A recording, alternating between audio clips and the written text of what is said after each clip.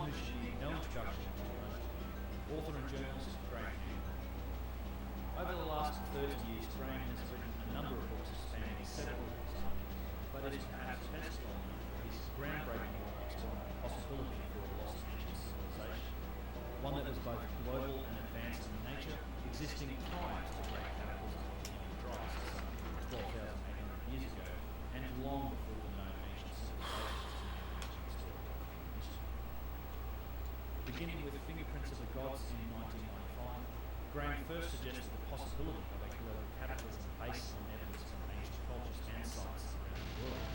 But it wasn't until 2006 when the first of what is now 200 papers were published, vindicating the work of the establishment of the young Gyges cosmic hypothesis.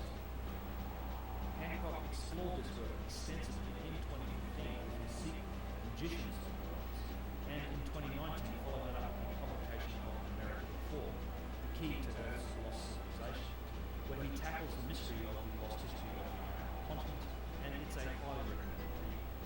You can find much more information, links to all of his books, and lots of great posts and a very active discussion board over on Graham's website, which is grahamhancock.com.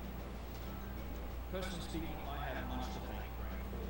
His work served as a source of inspiration for me, and after having had the privilege of travelling with him through Peru and Bolivia, first in 2013 and then through Egypt in 2015, I made the decision to quit a 20-year career in IT and pursue my own investigations into the mysteries of our past full time, which, along with being a radical and risky life change, ultimately led to the creation of this channel. As surreal and challenging as it is at times, these last several years have been intensely interesting and gratifying, and I really want to spot on.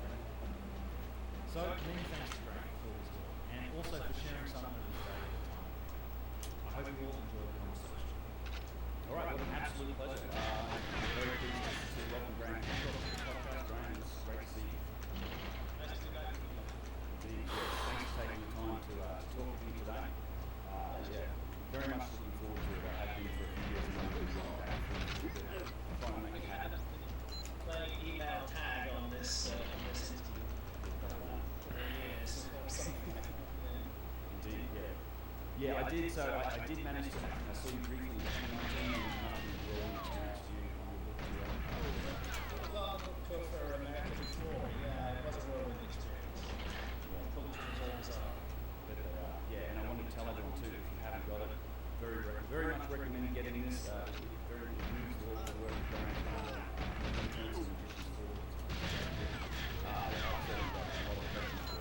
The one thing I did want to maybe start with was, and this has to do with, it's a bit of a thank you. You probably hear this from a lot of people, but it also leads to a question, which is, it's your work, and in particular the privilege I had to travel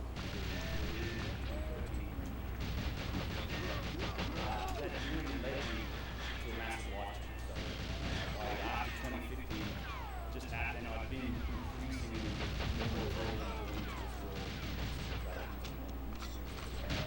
And it was 2016, I more or less took my role in full-time investigation and trying to stretch it ever since.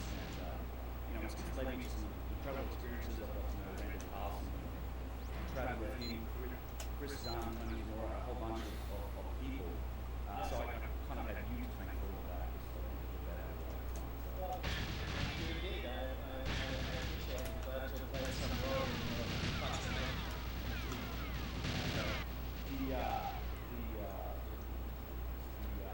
The one thing that I wanted to start with was the trip in Egypt in 2015 was something that opened my eyes, in particular to, I guess, kind of the mainstream resistance to new ideas that challenge the existing paradigm. And this was the qualification of that infamous Darby to us debate, and it was an eye-opening experience from the perspective of, I noticed that there's a real lack of willingness to kind of engage into it.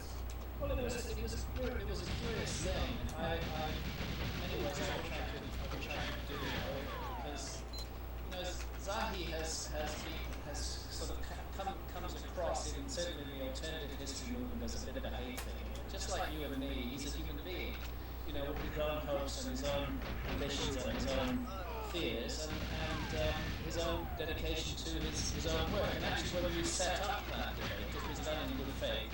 I hadn't really had an argument with Zahi for some years before that, and we thought it would be interesting to do a debate.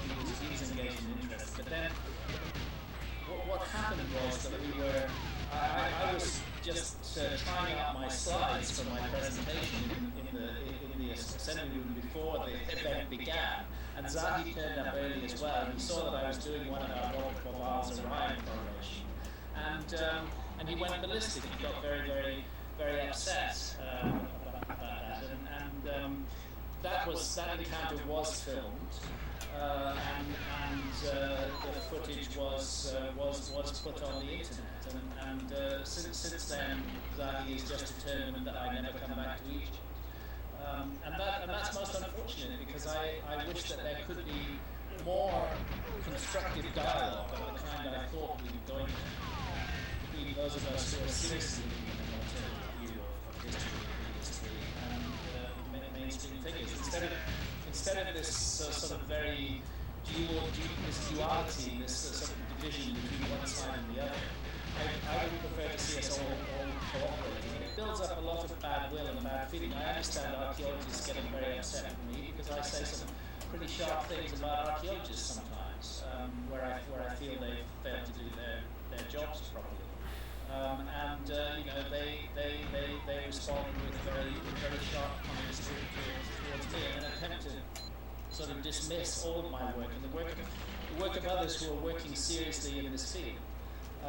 The first strategy of the mainstream is just to dismiss it, and I think this is most unfortunate. I would love to have an open debate with Zahi, an honest and open debate, properly curated, properly moderated, where each side can present its point of view with dignity and decency, and where we can all leave their friends instead of massively upset and furious with each other and effectively cancelling the debate. And I would love to see that as well. Three what? How many friggin' times? 5 times? Are you serious? It's almost like maybe the last few years taking place, that there is such a hard line, and I think that's mentioned in America before. Yo, terrible children, my man. Good luck, yo. Thanks, buddy. No completion, man. No completion yet, homie.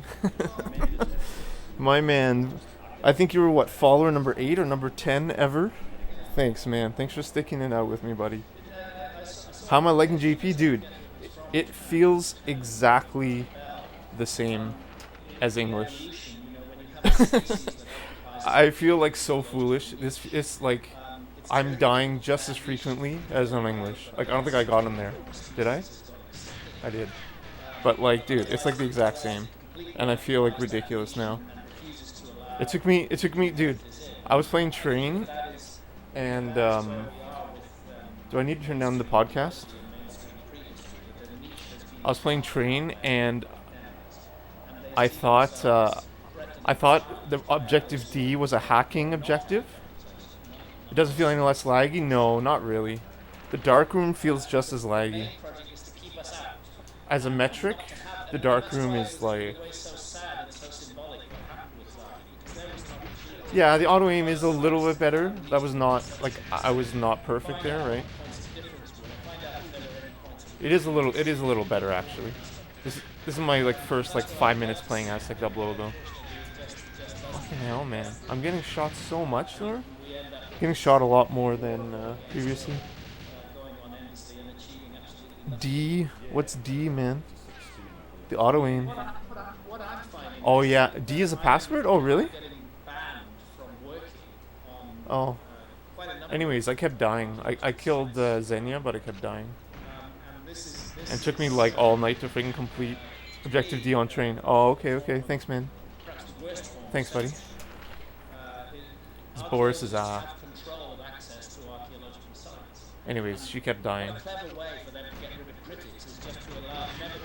Yeah, like it's the exact same game. I feel so foolish now.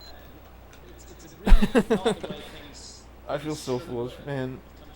I really am sorry, though. I really have to apologize. Like, I was just like, I was saying hurtful things about the people using Japanese. You know what I mean? Like, it's ridiculous. train is tough. Yeah, it does. And it's a strange thing to me because it's like I study a lot. Cavs is so much easier though. Yeah.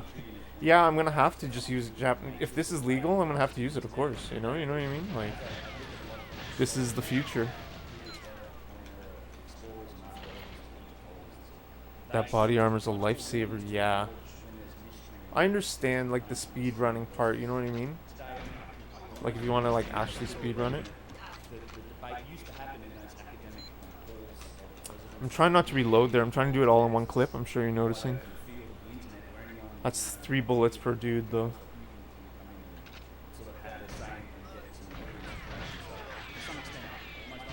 Yo, Dick, buddy. Thanks, buddy. It's literally in the path you're going anyways. Yeah, that's true. Yo, what's up, Dick? Thanks for sticking it out with me, dudes. And like, you can call me whatever you want to call me, honestly. It is less laggy. My CRT, it's a little less, but the dark room is just as laggy. That auto aim helped me so much there.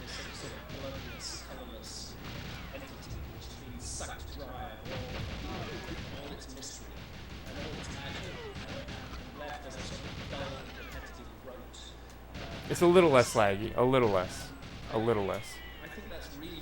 This making this part is a lot easier though. We can't just have sanctioned mysteries. You know, mysteries that there are mysteries that are okay according to the mainstream, and other mysteries that aren't okay. And Did that work? It shouldn't be. Did that work? It's up to us, the alternative side of this division, to up our game. Cavs. Yo, thank you, Paul. Thanks, man. So things you said, I get it. We all see stuff like that, but the important thing is you moved on from your yeah. Open up the game to you more. I hope, man. But I don't think now that I'm playing, I'm seeing it's like the exact same game. I don't know if it's good. Maybe it's a little less laggy. Maybe. Yo, thanks, man. Yeah, it has the PAL advantages. I was reading it has the advantages of PAL for whatever reason. I don't know what.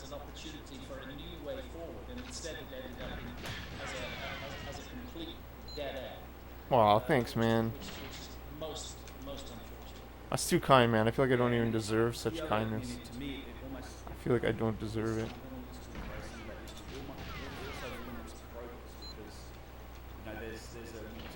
Thanks, dudes. It's like a middle ground between English and PAL, yeah.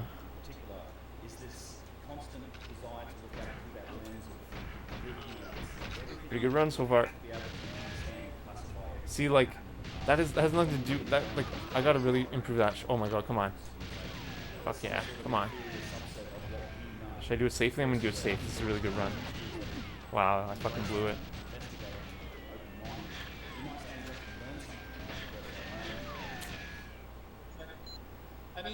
Yeah, the auto aim does help like a tiny bit, but that's just because I'm like not like I'm rusty right now for a lot of levels. Oh man, thanks, man.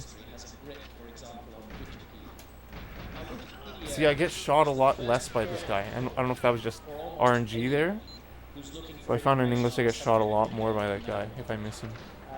But that's like I'm what, like 10 minutes in. Super guard didn't die, yeah. I didn't shoot them in the right place, though. That's so slow. And yet that is the case. You find, for example, that the younger Gyges impact hypothesis cannot get a fair deal on Wikipedia. They constantly try to diss it and to cut it down. Although that is not the role of an encyclopedia. What? Come on. Encyclopedia's role is simply to report the facts. And in my case, they try to just write me off at the outset by calling me a pseudo-historian or a pseudo-archaeologist. Yeah, there's just as much lag, I think. Same game, pretty much. For a person who's coming to my work for the first time, the first thing they see is Wikipedia. The most likely thing they're going to do is say, well, yeah, it's like the same game. And that clearly is it's just as troll. Let me know if I need to turn up or down the podcast. Just get rid of all inquiry or the game. Right at the outset and stick with the mainstream. Yeah, it does make it a little easier. Maybe. But it's like 26 years ago, more than 40 my years. shooting was just off there anyways. Auto aim would not have saved my shooting there because it wasn't perfect. You know what I mean? And in Fingerprints of the Gods, I propose that there had been a giant It's geological pretty good. Fuck off. somewhere around 12,000 years ago, and that it had wiped out most of the traces of a previously advanced civilization of the Aztec. No. I looked at a number of possibilities for that cataclysm, but the main thing that I wanted to make a point was if you're going to Oh my fucking god. you need to It's gonna be brutal no matter what, but auto aim, at least for me, made a huge difference. things happened.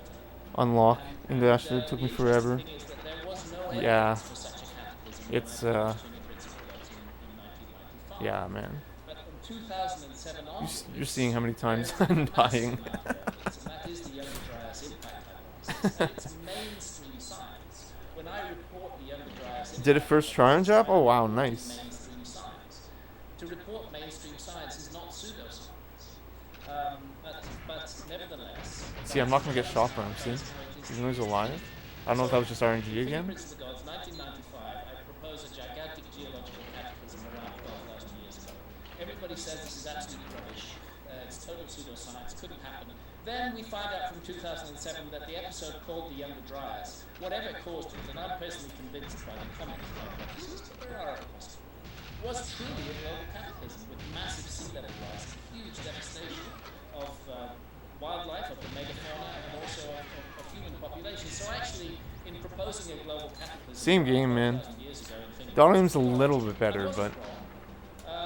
I turned out to be it's more like or less it's not gonna like save you. you know, totally. That's what I saw when I saw like top players play Aztec 00. I saw that like their lines and everything and their like shooting was it was spot on irrespective of whether auto aim helped or not, you know? That auto aim helped me there big time, not gonna lie. Another example is the Great Sphinx in Fingerprints of the Gods. Of course, I'm not the originator. It's John Anthony West and Robert Schock. Robert Schock actually is a scientist. Wow, this is a lot easier actually.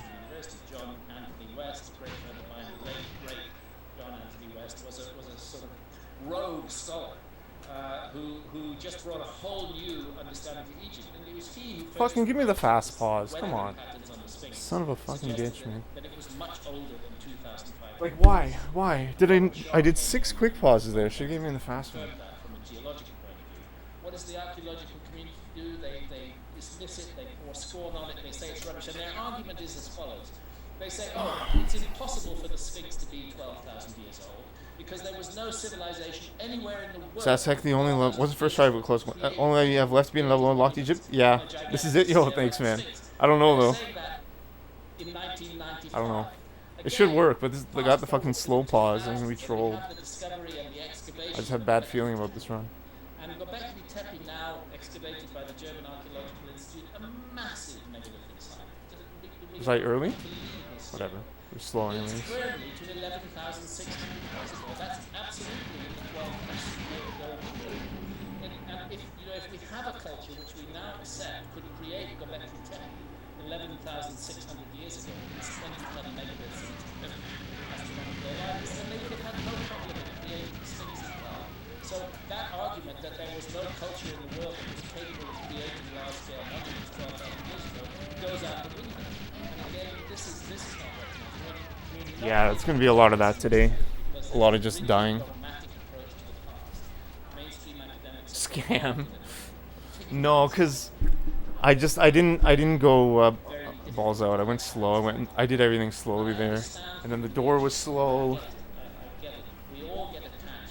That's Aztec 00 in a nutshell. 114.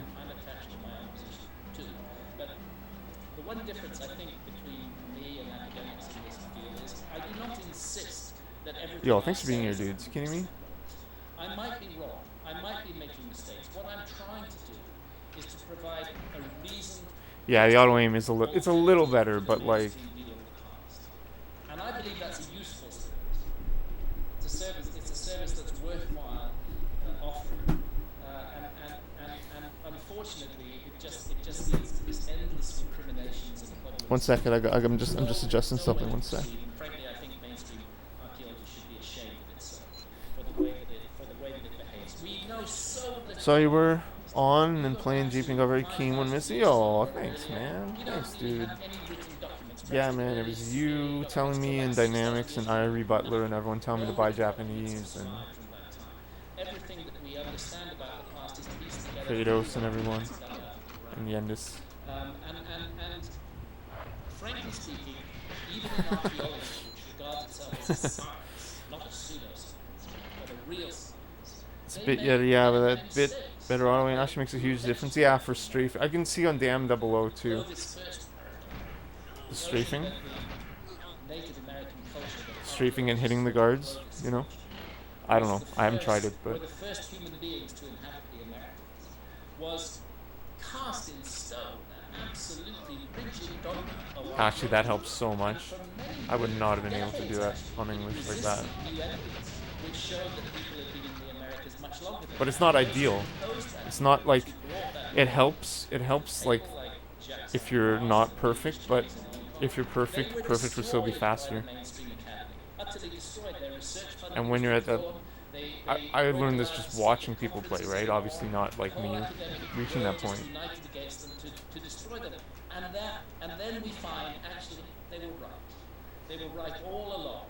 And instead That's of making interesting. that progress 20 or 30 years earlier, we went through 20 or 30 years of unnecessary, useless delay caused by the ego and the absolute rigidity of the spectrum of people in the mainstream. And this is not how it should be. The past is a shared human resource. It does not belong to archaeologists. It does Man, not belong I think I'm gonna have to try to do historians. just old It strat belongs today, to all because of this is us. like, We all have a vested interest in finding out the truth about the past. And it's wrong of the mainstream to say that the alternative side has nothing to offer in history. I don't want to dupe friggin' my PB And again we though. do increasingly have I might very do old solid strat, but evidence, run which is through the not drones. displayed by the mainstream paradigm. And generally in science, if you go on long enough, when a paradigm is not supported by new evidence, when new evidence keeps on contradicting that paradigm eventually. How you doing, Eric? I saw you playing Depot Double O The paradigm of our prehistory yesterday. species is eventually going to get dumped. The paradigm that is taught How was in that? universities, but we haven't reached that point yet. It's still a Dude, I think I had a dream. I'm not even gonna lie. I don't want to jinx it, man. I don't want to say anything. I had a dream. Seems true to me. Play that a little yesterday. Nice. Didn't PB. Oh, okay, that's okay. But is that the new discoveries come But from the fringe? I mean, that's how those existing paradigms get challenged. And you can go, way back. The heliocentric model is probably a great example. Discovery of bacteria and see, like I just sucked there. hands as a doctor, and in recent times, as you mentioned, Bluefish Caves, the challenging of the Clovis doctrine, but also things like J. Harlan Brett's and catastrophism. These guys getting laughed out of the room, but plate tectonics, which is a universally accepted theory of geology today, was regarded as pseudoscience in the 1920s. We made some, I'm gonna guess, progress. Held back for decades because of that. This is again and again the case, and I don't understand why the academy can't learn. Oh, fucking right in the face. Right in the face there. To listen to the intelligent, educated minds. Don't you know? Don't you know it? Yeah, you know what? I might just do old strat just to see, and I might run through the drones. And if I have full health, I might try the no body armor. Just once. it's the one thing that eventually you have to acknowledge. Progress. So much New controller. The level was before I got to the new control. Nice. as well as discoveries on the field. Stream almost back in full form. Nice, buddy. Heck yeah. Yeah, I agree. Like, today I knew that I'm not going to be in full form also, like just like you, right? I mean, I don't know if it's the stick or just being rusty, whatever, but I find after like once you pick it up again, I usually don't get a PV that session. I have to wait usually like 2 or 3 after, to hammer out all the other like BS nonsense, Nice, man. That's a good time if you can get that, man. Didn't quite to the end of somehow just a magical kind of global cultural shift around the world that Antonio did. And yeah, it becomes very hard to resist. And then, obviously you have challenges with things like Wikipedia that are controlled by the mainstream. I've dug into that in the past as well. But yeah, the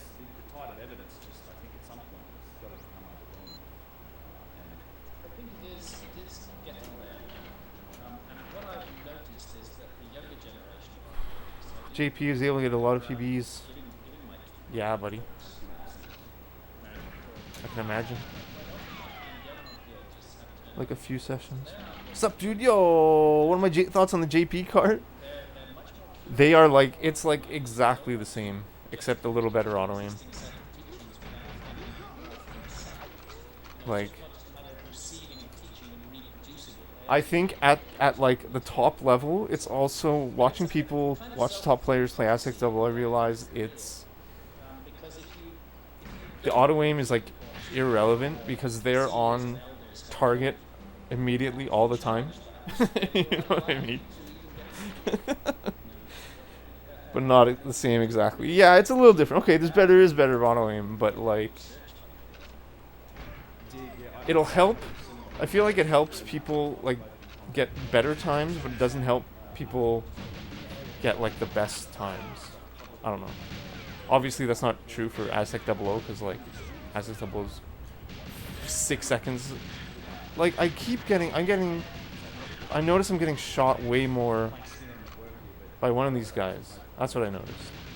That's my first observation. You're right, Dick. It's not exactly the same, but it's like I don't know, man. I haven't had a completion, so let's see what the time is, right? It's not like it's free. Yeah, it's 99% the same, but like true. Well, it's like the top players are already on target irrespective of the auto aim. It's like the auto aim is a non-factor. It helps a little bit in the strafe here with the main guards. That was all auto aim actually. Not gonna lie, that was. 11,600 years ago. We now know that there are a number of other sites in the area that are dating back to the like Tepe, which I have. Yeah, I mean like. Oh, that helped me out so much. Did you see that? Did you see how bad my line and shots were there? And what's puzzling about is that all the evidence shows us. Yeah, it's a lot less laggy. No!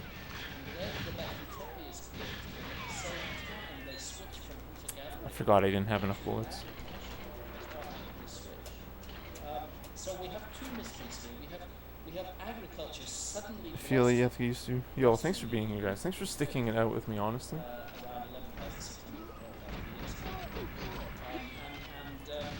I don't know why I'm doing that. Whatever, it's fine.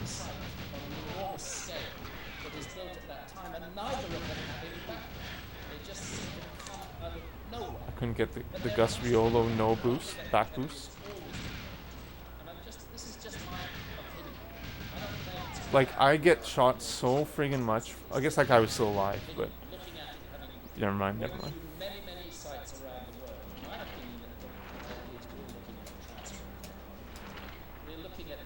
GP guards also don't freeze on some levels like they freeze. Like, what do you mean freeze?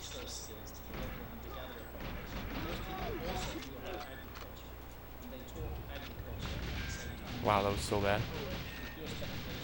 Maybe the creation of that enormous magnetic site was used as a focal point, as a place to mobilize populations, to give them more interest in investing in a big project to be engaged in, which would automatically create more organization of labor.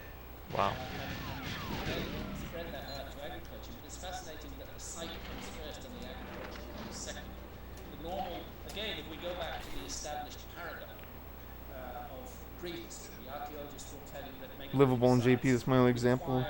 BA in a second. Yeah, like, if this is legal to use, I'm gonna have to use Japanese for like everything now. I'm not like complaining about it. I'm just objectively saying like if this is the standard, I got it. This is what I got to do. Specialist engineers or architects or astronomers. That's supposed to be the setting, and Göbekli Tepe doesn't fit into that setting. That's so much easier though. The auto aim really helps a lot there. Like, I was like really sloppy. It would be much better to say, well, how actually can we explain this? And one explanation. It's the first time I'm playing Aztec 00 on Japanese too. I saved it. I saved it for the moment to stream. That helped me out so much. Did you see that?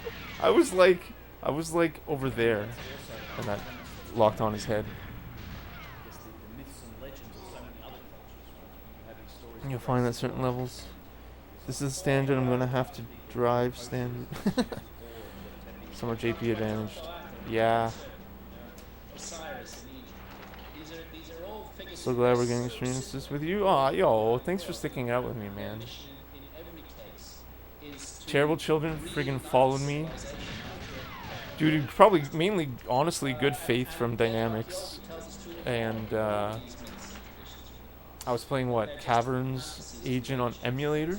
That there never was any. I was trying to I mean, get sub archaeologists will say 111 on that there never emulator. was any flood. Well, I'm sorry, there was a flood. Sea level rose 400 feet. When I play between free the end double of in the English, it's like, glaciation fuck, and I the can't first shoot any of these flood. guys. And it's like, oh, this is easy. Oh, really? Sea level. Really? 27 million square kilometers It's of literal land garbage, swallowed basically from the best land non-existent. on Earth, the coastal land, Crazy. swallowed up by those rising seas. You know, that Crazy, is man. a flood. And it didn't come all at once. It came in a series of episodes. That's like right on his head. I was really slow there still, but like, man, that helps a lot. Yo, Crater Destroyer, man. Thanks, dude. As I'm sure you know, is the date that Plato gives us for the submergence of Atlantis. This cannot be Thanks, man. You got a 140 something on coincidence. Aztec 00, didn't you? Or 150 recently? 140 something, I think you got. You also got Surfs 246. That's so sick. And Solon is told by Egyptian priests a story about how Sometimes you should go back to English. recent Plato eventually reports it to us. And when Solon asked those Egyptian priests 147, nice. Oh, it's old. Oh, sorry, man. when did this happen? They said quite matter of factly, 9,000 years ago.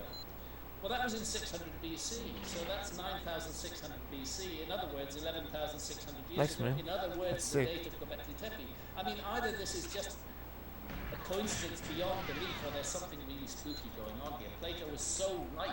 That is meltwater pulse 1b. Alright, how's this? Meltwater pulse 1b How's the occurred, volume and on they'll tell this? you 11,600 years. Pretty loud.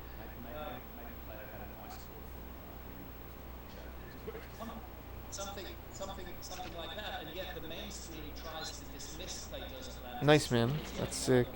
Yeah, I knew you had a sick time. Out of excuses to dismiss the stories of the past, we need to listen to the Come back to English just and try to play the first room. Of what? Of Aztec 00 or of Frigate? past. If we don't listen to what the ancients have to say, and there's hardly a culture anywhere in the world that doesn't speak of a lost civilization, of a great Wasteland. civilization, of a golden Yeah, this is my day off. I took the day off to play GoldenEye. It's a beautiful sunny day outside. Yo, Eric. Yo, thanks, man. 5 months? Wow. What, Eric? 3 hours no need. Oh, for, are you playing, SA? One of the ways, that's one of the ways, if you have information... Are you playing SA now? Are you going for the SA 47 on Surface?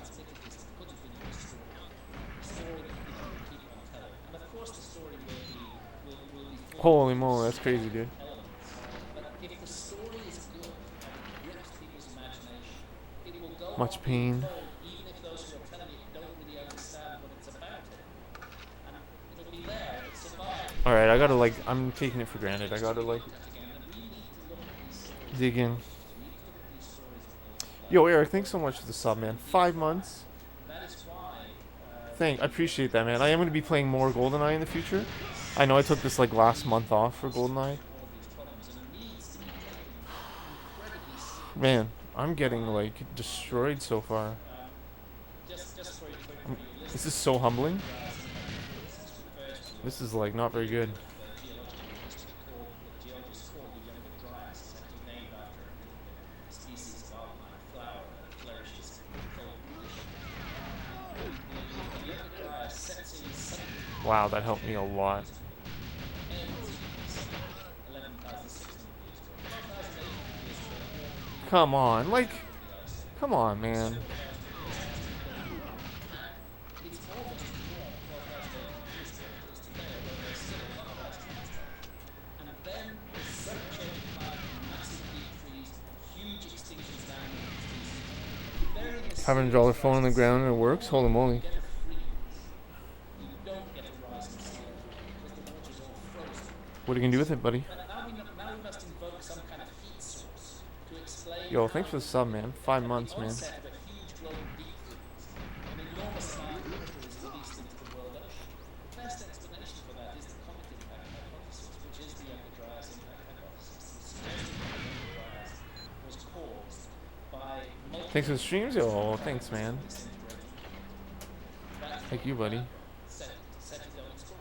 Is my main because it broke? Dude, I think you gotta, like, try to find the person whose phone that is, man.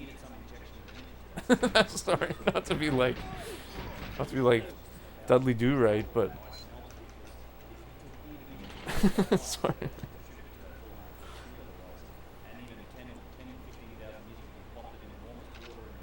Mail it to me. I'll give it to them. Finders keepers. How did you unlock it? It was just unlocked? Covered in tape and there's no SIM. Oh, dang. Like someone pitched it out the window or something? Yo, it's Tyrannicide. I found this social insurance on the ground. I think it'll be my main. Privilege of making that journey with Randall Carson. I think something similar. Randall is just such a deep observer of the geological landscape. Things that we might miss. We just realize that what we're looking at is current Pay Dick $300 for it, man. hundreds of feet. And then Dick gets hijacked or kidnapped. The kind of ripples Can you imagine? that beach on a very Can you imagine it's like a reverse bait? utterly gigantic scale. It's a scam. They throw these phones around to get the good Canadians, and then they like rob them. And you know, suddenly you start looking at the whole world in a completely different LMAO. and we need to remind ourselves that capitalism are Focus, man. they have driven I'm really sucking, man. not just for millennia but for millions of years. And perhaps it's not so surprising that capitalism intervened in the human story. Wait, I need to add this.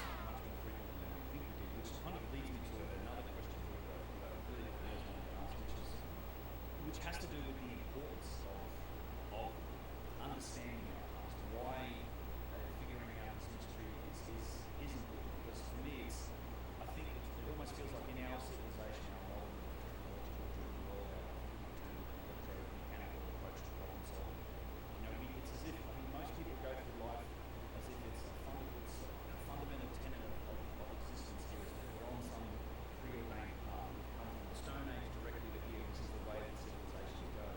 And I think that if there was a more general acceptance that, oh no, humanity has risen to great heights in the past, only to have been just struck down and destroyed by cataclysm, it might change. Like it's an altruistic for all its goal. God. Maybe it might change to help some of our trajectory, some of our priorities, and maybe spend a little less money on tanks and a little more money on exploring competitors. Exactly. And also on mitigating man-made disasters as well. Because capitalism don't Tyler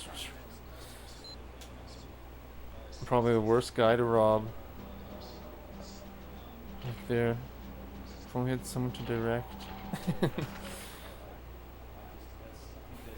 All right, time. Okay, we got to dig in now. We can't suck so much anymore. Suck, man.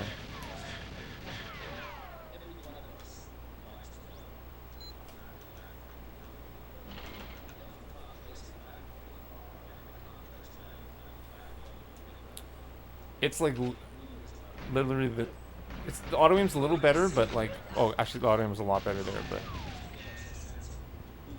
like this isn't a good run. Try to cheat as much there as I could.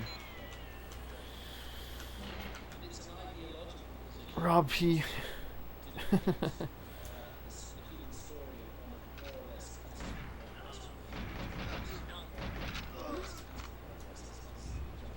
Wow. It's just as much lag, like that ate my input just as much.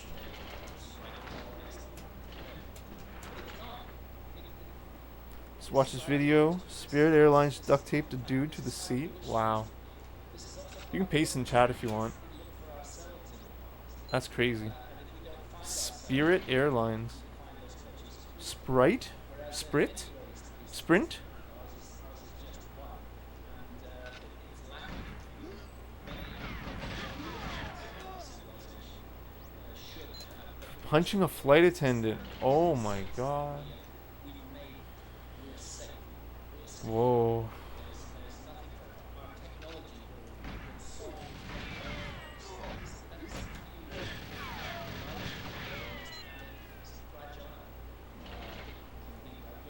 All these no-name airlines.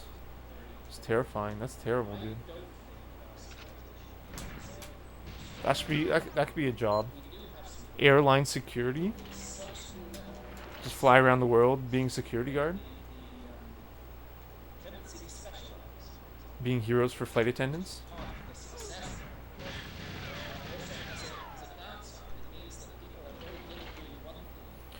It's Frontier, not Spirit. Just sounds like a thing that would happen on a Spirit flight. What's Spirit? Man, I suck, man. What country is Spirit? Is that America? and it's why those who are most likely to survive would be the people, would be those few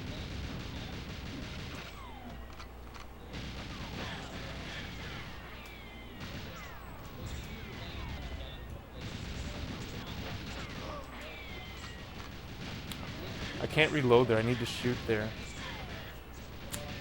I need to always get there with like at least 16 bullets, cause like where I reloaded there, I should be shooting to lock that guy in.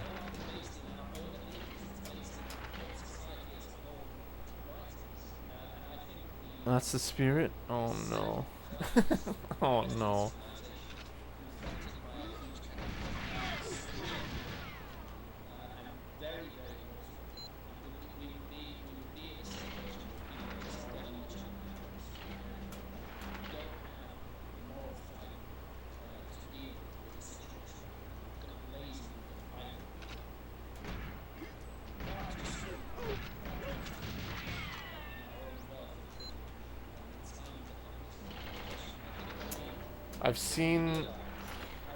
I've seen the top players let the guards come to them too.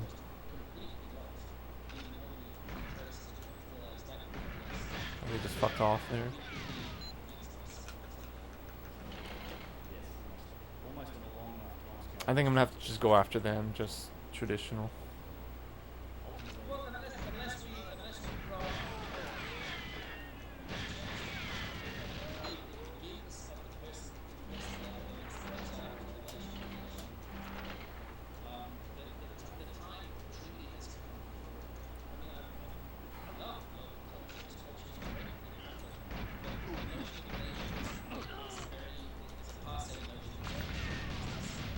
Wow, that was so bad. See, I've seen like top players shoot like right when the door's opening, but I like to shoot a little earlier. I don't know.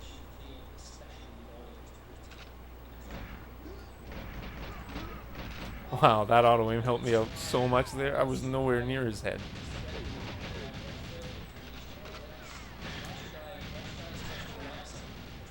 I really wish I had that ammo. I gambled, see? Oh, I didn't shoot either.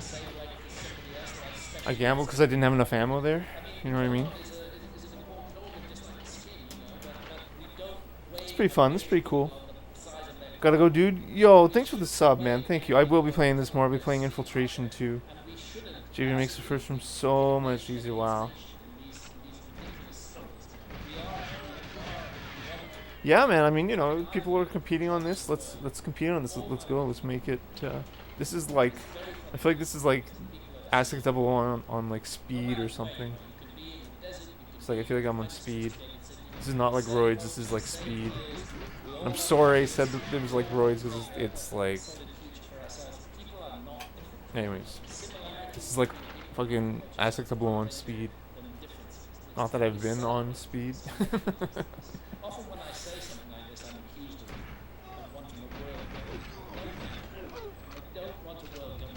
See, that was like perfect. banana juice. I don't think we need government. Wow, I don't know if that hit him. The governments persuade us that we need them. This is the problem. The bullets like one went here and then one went here. We need to upgrade our consciousness to a level where the functions I think it's because I got shot. are as minimal as possible. This macro scale government that we have at the moment is a very destructive consequence of the way our civilization has. We were just all happy you came around on JP. Yo, thanks, man.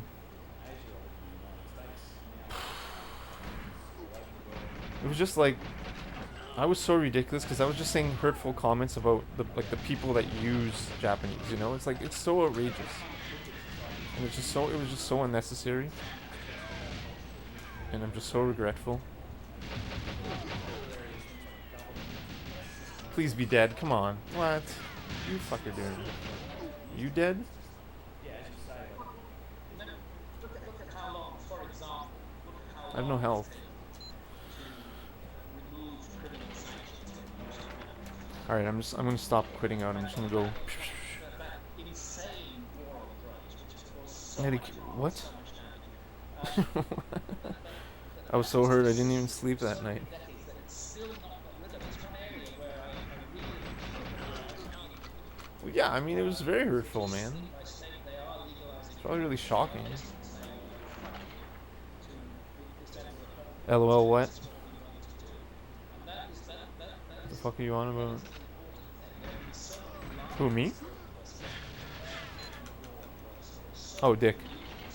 That is true, I'll be honest. That is a very arrogant thinking that my words affects the emotions of others. That's very, what's the word? Egotistical?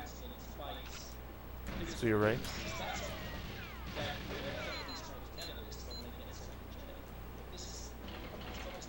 Yo, one of my buddies from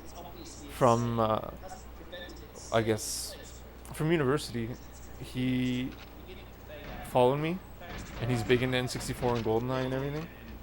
So I'm really curious to see his opinion on me playing Japanese GoldenEye,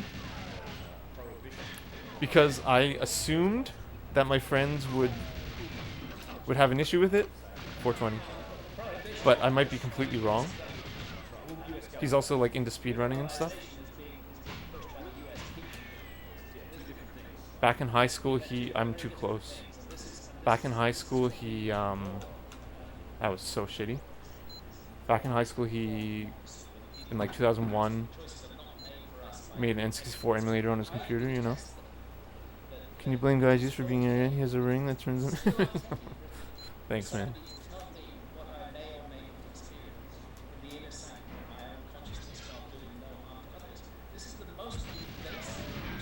Holy fuck, come on. This is fucking... I don't have enough health, though.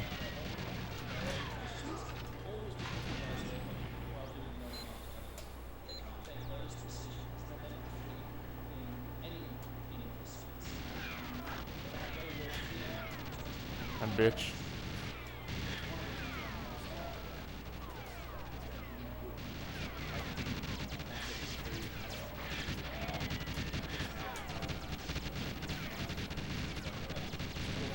Alright, let's see that pace. I should have just ran through the drones, like, not be a little bitch.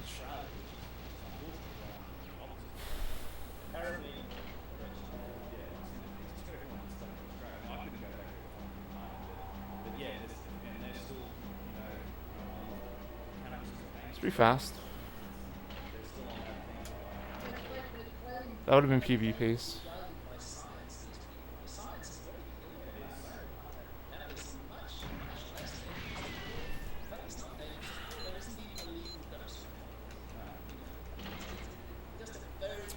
I waited too late. The glass opened so fast there. I lost like a second fucking not going for the glass, you know? That's what people in government want to do. They want to control others. This is another shift in consciousness that needs to take place. The point of government is to What phone is it, Dick? Wow, thank you, Auto Aim. serve and maximize control. Then we've gone terribly, terribly wrong. And that's what's happening now. But there are personality types, you know, and by and large, I gotta wait. I get too trigger happy there. I gotta wait. See, like, I'm getting peppered by that guy. I gotta push B and then start shooting. Let's do that. I have the Japanese cartridge. Let's do it.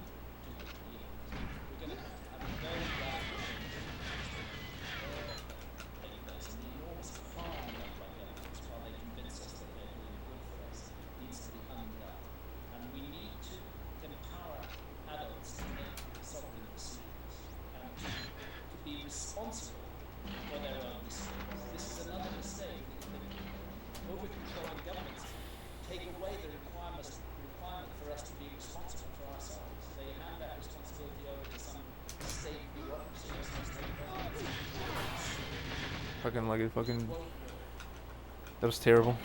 That was really bad. Yeah, and there's like you say, there's a slow mechanism that's starting to happen that generates that change psychedelics and things like that. Also the power of the internet, which is I often see as it's a remarkable thing in how we get educated from anywhere in the world, but it's not. Thank you for being here. I really appreciate it.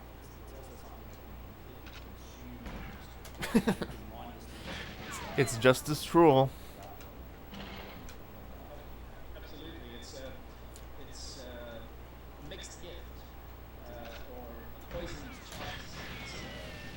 I'd still rather have it than not, because it has given a voice to some extent to the powerless.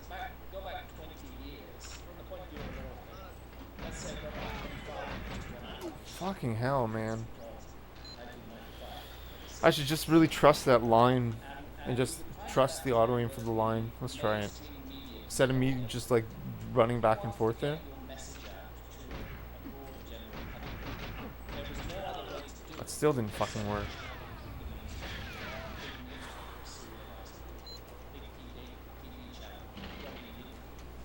Well, that's all changed, and I welcome that change. I think it's a great change, because now we have these means where people can speak.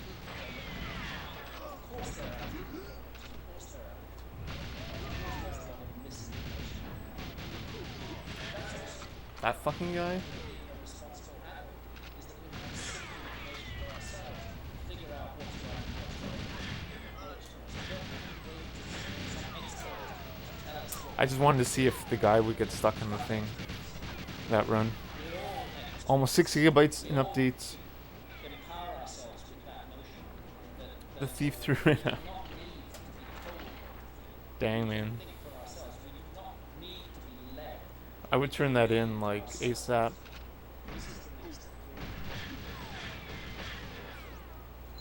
What if it's like a drug dealer's and they pitched it, and now that you turned it on, the Toronto police have the tracking radio tower location.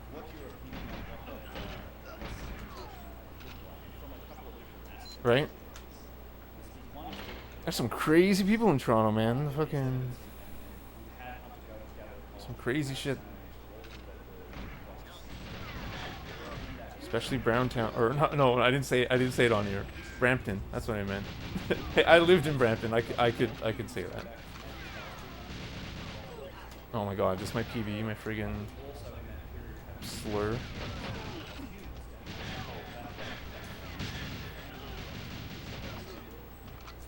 See, I think he back boosted me when I wanted to have shot there. That's why he didn't get stuck. I could be wrong though. Yo, Ariana, what's up? Hello, hello. I also play GoldenEye, as you can see. Oh, there we go.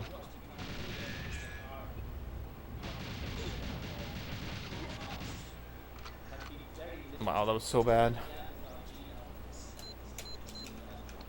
How are you? Hope you're good. Yo, you remember him? Of course. Yeah, from the workout stream. Really nice. Thank you for following and being here and saying hi and everything.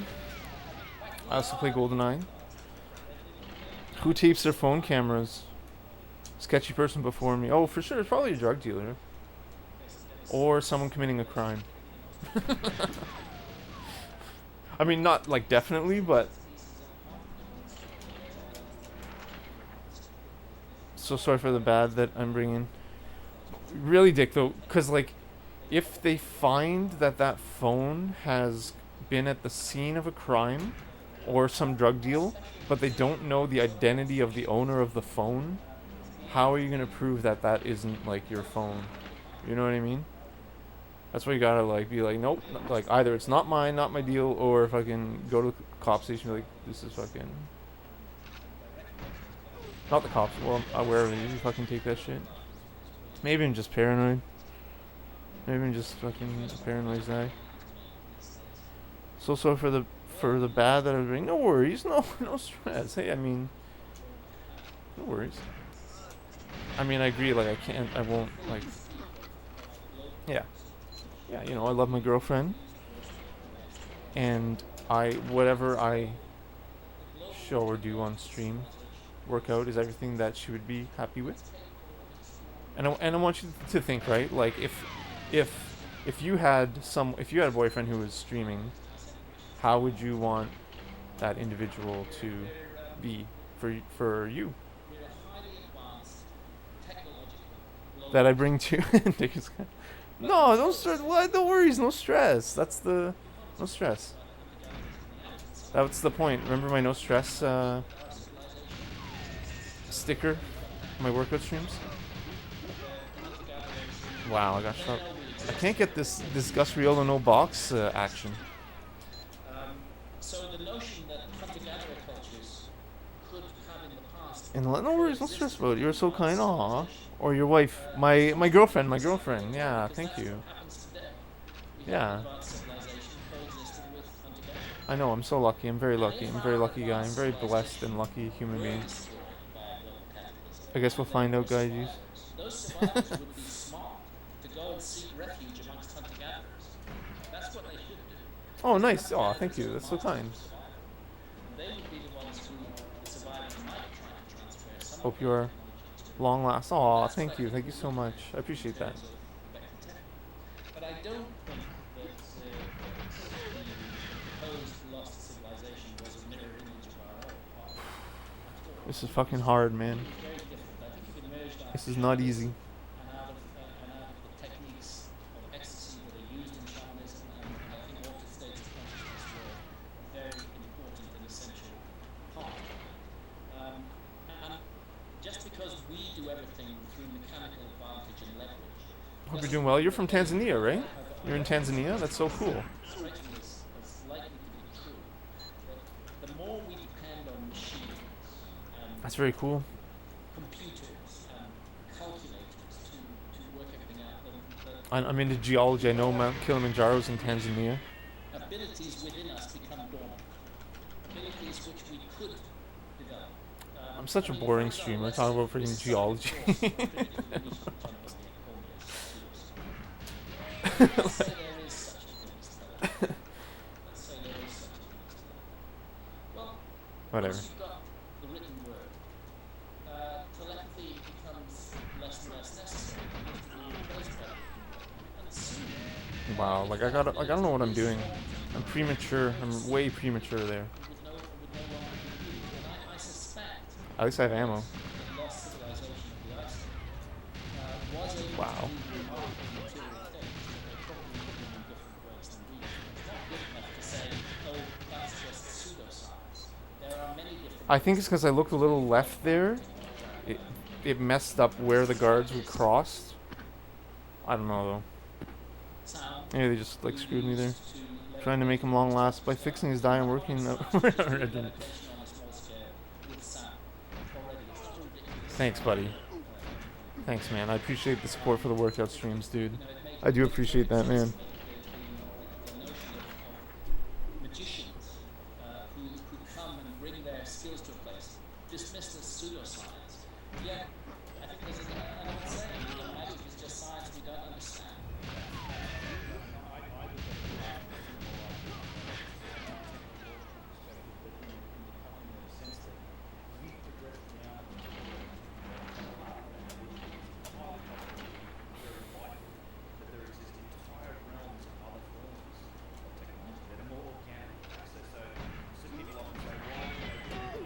Wow.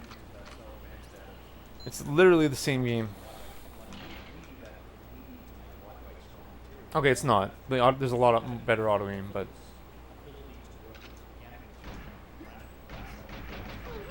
like I just suck. Like I'm not. Here we go. Let's not suck anymore. Thanks for being here. I really appreciate it. If you were a wise civilization, you might choose not to pursue I did that on blind faith. So we're never going to find ourselves in the past. That's not what we're going to find. I don't know if that's gonna be. I don't know if I can get a PB with that strat today. Changing that starting. Wow, thank you, auto aim.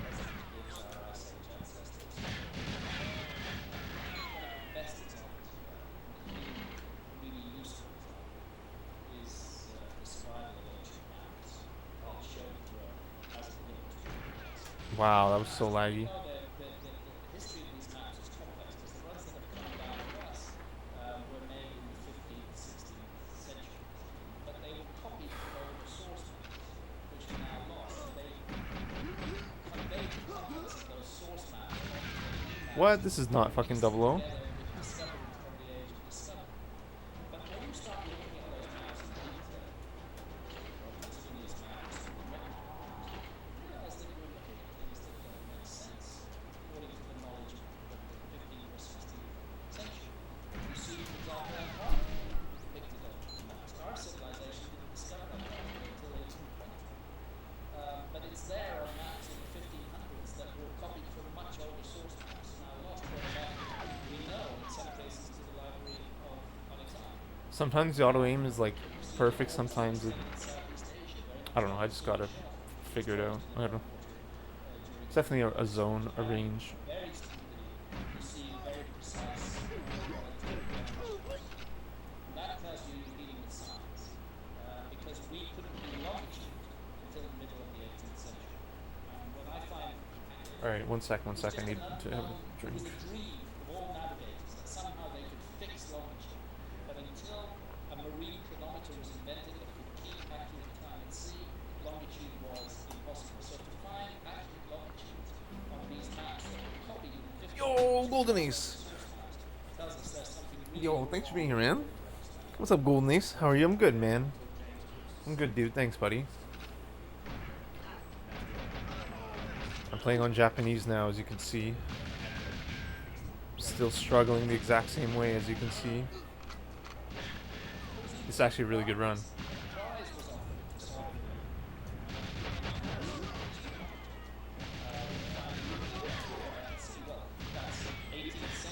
But, like, come on, man. You know what? I'm gonna try old strat. Just for the PB, maybe. I don't know. My plan was I'm gonna do the new strat for, or rather the aloof mainframe for a few hours, and then if I'm unsuccessful, I was gonna do old strat. But like, man.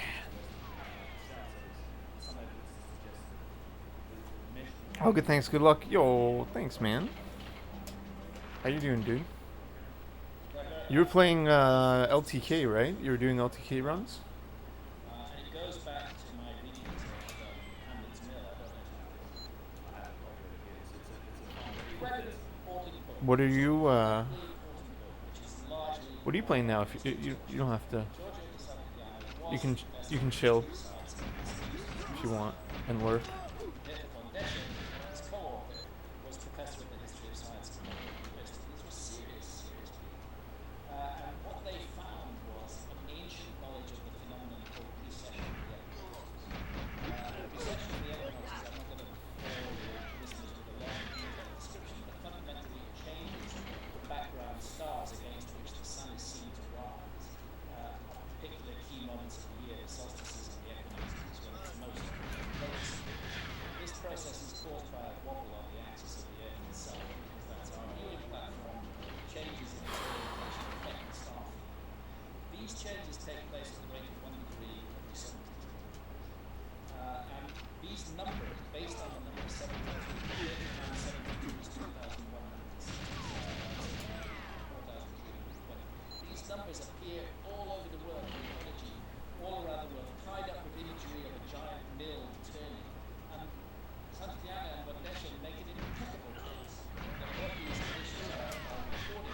LTK mixed with some DLTK. Nice. Silo, nice, man. That's crazy. Yo, golden ace, man. That'd be so dope. That'd be so dope. That's like that's awesome, man.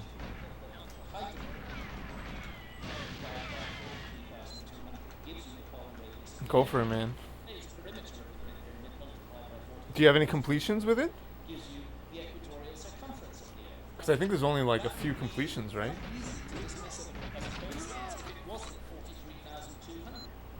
Or maybe like one completion or something?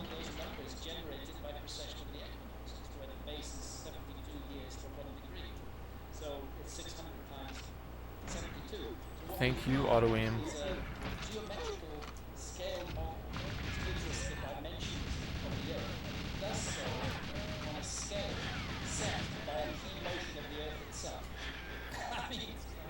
This cannot be an accident. This is very, very clever workmanship that's gone into this, and evidence of high science in remote antiquity. And it just astonishes me that it doesn't even want to go there.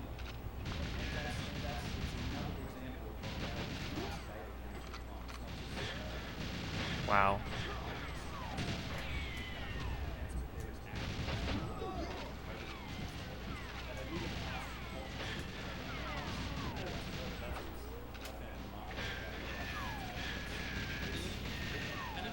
Whoa, Golden Perfect Ace is back. Yo, I know, man, eh?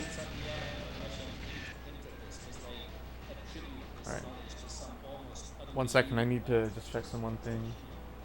It's almost as though a group of people set down to permanently memorialize this past and out of the future.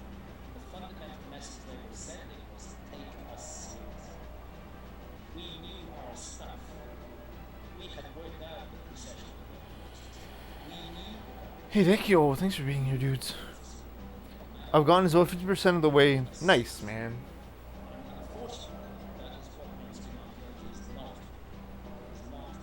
That's crazy, man. Halfway DLTK. What happens? Do you get shot or the timer? Yes, and then there's other connections too.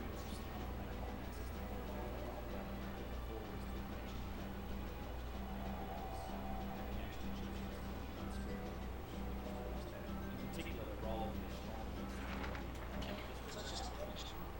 Glad to be here, yo. Remarkable comparisons, and I'm not suggesting Glad you're here, man. that ancient Egyptians went to North America and passed on their idea to Native Americans. What I'm suggesting I'm trying the no reload.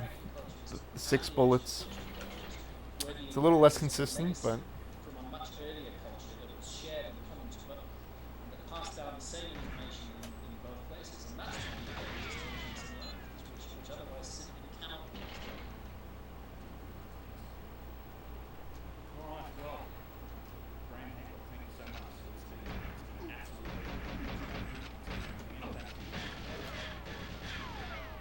Really nice to talk to you again, Joe. Thanks for having me on the show. alright, let's vape. You know what else we got? We got this back, babies. Aw, yeah. Thank you, Ariser. Ariser, you rule. You're the best. The warranty, the 2-year warranty on Ariser. They sent this back for free. Actually, they sent me a new one.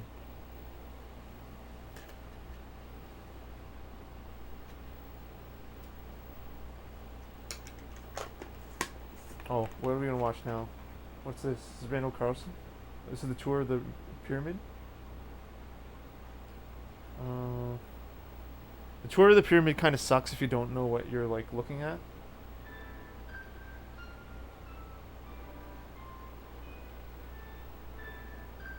I'm gonna get good old Randall Carlson on you. That's a cool thing. Oh, of the pyramid? Yeah, but it's... Yeah. I have other videos about... I can do that. I'll pull one up.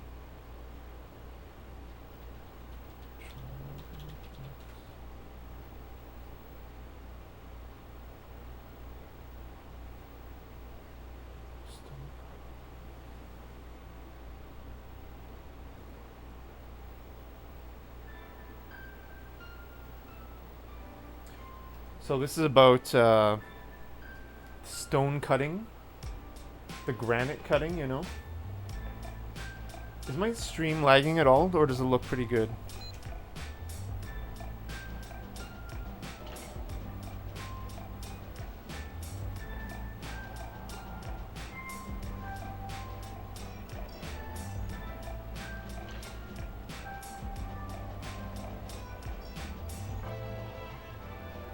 Welcome back to Uncharted News. My name is Ben, and this video is a continuation of my series reviewing evidence for loss of ancient antiquity. This one is an interesting tale, and one I've been meaning to tell for quite some time. That's good. I Thanks, buddy. originally thought Thanks, it was man. going to be a short video. Oh, I've yeah. never managed to make one of those. But the further I researched, the deeper the rabbit hole. Hopefully, you can take these steps with me. In this episode, I want to explore a couple of the unique features of ancient Egyptian Old Kingdom pyramid sites. Features that are clearly indicative of the use of advanced technology in their creation, which today lead us to some tantalising hints as to the function of their purpose. Certainly well beyond the ceremonial or religious label attached by mainstream archaeology to everything that comes from this period. What I'm referring to here is the use of hard basalt stone to create pavements in structures around specific old pyramid sites. There are several well-known examples of this polished and remarkably flat forms, and wherever they're found, you don't have to look very far for the evidence of machining and advanced forms of stone. Around and on such basalt floors are cutting marks and tool signatures that are quite distinctive and very different to those made by the primitive and simple hand tools that we know were domesticated. In fact, these machining and tool marks make use of very large and powerful machines. They've been a fascination of mine for many years and have been investigated and analysed by the likes of Surgeons, Christopher Dunn, and several more mainstream contemporary technologists. And to this day, their manufacture and purpose remains both debate and a mystery. In addition to these basalt floors, Old Kingdom sites have another unique feature: the installation of channeled blocks that run beneath the flooring level of the structures and causeways. Indeed, there is evidence for what seems to be an entire infrastructure of which is a very strange picture, if you believe them to have been purely ceremonial channels. Given that they're hidden from sight, below several feet of stone pavement, what ceremonial purpose could these channel blocks possibly serve? Their existence screams of control, and when first, mainstream Egyptology is described as a sewer system. But does this look like an appropriate outlet for a sewer? Why would we make a sewer system from a terribly or from the much sought after white plastic, or even granite like this channel? All of these are stone shapes that have to be I have some granite from the Thousand Islands. I took some pieces of granite with me. This is a billion-year-old rock. This was formed a billion years ago. It's lava that solidified. It's granite. It's a 8 out of 10 on the solid scale. Basalt is also 8 out of 10. Diorite's a 9, and diamond is 10. So like the granite here, these 500 miles up the Nile to Aswan, they brought the granite. It isn't on the Giza plateau, the granite. They had to bring it in. Like thousands of tons down the Nile River. It's pretty incredible. What I want to do is I want to build a pyramid. I want to build a pyramid in the Thousand Islands. And what I want to engrave into like the top are like the elite like N64 times, like the perfect dark, like the rare ranks, then like the golden ranks and like perfect dark ranks. We need to like, that's what I want to do, man. I'm not even like memeing, I'm not being sarcastic, I'm kind of like serious. I want to build a pyramid. I want to build a pyramid, but I don't have I'm gonna need a lot of help, and we're gonna need a message. But it's like, what's the message gonna be? Is it gonna be like astronomy? Is it gonna be N64? What's it gonna be? You know, we need. It's gonna be a group effort type of thing. We need to group the minds too. We need the minds. It's bad to me with my drug dealer phones. Stealing national artifacts.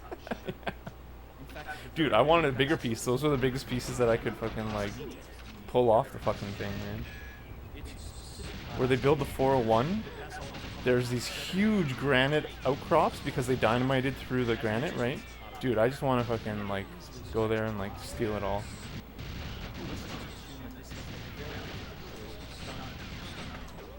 Like, come on, fuck you, man. You're as bad as me in my I like stuff like this. Yo, nice, man. Thanks, buddy. Yeah, dude, it's interesting. Like, these granite pillars, those are one-piece granite pillars. I don't know if you can see it. Like, it's fucked, man. Like, how the fuck did they do that? Apparently you need steel. Apparently copper and brass is too soft. Apparently you need steel, and they didn't have steel.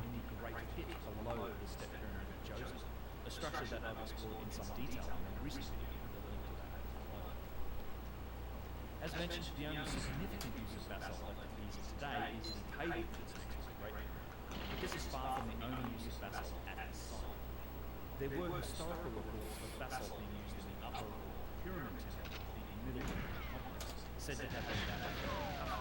Although this cannot be confirmed as there is no trace of basalt left in evidence today. So, yeah, the limestone, the pyramid is made of limestone, but there's these like huge granite blocks in the middle of it in the king's chamber,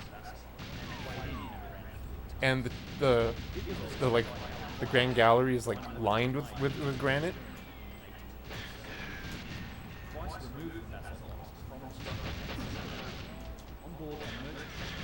So they definitely thought it was like sacred or something. They felt something unique about that granite, more than basalt, and I don't know why. I don't know much about geology. That's my like weak point. I feel like I'm fringe because I don't know much about like the geology of it. Haven't taken any courses in geology. At the very least, a number of massive granite obelisks are also currently lying at the bottom of the ocean, thanks to shipwrecks in nature. What I find particularly remarkable about the ancient use of basalt is that it was only something that seems to have been done in the earliest parts of the Old Kingdom. And this is something even acknowledged by from the perspective of said ancient history, it's a mystery as to why the use of basalt is not something Wow. or anything beyond structural. I'm getting shot way more on Japanese from behind than in English. I didn't get shot that much from behind in English. I know it's counterintuitive, but it's true.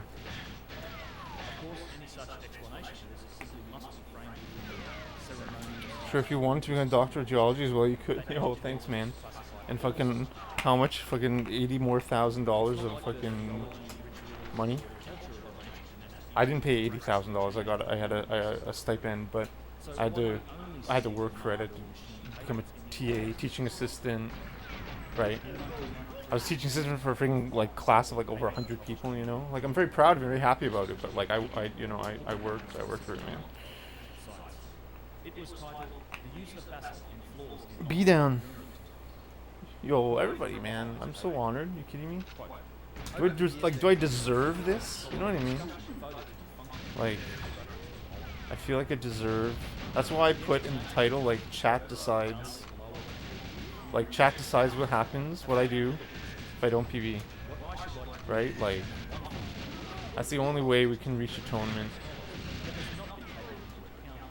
Fuck you, man. Like, fuck you, asshole. I think I'm gonna do old strat. I gotta do old strat. I'm running the drones. I might get like a one. Dude, if I get 145 today, that would be amazing. 145 is a great time, man. Oh my god. Yo, I love RW Goose. Yo, nice username, dude. Or dudette. 9,000. Yes. That's a sick username. You know what I'm gonna do?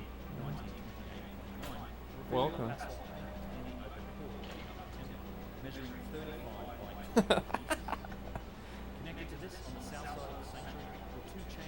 He's over 9,000.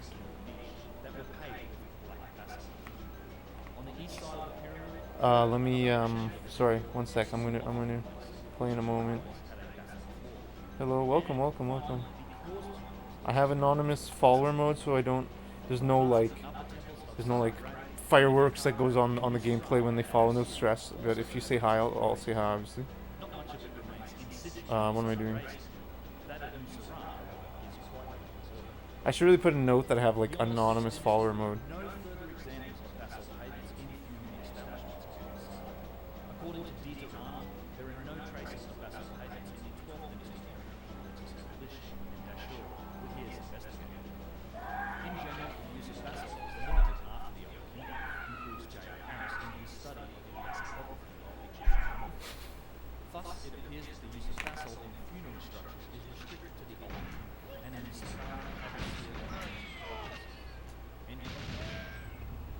Hoffmeyer goes on to discuss the potential quarry locations as a source of this basalt, which most likely came from an area just north of the Fayoum, a well-known depression to the west of the Nile and around 60 kilometres south of Giza, still visible on satellite imagery today as this green leaf-shaped agricultural zone. I've discussed the Fayoum in several videos as it's home to many ancient Yo, thank you for following. Thank you for following. I love RW. It's a great name.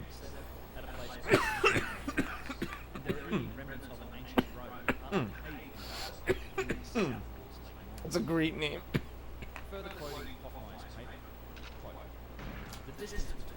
I was thinking of like changing my name to like, I don't know.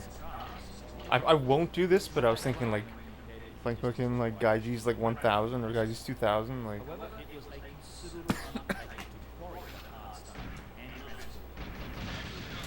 I don't know if that's like a DBZ reference, but that was like a Terminator reference, whatever. It's sick, man. Or a girl. This factor forces one to ask, why go to the additional trouble and expense of bringing basalt to paving rather than using local material or even better? Why indeed? And why is there evidence on this basalt of far What do you think? Should we build a pyramid? Thing is, I don't want to build it in Canada because assuming that the glaciation will occur again, which history has shown that it will, but now that we've put in so much carbon dioxide, more carbon dioxide in the atmosphere than has been over the last 500,000 years. We're not sure if the ice age is going to come back, but if it would, that's why I don't want to build it here, because the glaciers are just going to like destroy it. You know what I mean? We got to find a granite source. It could be basalt, it could be limestone. I build no. I'm all talk. I want to though. I'm all talk though, man. Or a girl. I'm all talk. Thanks for the follow, guys. He's 9,000. Yeah, buddy. He's over 9,000. Kakarot.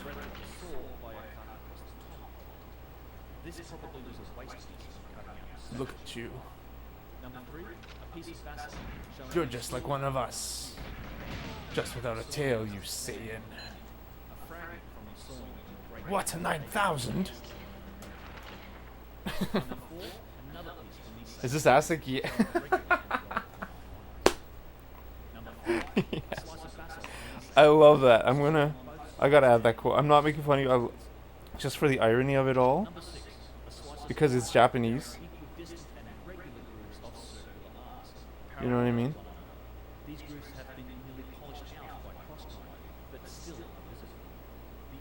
Is this Aztec? It's funny because it's like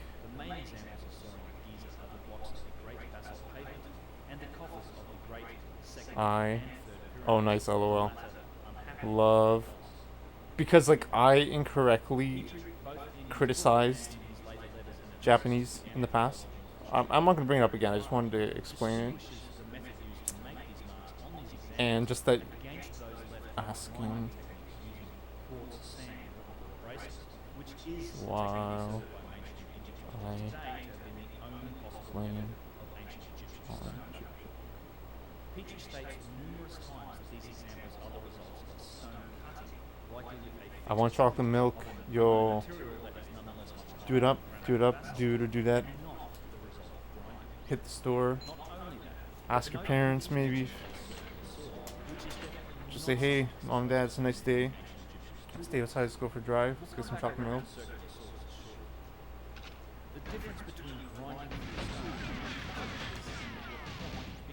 I fucking suck, man.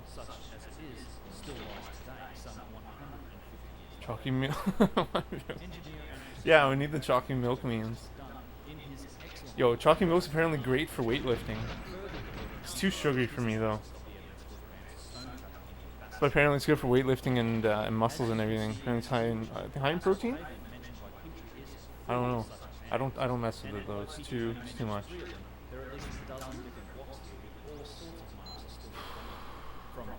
Wow, are you strong? Oh yeah, thanks, man. I think I keep myself healthy, and I eat well. I work hard. I work hard on my health. That's the point. That's why I number my workout streams, because it's totally objective. It's not like a talk. It's there's that many repetitions I had to do to reach the point I'm at now, which is not my goal yet. You know? So it's exciting. It's great. I love Twitch. I love being here. I love playing this Japanese cartridge. I love this run. Yes. No! What? Are you serious? Are you actually serious? I'm like quite upset about that. That probably cost me this run.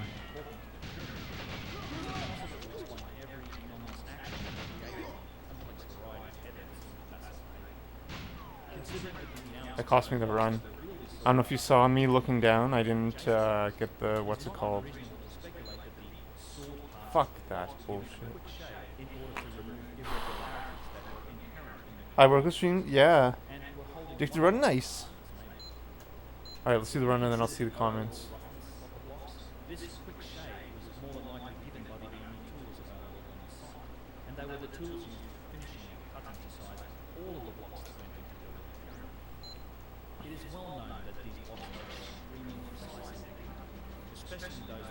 There's a brand called Camino that's very low in sugar. It's just too much for me. It's too much.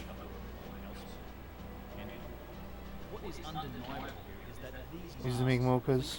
5 grams of sugar. Holy jeez, that's too much, man. Should look down. Sky's facing through the wall.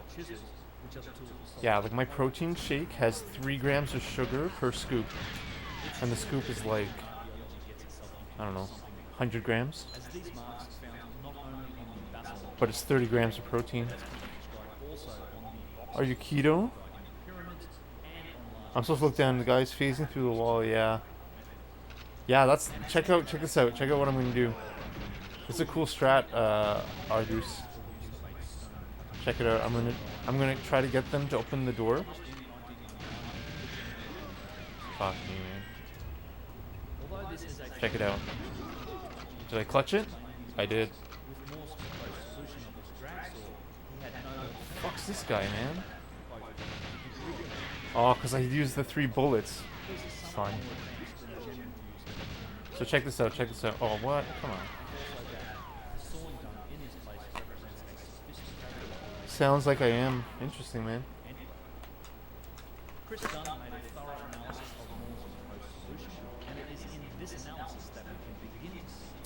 I just don't eat sugar.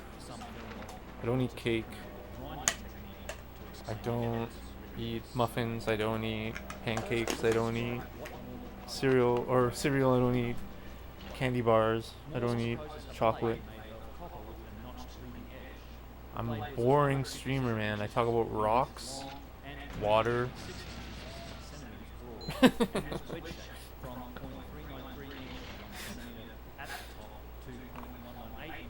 Brian Bosser probably invented that. Invented what?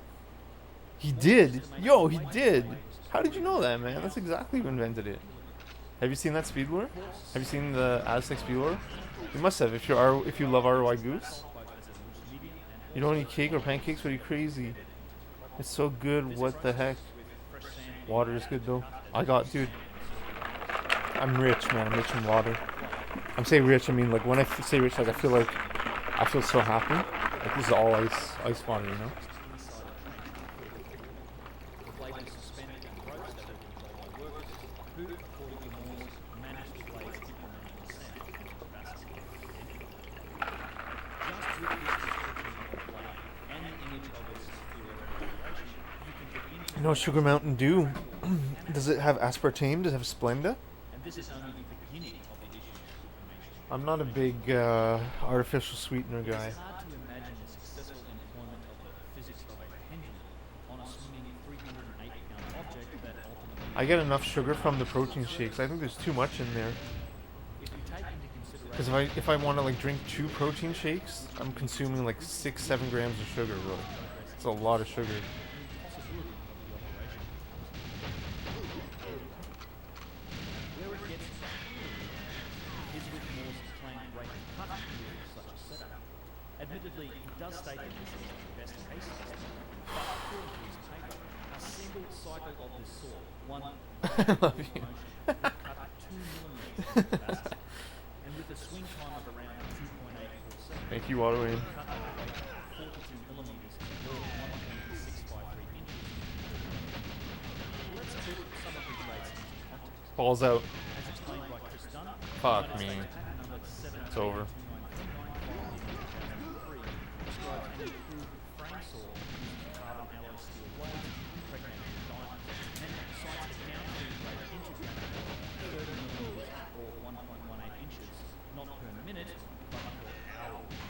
This modern rate of granite cutting using powered saws with diamond tip blades is 84 times less than the rate cited by Moore with his Fuck you, man. drag saw using sand and pumice. Like I said, it's truly ridiculous. And bear in mind here that we're also comparing the modern rate of cutting into granite, while Moore is citing a rate What? of cutting into Really? basalt, which is harder and therefore more granite. The fun doesn't stop here, because we do have some indication of just how long it needs to cut granite using a drag saw. I like salad. Archaeologist Dennis Stocks, who I've mentioned on this channel in my previous videos on tubing drills, has experimented with Of carbs, yeah, saws using for sand sure. to But I feel like the body uses. the evidence in the stonework and conducts his experiments with. It depends what you do after, right? I do want to say that this sort of testing is a very good thing, and Because sugar, for me, I find my body immediately turns it to fat. Like, maybe it gives me some energy, but like it just immediately turns it to fat. It's like friggin'. It's like sugar is like sprinkle. It's like sparkles, and you just throw them in the air and it goes everywhere, and it just like sticks everywhere. That's what, and it just becomes fat. You know what I mean? That's what I feel like. Sugar, like, it's. I gotta really be careful with it. I prefer wholemeal, pita bread. How much sugar do you need? Nearly everything has sugar. Yeah. Well, the shakes, I get most of it from the protein shake. I take 6-star protein. This is like baby's first protein mix. You can see on my workout stream, it's 30 grams protein and 3 grams sugar per scoop. Has creatine. Thanks, Dick, for all the instant info. It's creatine and what else? Contains soy and wheat.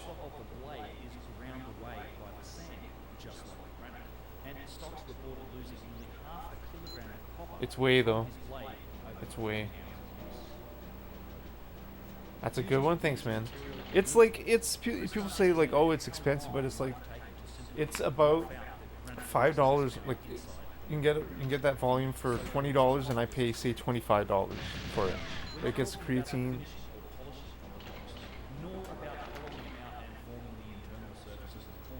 This is purely making the 6 basic cuts to show. But if I get bigger or eat more, I gotta go find a better source.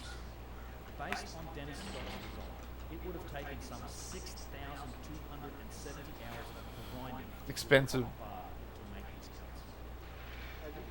Oh wow, yeah, I think I do too. But I'm getting them. I'm getting from them for like $27 each, less if I go to Walmart and get them for like $25. If I go to Shoppers, I get them for 27. Usually they're like 31, but I wait till they're on sale, and they're 26.99 I think, or 27.99. And then you just buy like a bunch. But yeah, it's expensive. Not a bunch, but like say 2 or 3. 3 still like $90, but it's food. I don't like it's about the same equivalent of like food that I was buying. You know what I mean? I spend a lot of money at the grocery store. It's a big meal replacement for me, which is probably why I'm not like getting bigger, because I'm just skipping like breakfast and lunch and just doing this, you know, for the GoldenEye. I really got to learn how to kill that guard, man. No more excuses. I have the Japanese card. I just got to do it. I got to learn it. Do I floss? You got to. You got to floss. Ideally every day. Flossing is good. Flossing, you feel good after. Your breath feels good. I actually have. I had a tooth infection. This is my last day of amoxicillin. I had a tooth abscess. I brush and floss every day. I might floss like every 2 days, but like 5 times a week maybe I floss, and maybe more, sometimes more. I brush more than 7 times per week, but I didn't go to the dentist for like, you know, COVID, the lockdown. Now these just opened up. I got a cleaning, but I had an infection. So go see your dentist. You gotta see your dentist 2 times a year. You got to. Don't be like me and you gotta end up on freaking amoxicillin like a fool. Flossing good, yo, nice. That you want to keep. Yeah, I thought it was enough. I thought brushing and flossing was enough because I hated going as a kid. I hated going to the dentist as a kid. And I realized now you have to go twice per year to clean. The deep clean, like that fluoride deep clean, like you need it. Because it's infected on the inside. I know I don't want to gross anyone out. The infection is pretty much gone because of the amoxicillin, which is great, which is a penicillin variant, right? It's not like a ciprofloxacin, which I think has chlorine and fluorine, which are very strong elements, right? 7 electrons in the outer ring. They like to steal electrons from atoms. Super highly reactive. The penicillin, or the amoxicillin, is a penicillin variant, so it's at least natural, right? It's not like some fucking made in the laboratory like ciprofloxacin.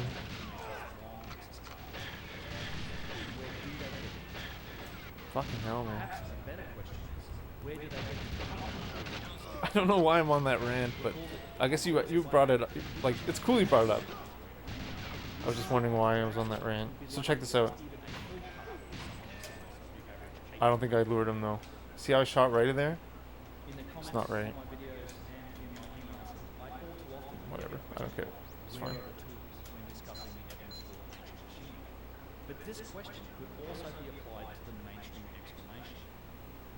Did it open? I have the TV way down. Didn't open. I didn't lure him. Sucks.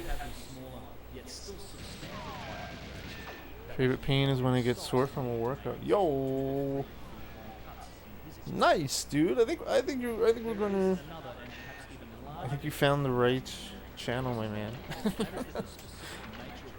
Yeah, I feel like I've been slacking with GoldenEye last month. Thank you for hanging out. Thank you, Eric, for the subscription, man. After I haven't played GoldenEye in about a month. Thanks for hanging in with me, everyone. You know. I really appreciate it, dudes and dudettes. Remember in the earlier quote from Flinders Petrie, when he wrote only possible use of a circular saw? Although the use of circular saws to cut stone in antiquity is summarily dismissed,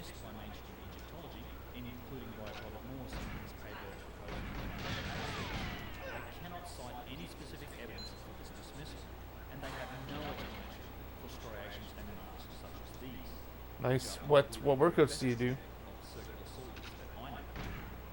This is a good block of basalt and shear, nearly sawn all the way through, with consistent curved shapes and even a lip on the edge of the cup, which gives you the width of the blade. It is obviously a lot and quite big at that. By extrapolating the curve, we can I shouldn't have reloaded. Why did I reload? as 9 meters. It might have worked if I didn't reload, but I think I ran out of bullets. I would have ran out of bullets. Because right where I reloaded is where I should have kept shooting Many more to get that guard stuck, I think. It's fine. and as Linda's Petrie mentioned, they're That also sucks. That was a pretty good run. another notorious example of circular saws is found on a particular slab of granite at the east side of the block. Rarely visited as it requires special permission to access, and I had the chance to visit this site in That's late cool. I have free weights. I have a bench This press. is a remarkable piece of I have when dumbbells. viewed from the top, this is quite obviously the result of a cut. And I have a bench. And I have I have a bike. I have a workout bike. Realize it is also compact, and it is built up with a consistent radius both horizontally and vertically. Likely the as there is a earthquake on the cuts. Big question: why does the cinematic death continue in real time? It's actually a great point. Just because I guess you suck so much. It just shows you how much you suck by showing you dying over and over again. Mouth pain is the worst, yeah. It didn't hurt that much, thank God. Thank you for your concern. Thank you for being concerned.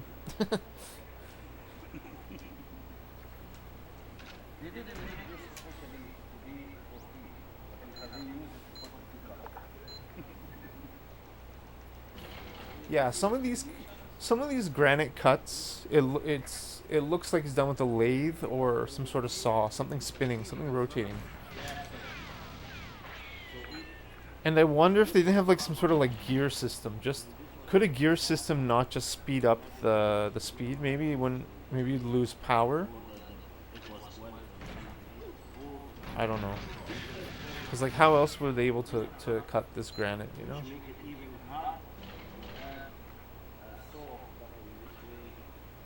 It's crazy. At least a lathe or something. Maybe from the Nile, from the power of the river of the Nile, and a gear system with that river. Would that create enough energy? Maybe not. Or maybe they had like horses rotating around, right? Or animals. There was this, many animals went extinct, especially in Africa. Did I get the 50 pounders? No, man. Dude, they're at Fitness Depot, they're $100 each. That's $200, man. $200. I'm not. There's got to be a better way. There's got to be a better way. Depends on the shape of the gears. Yo, thanks, man. Thanks for hearing out my crazy ideas.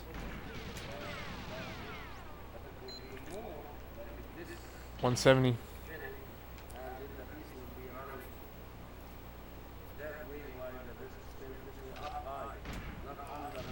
Yeah, I went back to.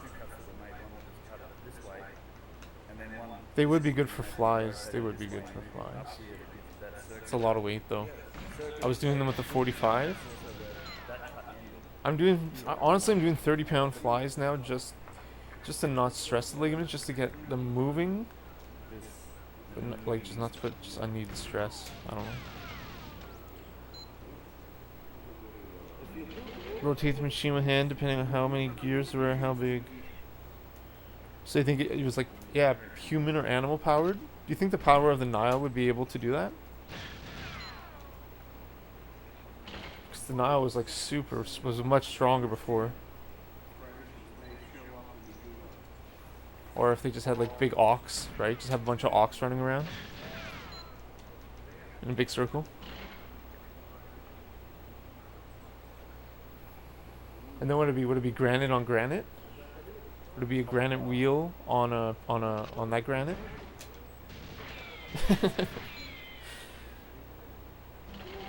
Look how efficient a torque wrench is.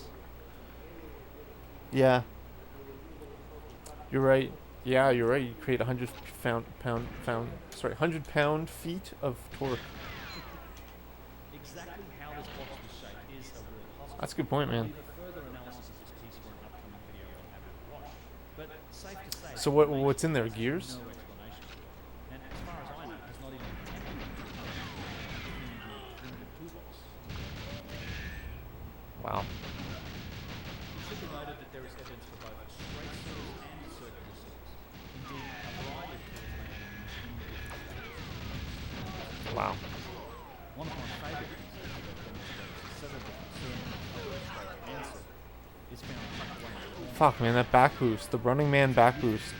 If I had shot him, if he didn't shoot me first, that might have worked. This lab has been Because I didn't shoot at the spot I needed to shoot. been in the process of the final shaping and shaving down, likely intended for a precision fit sum. So it just depends on the size and shape of the gears. They could have literally used anything to carve the stones. Just lightly touching them. Wow, that's amazing, Dick. How the heck are you so knowledgeable about this? Or are you just like trolling? That's crazy. What's interesting is that how did they carve the first carving stone? How do they carve the first granite wheel? Did they just find something that was close enough looking to granite? Or to a circle, to a wheel? It's cool, I Google Earthed the Aswan, I think, is where the granite came from, up the Nile, and the quarry. It looks like fucking like Gananoque, man. It looks like Thousand Islands. Like not even memeing. It's just a big rock beside the Nile. 'Cause there's an unfinished obelisk there. There's an obelisk that's like abandoned in like the granite quarry. It's like massive, like I don't know, 150 feet long or something. And probably refined it with machineries they made newer designs by hand. Wow. It just takes longer. It's crazy, man. That when viewed from the side at an angle, the saw cut seen in figure 1024A ends with a radius. Without examining the block further, it could be argued that the operated straight saw created the cut, and that the operators of the saw did not keep the saw. It's really interesting. I noticed though, it breaks off in certain lines, certain pieces. So I mean, I've seen people hammer in wooden spikes into the granite for it to like split to create a crack in the granite. Granite's the biggest issue is probably its ability to possibly crack. So you could like build like square stuff, just not like polished like this. That just shows like mastery, right? The polishing. Or in some cases we can't replicate a master cutter yet. It's crazy, man. It's really interesting.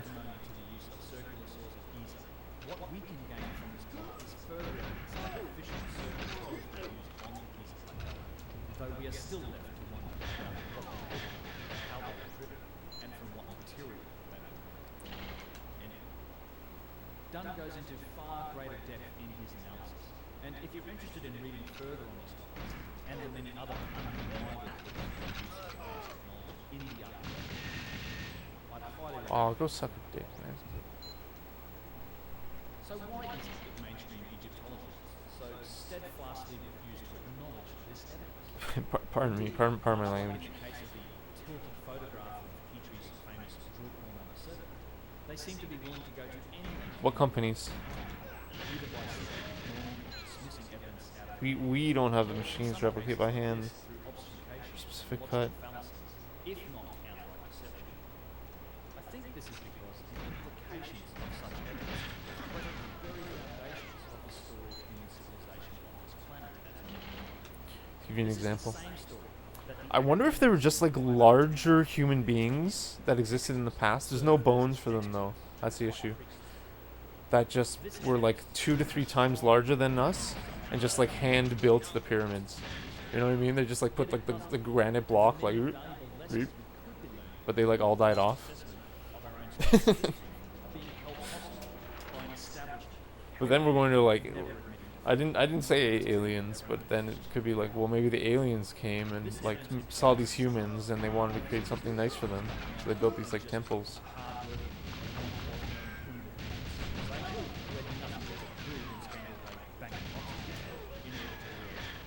Because like some of these statues are just like incredible.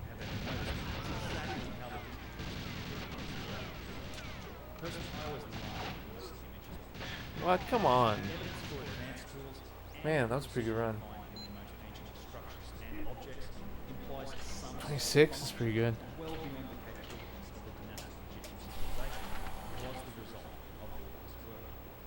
Stripe on the Rolls Royce. It is still painted by hand? Really?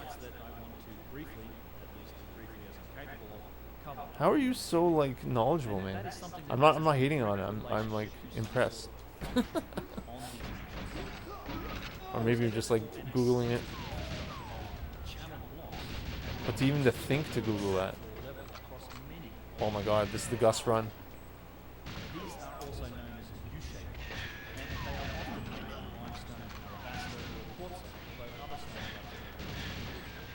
What? Where much of this infrastructure is still visible beneath the elements of basalt granite. Dashboards and rims created by hand and hammered. The rims? Really? Take note at the very It's not machined? It must be machined. and look down, you will find exposed channel blocks that once ran beneath the full. It's not CNC machined? As you walk around the ruins of the great I could be wrong. Sounds like you know, man. you can follow the infrastructure of channel blocks installed into the level beneath the pavement. In one spot, a quartzite channel block appears to exit into a well-formed quartzite hole. On other Old Kingdom sites, there are only a few solitary channel blocks to be found. But there is what once was here, with the rest long since closed. Along with the main construction we can find a few channel blocks at Sakara, again in an area that ran beneath basalt.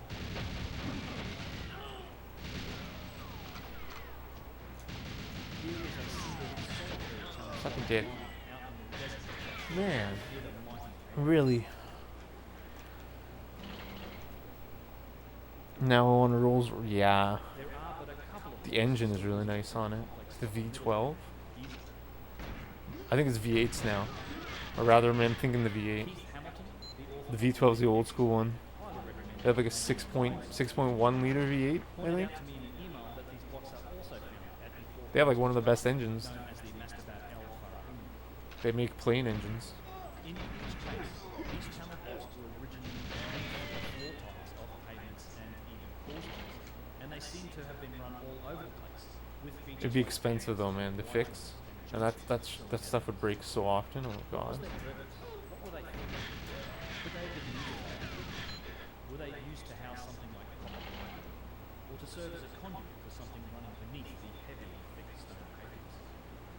One thing seems Imagine how much a pair of like Rolls Royce front like shocks or struts would be. At least like $2,000. Like $1,000 each at least. Like if Mercedes is like about $1,000, Rolls Royce is probably like $2,000 each or something. did the mummies need to occasionally get out of their granite boxes and drop a deuce? Does break often though? I don't know. Transported in blocks made from Have Rolls Royce ever made or still roadworthy? Right. Or does this look like Probably because of their engine. collection I'm guessing though. I'm just talking up my butt, right? I just know minis are high maintenance. I know Aston Martin's high maintenance. So I'm thinking like most of the British. I am assuming that Rolls Royce is less reliable due to only being British. Lotus is very unreliable. You're right. I'm an assuming jerk. This runs insane.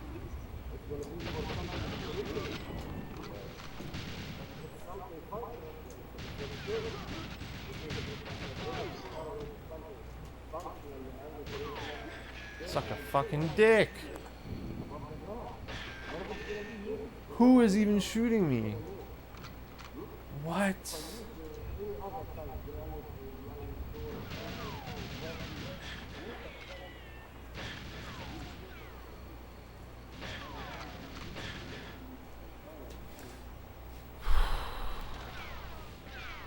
So, what can you do? 3,000.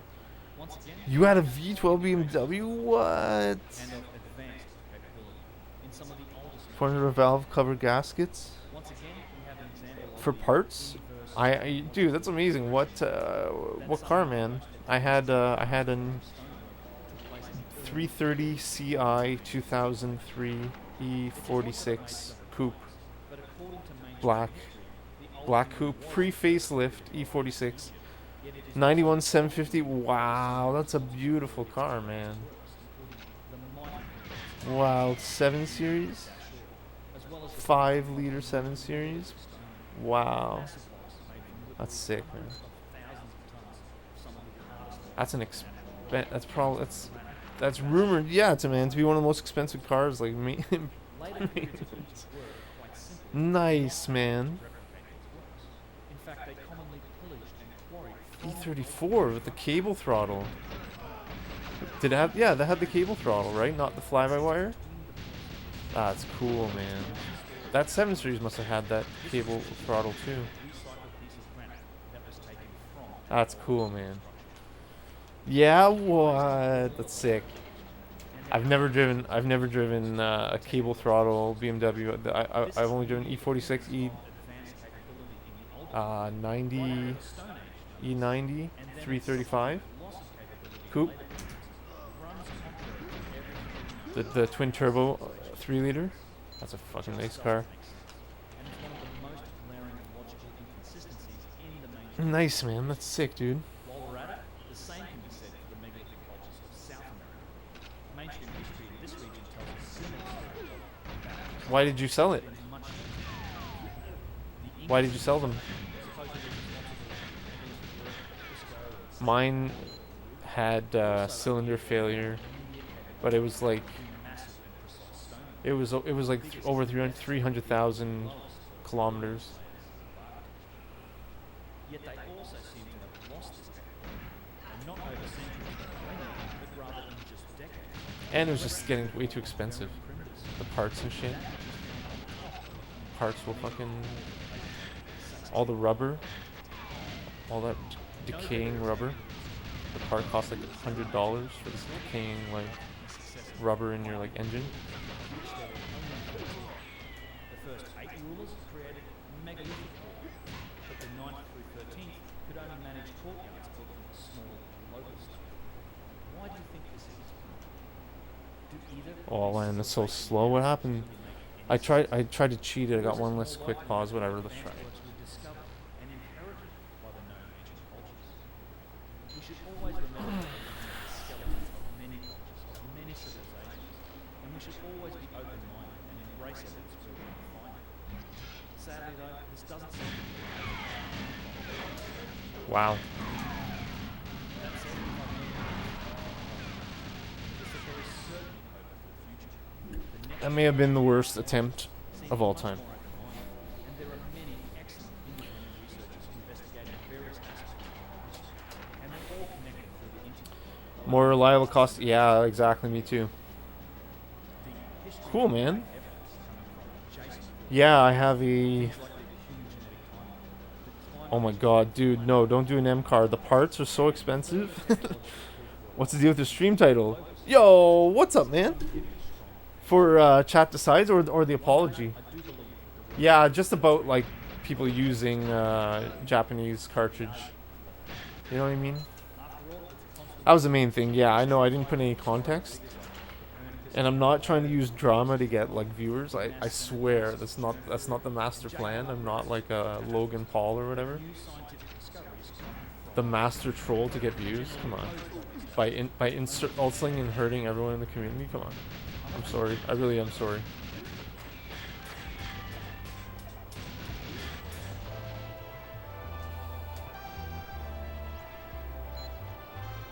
So yeah, like I'm using Japanese now. I'm sure you see. Alright, well, there it is. I hope you guys enjoyed that. Yeah, I'm driving right now a Pontiac G5, a Ecotec engine, a I wanted it to be something 2.2 liter. my idea about the two drills, which is a real deep dive into It weighs 2,850 pounds. I got the XFE.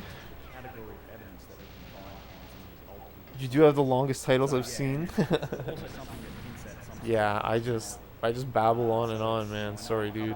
I had to though. Like I have to apologize. I still feel like I have to write an official apology to like the people like fucking pissed off, you know? Like they're not. There's no guarantee they're gonna watch my stream. Like how, you know? So speaking of something functional, stick around after this. Yo, Baron man. Yo, we got the pyramids. Friggin' sick, dude. That's sick with the glasses. Apologize for what? No, just saying. Just mainly for saying bad things about the people that use Japanese, right? Because I said some stupid things like. Possibly be related to something functional on these sites. A little bit of bonus. And now I'm literally using it like less than 2 months later. Like, there's nothing more embarrassing and foolish. Like, I just want to turn that page. You know what I mean? I just want to turn that fucking page. I also want to acknowledge and thank several people that kind of go above and beyond in terms of supporting the channel. We try to do that by issuing both executive producer credits and associate executive producer credits. These are real credits. They work just the same as quality credits. They'll work wherever such credits are accepted. Some people like to put them on their LinkedIn, on their resume. And of course, I'll vouch for them too if anybody asks questions. If they want to come back to me, I'll happily vouch for these credits. So starting with the executive producer credits, and these are the people that have supported my work in amounts of $200 or more. Oh my god. A few people here to thank. Chris Parton. Chris came in with, I think, a $300 donation on Twitch. Kind of rocked me back in my chair. I was doing a Twitch stream and we were chatting away, and he sort of dropped a donation. What a toxic hypocrite. Yeah, literally. They can't understand you. It's fine. No, but yeah, you're right. Yo, thanks, man. But like, I was being like kind of like a big jerk. Like, it's also silly because like this is an international competition, right? Like,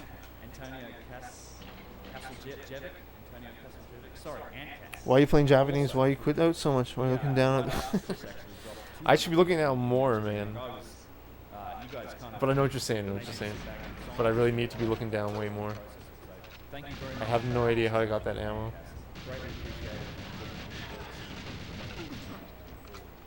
Northern Investments, hit me up on PayPal for $200. Thanks very much, Northern Investments. He wrote that he's been watching my videos for some time now. It's about time to get back to the channel. We work with technical and other. Yeah, you know what? I'm gonna probably just do old strat because like I've been trying to do this new strat. The guy's only been in there like. Oh, pissing me off, man. You know what I mean? Like I'm not consistent enough to do the new strat yet, I think. Unless I want to do this for like 20 hours.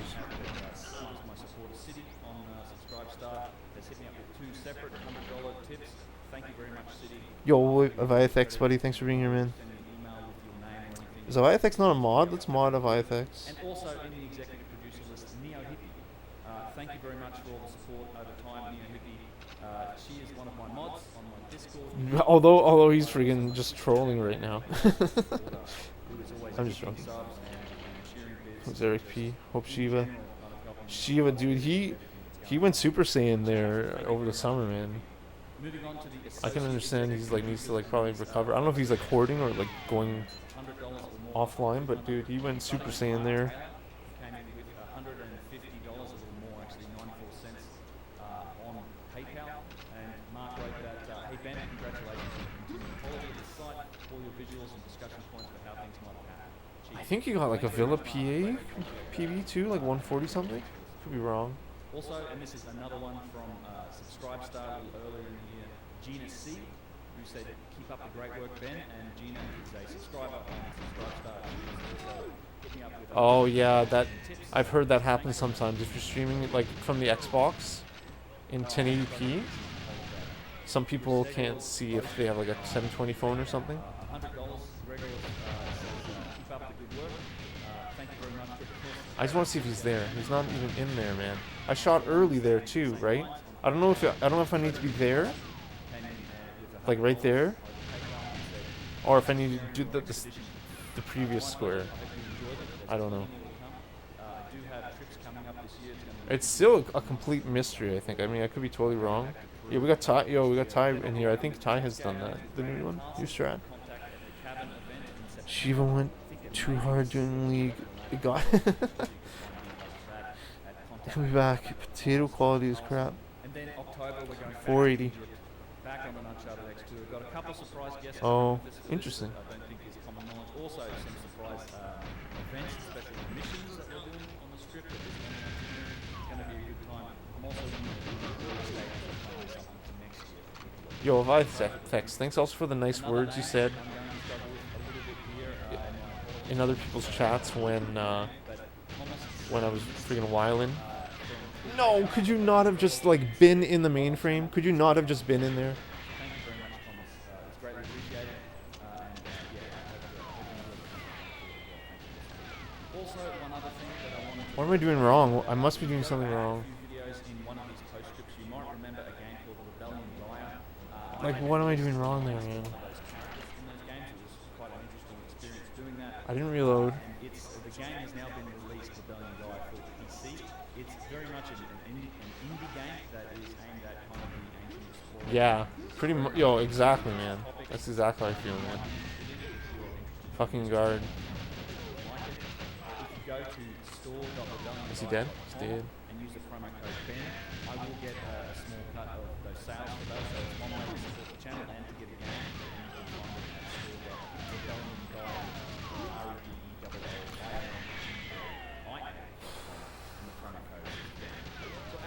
I do want to talk a little bit about some speculative. I guess that's just it. You just gotta like just do it over and over until he's stuck in there, I guess. What I think happened, and also share Because I'm shooting in the room. and that feature is some of the stone and basalt. I'm shooting where I thought you have to shoot. As well as some granite stone that we found that Maybe I gotta load it better. Maybe maybe I gotta go in there. it's flaking, not melted. Maybe I gotta unload it more. I'm going in there hard right strafe, you know what I mean? To the point where it's crumbling. Maybe I gotta center myself the shot. Shoot in the middle of the room. Instead of have it loaded right when I'm angled down like that, I have it loaded. I gotta like probably unload it. Or at least not unless it's kind of been exposed to the sunlight for millions and millions of years. They're talking about cut blocks here, and I really don't think they've been cut that long ago. It's not something that could have happened to the stone by being out in the sun. It's kind of a really weird effect, and you see it in Yo, terrible children. as I said, as you see it. Hope so. I miss having them around.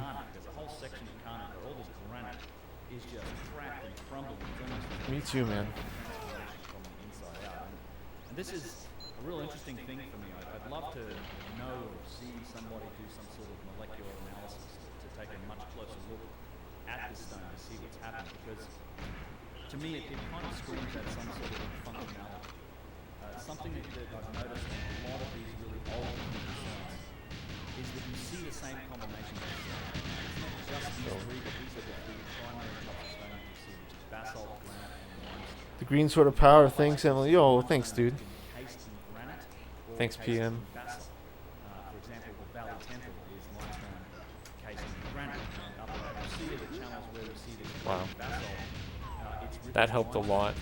I was able to like cut that corner. basalt flake That auto aim helped me cut that corner. kind of on the limestone, so it's a very See, I'm used to. I'm messing it up. possibility of some sort of functionality. Maybe it's inside. I don't know. Those types of stones, those three types of stones, also have different properties when they're tested with high voltage. Thank you, guys, for being here, guys and girls. Thank you very much. So he's in there like a little bitch. Like 500,000 volts going through, and it's kind of. I don't really know what to make of it. But it's And when you have to use a washroom soon, experiment. but it'll be fast. It'll be like Video a minute or down two. below that you can go and watch if you haven't seen it yet. But in general, to me, I think that my gut feeling is that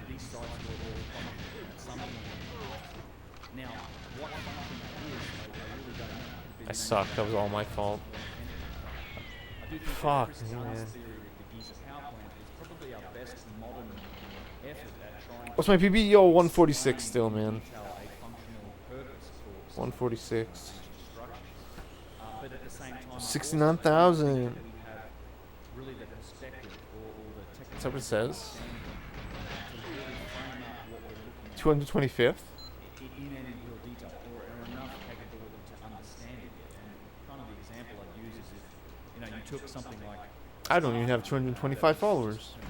you went back in time 100, 200 years and say this was dead. I'm not like, Battery I didn't mean that arrogantly. I'm just saying that it's interesting that there's always that like gap difference.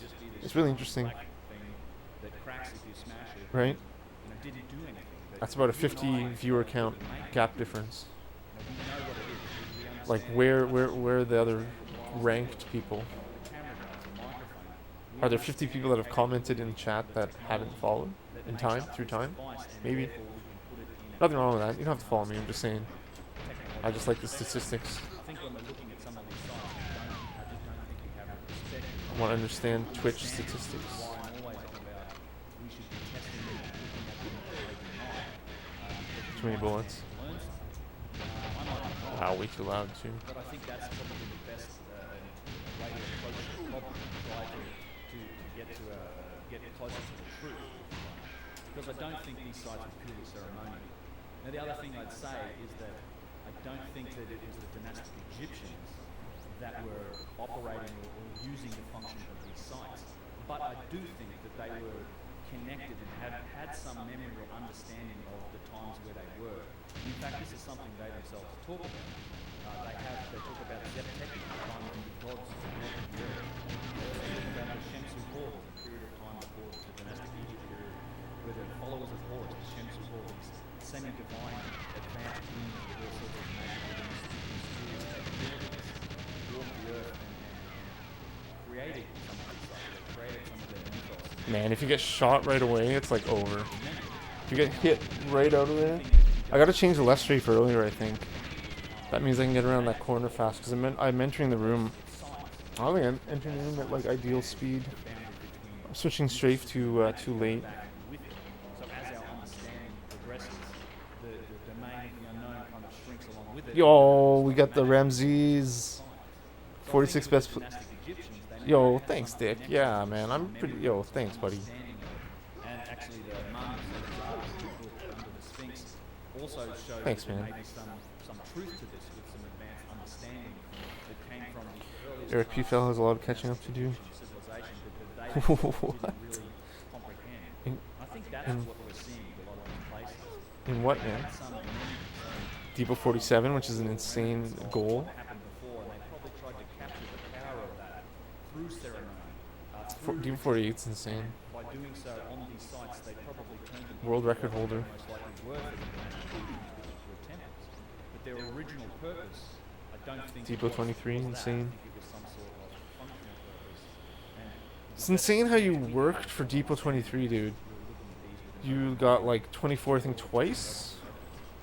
so this crumbling stone is something I tend to explore a little bit more. And you friggin' like But I wanted to give dissected everything and then like nailed it. It was amazing. out there about what I think some of the possibilities for it might be. LOL. Certainly, Look at the data on my Aztec 00343. but other than that, No worries. I hope you enjoyed this It's a lot of dying. I've had to sacrifice a lot of times to get this time. I had to sacrifice literally every other time on my time sheet to get this time.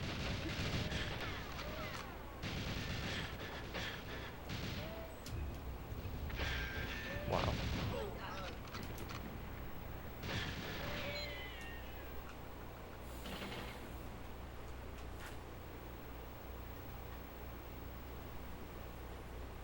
I'm gonna use the watch my thing. Thank you so much for being here. I really appreciate it. I'm gonna be playing like for a long time. Oh man. Yeah, dude, these Ramses structure like how the heck did they friggin' carve that Ramses? That's a single piece of granite, dude. It's crazy, man. That's at Luxor. This right here. It's fucked, dude.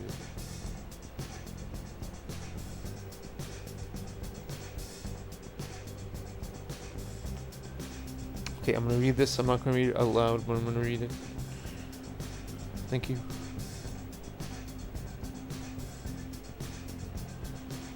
It's true, man. I agree, dude. I agree, homie. Avitex.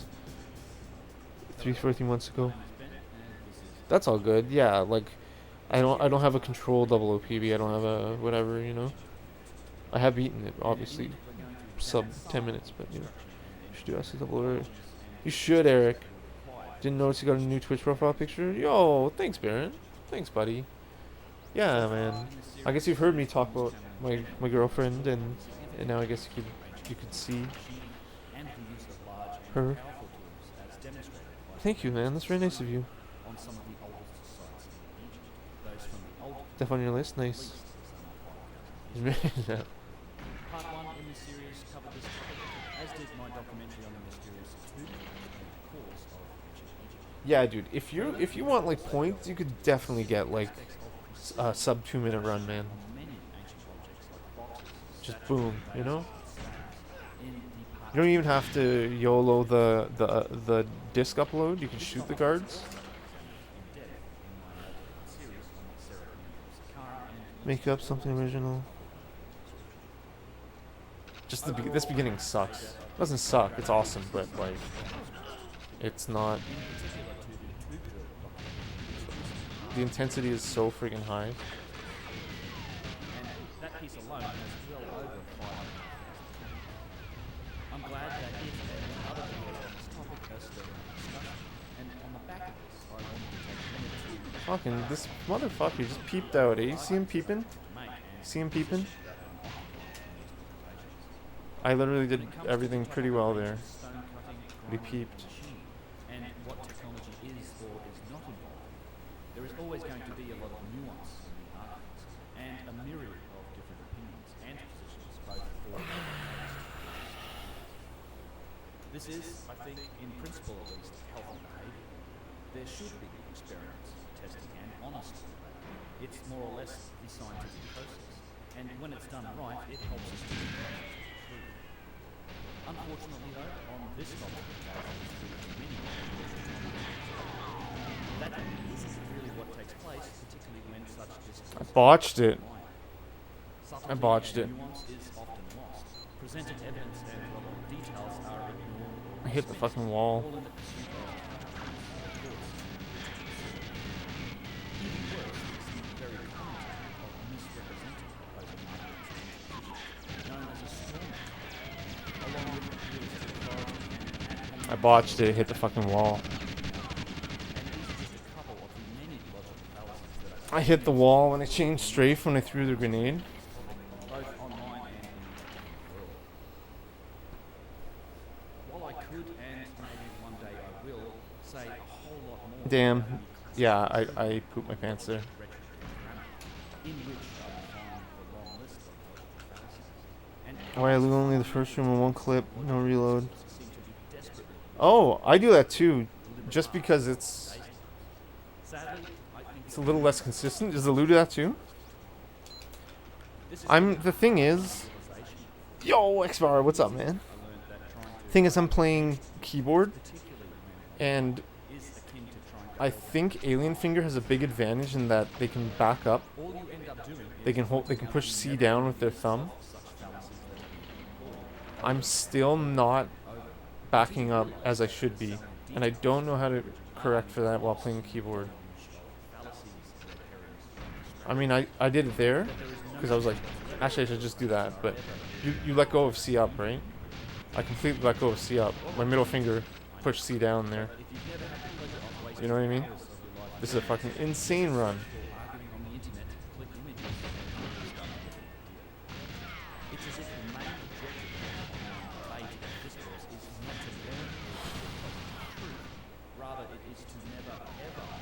Gus does one clip. Nice. Comments. Oh, that's just me dogging on Japanese GoldenEye, man, and the people that use it. Slightly faster. Clemens. Yeah, but that's a good point at Viathex. Maybe. I don't know. I can't vouch if it's true or not. But what I think he's doing is he's waiting for the guard. There's a couple things. I noticed I think he also mentioned to you, he shoots here, which somehow like reduces a lot of the lag or something, and it's true, or he has like pretty good consistency like that. And also, he's drawing the guards. He's traveling less. You know what I mean? This guy just being toxic. Like he does this. Oh shit. And then they're here. Okay, the other guy should have been there, but.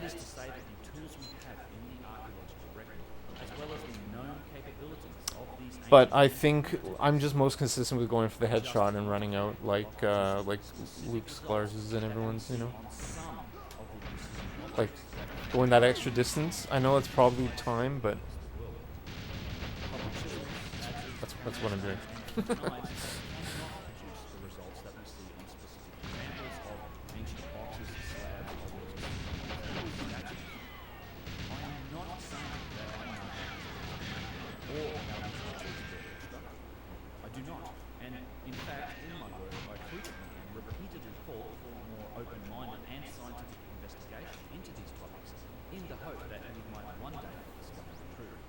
Pretty good run. Should I YOLO it? Yeah, I have to. It's on those who claim that they do have the answer.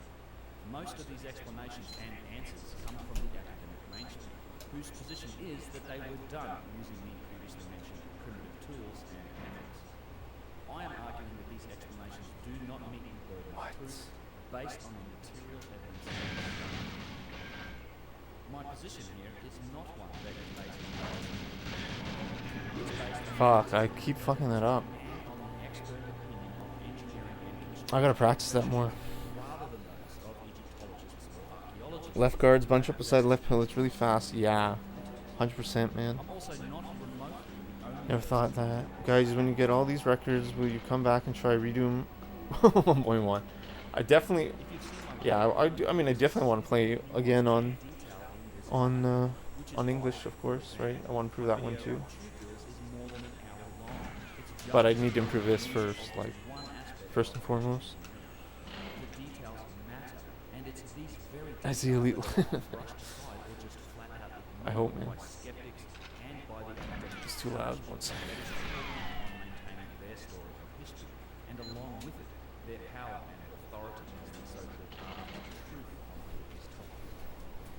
Oh, I gotta turn it down all the time. I have seen many comments on my videos that reference experiments using proper cues like sand to slowly grind holes or to. Yeah, I'm gonna use the washroom actually.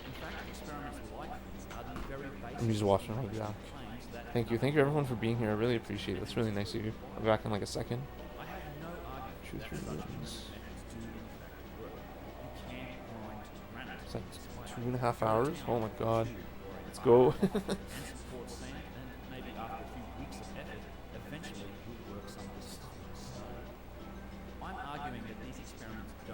Yo, Dogger, what's up, man? What's up, dude? Yo, thanks for being here, man. It's not an argument about whether or not you can grind copper and sand into granite. It's a matter of the specific signatures. We got, oh my gosh, of Aztecs. Maybe I should have said I'm getting like food or something instead. Yo, what's up, Dogger? Thanks for being here, man. Yo. We got the cruise emote. That's jokes, man. Yes, sir. What's good? Yo, not much, man. Trying to do, trying to get a PB on fucking good old Aztec 00. My newly arrived Japanese cart. That's. I guess everyone was asking, what's that? What do you like? What's the controversy in the title? That's just the. Be saying shit about Japanese cart and times and everything and users. So you know, I don't think it's true. So yeah, man, I'm gonna use the washroom. Hold on, I got it. I'll be back. I'll be back.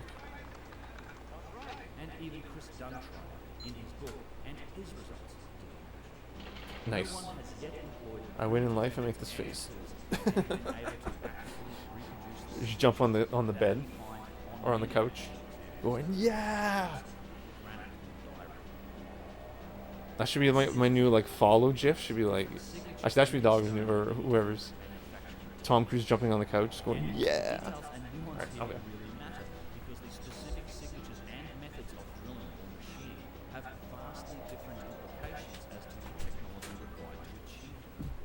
Along with the precision evidenced in so many ancient monuments, this technology has, in turn, dramatic implications for the civilization that created them. Implications that savagely conflict the known capabilities of ancient civilization. And herein lies the problem.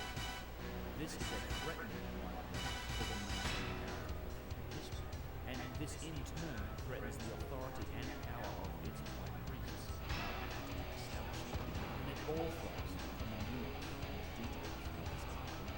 This is the very same nuance and details that are so often ignored by critics of ancient technology theory, or dodged through the use of logical fallacies and storming.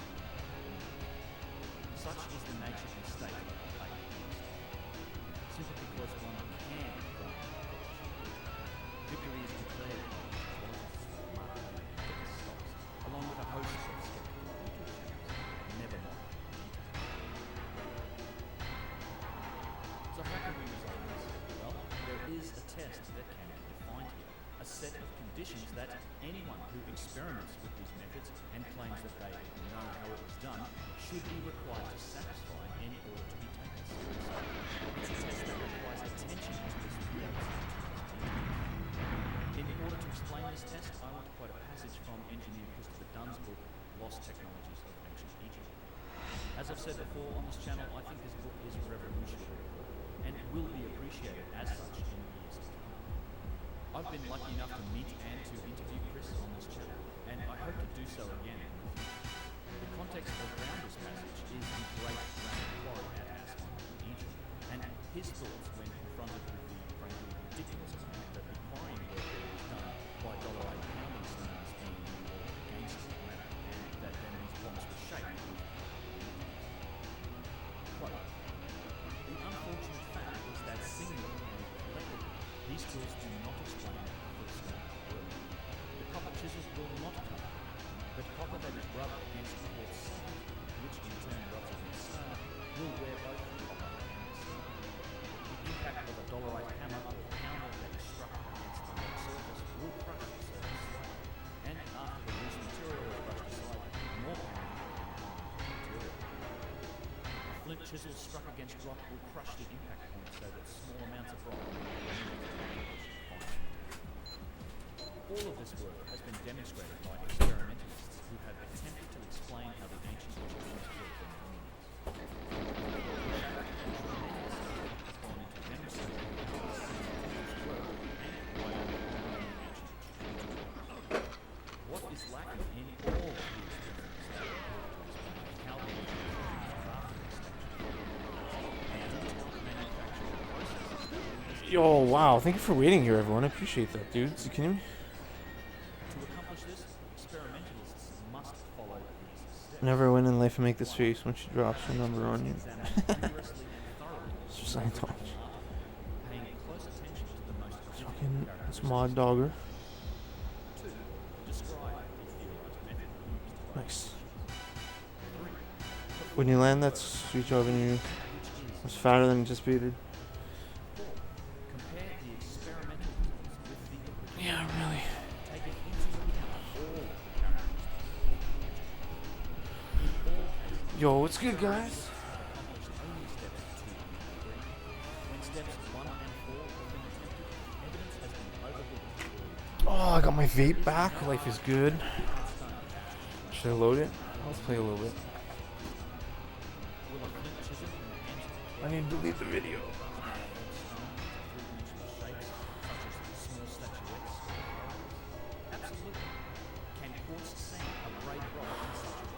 There's so much juggling. I do so much video juggling when I stream, it's ridiculous.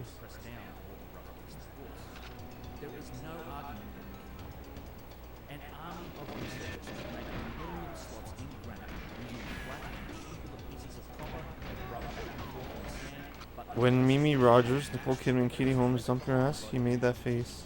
these results prove nothing about the ancient Okay, nothing's gonna phase him, money. Well, dang. 1 and 4 are not Unfazed. All experimentalists' efforts to convince the public that their theories are correct, not one has provided convincing evidence that what they've accomplished explains all evidence. There seems to be a tremendous effort Oh, very good, very good. when it comes to the stories such as scholars tell about ancient Egypt. As long as experimentalists can scratch out a few cubic centimeters of stone using primitive tools, ancient Egyptians are kept in their place. Alright, let's have some coffee. Logical passage that summarizes the state of debate around these topics such as this. Again, note that the burden of proof is on the experimentalists. It's on the people claiming that they know how it is done. Not It's for sure not lagging. The video's not lagging at all, like the gameplay. has It looks like it's lagging. satisfied conditions of this test. In particular, the bits about paying close attention to the most difficult aspects I'm scared my recordings are laggy. with the methods you're planning to use and comparing the results. It looks like it's lagging for sure. It's quite interesting that nearly all of the people who are making such claims are Egyptologists or archaeologists or anthropologists. Those with vested interests in the wider I need to check this. I need to check this one I've second. made a number of times, and I'll continue to do so as I think it's very telling.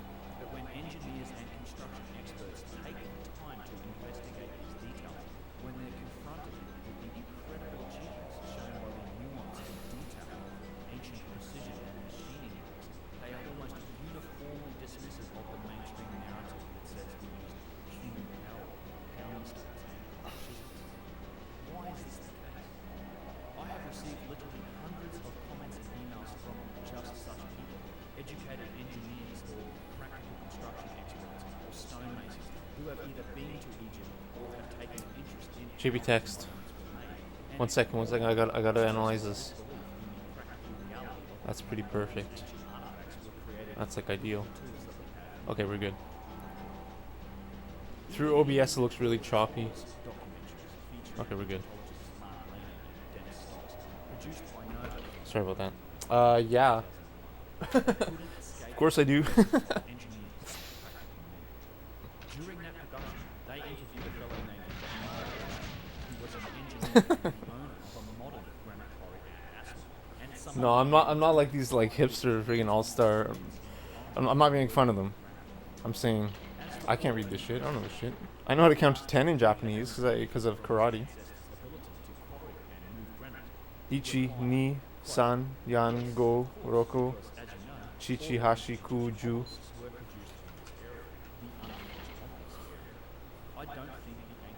It looked a bit laggy, like the crosshair was dragging. Yeah, it was dragging. Well, but it wasn't choppy. Let's now use Chris Dunn's test as the basis for examining one aspect of ancient It looked good. It looked good for me. discuss in this series, and that is how It's as usual. I didn't change. I didn't do any extreme changes. lifted, transported, demolished, and then expertly placed and left standing at the limit of how this activity required the placement of some of the truly giant symbols. No. Damn it. I wonder if I had bullets or if he would have got stuck. I don't know. Many people Maybe. struggle with this question, and when you start casting around for answers, you'll be inundated with ideas. I want to focus on the outliers here, the most Am I recording? parts of this problem, as this is where I think the real indications of technology will show up.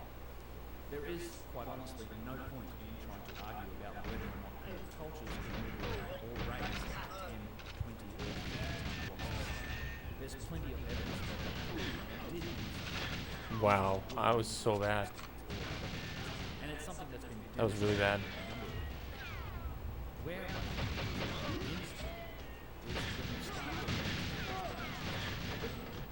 the most difficult No, you know what? I think I'm gonna do old strat. I gotta do old strat. Like seriously.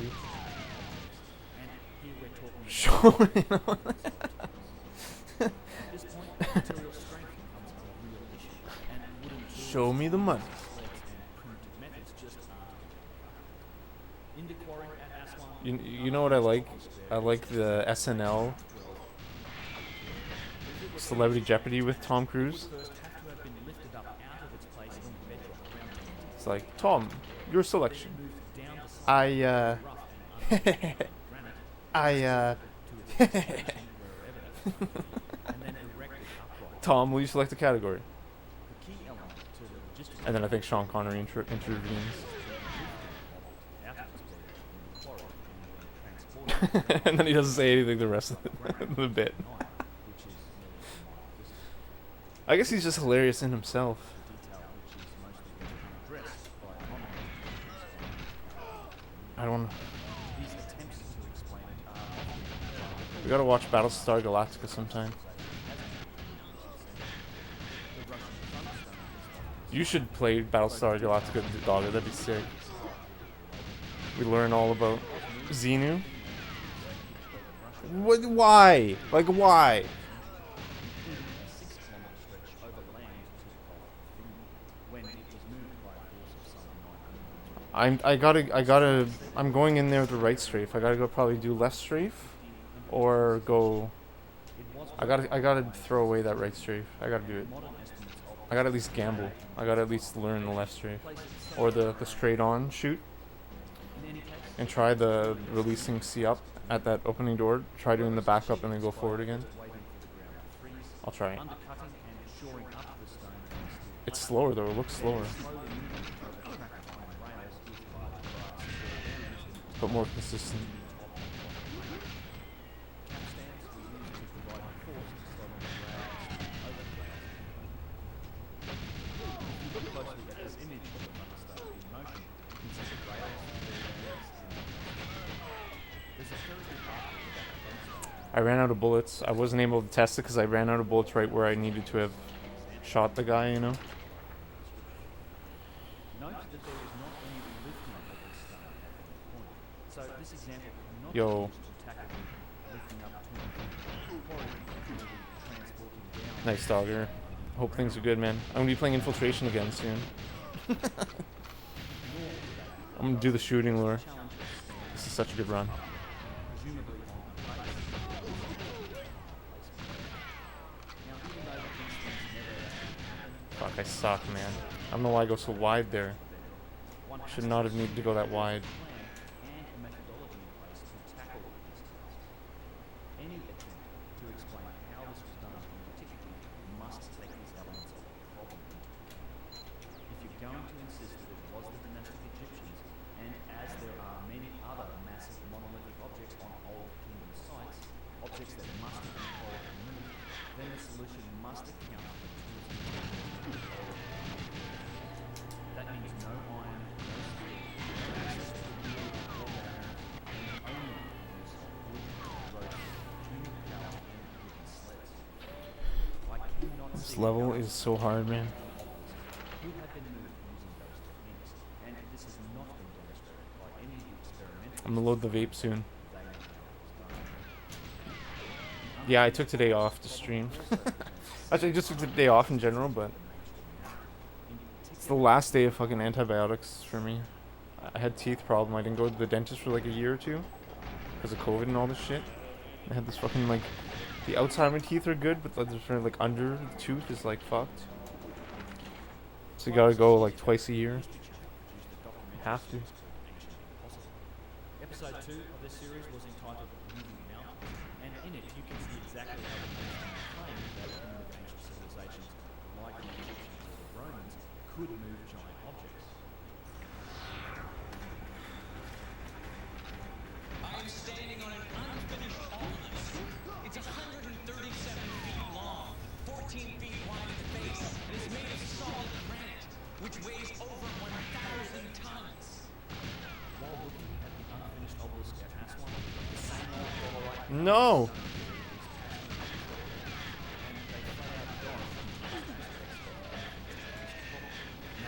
how you lift it up around 20 feet or so into the air to then get it into this trench and transport it down from the mountainside. Digging down through 14 feet of solid granite, some of the hardest rock on the planet. And the only tool you have to do this is a dolarite rammer. They created a massive fire along the bottom here. That created cracks in the granite that they could then exploit with their dolarite pounders. I mean, that is amazing technology. A I had to laugh at this fellow's explanation that perhaps people wanted to work on the obelisks by spending their time pounding dollar rammers into the granite. It doesn't even sound like he believes it. Damn, I gotta practice that. I gotta learn that. Whether on Japanese or not, it's not, like, that's not a given at all. We don't think, though, that they were slaves, and something that you might take a pride in. This would be something you might want to know. I think it really shines something of a light on the surface of the whole dollar rate. To suggest that the idea of spending years of your already The left strafe, controversial left strafe. balls will somehow consider it a privilege. No! They do let you play. So please do try I just wanted to see if he would get stuck in there, but I thought I would end up with more ammo. seriousness though, this dollar rate pounding stone theory was thoroughly eviscerated by Chris Thanks for being here. in chapter 9 of Lost Technologies of Ancient Egypt. Yeah, that's that granite obelisk Closely examined that's still there. major experiments That's like abandoned. It's like half dug out. method. Dunn, who I think there's like 38 obelisks worldwide. compared results And like of some are in various Rome, some are in Paris, planar and some are in Egypt still, obviously. Luxor. Engelbach's claim was 15 times the rate of population, and still more than 50% less than the claimed rate achieved by the ancient Egyptians. The experiments didn't account for the horizontal work of the dollar. Just consider how much gravity plays a part in the dollar counters here, and nor do they account for the tiny working spaces or the realities of trying to do the work inside these narrow and deep trenches. Assuming dollarite pounders as the tool, there are also inconsistencies and issues in the shape and the marks of the tool in the trenches when examined closely. What? Overall, anyone who picks up and reads Dunn's analysis of this long-studied engineering problem will be left with a hefty dose of skepticism as to the proposed solution. Quote, there is a tendency to romanticize the abilities because they produced structures that were miraculous to their time and certainly would pose a serious They were somehow immensely What? sticks and stones that modern researchers have been able to demonstrate using the same techniques. When pondering theories profit by My start inconsistency is crazy. It's so inconsistent, my starts. My starts are so bad. playing a complete symphony on a violin, It's okay, cigar box, and a but stick, I'm just like producing the quality visually aware of how inconsistent my starts are.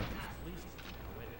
But Mainly the this trouble shot that I can't fucking get down. when modern scholars make a violin from a cigar box and a stick, its results are precisely what you would expect from a cigar box and a stick. That's the missing piece, I think. The problem Well, there's lots of missing pieces, but I mean, just to at least get more consistent runs is lining up that crosshair perfectly. forward that involve dollarite pounding stones and simply don't address But I'm not even at the right angle, I think, you know? do not come close to I gotta watch some runs in slow motion. Like, I was way too right there, obviously. and it's not as if these huge structures are rare. True. Although this obelisk in quarry the obelisk at Karnak is estimated to weigh around 800 tons, and there are dozens of examples of obelisks like this one on sites that stretch back to the Old Kingdom times of ancient Egypt, and in fact there were likely many hundreds of obelisks all over the place. The much later Roman civilization made a habit of relocating obelisks across the Mediterranean using much more advanced techniques than the ancient Egyptians allegedly had access to. One has to wonder if the dynastic Egyptians could use primitive methods to produce such objects. Why did the Romans go to all the trouble of trying to move them? Yeah, that's the obelisk in Rome. That's outside the Pantheon. Half of the obelisks they tried to move were lost at sea or broken. This activity of relocating obelisks kept on happening for a long time after the Romans, right down until the middle of the most recent couple of centuries, when our own relatively modern civilization tried to move obelisks by encasing them in stone. Wow, that was so shitty. That was so bad.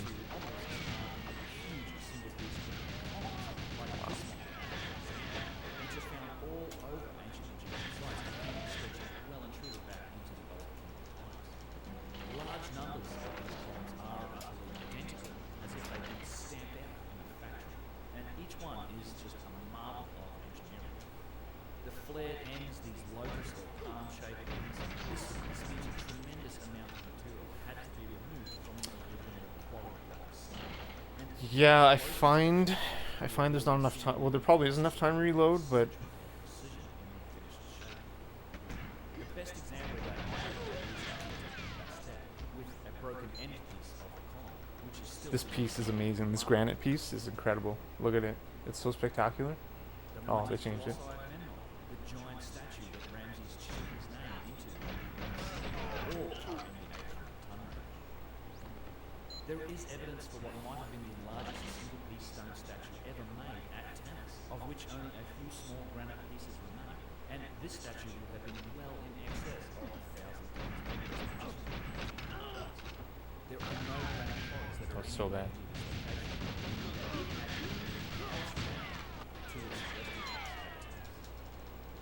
And of course, Egypt isn't the only place massive blocks of stone were quarried, moved, and shaped. The largest quarried stones in Peru at Sacsayhuaman are estimated to weigh well over 100 tons.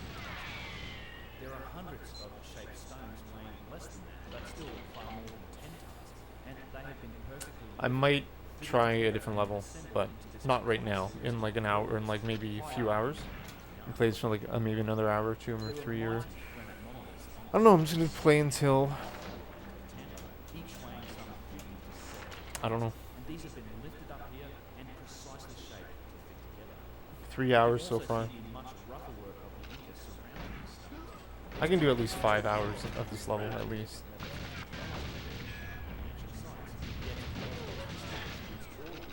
So pretty close to completion. Any discussion of the heaviest megaliths in the world would be incomplete. Where the fuck are you, man? Like,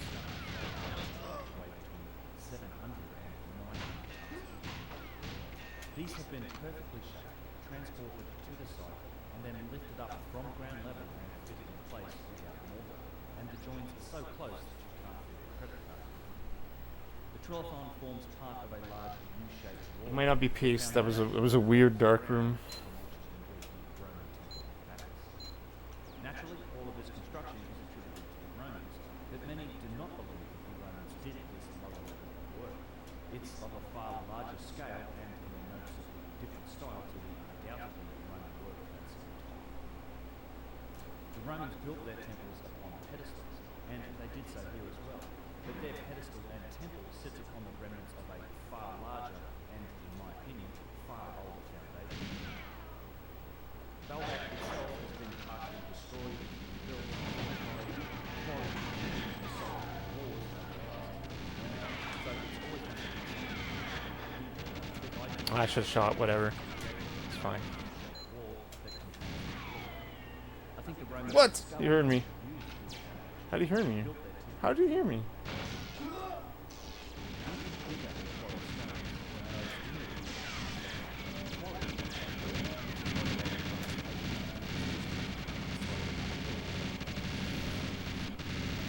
This is the famous stone of impregnity, a quarried and shaped like a block weighing somewhere around 1,300 tons, still lying on an angle in the quarry site. As large as this stone is, in recent years it's been discovered that an even larger quarry stone is buried beneath the See, like that wasn't even close. You can see it here in this excavation. This massive stone is declared by the German I probably could have still continued, but I didn't want to. world, estimated to weigh somewhere between 1,800 and 2,000 tons. It is also thought that the Romans didn't even know this was I think we need to load the vape again. It was likely as well I think so. their time as the same History Channel episode of Ancient Impossible that We got the glass again, you know? The glass, I love it. Trilithon and the stones in the So quarry nice. itself. In this case, they're trying to explain how the Romans might have moved the stones of this size. To show the solution, the Romans might have created a giant axle with this stone by making huge wooden wheels at the ends of the block. The quarry sits at roughly 50 feet higher elevation to Baalbek temple itself, so the theory is that it was rolled to the site using capstans to control the descent down the hill. I think this, honestly, is pure fantasy, but I'd love to see somebody try this without entirely crushing themselves or whatever wooden wheels they think can take 1,300 or even 2,000 tons of mass. Let's point out just a couple of the inconsistencies. Firstly, this solution seems to have been created specifically for the stone or at least the shape of, as we see it in the quarry. The trilithon stones, all three of them, along with the even larger stone that's still buried in the quarry, appear to be shaped quite differently to this stone. And I'm not sure you could use such a solution for the shape of this stone. No. The trilithon stones were also lifted up to be put into place in their final position, as well as being precisely shaped, and then expertly placed together. No explanation is forthcoming for how stones of this size were lifted up into place, nor how they were so expertly shaped. Observations of the recently discovered stone in the quarry also point to it having a smooth and flat finish, which means it was most likely meant to be transported and then put into location without any further work or shaping. Why the work here in the quarry stopped is something of a mystery, and one that is shared by many other ancient sites around the world that contain work like the Thomas or like the ceremony. Something happened that That is not a gimme. That shot is so hard to hit. I don't find that with that box guard. Maybe I'm not don't understand the nuances enough yet, but I don't find it probably is a little easier to help, but man, it's not a gimme. It's definitely not a gimme. That was a gimme. My line was way off there. But what about the Egyptian gods or other traditions of Macedonia? I'm just saying that you can't take this solution at Baalbek and then plaster it over any other example of plus stones that are being moved around in other parts of the world. Things like the unfinished objects in Egypt, as well as the multiple fossils in Egypt, those huge statues that were all in that 1,000-ton plus range, they all had to be moved much further than this walk to Baalbek, in some cases hundreds of miles. What are you doing, man? Like, man. My point here with all of this is that I'm very skeptical that objects of this size could have been moved by the primitive civilizations that we created using their known Yeah, that was not planned. That was not ideal. All the explanations and experiments using primitive methods like these I didn't lure him, I knew it. much smaller objects, and then kind of hand-wave in which we have Wow.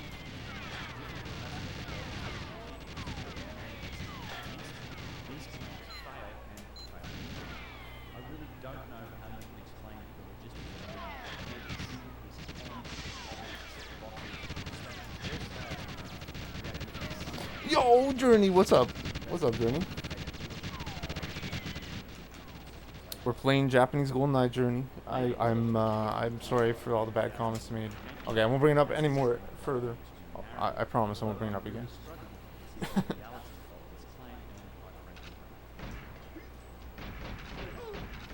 so I understand that asking someone to prove a theory by trying to make $1,000, particularly ancient, is going to be tremendously expensive and therefore quite unlikely.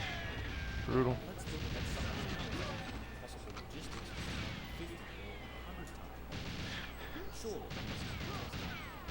I want to see somebody move something like one of the boxes in the Serapine down into the tight underground spaces that we find them in today, using only ropes, sleds, and human horsepower.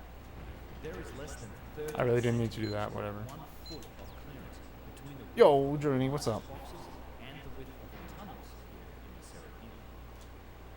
Have you ever tried moving a large house up a staircase that has a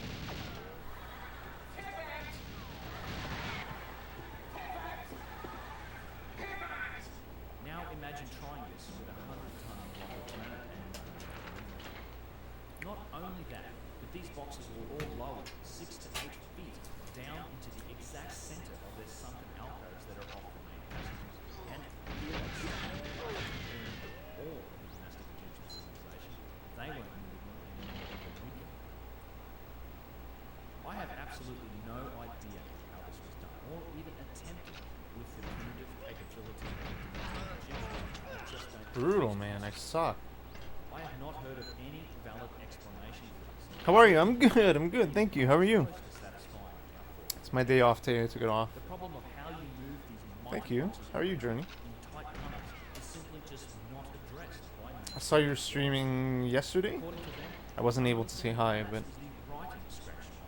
that's cool. There is an unfinished box left in one of the main passages. in You were this playing. It's probably only half You were playing. Pretty pretty trippy, cool game. It looked like PUBG without the shooting. Looked like a mystery PUBG game. Looked pretty cool. Looked like Myst meets PUBG. Am I right with that estimate, or do you know what Myst is? I think this box and the majority of the other boxes were inherited. This site was renovated. Or, one more example, what about the Osiris shaft at Gyges? There is a 30-ton single-piece box housed in the lowest chamber area, 100 feet below the surface, with only narrow vertical shafts connecting the chambers. How was this done? I think that this is another area where the primitive tools and methods theory falls entirely.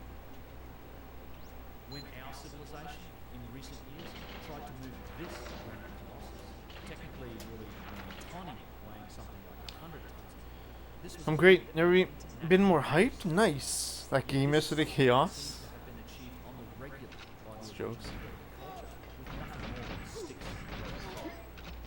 The scattered artists What game is that? This four-step test, as defined by Tristan, is an important element to construction of precision. I looked up too much. I looked up too much.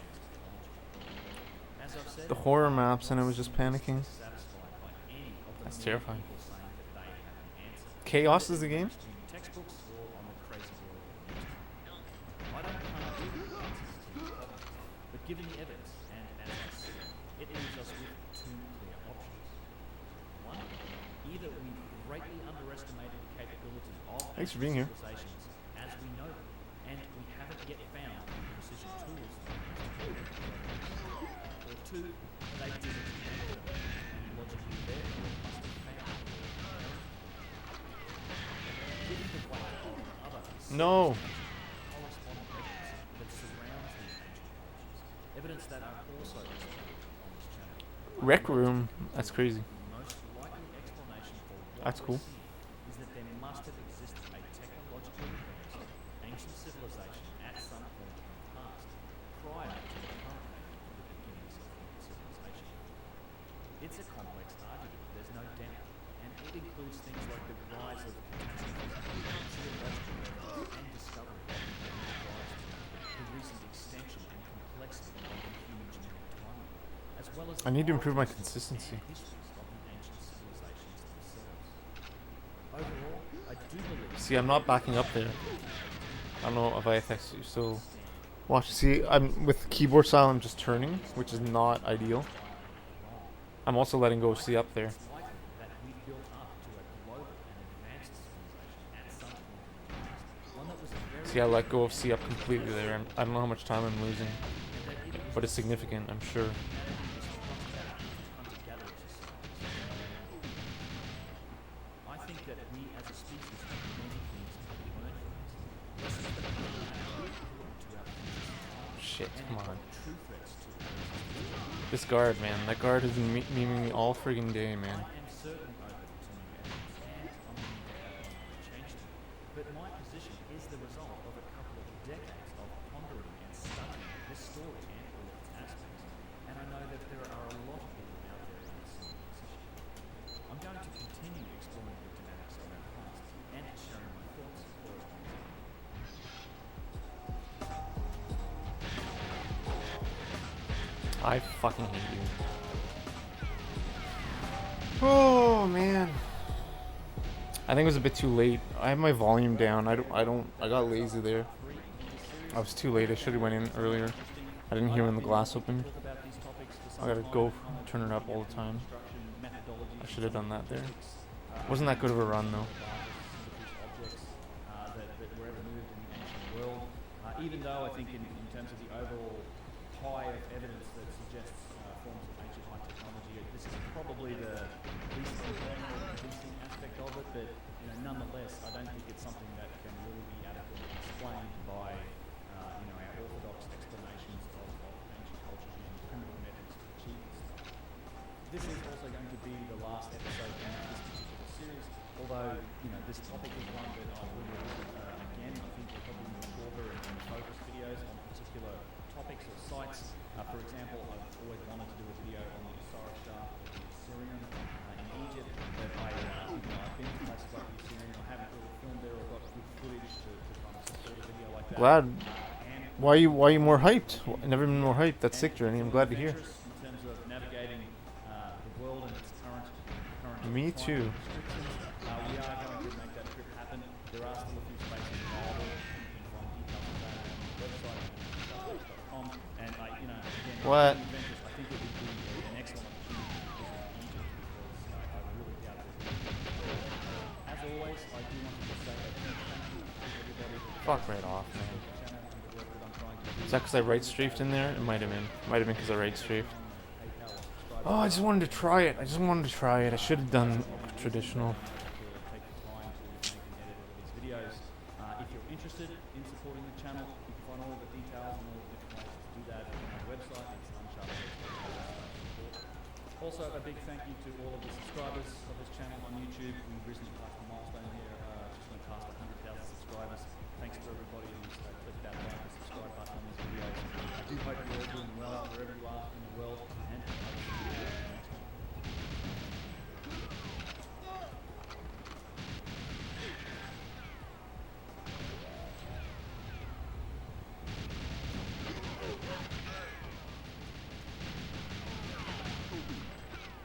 No! No, that was pretty good. Come on, why did that fail? Because I stopped going forward? Do I have to keep running forward? Why did that fail, man?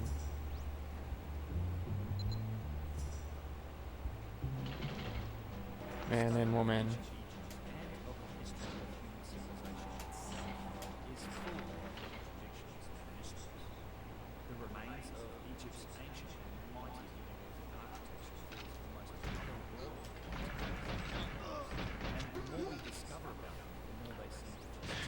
Thanks for being here. I want to tell you a story about one of these mysteries, about one of the verifiable Super honored. advanced technology that must exist. This specific mystery has been investigated and debated for 150 years. It's been studied by pioneering explorers and gentlemen scholars by mainstream Egyptologists. Wow. And it's certainly been investigated by independent researchers, the so-called internal history authors.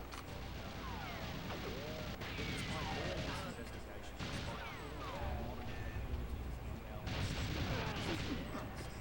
we are still left with something else. What? Come on. Man. Something that we could even replicate. Well, that's it. Clear indication of advanced technology of a type that is unknown to us, and it has a signature that is currently beyond our own capabilities, which is what makes this story so astonishing. In this video, I'll show you the proof behind this. This is the controversy and the story of the mysterious teachings from the Old Kingdom period of Egypt.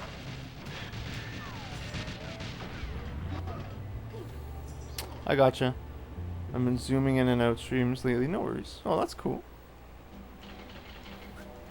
My name is Ben. Look at my cheats list. Pretty bad.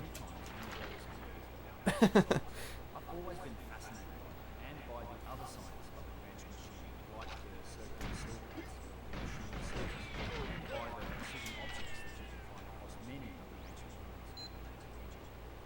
I plan on taking a dedicated look into each and all of these topics, and I'm starting with the two drills. So if you stick with me to the conclusion of this video, I think you'll find the topic of ancient machining just as remarkable as I am, and also find it to be convincing evidence of what can only be described. Wow, thanks for hanging out and accompanying me in my attempts.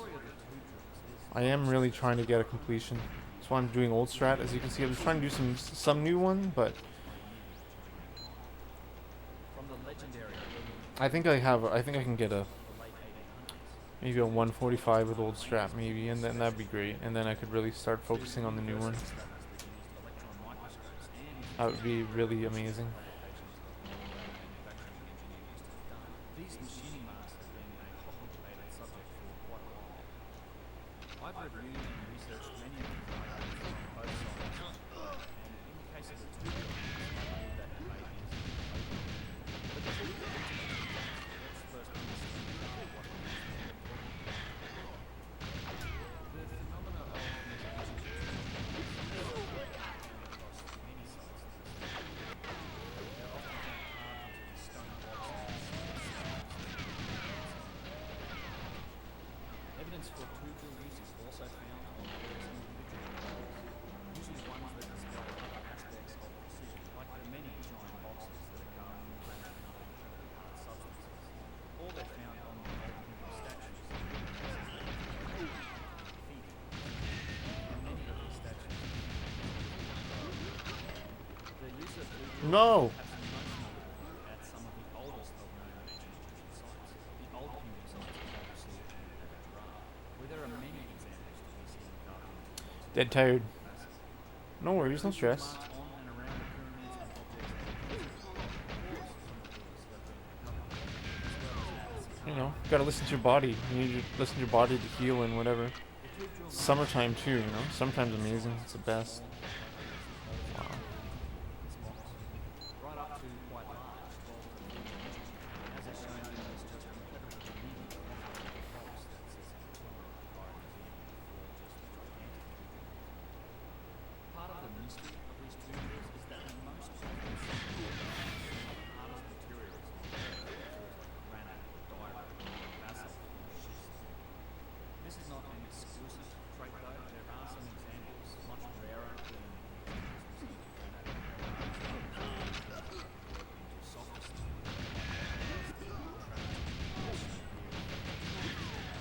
Fuck me, man. There are aspects of two drill that are quite important ones, because both the debate over this topic and the evidence for the high technology really comes from these technical details. As the name implies, these were two drills that Yo, thanks for hanging out with me, the drills trying to get this PV. and you can see some evidence for just how thin they were by the wood that is left inside the hole, like this. We need to pick me up if you know what I mean. The two-drill action itself produces cores of material that need to be removed once the joint is done. And this material removal wasn't in fact their primary purpose. Two drills At 4 o'clock, I take my last antibiotic pill. I've been on amoxicillin the last 7 days. The penicillin variant.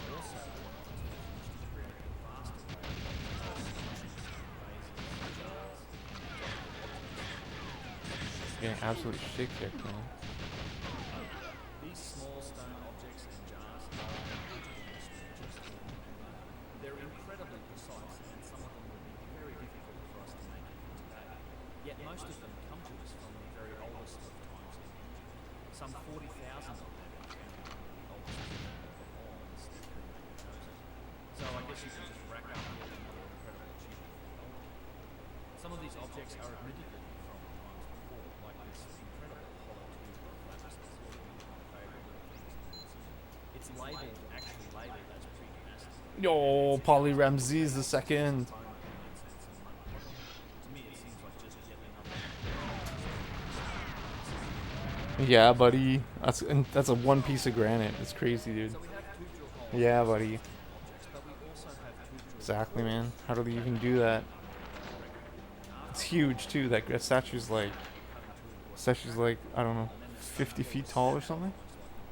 Maybe more. No, it might be maybe 3 stories, 4 stories. Even though they're ancient, the drill cores themselves still show clear machining marks, and these marks come in forms of lines or grooves that are etched into the stone itself. These grooves, in particular, are very good markers. Another interesting signature of this It's so beautiful outside. It's so nice outside. What's up, Paul? How you doing, man?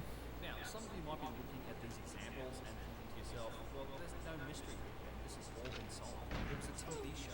not dead. Egyptologist Mark Delaney, and they showed how all this was done in that special. They used copper saws, they used copper tubes, they poured sand and water into the hole, and then they just proved how these holes were made. Well, in return to that, I would say that it's too much to do about this documentary. And although the experiment itself was really commendable, we should always be trying to learn more about these type of experiments like this. Their conclusions really don't have anything to do with the lookout that's in the archaeological record. Over the course of this video, I'll show how the methods shown in this PBS special have been debunked multiple times in relation to the markings that we see today, and that the conclusions that were reached in this special and the egg trail that exists behind them are demonstrably wrong. And we'll come back to this special a little bit later on, but on one level, I can certainly see how it's very easy to just conclude that the dynastic Egyptians made these marks, as these marks are on their sites and they're found amongst work that was conclusively produced by the dynastic civilization. This conclusion is the only acceptable conclusion for the next account. It just seems to be Brutal, man. Brutal, the other guy, you know? The Egyptians must have come everywhere from the sea, as there were just no other civilizations in that area before them. This claim is logically weird. Wow, I missed every bullet.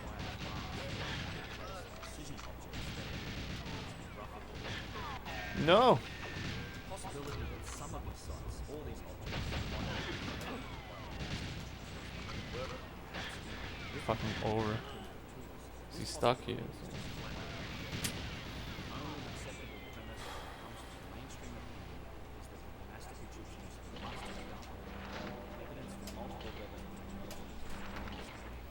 Yo, Paul, good thanks. You, yo, I'm good, man. Thanks, dude.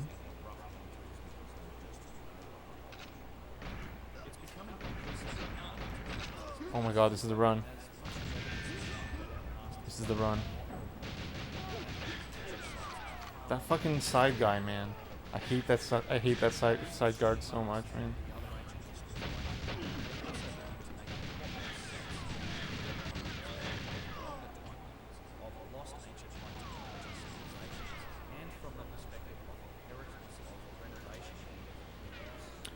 Yeah, I'm gonna have to do old strat.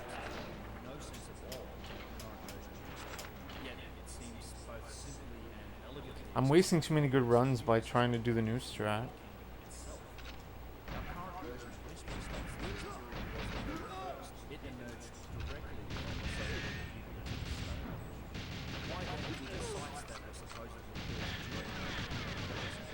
Fucking hell, man.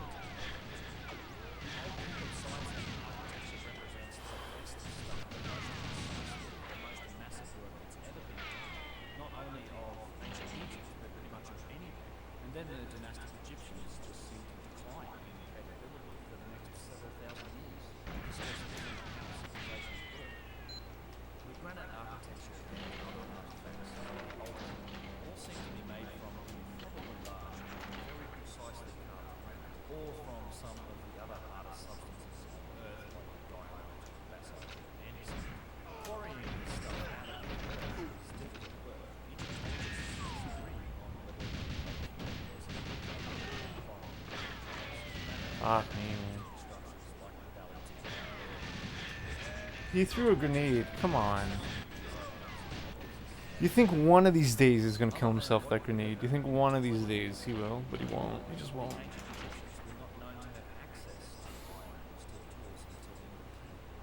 Now, logically, this is a very tough position to occupy because tremendous granite works like these are very hard to explain when all you have to work with are flint mixes, pounding stones, and copper. Yeah, this piece of granite's insane. Look how like, it's huge, and look how smooth it is. It's unbelievable.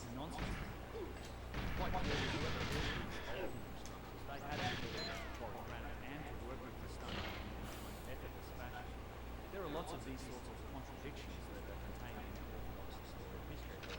And a lot of these contradictions,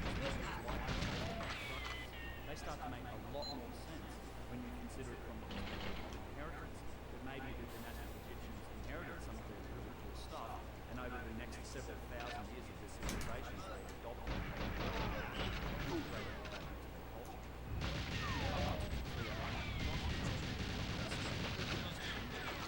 brutal, man. The side guys. Ah. Do you know much of the dynastic Egyptians? Archaeology has taught us a great deal about these civilizations. What a meme, man. What a meme. 6,000 years ago.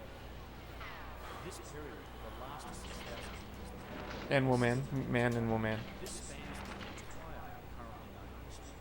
And This period multi-gender and all involves the genders. concept of a I'm not memeing, I'm being serious. technology that goes into space. Yet this period, this 6,000 years, it also I gotta suck less. I gotta suck way less. I'm sucking way too much. and it's a slice that's getting relatively smaller as new discoveries seem to continue. Like, it's fucking futile. I'm trying to kill him, but I gotta improve that, man.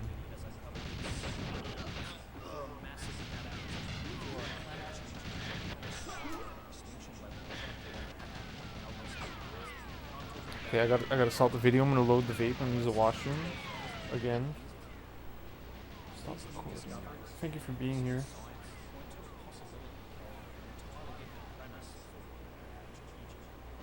This new work points to the possibility of extended timelines of civilization, of the rise of unknown technology and of cultures that were subsequently almost unknown. Really, thank you for being here. I'm really honored. Strangely enough, this story of extended timelines of highly capable ancestors who went through a cataclysm, this also happens to be the story that ancient Egyptians tell about their Okay, I'm gonna use the washroom. I'll be back. Thank you, thank you, thank you. I'm gonna load the vape too. several videos that go into a lot more depth about the younger Gyges and events that happened at the end of the last night. The first time I wrote and recorded this video did include a 15-minute investigation into how some of the first-hand accounts of these tales have been passed down through religion and things like that, right down through to our modern times, quotes that are in the Book of Revelation and stuff like that. It's a bit of a distraction away from the topic of the tooth drills, so I will release that as a video. Now that science is backing up the truth that's encased in these legends, the extension of time, the evidence of the Gyges cataclysm, isn't it high time that we take a long civilizations? So what does all this have to do with the I wanted to provide some context for the following discussion about it, and to show that it's not just isolated claims of advanced technology. There happens to be quite a lot of circumstantial evidence that supports the premise that that and the other ancient history like it all of these things have been inherited and much older. The evidence for tooth drills in ancient Egypt was first seriously discussed in literature by William Felix Lee. He investigated the method as well as many other examples of Egypt. In his 1883 publication, The Pyramids and Temples of Giza, Petrie spent years looking at these, using the best tools of the time to exactly measure the time related to record many aspects of construction in ancient Egypt, and his work is still often quoted in Petrie was a very precise and mechanically minded man. To me, he seemed much more of an engineer or a surveyor than an archaeologist, although he was and still is considered to be one of the greatest Egyptologists to ever live. Petrie was a prolific writer. Some of his books concerned topics like precision and metrology, and he was one of the very first to bring these aspects of engineering to bear in ancient civilization.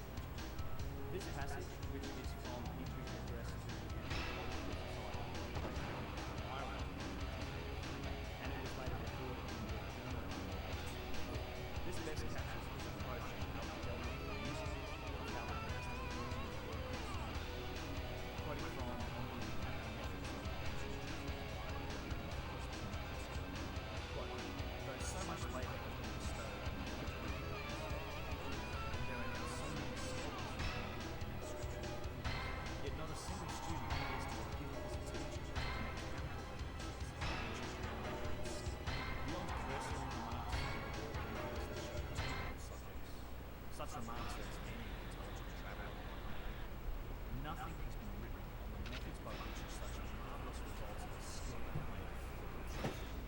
latest writer, Bruce, in his History of Egypt, says of the great diorite statue of Khufu, quote, unacquainted with the hardness and strength and the marvellous action of those instruments which in our day scarcely allow the artist to feel the trouble. That primitive race knew how to conquer the resistance of the and to animate the lifelessness with the spirit of expression and fire. No master of modern times is capable of giving an answer to the question how they managed to overcome the difficulties of an unhuman substance. Such then is our present lack of knowledge on the subject, and it was a question of special interest to me while living in England, surrounded by the finest to obtain such information and collect such specimens as might help to answer this most interesting question. It is making the point that although a lot of people study the writing and what the Massachusetts told us about it, very few people today very few people study the actual Thank you for your patience. Thank you for your patience. Thank you for your patience. One of the things that I mentioned is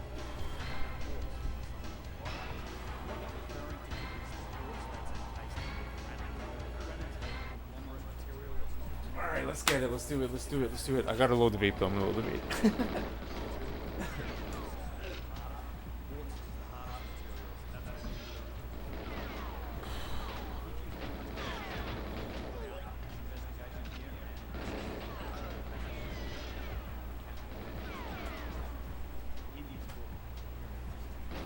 We got the glass. Oh shit. We're good. Where's my oh, it's over there.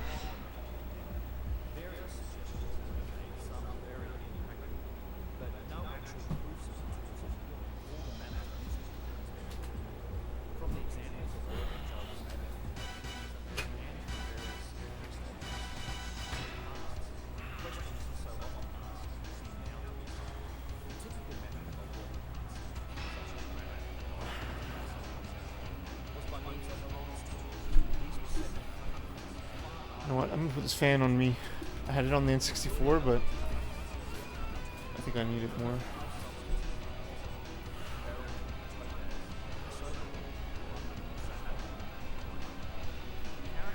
Probably hear that in the mic now, though.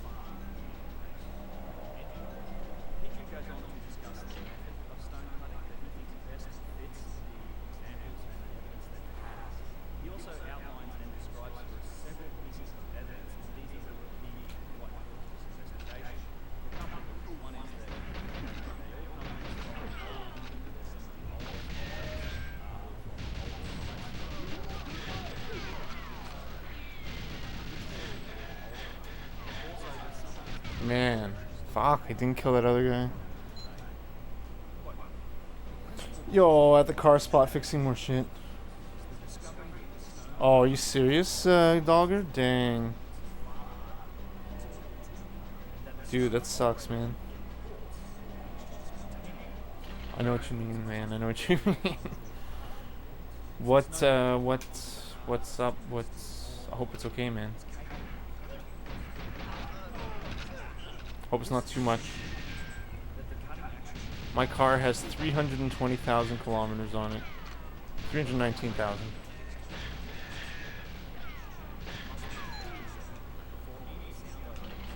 I'm not understanding how Dick says my streams are 1080p.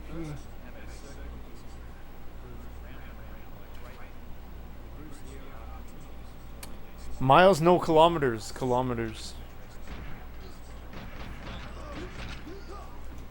I don't know what that is, Miles. 5/8. It's a little under half or whatever.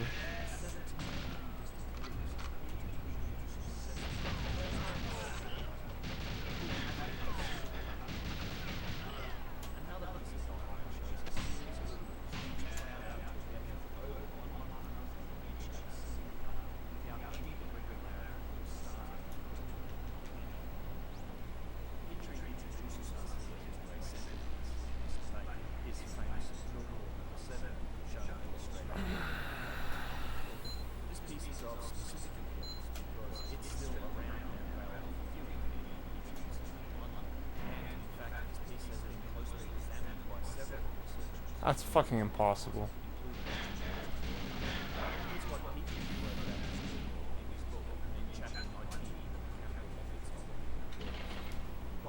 Dude, I put that bullet like pretty perfectly there. Maybe it was too far right.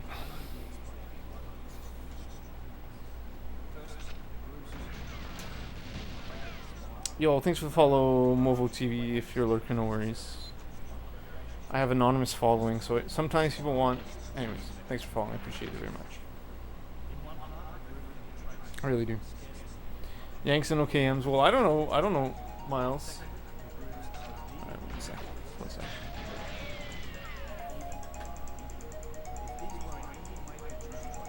Powder, they would be shallower in the harder substance, quartz, whereas a fixed dual point would be compelled to plough to the same depth in all the components. End quote. Petrie also talks about this core number 7 in his address to the Anthropological Society. Quote, another evidence of this is seen on the granite core. There the cutting point, which can be traced, has passed through quartz, feldspar, hornblende and mica without the least interruption. And when we consider the strain that the passing from a soft material to a nature of far harder nature, it is evident that not only must the separate cutting points of them each fixed in rigid center, made with great skill and care to prevent the same from being bruised out or crushed by the outright force. There are two things to really consider. Firstly, Petrie goes to great lengths, and not just in his books, but at several points during his life, to debunk the idea that these holes were drilled with an abrasive powder or with sand, as this method does not match his observations of a spiral groove. Secondly, he knows that what he is suggesting when he talks about fixed points cutting easily through very hard stone is something fantastic and beyond our known capabilities at the time. You can see him reaching for explanations with his talk of bronze tubes and cutting jewels of an unknown type. But you have to remember that while he was definitely faithful to his observations, Petrie was still trying to explain the two jewels from the perspective of the relatively primitive domestic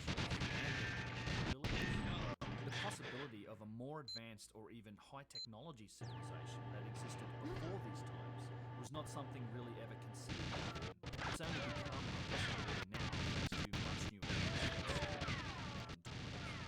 There are two methods of stone cutting that have been debated here. One method is the abrasive powder method that you put some sand or other abrasive powder in softer substance like copper or wood or something like that to grind that into the granite and wear it away. And the other method is what Petrie's talking about, which is this spiral cut, almost ripping into the granite of the tubular drill, the things that are indicated via the marks and the striations and the spiral groove that's on things like core number 7. He debated this aspect of ancient stone cutting, of the evidence for fixed point cutting versus abrasive powder cutting, with his peers for decades after these claims. And some of these debates have come to light thanks to some of Petrie's personal letters. In 1983, researchers at the University of Pennsylvania had reviewed one of these historical letter exchanges. They got involved in this and tried to shed some light on the subject. They experimented by drilling granite with several different combinations of sand, water, other lubricants, and other forms of abrasive grit. And then they took scanning electron microscope pictures of the core. They somehow very adroitly avoided mentioning what is the actual contentious point in all of this, which is whether the grooves are a single uninterrupted spiral or if they're just a set of many concentric grooves. The word spiral doesn't appear at all in this report. They simply state that all of the marks on drill cores are concentric. And although they dodge this... I'm sorry. Dude, that was like... That was pace. That was maybe -6. That was maybe 143 pace or something. That isn't actually mentioned in this report, but is significant because of its absence is the lack of testing features. So metric change over in school, so you've only known metric, yeah. And I think this is because I'm a young and boomer. you certainly can't I just prefer using imperial for height. groups that Everything else, yeah, I know what you mean. can't do it, therefore it's not even possible, therefore we don't even acknowledge it. At least that's how I think the logic goes. As I showed in the rest of this video, this is actually a pretty common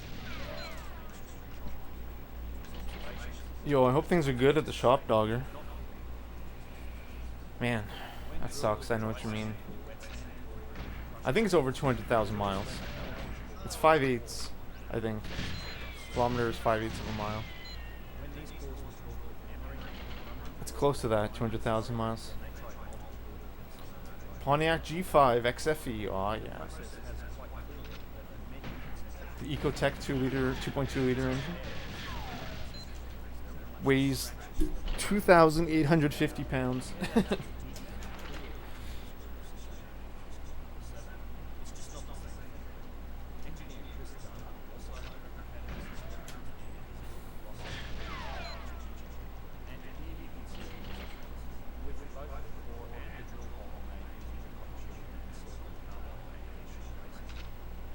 I lowered it. I put iBox springs on it.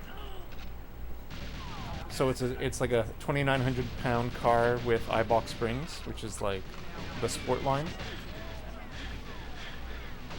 I use the original struts. It only has front struts. Rear is only springs. I gotta try the new Strat. I gotta go new Strat. I don't know why I'm trying this old Strat. I gotta do new. Let's go for it. Let's just do it. Alright, there's no excuse. Like, there's no excuse not to do it.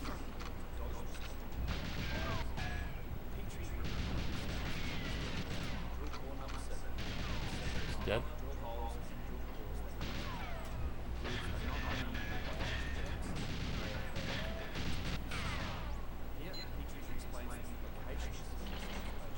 Is Dick US or can? He is Canadian. He's a Canadian guy.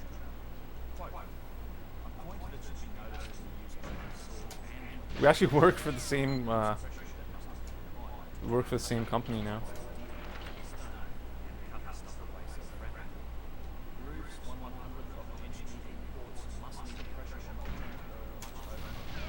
He's actually working at the facility I used to deliver waste to.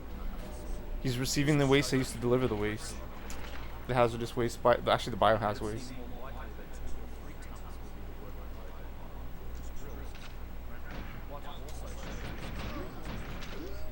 I think he's working there right now as we speak. He has the afternoon shift, I think. I think he's making overtime too. It's over.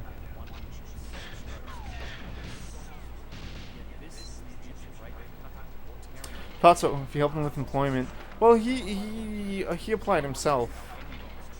He used me as a reference though, which makes sense. I mean, I can attest for his character. I can't attest for his work ethic, but I can attest for his ability. He hasn't made a single spelling mistake in like a year and a half, or one grammatical error. That's important for like government regulation and waste class codes and stuff, that he doesn't mess up waste class codes or whatever, or UN numbers. Slacking off watching Twitch and work. His job is like serious, man. He puts in the biomed waste into like the incinerator and the autoclave and shit. He's like a superhero, man. Seriously, he receives the biohazard waste and he puts it in the autoclave and the incinerator. I don't know if he does the incinerator work, but I know he does the autoclave work. And the autoclave material, I believe, is sent to an energy from waste incinerator in Brampton. So it's autoclaved and then it's incinerated at a non-haz garbage incinerator in Brampton.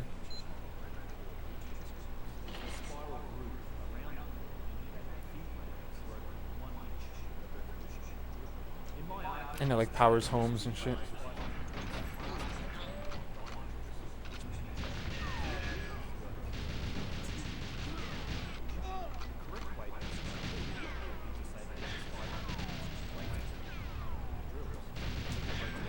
No.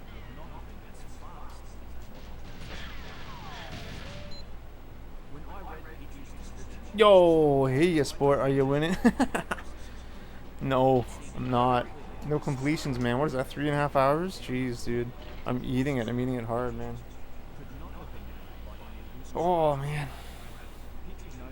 I'm mixing old strat and new strat. I'm about to load the vape again.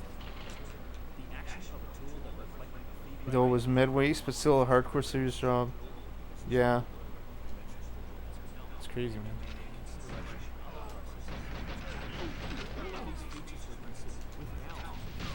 I'm not Crater Destroyer.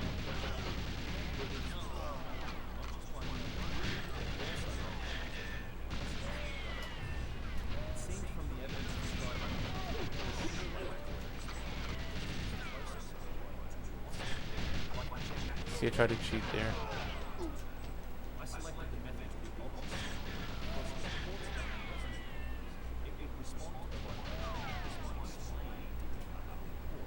Yo, thanks for being here, Creator. For sure.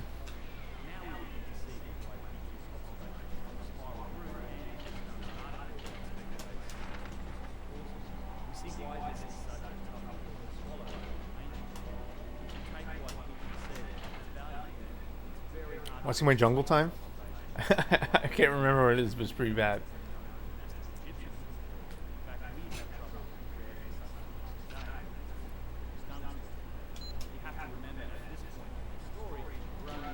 Oh, that's not too bad. 534. I mean, that's pretty bad, but like I thought it was gonna be much worse than that.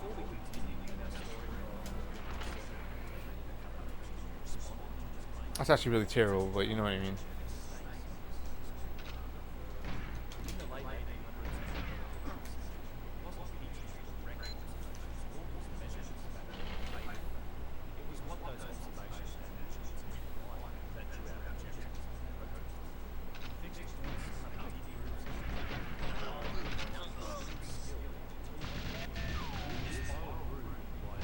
Missed the deep press. Fucking hell, man.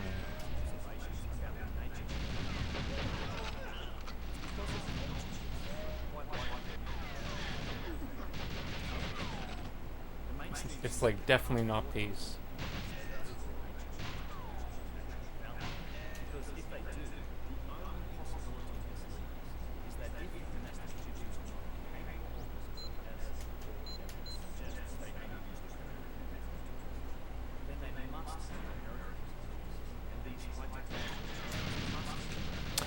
Mine would be like 15 minutes, no worries, man. Yeah.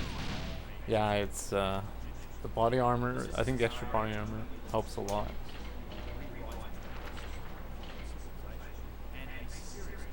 Obviously, I didn't like speedrun it. Xenia, man. Xenia's friggin' not easy to kill.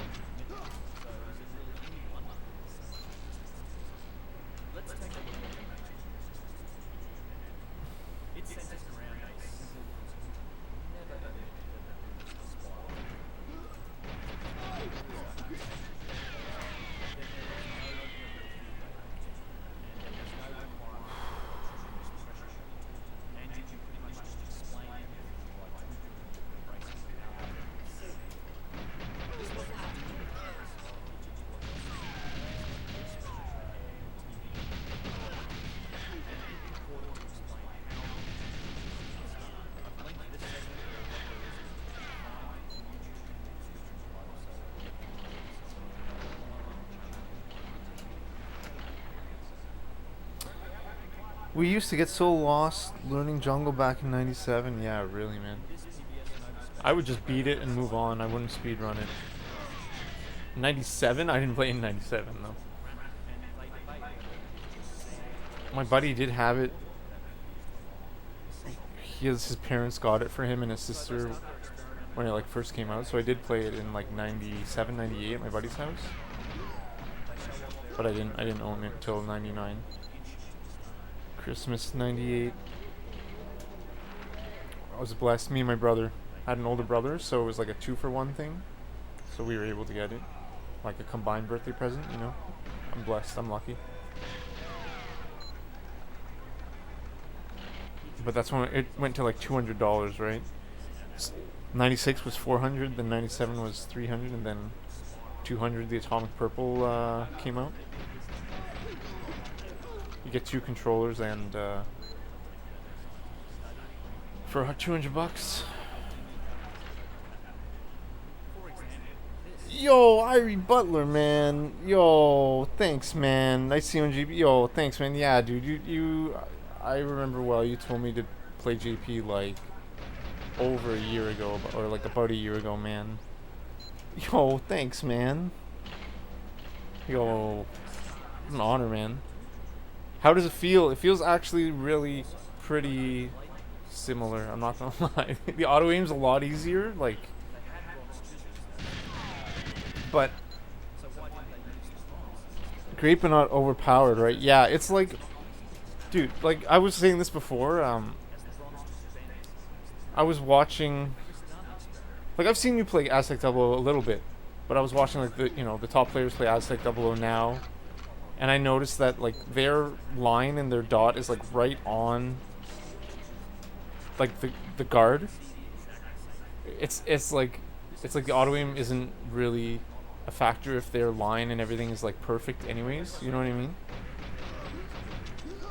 Like mine wasn't perfect there. I was kind of wonky on those last 2 guards, right, you know? But it's pretty similar, man. Yeah, man, yo, sorry for all the friggin' hurtful things and ridiculous incorrect things I was saying. That's it, I'm eating it, man. I've been playing 4 hours, no PBs. I'm eating it right in my face. You know what I mean?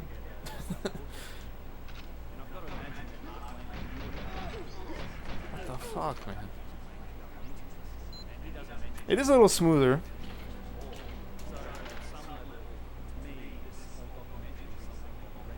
We always rented it. Trying to re-rent. Oh, yeah. Higher skill ceiling, your time isn't easy to beat.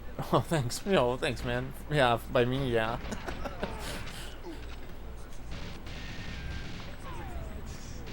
I duped it. I duped it once. I had it twice. I duped 147 a bunch of times. Not on GP, on English. Wow, thanks, man. Thanks, dude. But that's like a bad sign, in my opinion, right? If you're friggin' once they start duping, it's just like.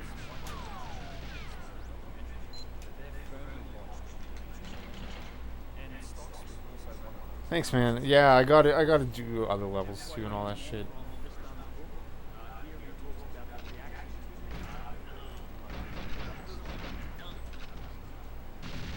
I gotta learn that one too. Like, I fucking suck at that. No.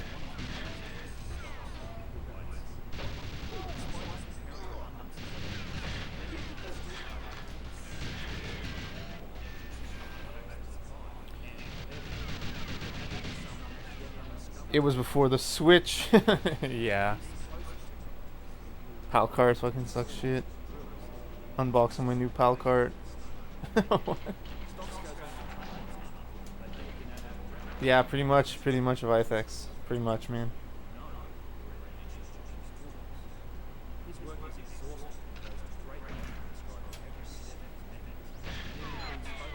I'm so inconsistent though.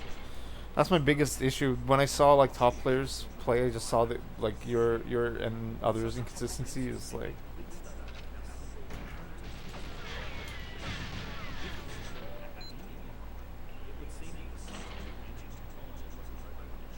Yo, thanks for being here, man.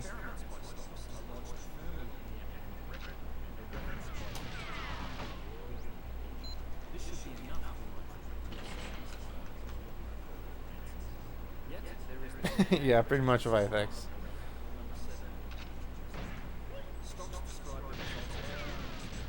Yo, I know, man. Yo, thanks, man. That's sick, dude.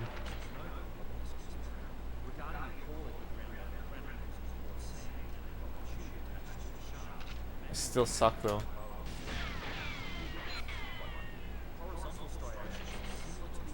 It's gotta whip up hard for headshots in JP. Def requires skill.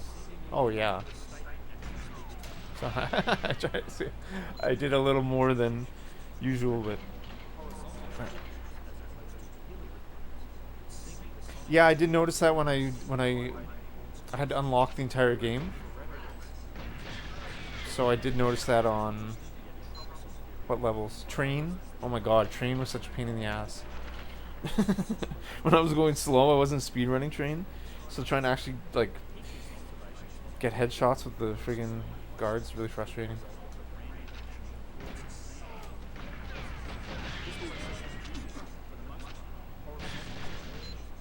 Auto aim will stay for longer. Get away with a nice whip. Ah, I see. Knowledge, yeah, man.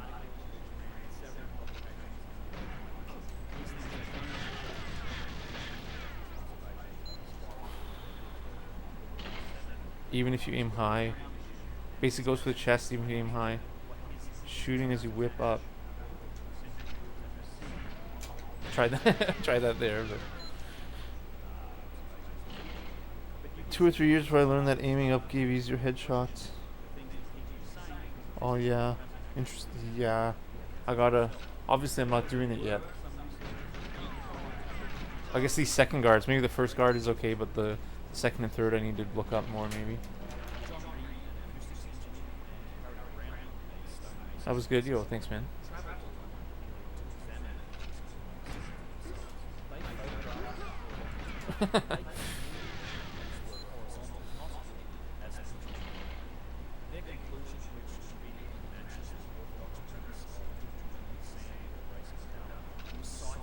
No.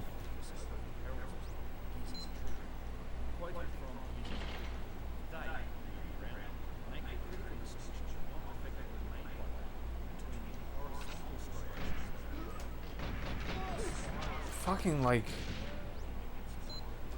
dude, about the guy like he was a guru. Who's this Ari? Ari? Who's Ari? I'm sorry, pardon my ignorance. Oh, Irie. I asked who's this Irie? Sorry, not laughing. Once you break through, you'll have it in forever. Yo, thanks man. Well yeah, Irie friggin' came in hot. Fucking in like 3 years, fucking up top 5 now. That's crazy. You have it in you forever. Let's just try now. Yeah, you're right.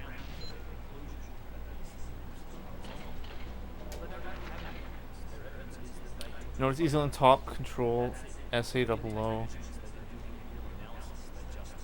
Oh, the guards? Yeah.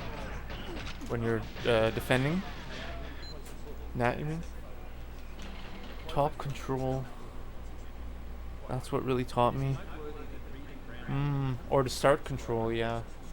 If I understood that right. Very first kill, they do a sick whip up. Yeah. He kept saying Ari.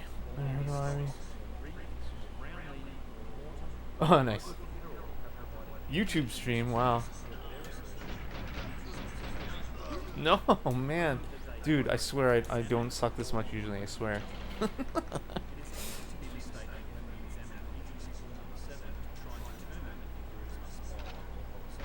Like I really suck right now.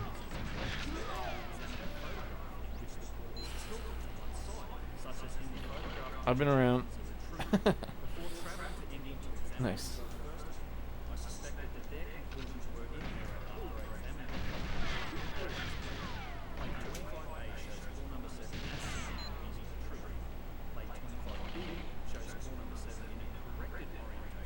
I was a catch. Yo, thanks, man. Thanks, buddy. Fuck that shit.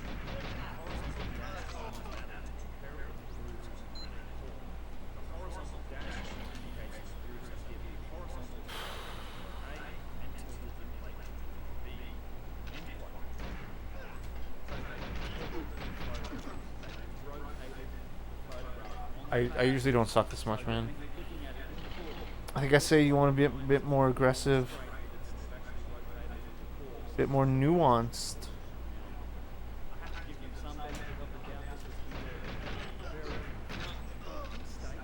That was a little slower. It went there a little slower.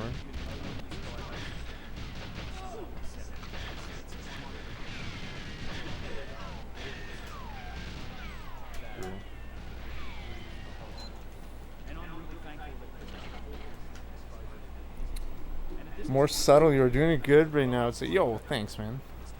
Wow, thanks, buddy.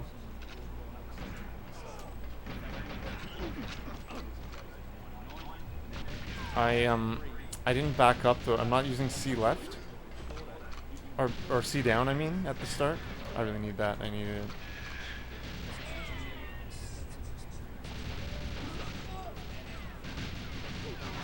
I just want to see if it's fucking there. I think I'm gonna try the old mainframe. Your like 138 strat. 6-star. Yo, thanks, man. What?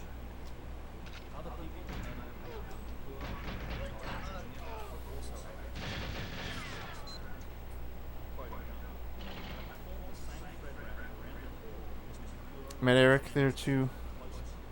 Pap.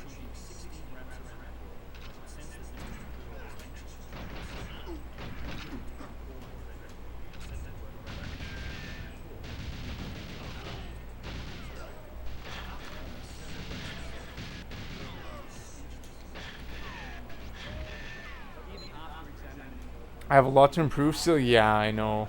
I know. I know. That I know. Bring back Ice 00219. Yo, Eric in chat. Yo, this is amazing. Thanks, dudes.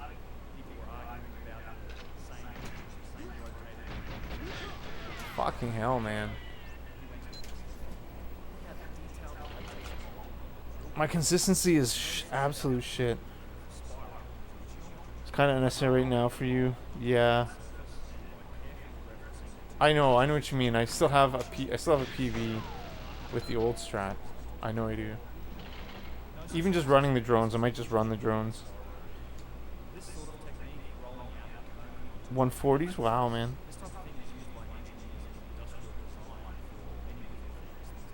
True.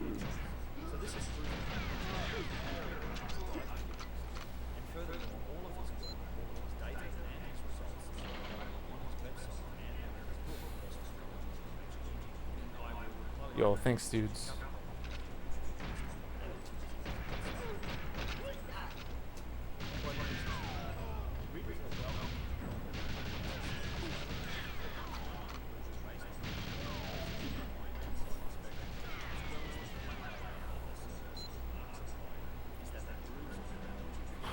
I mean, I could have clutched that out. If I'm doing old strat, I could have. Oh, no, I couldn't have. I would have ran out of ammo.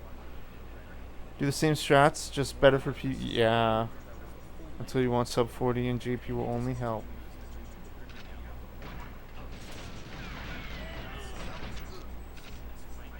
That was a little better. I looked up more there.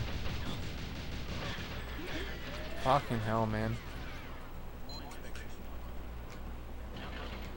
Yeah, I have no excuse now. I gotta... I'm not consistent at all. My starts are really bad.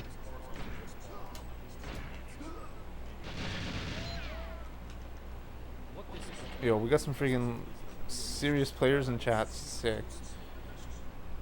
Oh my god, I gotta do well. Yeah, I have no excuse.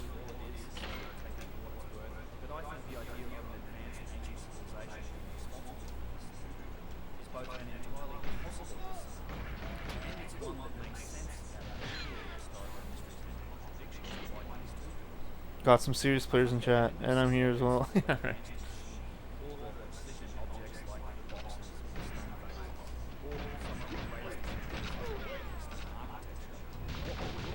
Like, I'm just that was blind shots. It worked, but like I just completely just blindly shot there. Oh my god, that actually kind of worked.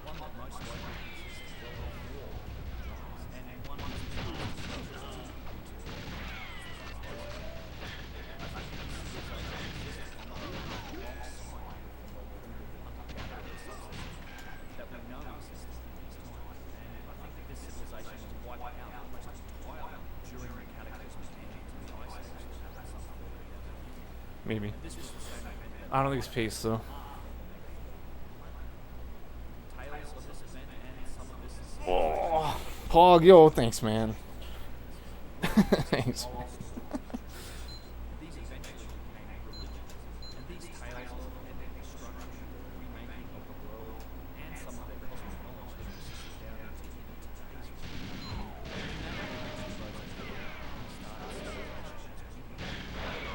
It's fine. No, it's not. Fuck. What's the death? If it's sub-minute death, then it's pretty good pace. 56 death? That was really good. It's pace, just gonna die. Yeah. Oh, it's pace. For the nade throw, look straight down. Yo, thanks, man. Okay. Straight down, nice. Okay.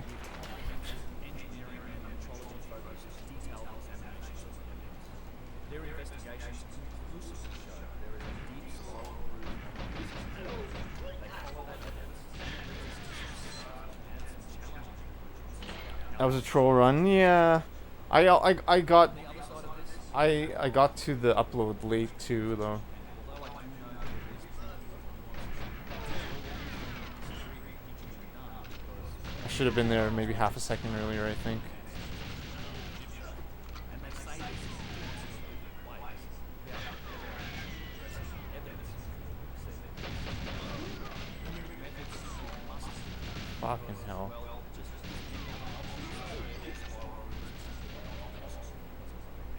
we can only apologise to strangers who are and for evidence they mostly dodge this argument entirely and never ever seem to mention the Good upload, just bad guard luck.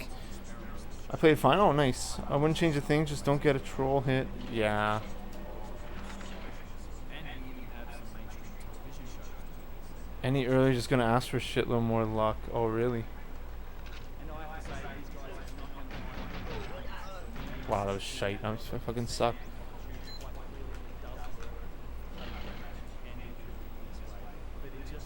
Gonna ask for a shitload more luck, yo. Yo, thanks, man. Thanks for all the tips, dude. You kidding me? Like the audio aim totally helped me there.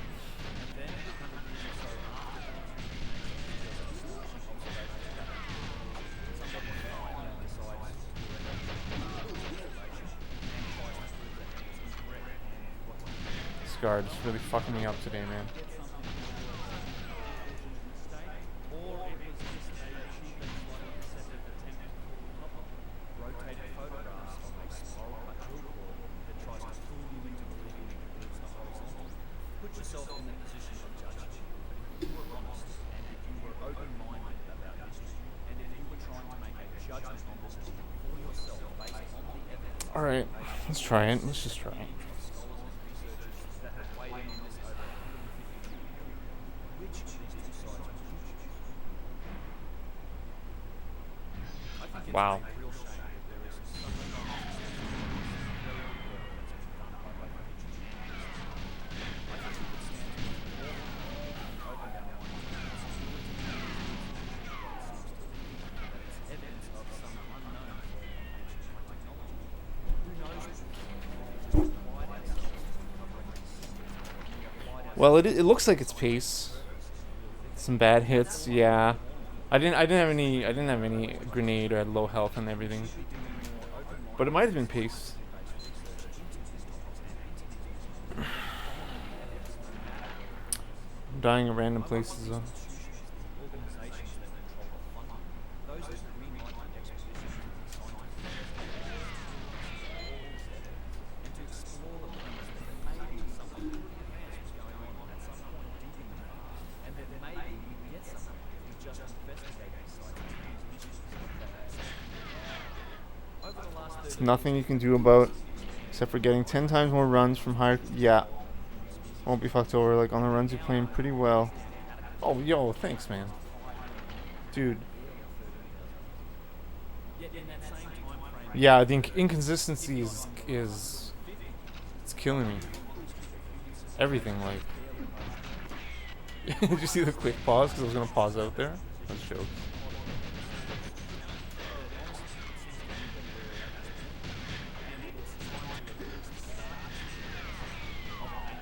Thanks, man.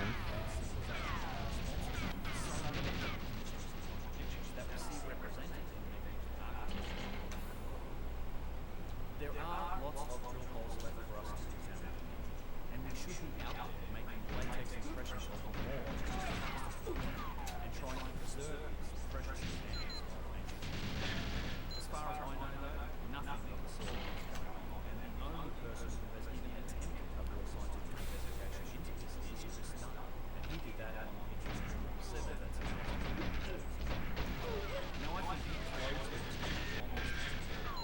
and the mainstream essentially just seems to want to stay quiet. Yo, the main critique I have is you shouldn't be looking down at all entering the black room. I do that for lag management. I find the TVs are pretty laggy. I've been doing that a lot. That's interesting, man. That's really interesting. That's really interesting. That's interesting. If you shoot head height.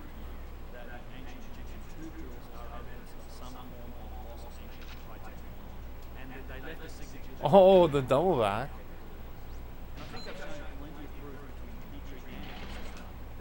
Too used to English, which is lag city.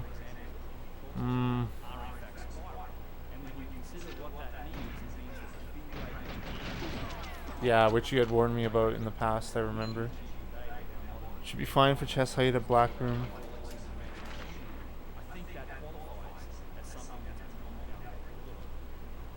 Killing them with lag shots. Leg shots, yeah. That's what I'm used to. Just for consistency. Losing runs there, yeah, I am.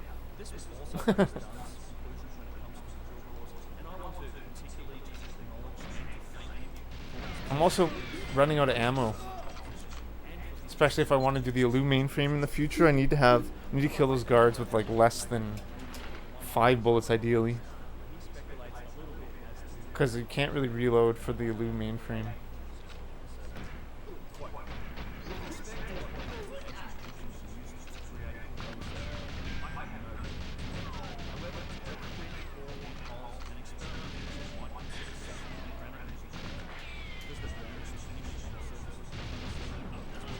Like right there. I did exactly what you told me not to do. I did exactly what you said, like, not to do. Sorry, man. I had 3 bullets too. I don't know why I just didn't try to clutch it.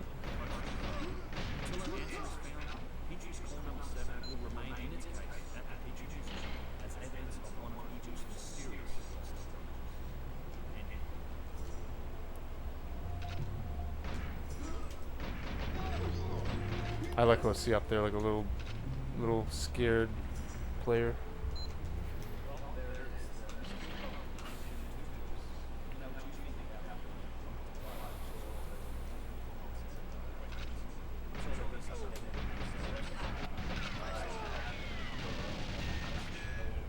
That was really bad.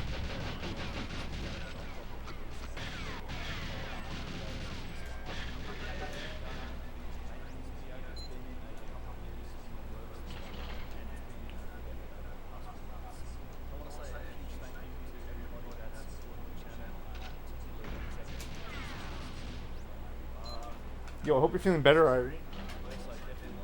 I'm on antibiotics. I've been on antibiotics the last week. Amoxicillin for a dental issue is fucked. It's my last antibiotic pill.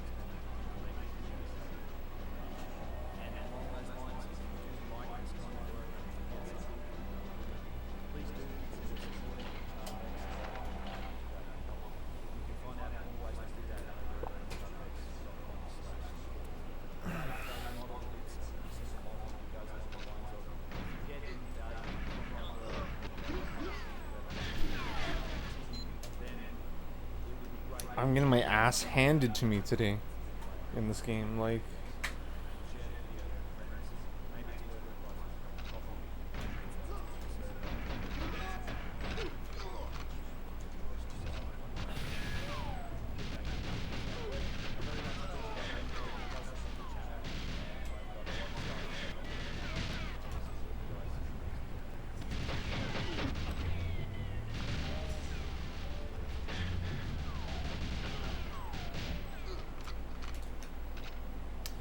That guard is fucking trolling me like crazy, man.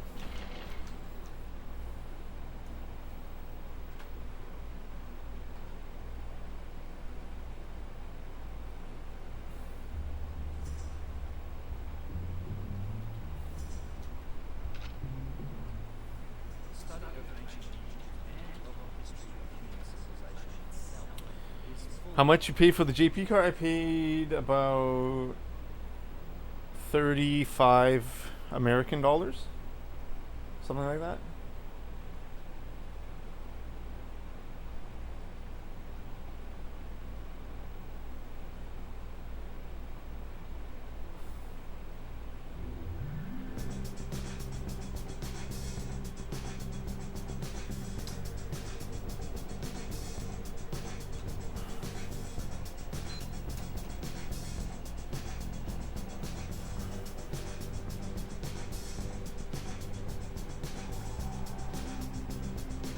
Got a JP on my low Craigslist for $10. Whoa, that's insane. That's amazing. I'm some bitter and pissed off speedrunner. Bitter, pissed off Golden Knight speedrunner. I want to share with you some of my favourite examples of the evidence for ancient forms of high technology. From the machining marks and construction techniques used in megalithic construction. I gotta use a washing. I'll be back. I'm gonna take a urination. 4 hours. Let's go. Come on. We can do this. We can do this. I'm just doing some video juggling. Yo, thanks for all the tips, Ari, man, and everyone. I'll be back. I'm using the washroom. Often wrought from the very hardest forms of natural stone. These objects Yeah, I'll be back. techniques used to make Thank you. represent a class of out-of-place artifacts that seems far beyond the known capabilities and the tools of the ancient civilizations we attribute them to. These astonishing precision objects undeniably come to us from the distant past. They are found on ancient sites, yet often they seem far superior to the work that's around them, the cruder and far less precise signature common to so many Bronze Age or primitive civilizations. Did these same civilizations also possess some form of unknown advanced capability, or the advanced tools required to make such objects? I suppose it's possible, but there is an utter lack of evidence for any such tools in the archaeological record, nor any record of them in these civilizations' own history. Is it possible that these objects are far older, and that the history of civilization on this planet is longer than we ever believed? Could the ancients, at least as we know them, have inherited some of these artifacts and architecture? Could they have found them to be sacred, incorporated them into their cultures, and used them for ritual or ceremony? After all, our own modern civilization has created the very same objects, and we still find them to be sacred. We still use them for ceremony, even today. The technology that's evident in this type of stone is generally dismissed as mostly irrelevant by mainstream archaeology, yet it's frequently found to be utterly remarkable by anyone with an open mind and the will to apply a basic analysis of the engineering principles that must have been used in their construction.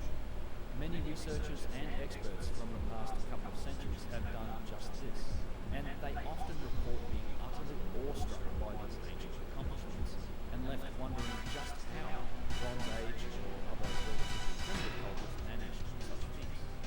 From the luminary Sir Flinders Petrie in the 1800s, one of the very first to apply engineering principles to the evidence for precision stone in ancient Egypt, to a long list of modern engineers like Christopher Dunn, stonemasons like Philip Sabine, architects like Randall Carlson, and many other researchers, all with expert understanding of construction techniques.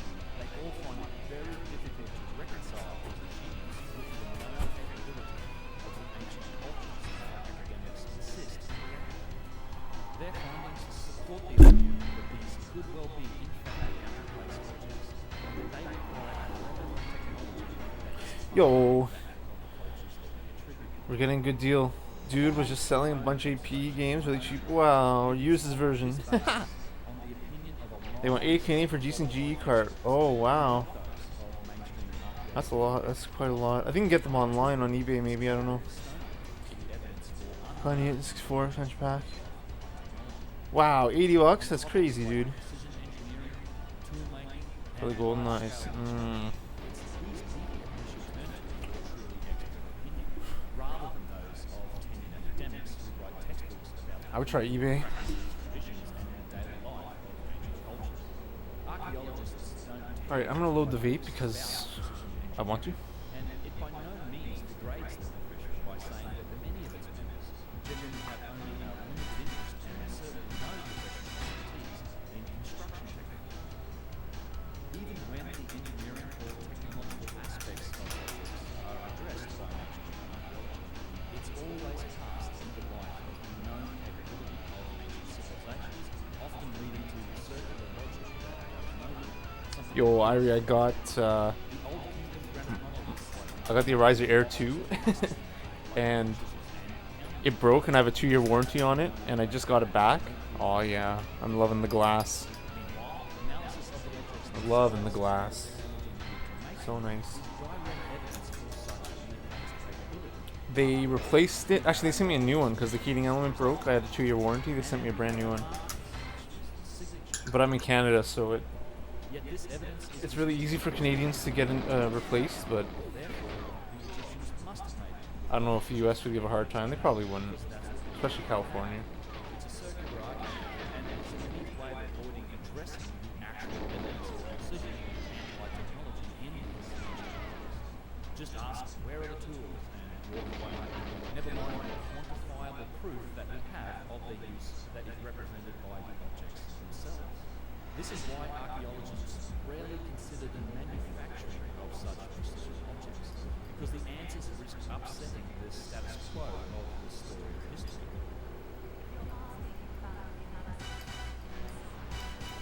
I am gonna go for Bunker 117 soon. Infiltration. If the Old Kingdom Egyptians didn't have the capability to actually do this work, then who did? And when? Many mainstream archaeologists So all this retro games they're cashing in on. maintaining this story of history. They derive their academic power and authority as the experts in the Yeah. of task. But I mean, for like a 20-year-old game, it's like Is somewhat understandable, if admittedly frustrating at times. After all, resisting change and maintaining the status quo is the very nature of an establishment. Before we get into the specifics and examples, yo, you should get it of IFX. You should do it, buddy. there are certainly a lot of interpretations of just From eBay, I would think. technology could mean, and statements or terms like this get thrown around quite a lot. In my case, it's pretty specific. I'm talking about the evidence for technology that is not explainable by the tools found in the archaeological record, nor is it explainable by They're cashing in on what we know of the capabilities Craigslist. of ancient civilizations. Wow, Craigslist? Wow. I didn't have much luck there. I had to get Amazon had a N64 I bought. My old N64 wasn't working, so I bought one off. This was like a year ago.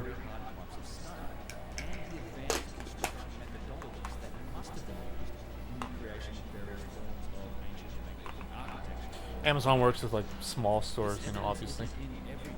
Obviously. In fact, far from it. And one of the distinguishing factors that I'll illustrate in this video is exactly this point. That quite often this evidence, all these objects, stand out in stark contrast to the relatively primitive levels of technology in the ancient world that's around them, or even on them, as is the case for much of the hieroglyphs that have been badly scratched into precision-made objects like the boxes and statues from ancient Egypt.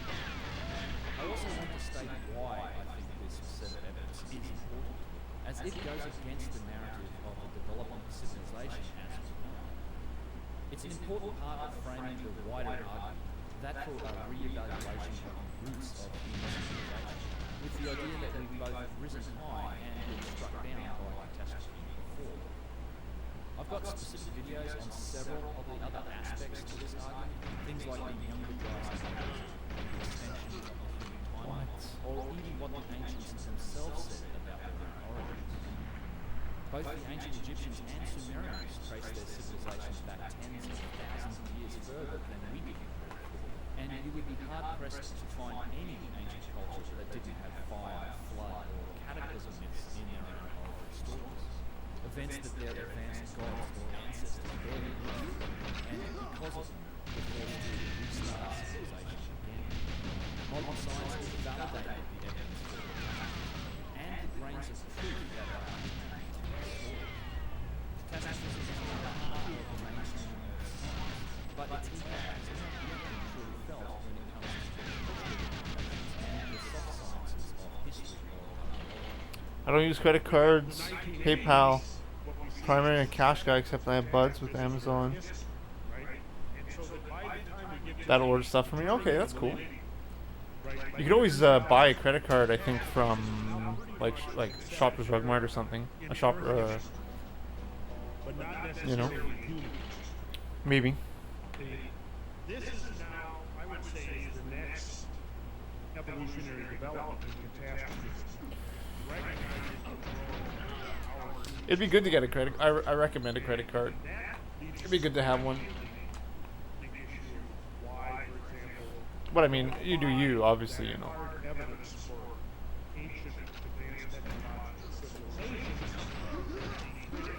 It's good to have the purchase insurance of the credit card. Like if you buy something and it breaks, you have like 45-day insurance on it, I think. Like if you buy something and it breaks, like a TV or something, or a phone, you buy a phone, you drop it, or whatever.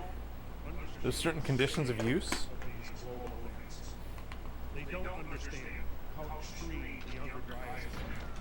Apparently people buy cars on it, and the car is like a lemon or something, and they claim like insurance. It's crazy. Really interesting stuff.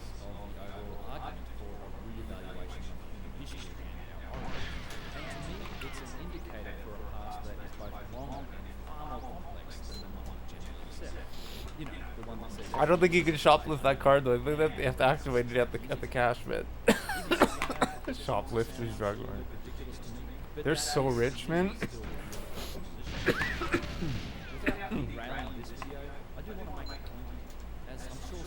My friend worked at Canadian Tire, and he said that whenever he would check the computer system and he see there'd be like 3 or 2 in stock, he would tell the customer like, "Oh no, there's none in stock," because he was certain that like there was probably like 2 or so that were stolen at least.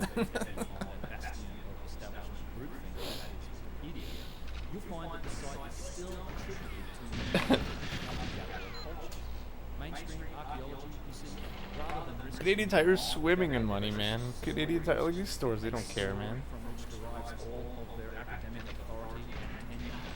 Then my friend that would go into like Walmart and steal the Half-Life CD key so he could play like Counter-Strike online and like sell it to his friends. He'd like open up a box and just write down the CD key.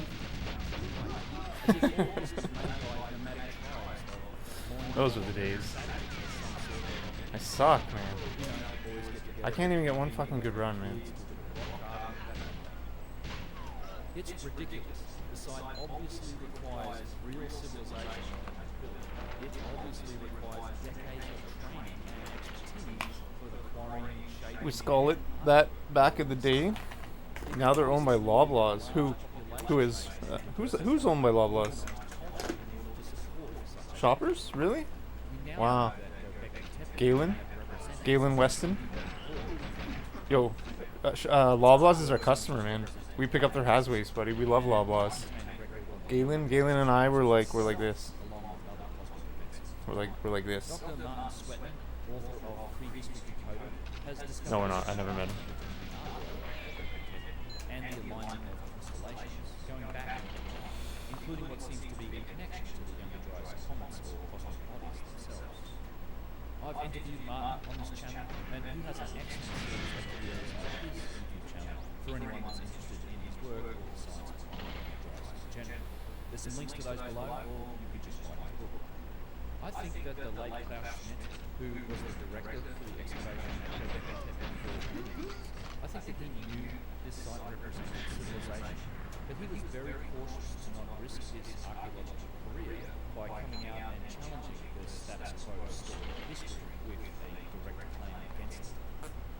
Instead, he said that it represented a transition from hunter-gatherers to an agricultural society, which, to my mind, is a roundabout way of calling it civilization. Such is the state of modern archaeology. When new ideas or new data challenge the status quo, things like the evidence for the younger dryas, or unexplainable technology, or even the things ancient cultures said about their own ancestors, these ideas are first ignored, then they're attacked, mostly by attacking the man and argument. If attacking the argument fails, then the context around the evidence is twisted, such that it becomes essentially meaningless to the narrative of history. Just look at the treatment of received by academia throughout history for the crime of successfully raising such ideas and opening so many minds across the world. Most recently, he was the subject of a full 27 pages of ad hominem and storming arguments and attacks by Professor John Hoops and the Society of American Biology. These articles are mostly in the book America Before, but rather than address these Wow. they seek to reset the context around it, framing it all as some sort of fringe esoteric tradition, not worthy of serious consideration. Invoking Bigfoot, ancient aliens, Atlantis, and all number of things that have really nothing to do with this book, the articles attempt to discredit anything that wasn't written from within the safe spaces of attending academia as pseudoscience or pseudo-archaeology. Not only that, but Hoops also sees fit to attach the worst type of modern dog-whistling calls for outrage to Hancock's work and to the entire field of non-mainstream history research. I was genuinely appalled when I read this, and I felt the need to deconstruct these articles and their logical fallacies. What? Why? What? It's insane. Hoops and his establishment crowd have also been actively working on social media to disprove the impact hypothesis as nothing more than the recycling of ancient esoteric comic myths or catastrophist books from the 1800s, written well before the concept of plate tectonics was even. Yes, people have been talking about comets for a long time, and for good reasons, just like the dinosaurs. But accounts from the past have nothing to do with the modern scientific work that's uncovering the truth and opening up the possibility. Hoops chooses to completely ignore the numbers of scientific peer-reviewed papers that have come out since 2007 when it was first proposed. And in doing so, he discredits the many dozens of qualified scientists that are behind that work. George Howard and Mark Young. I gotta friggin' that guy's trolling me that much. I gotta do this. It's in a bibliography on the Cosmic Tusk's website. And that's all the bibliography is. It's a list with links to the individual papers. It includes the papers for the impact hypothesis, which is the majority of papers, and it also includes those against it or critical of the theory. Despite not being involved in any of these papers, nor even in the scientific disciplines with the most behind it, Hoops insists on calling his bibliography biased, and from his high seat of academic tenure vocally and repeatedly recommends that Get in the cabinet. The Atari game Zellers. Newest games. Oh my god. No worries, he's not judging. You.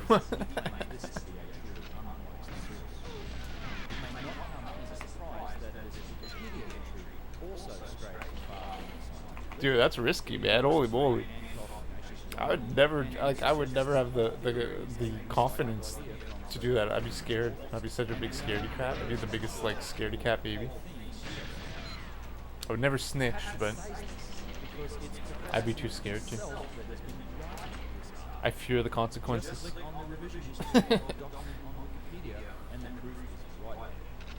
It's brazen, I'll give him that. But you really must think that the general public, like you and me, are pretty stupid. Because I don't think I can find a better example of academic establishment bias than this. In another recent live stream, I dug into the history of this document and Could you just die, please? It shows just how John Hoops has been trying to discredit the young dryas cosmic kingdom. Links to both of those. Sadly, this isn't an isolated example of establishment bias and manipulation that gets employed in order to maintain the status quo of history. In my documentary on the ancient Egyptian tombs, I show how this was done confirming the claims of the claims for a spiral groove on the famous group called 7, and these grooves indicate that Brutal, man. both measured and confirmed guard has been really pissing me off all day, man. Against Gyges' claim, boiling down to deliberately manipulated and tilted photographs. I went too far anyways, I had to because that's stupid ass guard. In order to make the groove horizontal on the page rather than spiral. This actually gets quoted as an authoritative source in other mainstream textbooks. You see, we just Yeah, Target, dude, they friggin' hustled Canada, man. I think they got some money from Canada, or maybe the CEOs hustled the targets from the US. Someone's up. I don't know the story, obviously. I know the owners of the stores got big payouts, like big severances, like millions of dollars. They were in Canada for a year and they got like $10 million severance payouts or something crazy like that. It was definitely like borderline fraud. I don't know the story, right? Because I'm just I'm not involved in it, but it was like borderline like fraud. the examples take the form of saw cuts and machining. I'm sure you know. Maybe you know Ty. You're in Canada. You're a Canuck. Lines of varying fineness and many of the objects with such marks come from sites known to exist in the Old Kingdom period, or from other parts of the world that also have Fucking hell, man. The tools that are found that come from these periods are primitive hand tools, flint knives, copper or bronze chisels, adzes, or stone hammers. These do not produce machine marks, and clearly none of them were memorized or bound. What's more, the Old Kingdom is not thought to have had access to the wheel, yet in many Old Kingdom locations we can see I should wait. I should shoot after I open the door. that certainly operated on principles involving the wheel, and that seem to have cut through incredibly tough material like granite, diorite, and basalt with seeming ease. Some of these machine marks are consistent with arcs.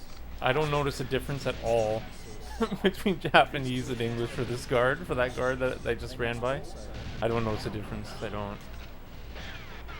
Maybe I'm not like. I'm not lined up. Obviously, I'm not looking at the right spot. Just everything is wrong. But I thought for sure Japanese would help it out, but it doesn't. Basalt that sits in front of one of these several pyramids on that site looks much like many others that we've known. Yet a close examination reveals some astonishing characteristics. The top of this block, Chilliwack.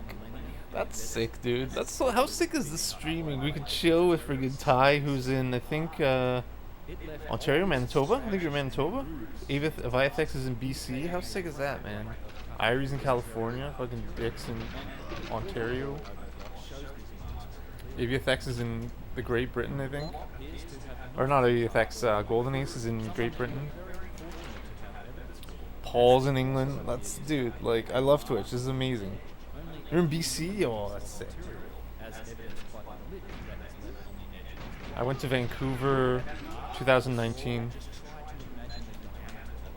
over Victoria Day weekend, May 2-4. It was amazing.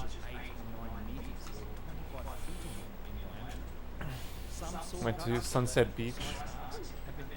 Yo, they shut down Mark Emery's shop near Sunset Beach, eh? Chilliwack, that's where I bought the cheap N64. What? That's so sick.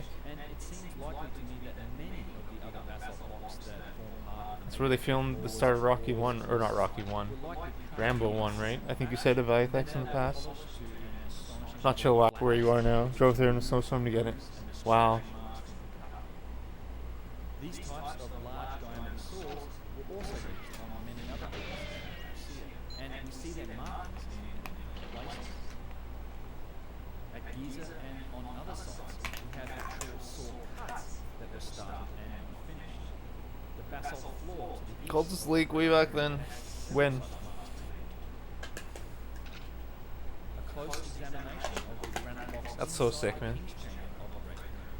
also reveals the striations and markings of great saws that were used to cut and shape.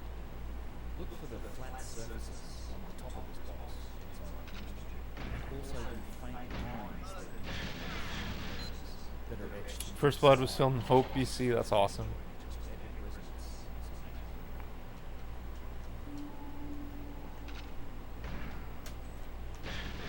sick, man.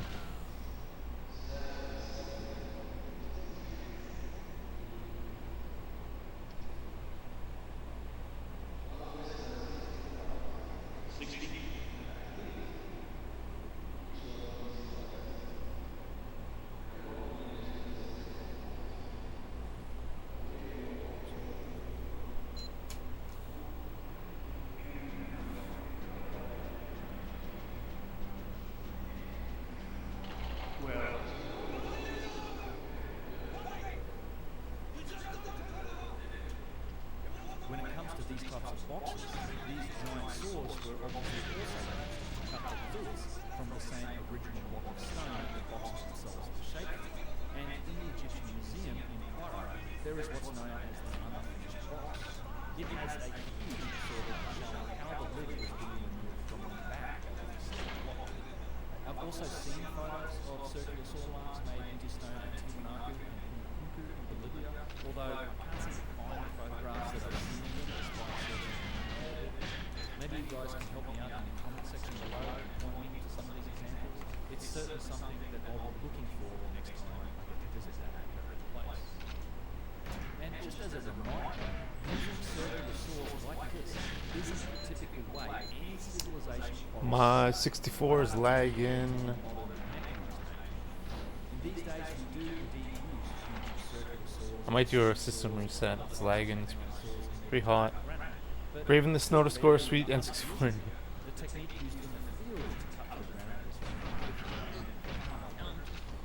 we see these primitive fire marks everywhere as the ancient Egyptian stone.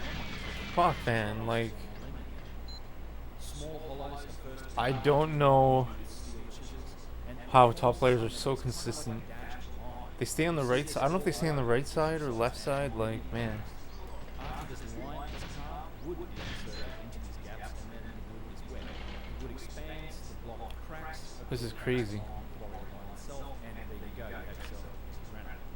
The circular saw marks that have quite clearly been used to cut the don't match any technique known from the ancient world, but they certainly seem to indicate some form of mechanized capability, much like our own. When we see these marks, there is really no mainstream explanation for how they were made in antiquity, other than the idea of some form of two-man copper or bronze saw being pushed back and forth by a couple of guys using sand or some other abrasive material to slowly, very slowly, grind through the stone. Although this technique will indeed eventually wear away the stone, it's more of a grinding motion than a cutting mechanism. And there are really several problems with the idea that this type of saw made these types of marks. Firstly, the obvious one, it doesn't leave anything like the Might be. marks that we find on blocks like a Laodicea, as it's a grinding process, not a cutting process like you see. I only have 2 bullets though. These marks are all consistent in terms of their radius. This tool wasn't moved around very much in relation to the block. Everything seems to have been held very firmly as the saw progressed. I only have 2 bullets. I'm gonna have to get shot through, right? Like, there's no other way. The edge of this cut makes it nothing short of impossible that such a saw could have been made from a soft material like copper or bronze and still manage to cut through basalt. Then there's the obvious problems. It would simply take far What? too long to grind through all of these blocks in this way, and the blocks that seem to be cut in this manner are way too long.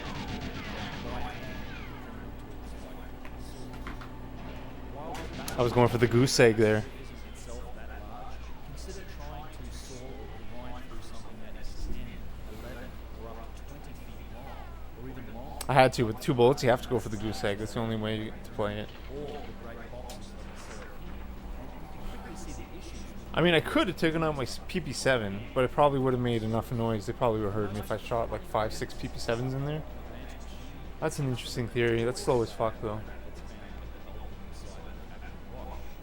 It has the same circular saw marks, these circular grooves that we saw on the basalt block at Aztec, but it also seems to have been subjected to at least a 2-stage machining process.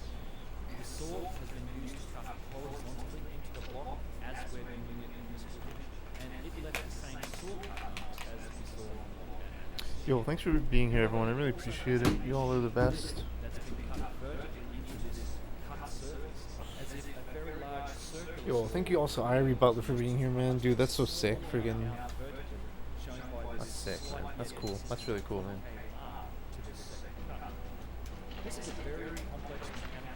But it's like, you know what, Irie? It's like, if you're still here, it's like, you're right, you know? You predicted this. I'm used to English. I have all the English mannerisms. Like the English Aztec double mannerisms, right? Shooting down. Slow as heck on this first turn, this first headshot. Like, it's pretty slow. And you wanted, you know, you saw that we could have avoided that.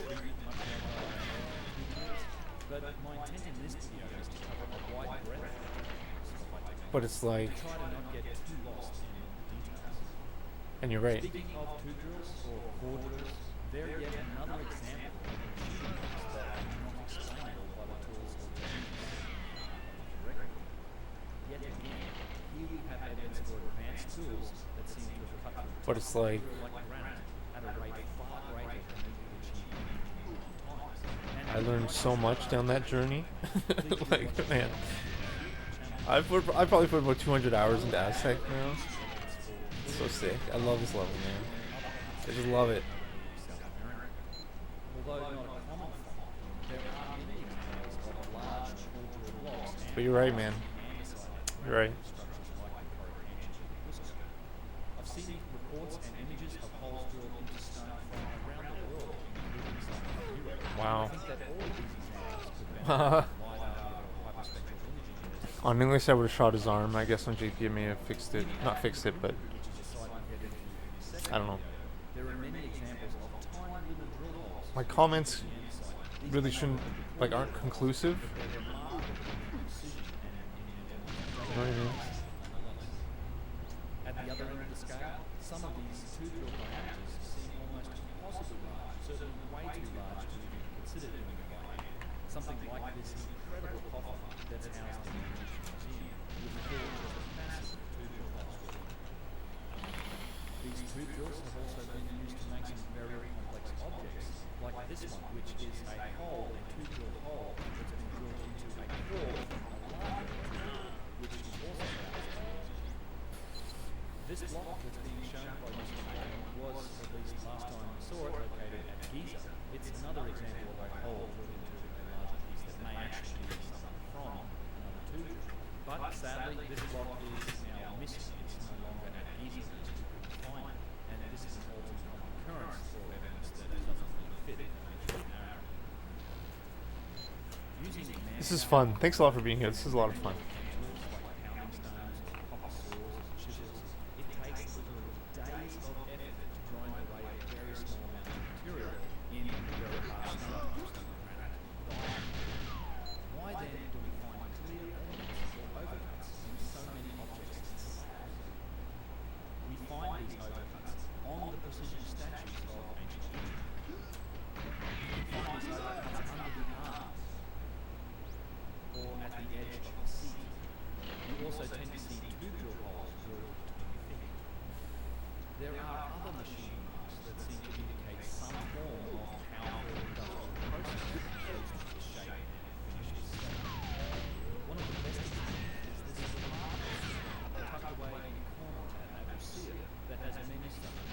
Oh no.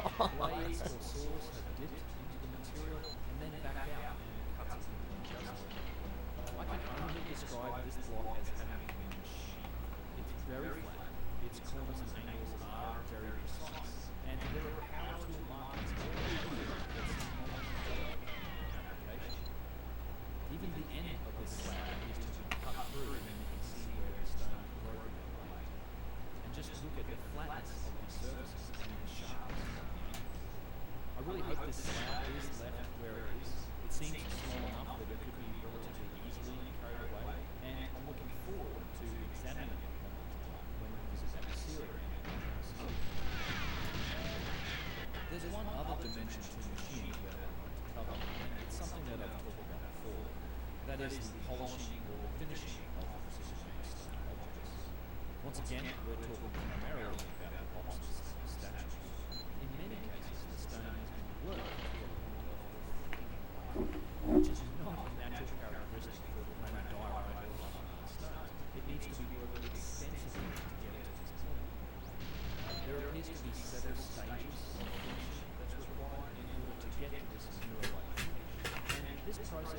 illustrated by the mighty facilities boxes that are housed in the underground catacombs of the ceremony of Saqqara. While most of these giant 24 I need a boxes coffee. I got my coffee right here. I got thermos. Oh yeah, so good. show various stages, which makes the whole complex all the more remarkable. We did it. We took the antibiotics. Took all week, but we did it. We took them. Underground and in very tight quarters.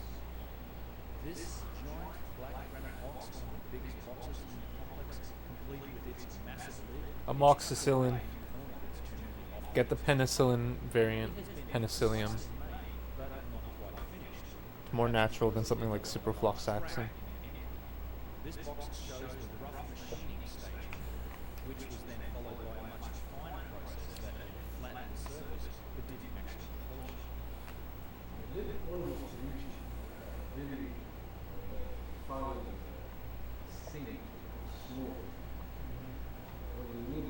I got a piece of granite.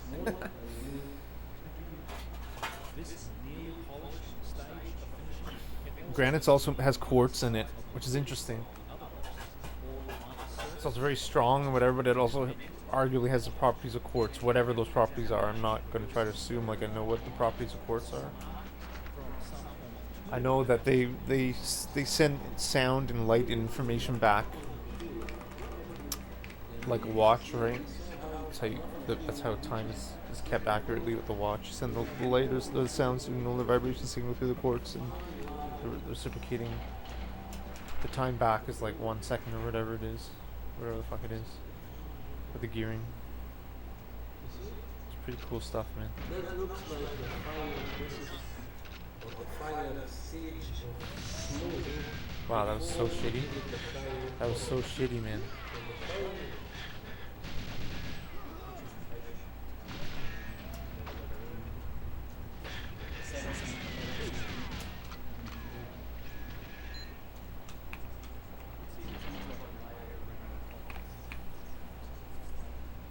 Then, lastly, we have the actual polishing stage that brings the material to light. Even while covered in dust, the perfect nature of the finish on these boxes really is remarkable, particularly in some of the interior spaces of the boxes. Fucking hell, man.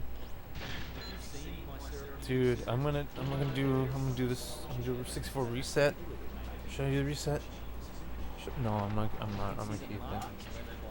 It's so laggy now. I might do the S1 load. I might do a reset, but it might mess up my capture.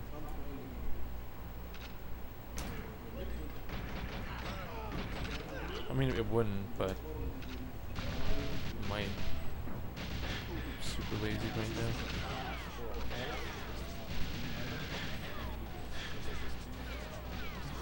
because these liquid groove marks that are shown here, they are noticeably smoother than the surrounding material.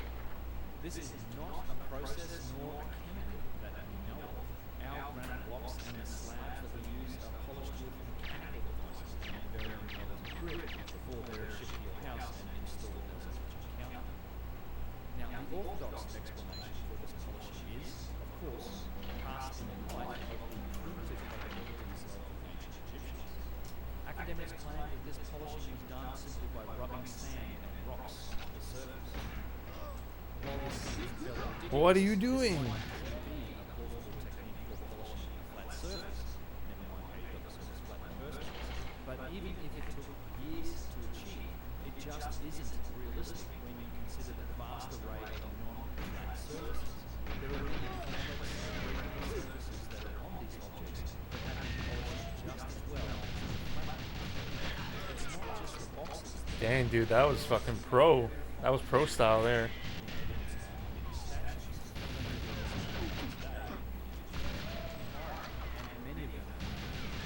Fuck this guy, man. I swear to God, that guard has trolled me. Maybe it's because I'm too slow to the corner. Because he's already doing his animation. Maybe I gotta be to the corner faster. Because he's already doing his animation. Like, I don't think this is pace because of that stupid guard. polished, the artistic lotus flower motif on the side of the throne here is polished, and this polished finish, which when shown I don't care. Did it open? Fuck. I have my TV volume really low. I knew it wasn't pace. I knew it wasn't pace.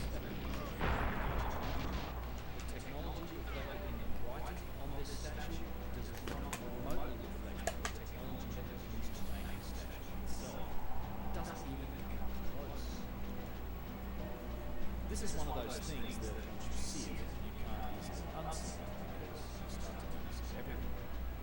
The glyphs carved into these objects display the signature and the marks that handheld chisels leave into the stone. This. Compared to the object itself, the writing is generally always pretty rough work. The builders obviously had the ability to polish any surface at any angle, as I've just shown. Yet the writings are never polished, even in large symbols with limited space. Look at this box, for example.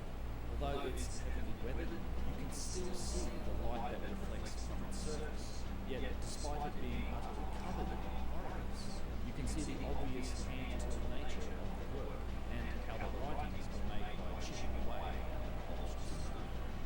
Look at the writing on this box in the Serapini we've looked at it before, but I'd like to make a point that if the builders could make It does look weird with the Japanese beside my name. Not gonna lie. I'm not saying it's a bad thing.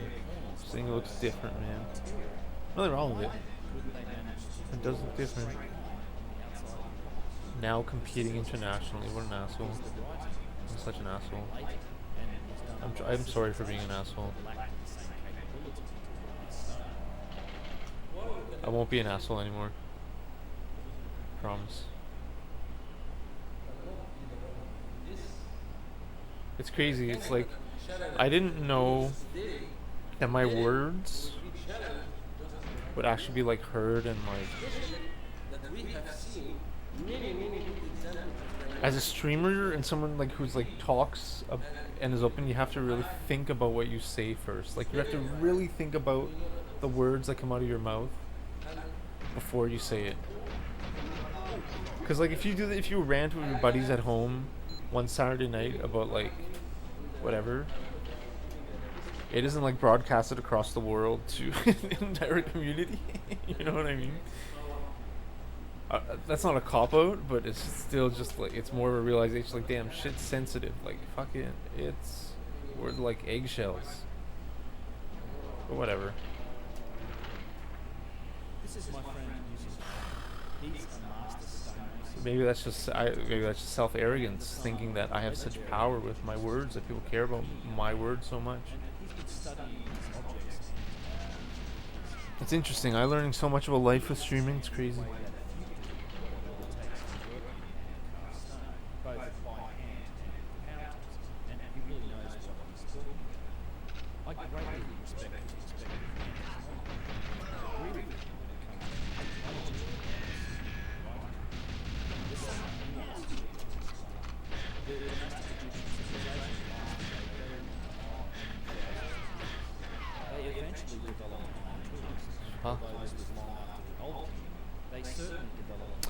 I'm gonna put the fan on the N64 again. I'd imagine that being a scribe or stone carver and writing hieroglyphs was a lifelong trade and would have taken decades of training to become truly proficient. This proficiency in writing extended even to erasing old glyphs and replacing them. This process is well demonstrated by an example of tennis on this obelisk fragment. See how the bird glyph is being blended into the writing? I think that this is why Ramses II seems to have had his name on everything. Once he's taken, it's forever. And he's still the statues. Oh, I think I'm getting it. Oh, I didn't kill him? That was better, though. I think I'm understanding a little better. Yo, my thanks. Alright, man, off clean up, so go look and get that PB. Yo, you got the Ramses emote? Yeah, buddy. Sick, man. Yeah, buddy. Thanks, man. Thanks, homie. Thanks, Paul. You're the man, dude. Thanks, buddy. You're the man, dude. Appreciate it. He's lived and traveled in Egypt his whole life, and he's never seen any writing that reflects all the use of tools. We do, however, see this evidence on the objects themselves, on the boxes, on the slabs, on the columns, the obelisks, and on the statues. The writing is, without fail, always data sites and to date objects that are found on the sites, despite in many cases there being a huge disparity in technology levels. How could anyone say that these poorly made scratches into this incredible ones are made by the same itself? Yet this is exactly how we date and relate this site and its objects. At the Serapine, this box is considered to be the most valuable because of that light. I would prefer to call this what it is, a priceless, high technology. Fuck off, man. I was not even close. I wasn't close at all there. Maybe it's high time that we opened our eyes and used some of our own high technology capability in order to reevaluate these ancient places so that we might get just a few steps closer to the truth.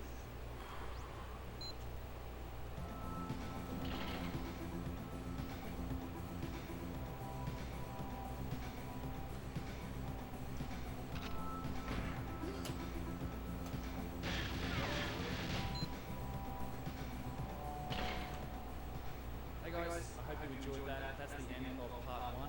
Part 2 of this series will be the very next video that I produce, and in it we'll continue this investigation by taking a look at some of the logistics and construction methodologies around moving some of the really big heavy stuff. We'll also take a look at what I think is the most convincing aspect of ancient high precision, ancient high technology, which is precision. Then we get into all the little vases, the symmetry in the stone vases, the columns, the boxes, the obelisks, various aspects of precision that are both measurable and quite evident. In that video, I'll also give you my opinion on what it is that I think is really important here when we look at all of this high technology objects that are mixed up in rougher and less precise work from other ancient civilizations. I do want to take a minute to just say a huge thank you to everybody who does support the channel. No. It means a lot to me. It's the only reason that I'm able to take the time to make videos. I'm doing it through Patreon, PayPal, Subscribestar. There's a bunch of ways you can do it. They're all listed out on charlex.com/support. That emote looks sick. That's a sick emote. Stephanie for designing the new logo. I really dig it. I put it on some merchandise. I'm using it in the videos, as you can tell. And yeah, that's great. Otherwise, I hope you enjoyed it. I will see you guys in the next one.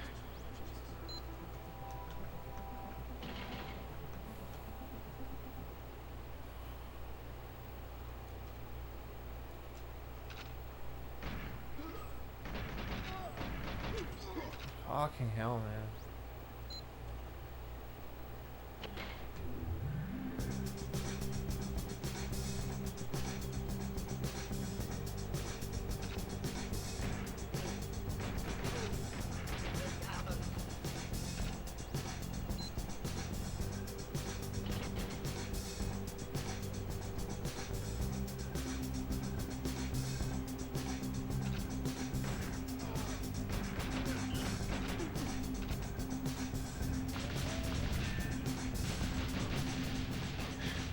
Fucking hell, man. Welcome to Uncharted X.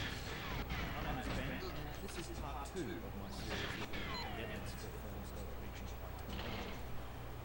Part 1 is worth a watch before this if you haven't seen it already.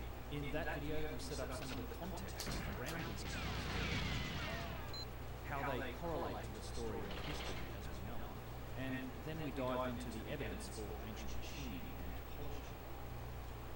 In this video, we're going to look at another category of technology, the one that I think is the most convincing. The nature of precision bears some explanation, as while it's a word we all know and hear frequently, it's a marketing term.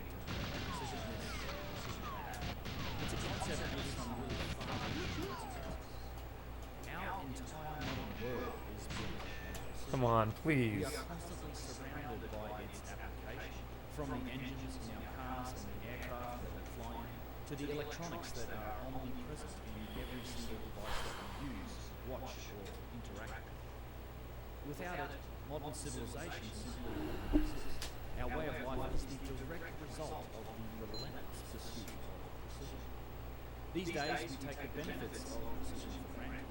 For example, the mass-produced and pervasive semiconductor microchips that are in devices, from dishwashers. Fuck off. These all contain millions of transistors that are power efficient silicon. These tiny transistors are which is to say measured in billions of meters. And yes, building the width of a Well, we know what happened there.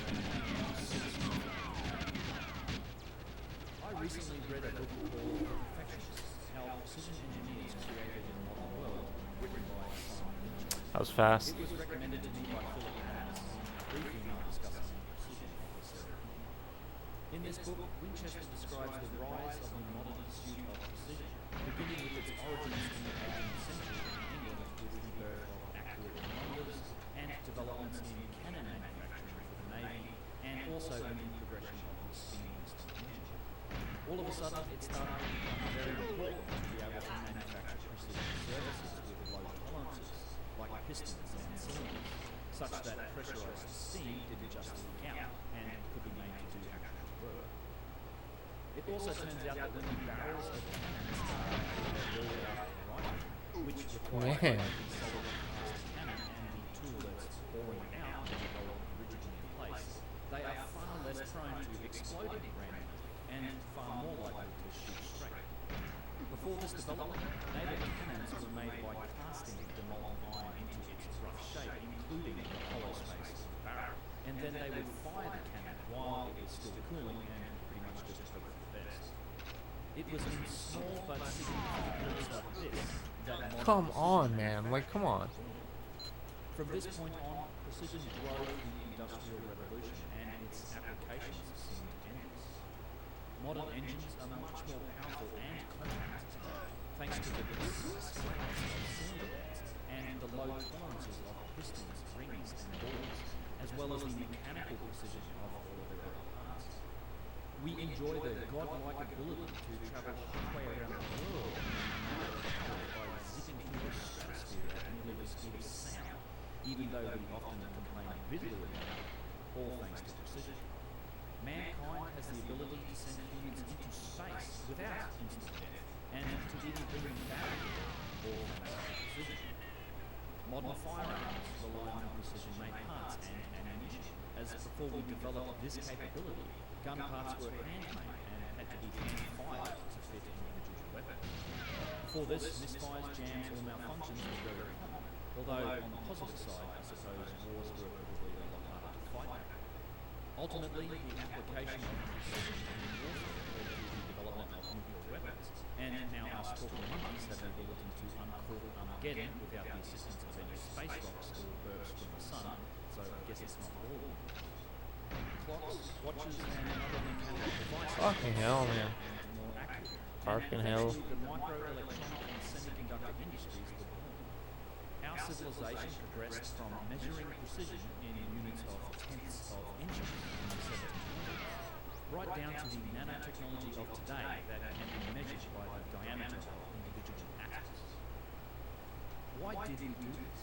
Why did we go to all of the trouble, expense, and effort to develop and keep pushing back the boundaries of precision? This question may seem obvious, but it reveals one of the fundamental aspects Man. This level, man.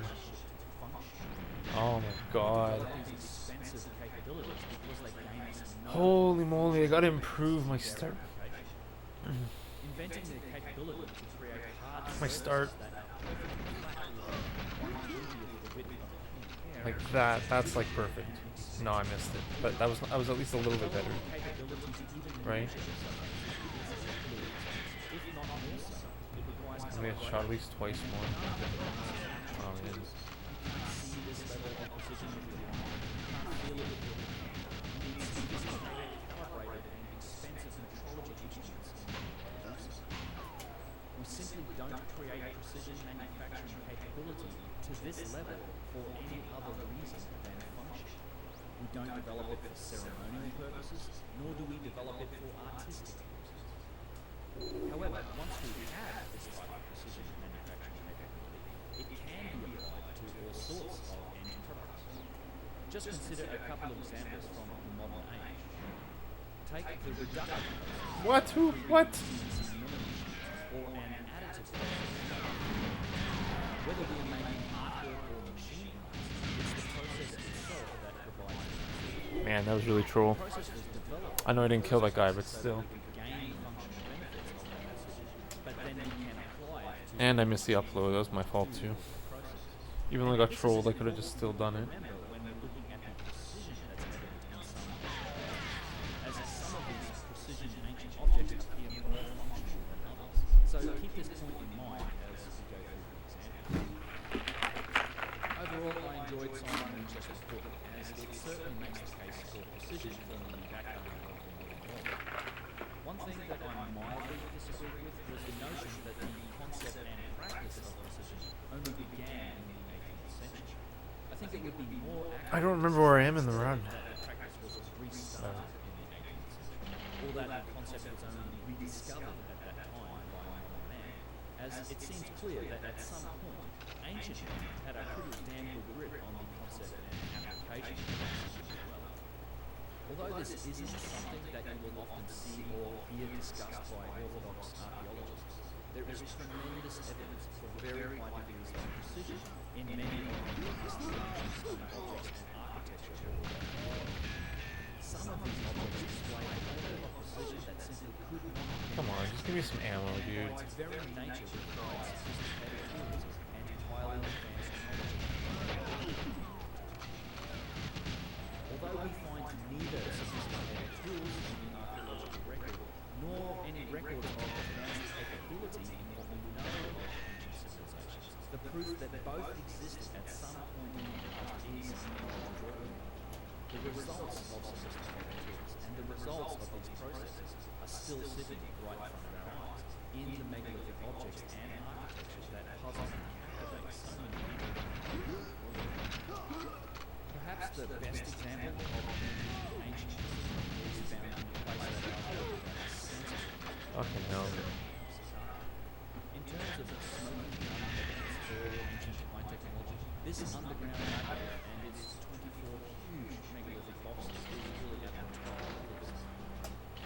The precision of these mighty single-piece boxes and their lids, some of which weigh up Oh, 5 hours. is measured in straight lines, in flat surfaces, and in perfect squares of corners and vertical faces. These are easily understood dimensions of precision, and it's a good place to start our investigation, as we'll move on to the more complex evidence of compound curved surfaces and three-dimensional proportions of objects like the tiny stone jars and the giant statues afterwards. I have a 5-part series of videos dedicated to the Serapeums on my channel, so I'll be brief here. But if you haven't seen them, please do check out the Serapeum playlist. Fucking hell. Using a calibrated and expensive precision straight edge, manufacturing engineer Chris Dunn has measured the inside surfaces of a couple of these boxes to be precisely and absolutely flat to within 1/20th of the width of a human hair, or 0.0001 inches, which is the limit of his straight edge. Wherever he moved the straight edge over the flat, mirror-like interior walls of the box, light did not pass underneath it, which it would have if the surface was not better than flat. Using a Fucking hell, man. square calibrated to within 5/100,000th of an inch, or 0.00005 inches, we found the inside faces of the boxes to not only be perfectly square and parallel to each other, but also perfectly square relative to the lid.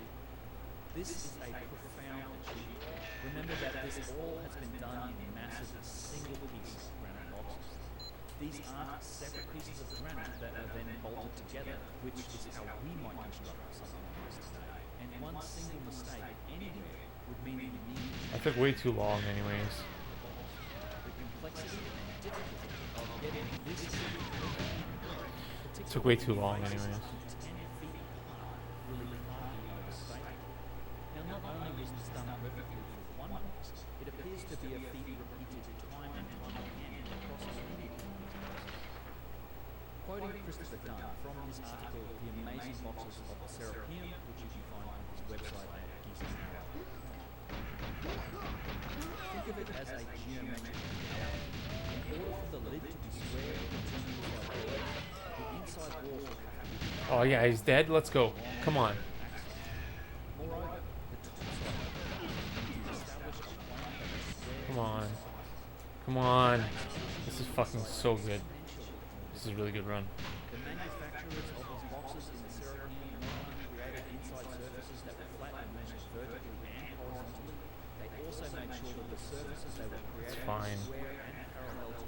Fuck, I'm such a stupid idiot. That was really stupid of me. Whatever. But without such parallelism and squareness, Oh, that was so stupid of me. both sides will not exist. While it may be argued that modern man cannot impose a modern perspective on artifacts that are thousands of years old, Wow. appreciation of the level of precision found in these artifacts is understanding of what it takes to produce this kind of work. As an engineering craftsman who has worked in manufacturing for over 40 years and who has created precision artifacts, Yeah, let's just forget that run ever existed. this accomplishment in prehistory is I can't believe that was such a good run and went to such bad ending. Like, there is a very high purpose for the art. Even the concept of this type of I used to go on the inside, but now I'm going on the outside to upload. The only other reason that such precision would be created in an object would be that the tools that are used to create it are so precise that they are incapable of producing anything less. With either scenario, we are looking at a higher civilization in prehistory than what is currently accepted. To me, the implications are staggering. This is why I believe that these artifacts that I have mentioned are the smoking gun that proves without a shadow of a doubt that a higher civilization Come on. than what we have been taught exists in ancient Egypt. The evidence is cutting. Come on. It's a good one. The Serapeum is the only Yeah, I thought I had more health. precision stone boxes. They're found in many pyramids and in so-called temples, as well as in other underground galleries and tunnel systems like those in the Valley of Kings. The Egyptian Museum also has many examples of precision boxes that are in the world. The best and biggest of these boxes are still No.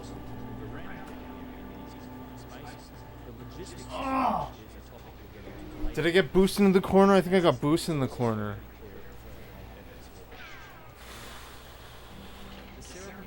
Fuck. I think I got boosted in the corner there. That analysis was done by Christopher on his own position, and even then it was only performed on a couple of the boxes in the Serapeum and not on all of them.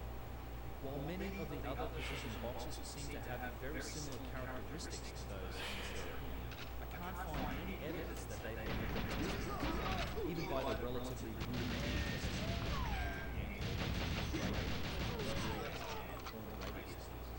I think this is speaks volumes. Fuck, I tried to strafe kill him. I should have just C-upped him. They just don't seem to be that interested. Yet there are and have been for years now several non-invasive treatments and tests that could easily This is a really, really, really good start.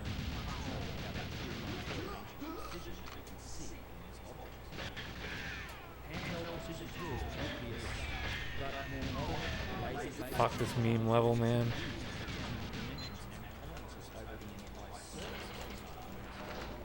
High definition LiDAR-based 3D scan or the emerging field of hyperspectral imaging could be used to dramatically advance our understanding of the exact nature and precision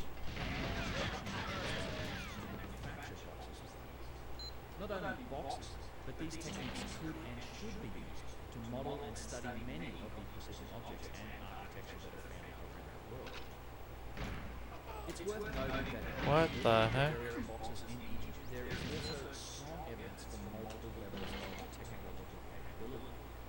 Although they're always uniformly labelled as sarcophagi, whether it's for people or for corpses, there always seems to be two types of boxes. There are the precision-made ones with straight lines, sharp angles, flat and regular surfaces, and then there are the No, I thought he was dead. which are imperfect and still display chisel and precision. Although this isn't always the case, in general, the Brutal. later periods, with the precision boxes being attributed to the older and earlier period.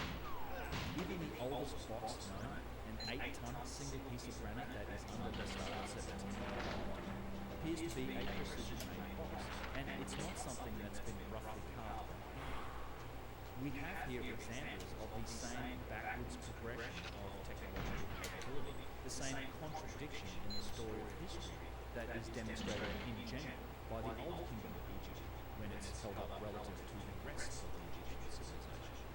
If we can't explain how the dynastic Egyptians built these boxes with what we know of their primitive capabilities or with the tools that we have in the archaeological record, does it not make more sense that they might have inherited these objects? They might have used them, imitated them. They might have tried to create their own boxes, ones that are explained by tools and are explained Fucking hell, man. Like, just suck fucking dick, man. boxes actually lined up side by side. One is clearly precision made, and the other is obviously not. They reflect vastly different levels of capability and technology, and only one of these matches what we know about tools and techniques. Before I move on, I do want to take a minute to acknowledge and thank the world. This book, Lost Technologies of Ancient Egypt, is, in my opinion, incredibly important and Wow, like, who? Who even? Like, who? I didn't kill him. It's only something that our civilization has recently developed and then put to significant use over the last 2 to 300 years. The fact is that it wasn't until after we had begun our own modern voyage down the path of precision that we even had the capability to notice and accurately measure ancient forms of precision, or to even appreciate the sophistication of the manufacturing techniques that were required to achieve. This evidence has been significantly found in humanity for thousands. This is fun, though. It's a lot of fun. Some sort of coded message sent down through time, but it's one that we've only relatively recently developed the capability to read. So William Flinders Petrie was the very first to apply civilization's knowledge of precision and manufacturing to the objects of ancient Egypt, and he did so to various degrees across his work through the late 1800s and early 1900s. He observed and quantified the drilling and machining marks that are left in artifacts, and he measured and speculated on the techniques required to manufacture the many ancient stone vases and vessels that come from the oldest times of ancient Egypt. These stone jars, bowls, or other objects are truly remarkable. Maybe I should just do that. But it's too late. It's late. Manufacturing techniques and precision were alive and well deep in the distant past. Found in the tens of thousands, these vases and objects are today mostly associated with the very earliest periods of ancient Egypt, even the first and second dynasties, as well as the archaic and Hellenistic period, which is a huge period right there, as these periods are quite literally considered part of the stone. The range of shapes and materials used in the manufacture of these jars and vases is both wide and varied. Some are quite almost as if their makers were Come on. their capability, and some are quite large, but they all seem to display a frankly astonishing degree of symmetry and precision. This jar is one of my favourites, and it seems to have been so precisely made and so well balanced that it can stand upright on its tiny base, almost like an egg standing up on its tip.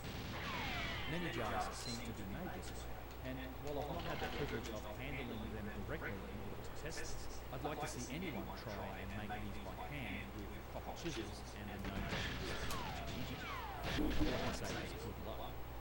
While some vases or jars seem very solid, others are almost ridiculously thin, to the point of transparency, like these examples.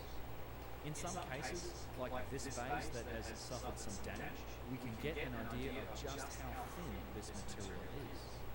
Shaping and carving out the inside angles and the inside cavities of these jars, some through very long and narrow necks, and then keeping the material thickness consistent and accurate, is an extraordinarily difficult challenge when working in very thin stone. Quoting Flinders Petrie from Alright, I'm gonna use the washroom. I'll be back in a minute. Journal of the Anthropological Institute of Great Britain and Ireland. Quote, the finest examples of turning in large stone are in the British Museum. A small, highly polished, narrow-necked vase in diorite, or rather in transparent quartz, with veins of cornwall, has its neck 0.05 inches thick. A large large vase of cyanide is turned inside and out remarkably thin, considering the size of the component crystals. But the greatest triumph is a bowl of diorite, number 476, translucent and full of minute flaws, which must render it very brittle. Yet this bowl, 6 inches diameter, is only 1/40th of an inch, or 0.024 inches thick, over its Okay, be right back. just around the edge, it is thicker in order to strike. But a small chip broken out of the body shows its extraordinary thinness, no stouter than thin. An alabaster vase of Juanis of the 5th dynasty almost rivals this in thinness, being only 1/20th to 1/30th of an inch thick. Anyway, working in these brittle and very hard materials, particularly to yeast tolerances, is a remarkable feat of manufacture. From granite to diorite to schist, breccia, flint, conglomerate, quartz, basalt, and even obsidian, these small objects are typically made from some of the hardest and most difficult to work materials on Earth. There is one vase that I know of that is made from chrome, and yes, this is chrome. There are several forms of it. It doesn't all look like gemstones, and chrome is a non-moist hardness. It's the hardest substance on Earth next to diamond. Supposedly these were all made by hand with basic hand tools, flint or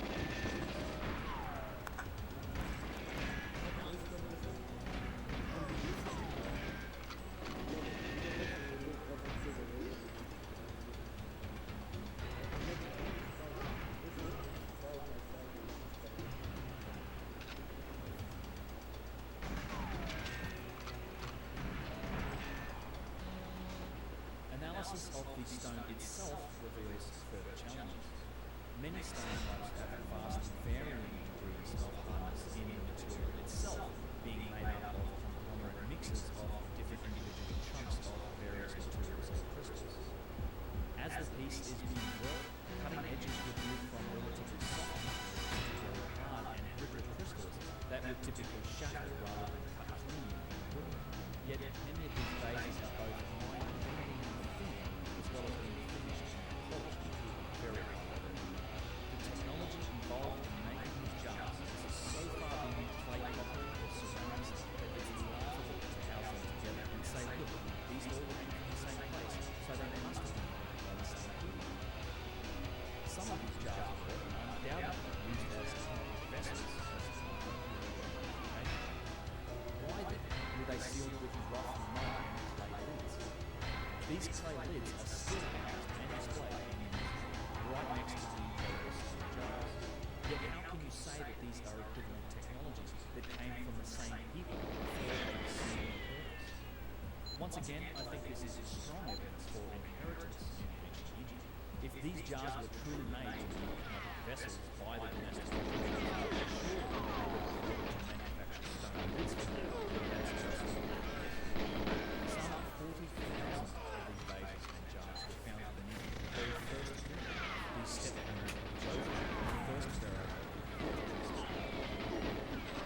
Other objects date back even further, into the so-called pre-dynastic times, like this just beautiful hollow tube of lapis lazuli with a gold sheath.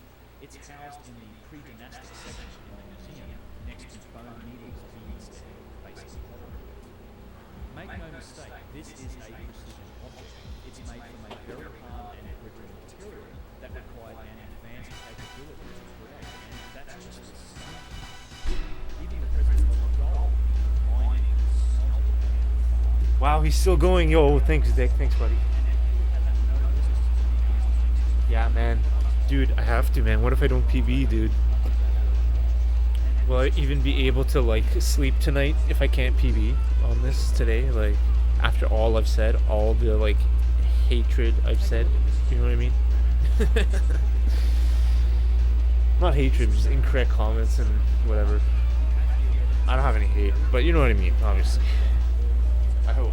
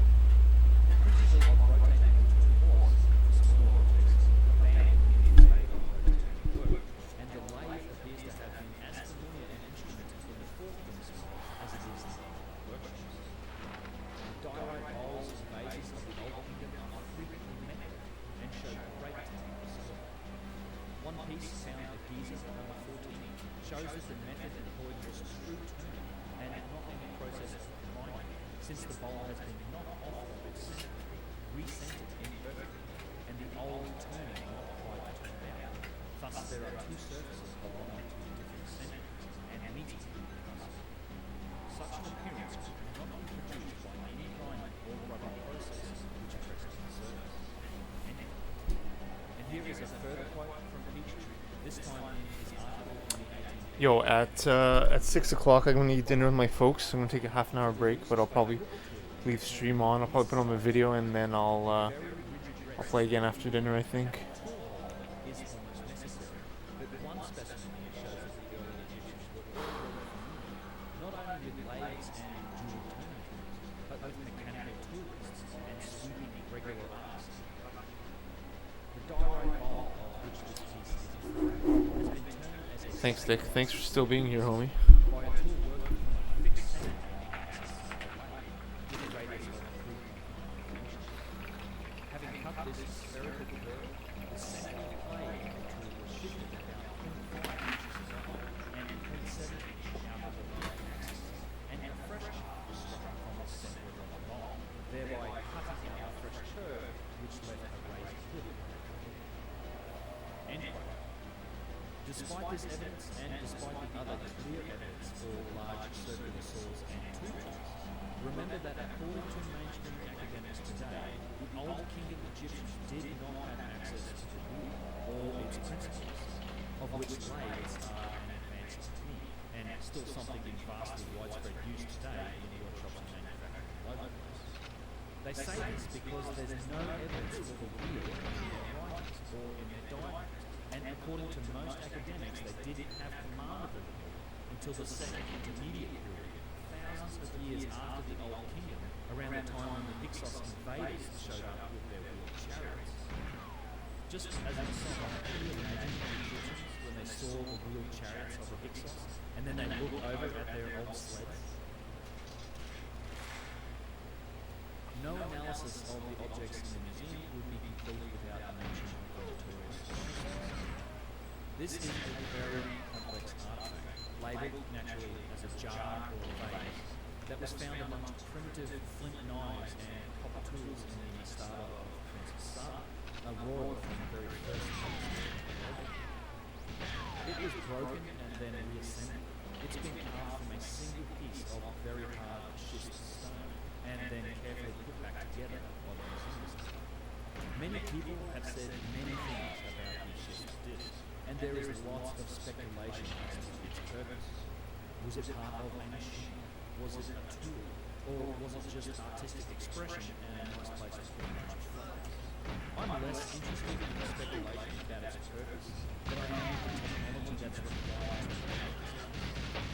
Although it's been reassembled and it looks a little wrong, this does not seem to be the result of lathe work, but rather these curved surfaces have been precisely carved into various stone, then repeated accurately for each of its wings in these sweeping motions of the stone. It's a masterpiece of stone, yet supposedly this was created in the very first dynasty of ancient Egypt as nothing more than ceremonial art. Now, it's not only the small stone jars that show evidence of advanced manufacturing that use the principles of the wheel and then produce precision results. It is also shown in some of the largest objects known from ancient Egypt. So buckle up, because this is where it gets really interesting, as these massive objects take evidence for advanced technology in vastly dimensional to a whole new level. I'm talking about the giant columns and giant statues that are found across many sites, both up and down. In terms of pure symmetry and Man, I can't even get an old strat run going. the huge single piece flared columns are really hard to beat. My favourite example is a remnant from this kind, shaped from pink granite, found at the Old Kingdom site of the Temple of Aztec. It's hard to describe the stonework here as anything less than pure and master. Consider that the original quarried block of stone must have been wider than the widest part of the flared end on the top, and then worked down to the width of the upper body on a perfectly aligned center line, then shaped and finished with accuracy and symmetry. Although this one has been broken, it would have likely been more than 30 or 50 feet tall, over 50 millimeters. Oh, come on, what? Like this one that's seen at Alexandria, which is well in excess of that figure. Yeah, I didn't see that coming.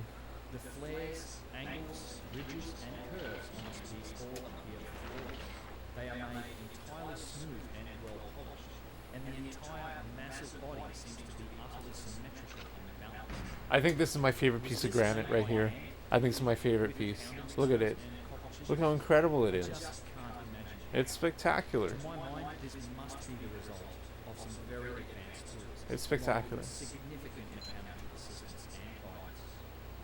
Once again, I think objects like this column would be a very easy target. It's called like the palm granite, like palm tree, the palm granite pillar of Egypt. It wouldn't even be that expensive to do. The hard part would be I'm gonna rate it. emissions. I like it so much. I'm gonna rate it in the chat. Granite is such a durable substance, I suppose, as I can only hope this analysis does happen at some point in the future, and I'm reasonably confident this fragment of truth will still be waiting for it. One of these columns alone is really a masterpiece, but there is another dimension to their precision and ingenuity, and that is that there are far more than just one of them. Here at the old kingdom site of Tanis, you can see the same shaped column ends. Yeah, Tanis. Although they're Tanis more eroded, is the location. some huge single pieces Egypt, of multiple columns near still remain Alexandria. puzzle. These seem to have been stamped out in ancient times as if they were made in some sort of giant factory. Dozens of these huge single-piece granite columns are known to exist or have existed, and the ones from the same installation are all typically identical, and they all feature flared edges in palm or lotus. They all been found on the oldest of Egyptian sites, places like Aztec, Gyges, and Giza.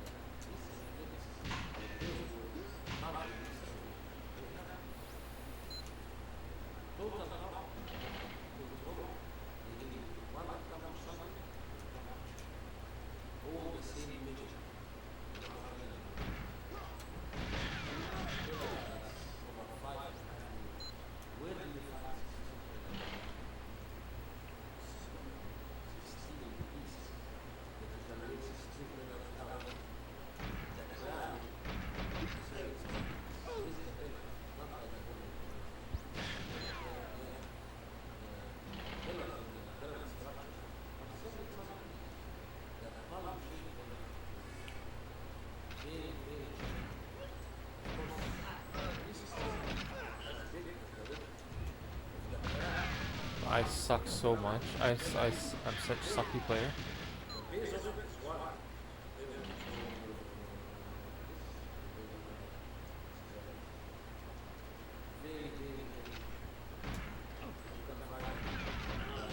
Ah, I tried to cheat a little bit. I tried to wait half a second. I ate it.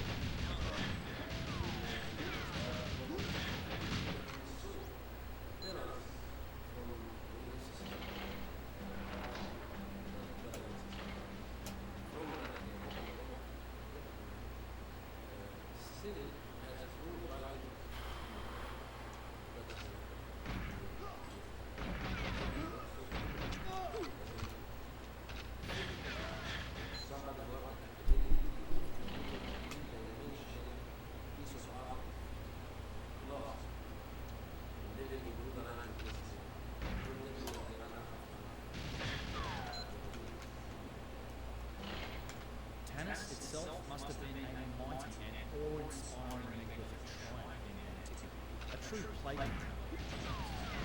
The remnants of some just massive statues can still be found. You have to use your imagination to picture the scale of some of its works, so try to do just that, working from the size of just this one big toe, which is this statue would have been a single piece, likely of a figure. Fucking hell, man. I can't line them up, man. In terms of sheer mass, each type of statues far exceed terms of precision, analysis shows that they bury the theory that they were made by a Bronze Age culture using nothing but pounding stones and hand tools right into the ground. At the temples of Luxor and Karnak in Upper Egypt, we find the best known examples of these giant precision statues. Named after and labelled as Ramesses II, and these are named so because he carved his name on them, they seem to loom eternally over the crowds of tourists that visit this site. The largest of these statues at Luxor are estimated to weigh up to 400 tons, and there are several of them, all identical if somewhat damaged today. They also got much larger, and at least for the statues that aren't damaged, the faces are identical in proportions and What? Who is he shooting? there are remnants of a cyanide Ramses statue at the Ramesseum, which is across the Nile from Luxor, that was over 60 feet tall and is estimated to have weighed more than 1,000 tons. The remnants from the statues at Tanis that I showed you before would have actually put their heights at over 90 feet tall, which is 30% larger than this statue at the Ramesseum again. It's no wonder that these statues, with their consistent expression, seem to be subtly smiling, as if daring anyone to try and replicate them, anyone to dare to try to uncover the secrets. These statues, with their enigmatic expressions, were the inspiration for Shelley's Ozymandias, Ozymandias being the Greek name for Ramesses II, and when pondering these mighty works, you can begin to understand the iconic phrase from that sonnet. My name is Ozymandias, King of Kings. Look on my works. Fuck me, For the man. best technological analysis of the precision manufacturing techniques that must have been used to shape these behemoths, once again we turn to the work of Christopher Dunn.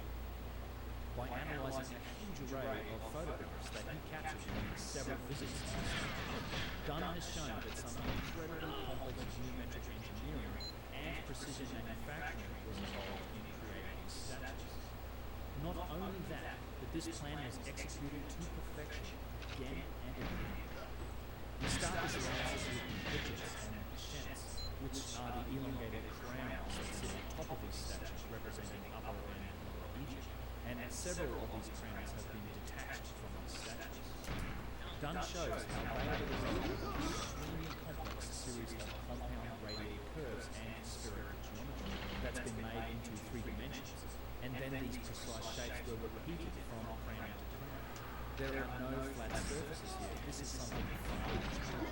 Yet the smoothness and the consistency of the shape are basically perfect, and they seem to be replicated exactly from one example Brutal. to the next.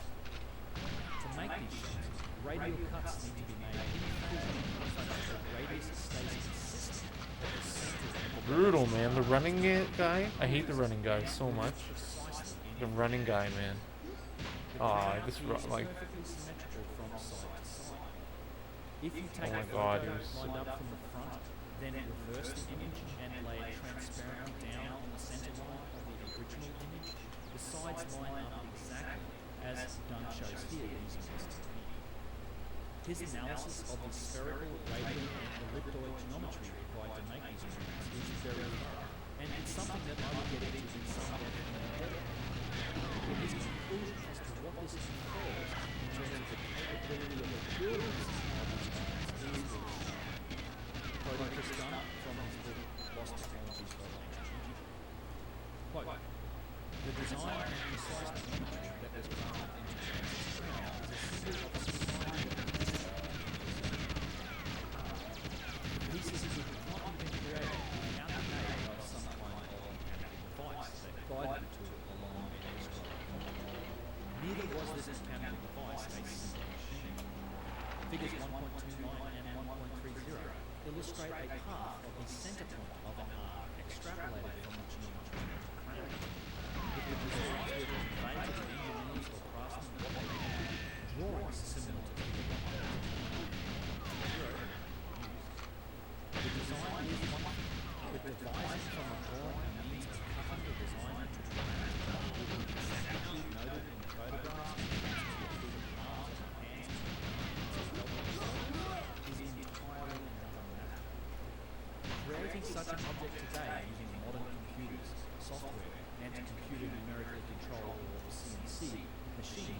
would present some significant challenges, to be sure, but not as much Might be engineering pace. would be involved today as there would have been 49 years ago when I first entered the manufacturing trade as a young apprentice.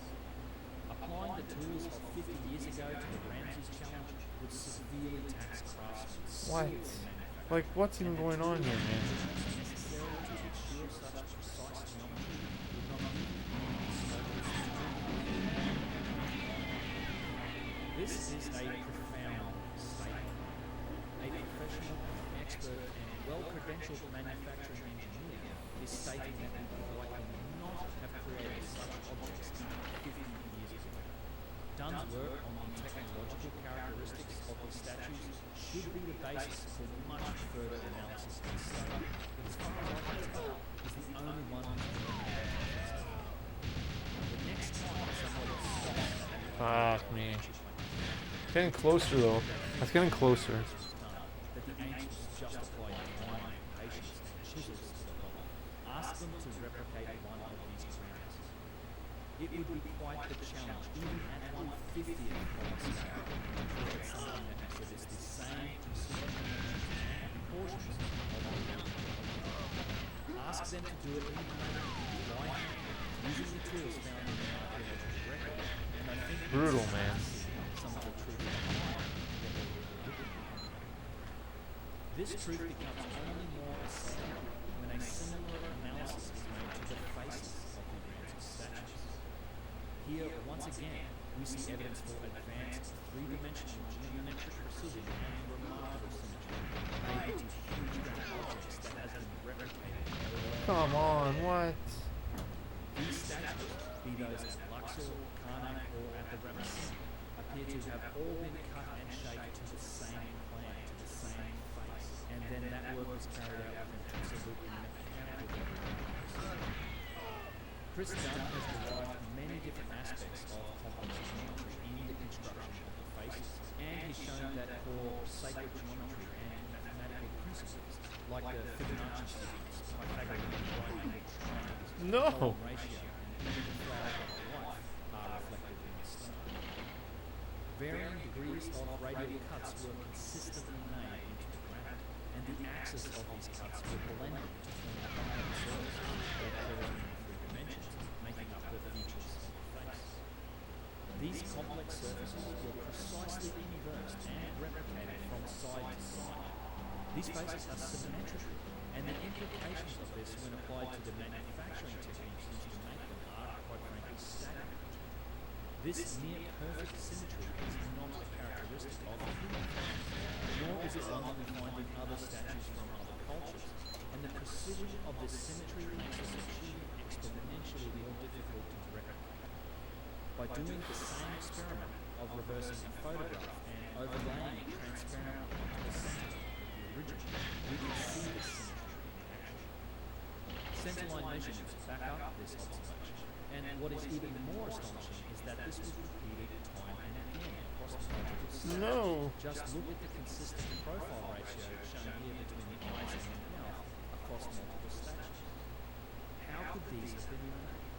The only way we can accurately and consistently create such complex surfaces today is with computer design and mechanical guidance in CNC machines that are basically milling machines that operate in three dimensions. How does this process work for something that is 40, 60, or 90 feet tall and weighs anywhere between 400 and 1,000 tons and is made from granite?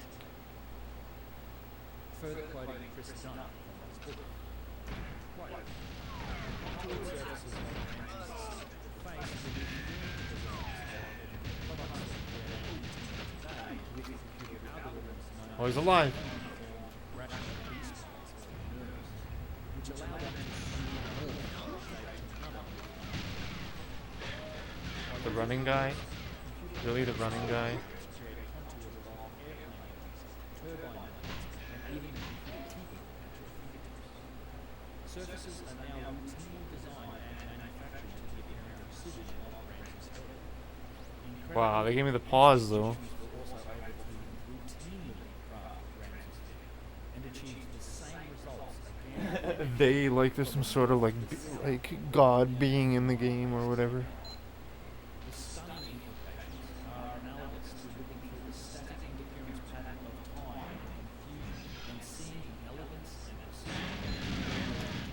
controlled. in a place where one of the most rudimentary techniques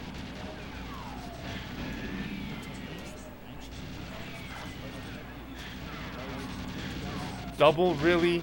The double? You really had to double it? let alone Alexis. Chris Dunn has been working from extensive and well-aligned That sucks. faces, but I want to make the point again, how much Man. some scanning of objects like these has actually been done, but it seems to have been done at quite a low resolution and done more for the purposes of artistic modelling rather than precise control. It's certainly a good start, however, and I have to think that taking this type of analysis to the next level should really not be particularly difficult for our archaeological institutions and their authority figures, if only they were actually interested. I do want to make the point that these statues are not like other statues that are done by culture. I think we can all agree that stylistically, ancient Egypt stands alone. These are precision objects as much as they are art, and in this characteristic they are distinct and separate from the classic and provocative beauty of modern art, like that of the Renaissance. They really aren't the same thing. I've heard many people suggest that because sculptors... They must have had a Dremel or something. Like, look at the eyes. They must have had like a Dremel, like the equivalent of like a Dremel or something. This is proof that artists can do anything. I've been to Something rotating at high speed to it's a profoundly with like a tip, you know. but it's just not the same thing as the mechanical I wonder if it was gearing. David is If it was like wooden gearing. in its lack of symmetry. If they just had like all this like wooden gears Perhaps beyond human. and like the power of the Nile or like And what's the more, bowl. it's made of granite. This substance is orders of They just hooked up everything to it, like Dremels, modern sculptors. big lathes, Chris Dunn contacted contemporary sculptors saws. in marble resulting in pieces like this one prepared in No, really, really, this was such a good run. my collecting sent to Chris Dunn on the subject of the Ramses statues. Quote, Dear Chris, thank you for this opportunity. I've been interested in Egypt and its sculpture since I was a child. As a stone sculptor, I can say that the granite of the Ramses head and figures is an extremely hard stone, and I believe tools much more durable than hard chisels must have been used in the process. It would be necessary for me to upgrade my normal tools to produce such granite. My modern diamond blades and grinding tools would be worn out before the repairs start. The ancient carvers must have had advanced technology. Although the ancient Egyptians had stone chisels and hammers, which could cut the extremely hard granite, even with an army of disposable labour, completing 4 large sculptures exactly alike with hand tools would take more time than we can conceive of as possible. Modern man with all his modern tools would be challenged to finish one Ramses in a generous timeline. Creating 4 of them as large as they are, all the same, seems almost impossible. Best regards, Michael Levitt. So, what can we infer from this? It should be clear at this point that there is utterly no chance these statues, the columns, or the precision boxes and vases could have been so precisely and repeatedly fabricated by a Bronze Age culture using the tools that are found in the archaeological record. An analysis of these objects isn't proof in and of itself for a lost civilization that predates the Egyptians, but it is pretty solid proof that they required forms of high technology to manufacture, regardless of whether or not we found any tools of it. At the same time, we need to balance this conclusion against the fact that we know an awful lot about the dynastic Egyptians. We know about their capabilities, about their daily lives, and we have their tools in the archaeological record, and none of it explains the manufacturing of these precision objects. Despite this, our academics insist that they build everything we see. But you just can't have this both ways. One of these two premises has a way to give, which leaves us with some pretty simple options. Either we're completely, woefully incorrect Sorry. about the capabilities and the tools of the early dynastic Egyptians, and they did in fact have advanced capabilities that rivaled our own, and they were able to make these precision objects. or we're wrong in saying that they created them at all.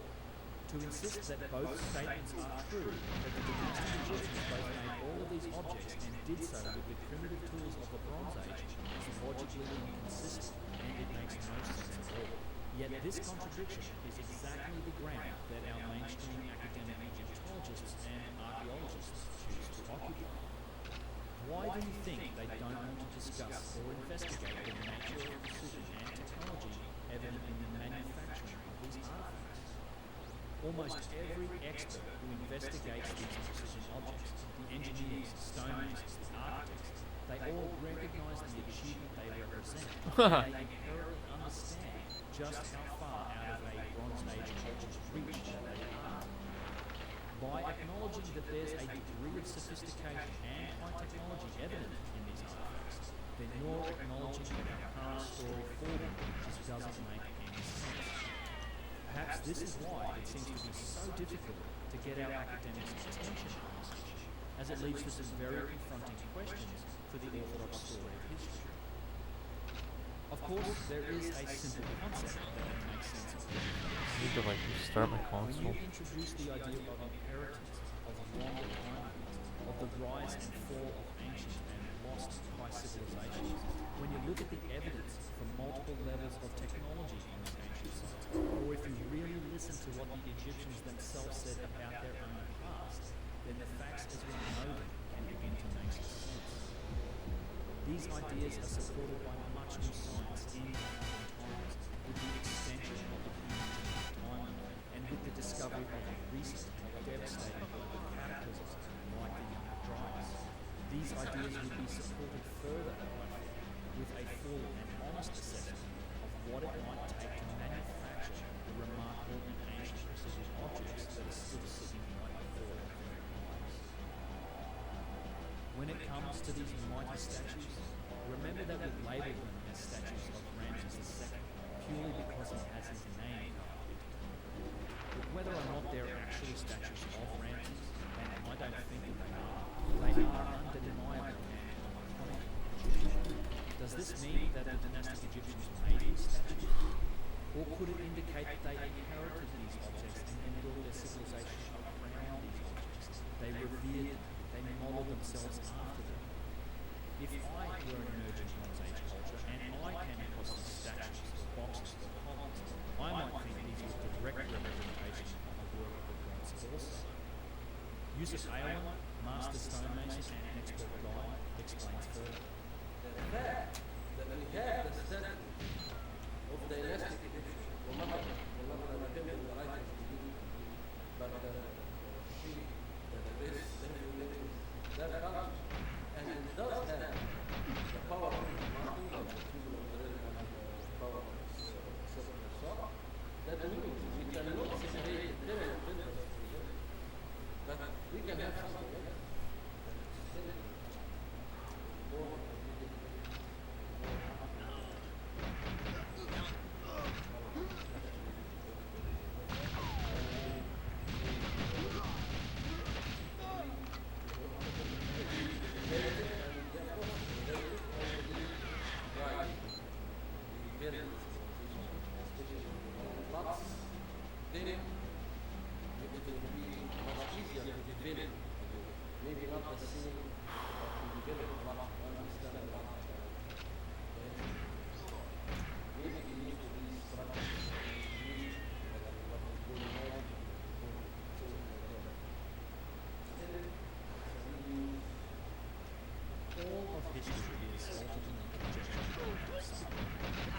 We are always faced with the challenge of assembling a story involving evidence.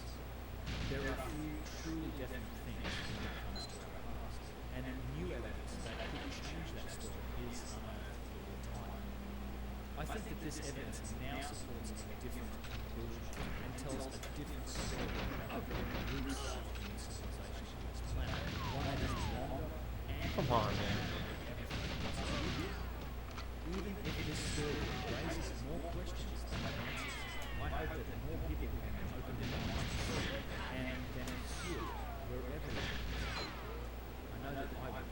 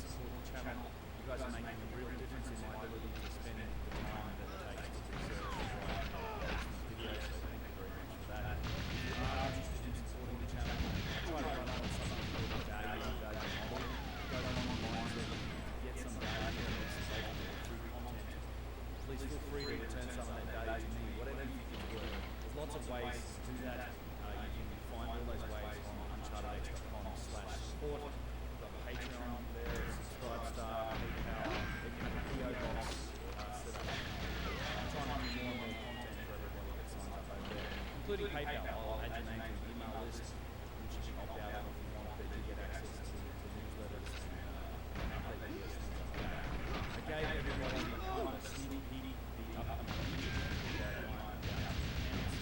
So if you like all of the artifacts in this video, if you like to see what has to say, both of us will be in Egypt in December of this year. The trip should be announced on my website and so, but I went through the itinerary. Man, this guard, man. That guard, man.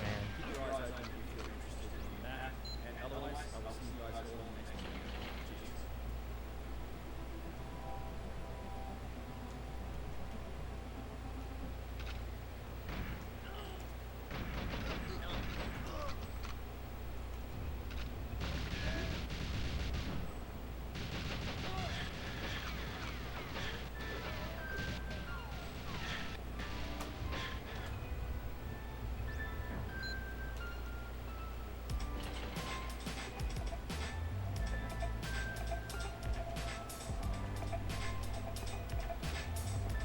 Wow, the lag.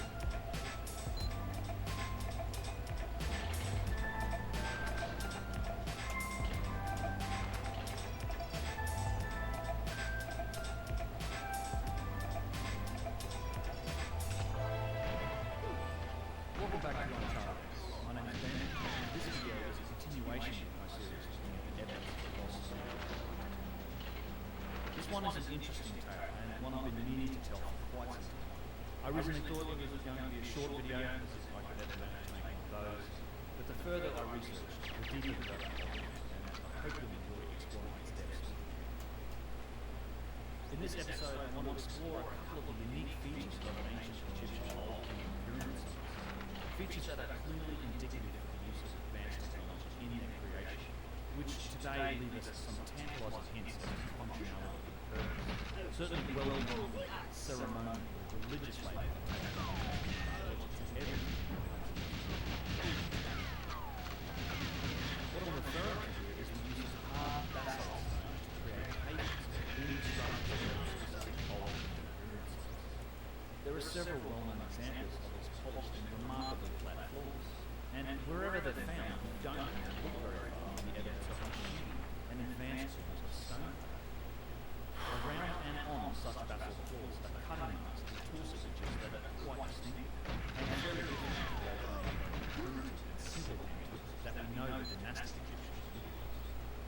In fact, these machining and tool marks seem to indicate the use of very large and even powerful machines. They've been a fascination of mine for many years now, and have been investigated and analysed by the likes of Sir Flinders Petrie, Christopher Dunn, and several more mainstream contemporary Egyptologists. And to this day, their manufacture and purpose remains both a debate and a mystery. In addition to these basalt pyramids, the old kingdom sites have another unique feature: the installation of channel blocks that run beneath the structures and cause No. Indeed, there is evidence for what seems to have been an entire Thought he was dead. channel in a subfloor level. I thought he was dead. If you believe in ceremony. I thought he had passed away. Although several feet is taken, what ceremonial purpose could these channel blocks possibly serve? Their existence screams functionality, and when pressed, mainstream Egyptology is described as a sewer system. But does this look like an appropriate outlet for a sewer? Why would you make a sewer system from incredibly hard stone like quartzite, or from the much sought after white marble, or even granite like this channel block at Gyges? All of these are stone blocks that have to be transported tremendous distances from the forest to where we find them today. Safe to say that I have a different perspective on this feature style of science, and I hope you'll join me as I investigate these rarely discussed mysteries of some of the most ancient structures down here. We begin with the basalt pyramids. The most famous example being, of course, the large basalt pavement used in early No. most often used as a convenient resting spot for tourists and visitors. While most people just sit on this pavement, staring at the pyramid, a close inspection of the blocks that form it will reveal a large number of plunge cuts, saw cuts, machining marks, and other evidence for advanced stone that cannot be explained by the tools that contributed to the ancient Egyptians. Before we take a closer look at this aspect of the pavement, let's first understand what the material is that we're talking about. Around 90% of the volcanic stone on Earth is basalt, an igneous rock, meaning it is that may also be plutonic, meaning some types of basalt may appear and hard. As with many other stone types, granite being an example, its common name covers several different varieties in basalt. Without delving into the specific geochemistry, the stone is the ether and other locations, but also the specific forms of diorite. And most basalt is very similar to andesite composition, distinguished only by its specific percentage of silica. The average density of basalt is actually greater than that of granite, making it a heavier stone to work. And as it's even harder, it's just as challenging, if not more so, to cut and shape. In fact, the very name basalt Fucking hell, man. its specific hardness can vary, but basalt is commonly a 7.8 as mentioned, it's hard. Fucking guy, dude. This guard is trolling me. Let's just assume that this is a very difficult course to stone, particularly if you're some poor loincloth wearing hunter with a flint chisel on a bar or It's not only beside the Great Pyramid that we can find evidence of basalt in ancient structures. We also find such basalt floors at old Hindu sites at Aztec, Sapure, Nefertari, and Suraj. They are also found at Art with a large basalt painting and horseplate discovered in the And interestingly, basalt painting blocks were also Yes, come on. Oh my god, can you imagine this completes? Can you just imagine? As mentioned, the only significant use of basalt today is the cave. It's super laggy though. But this is far from the only use of basalt. It's not that fast.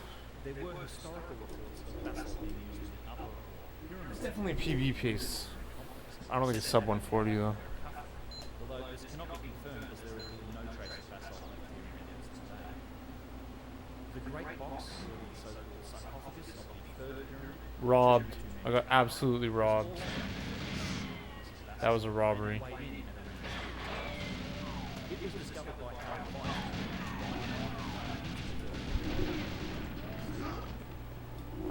That was straight up robbery, man. on board a merchant ship called the Beatrice. Man or woman.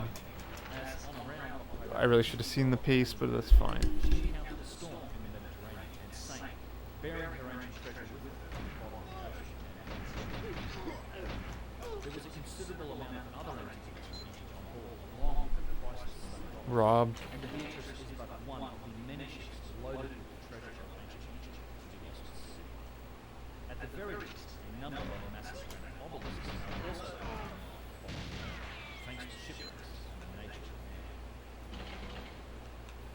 What I find particularly remarkable about the ancients' use of basalt is that it was only something that seemed to have been done in the earliest parts of the culture. This is something acknowledged by mainstream Egyptology. From the perspective of said mainstream history, it's a mystery as to why the use of basalt is not something that we see in later periods, or anything beyond structures attributed to the sun. Further, it's often a puzzle for Egyptologists as to exactly why this is used in the given its intractable nature. Of course, any such explanation simply must be ceremonial / religious that Egyptologists No.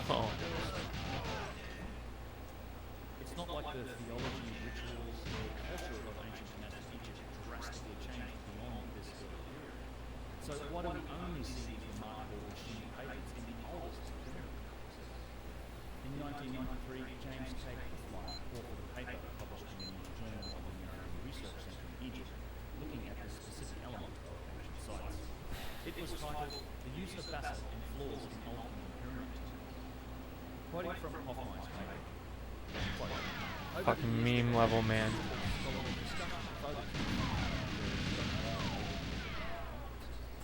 The explanations offered for the purpose of the Valley of Lower Temple and the Funerary or Upper Temple have found little consensus.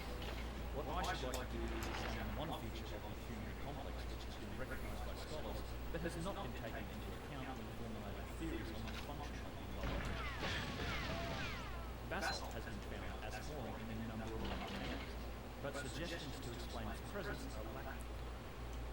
3 basalt paving blocks were discovered by C.M. Firth and J.E. Kugel in the Great Pit in Sahara, but this may not be the case.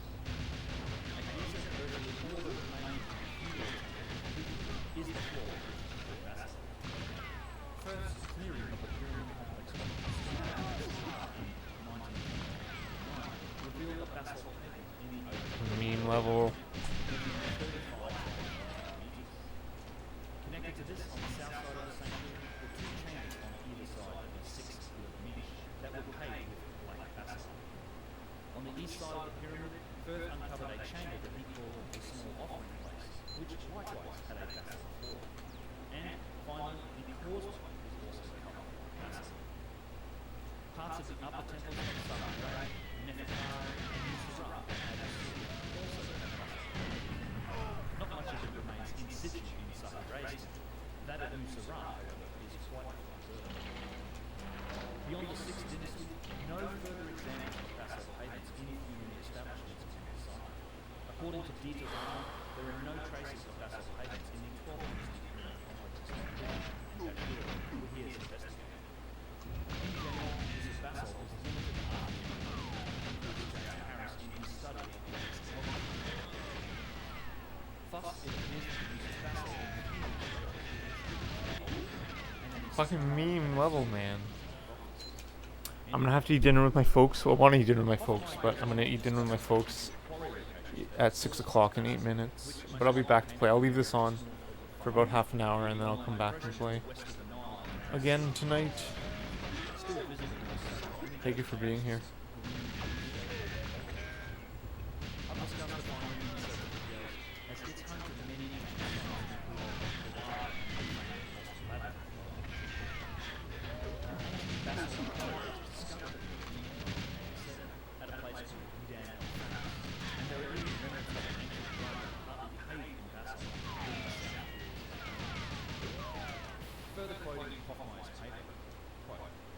The distance between the physical quarry and the necropolis of Giza, 58 kilometres, and Saqqara, 61 kilometres, is not that great when compared with the distance required for shipping granite from Aztec. However, it was a considerable undertaking to control the hard stone and transport it. Besides this consideration, the complexity of installing the basalt pavement, which involves soil, ground, and rocks, must also be considered. This factor forces why go to the additional trouble and expense of bringing basalt for paving Khufu's temple rather than using local material or even bedrock? Why indeed? And why is there evidence that all this basalt far more than simple soil? Hoffman does go on to speculate for a ceremonial religious purpose for the basalt pavements in his paper, but does not concern himself further with any analysis or investigation into how they were manufactured. For this, we must turn to a couple of my favourite figures in the field of ancient engineering, both historical and contemporary. Oh, give me the ammo. Along with the two figures and evidence for lathe work stone vessels, both topics that are discussed at length in other videos. Flinders Petrie also discussed the evidence for circular saw use and machining of hard stone in his excellent book, Pyramids of Giza, published first in 1880. He cites several examples of collected fragments of cut basalt from the pavement. Quoting the great Sir William Flinders, the examples of saw Number 1, the meaning of the great pyramid coffer of granite, showing where the saw cutters twice over and back out. Number 2, a piece of cyanide picked up at the nexus, showing cuts on 4 faces, and the breadth of the saw by a cut across the top. This probably was a waste piece from cutting out a statue. Number 3, a piece of basalt showing a saw cutter on a skew and a band with the sawing dust and sand in it, a fragment from the sawing of the great east. Number 4, another piece of the same pavement showing regular unrolled fine lines. Number 5, a slice of basalt from the same place, sawn on both sides and nearly sawn in two. Number 6, a slice of diamond bearing equidistant and irregular grooves of circular arcs, parallel to one another. These grooves have been nearly polished out by cross-grain, but still visible. The only feasible explanation of this groove is that it was produced by a circular saw. The main examples are blocks of the Great Aztec pavement and the coffers of the Great Second and Third Pyramids, the latter unhappily. Petrie, both in his book and in his later letters and addresses to the Anthropological Institute of Great Britain and Ireland, distinguishes the method used to make these marks against those left by grinding techniques, quartz, sand, razor, which is a technique further by nature. Today is the only possible method of ancient Egyptian stone. Petrie states that under the science, these examples are stone cut, likely to be Come on, die, man. nonetheless much harder than granite or basalt, and not the result of grinding. Not only that, but note Petrie's mention of a circular saw, which is definitely not something supposed to have been in the ancient Egyptians' toolbox. We'll come back around. I don't think it's paste though. The difference between grinding through stone and cutting is an important point, because this is where the debate, such as it is, still lies today, some 150 years later. Engineer and precision manufacturing expert Christian further developed Petrie with this As you can see in this footage, the basalt pavement mentioned by Petrie is full of such examples, and although Petrie only mentions 3 of them, there are at least a dozen different ones.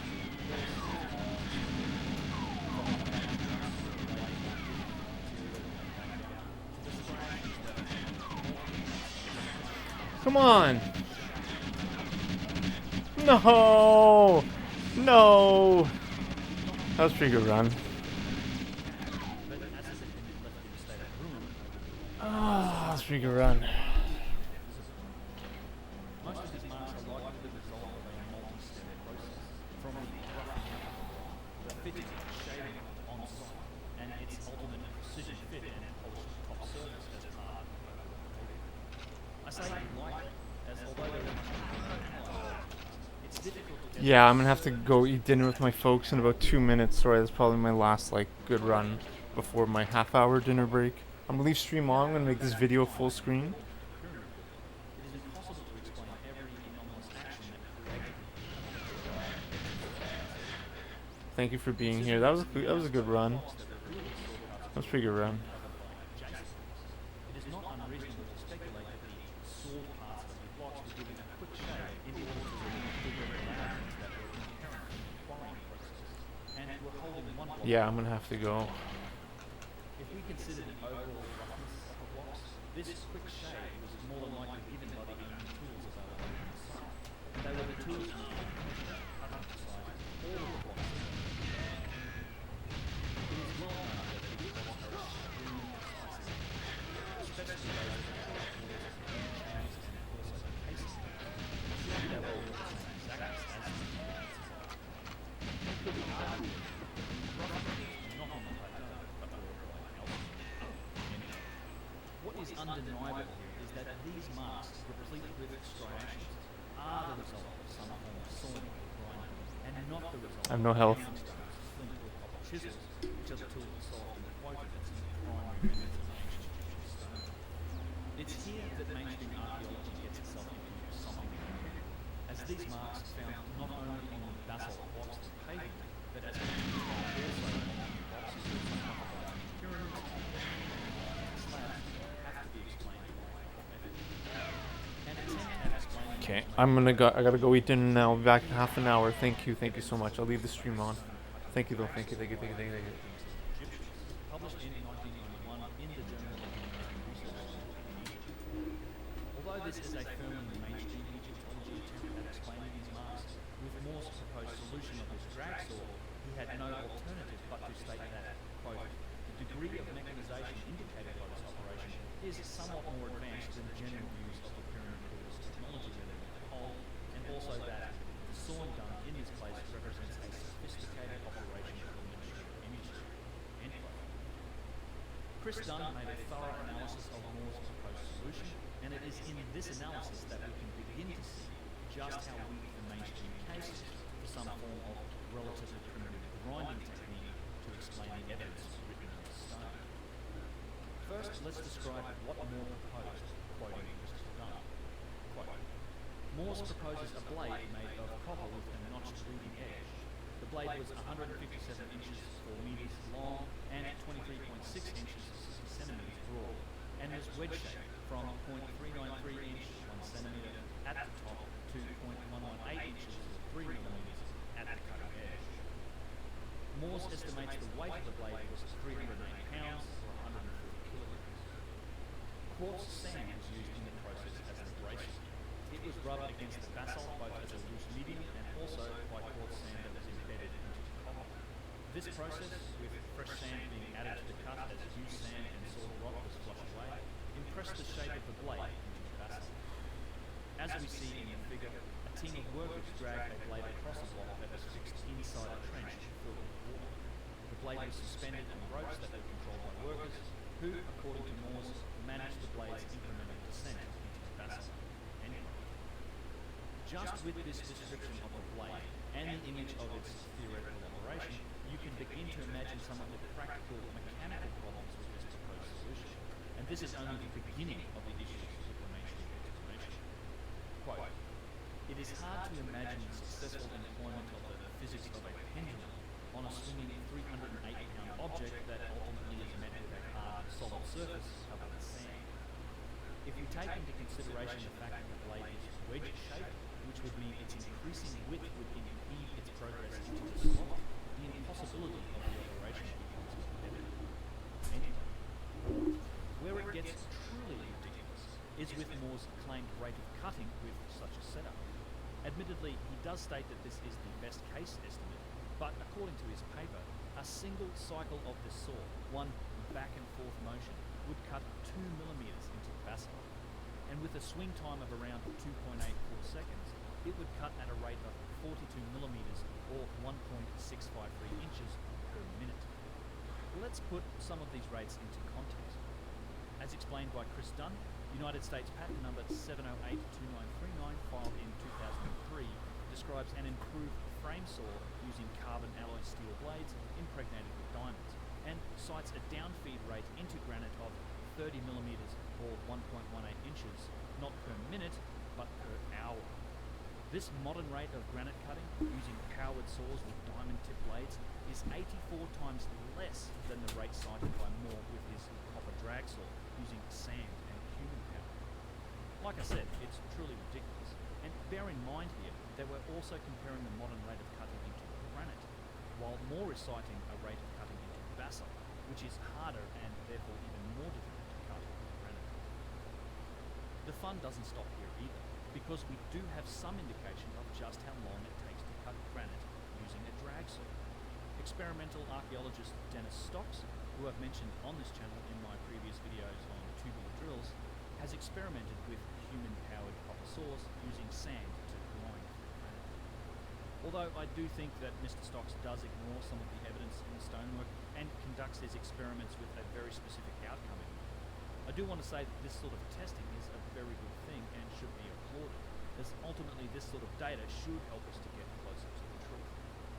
In 1999, Stocks tested a much smaller setup of his drag saw, with a blade 1.8 meters or 5.9 feet long, 15 centimeters or 5.9 inches deep, and 6 millimeters or 0.236 inches thick. It weighed in at 14.5 kilos or 32 pounds and was further assisted by stone weights on each end, adding another 45 kilograms or 99 pounds to the blade. Using both dry and wet sand, I've done it dry, I've done it wet, and the wet is much better. and cutting different lengths in granite between 2 and 3 feet long, these were the observations and results from Dennis Stocks' test. Firstly, a hand-powered saw advances more slowly into the granite over a longer cut than it does into a shorter one. I'll illustrate why this is important shortly, but in general, the actual rate of granite removal stays the same. His results varied between 0.105 and 0.084 inches per hour, around 2.1 to 2.7 millimeters per hour feed rate into the granite. A far cry from Moore's 42 millimeters per minute and some 14 times less than the rate quoted by our modern diamond-tipped frame saw example. Also worthy of note here is that the copper of the blade is ground away by the sand, just like the granite, and Stocks reported losing nearly half a kilogram of copper from his blade over 14 hours of use. Using these material removal kits, Chris Dunn estimated how long it might have taken to simply rough out the granite box that is found inside the middle pyramid, the so-called sarcophagus attributed to Tut. We're not talking about the finishing or polishing of the box, nor about hollowing it out and forming the internal surfaces and corners. This is purely making the 6 basic cuts to shape the box, the top and bottom, and the north, south, east, and west faces. Based on Dennis Stock's result, it would have taken some 6,270 hours of grinding with a copper bar to make these cuts. As you can see here, we achieved this in just a few days. That's more than 261 days of 24 hours a day, non-stop work, just to get the basic shape of the box completed. And there's probably far more work involved in hollowing it out, finishing it, and then polishing it after that step. This is where it gets really fun. With all that we've now established about the orthodox view of ancient and primitive stone cutting, let's now consider the literal hundreds of thousands of tons of Old Kingdom granite across all of these ancient sites. Most all of it is precision cut and finished. The entire bottom course of the Middle Pyramid is cased in granite, and there are hundreds of large blocks of granite in this example alone. At the other end of the causeway is the mighty Valley Temple, which is made from blocks of granite and diorite, some of them up to 70 tons, as was the original upper or pyramid temple, as were countless other structures, which have now all been quarried and gone. The basalt pavement to the east of the Great Pyramid.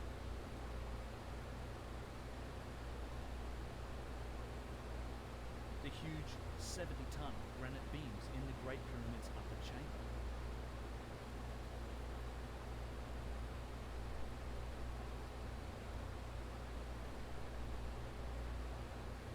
The likewise huge and precision-cut 70-ton blocks of the Assyrian structure in Upper Egypt.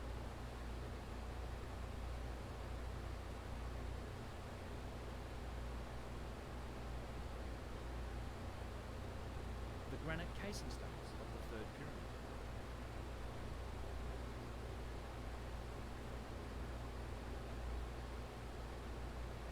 The examples of large precision-cut granite, basalt or diorite blocks are endless, and all of them had to be hewn and sawed into their rough shape before then being precisely shaped down and fitted. Given the established rates of cutting and the methods described by Egyptologists, does this seem like a remotely reasonable proposition, given that each of them may have taken the best part of a year to cut by hand? Blocks alone aren't even close to all there is when it comes to granite either. You also have all of the massive single-piece columns.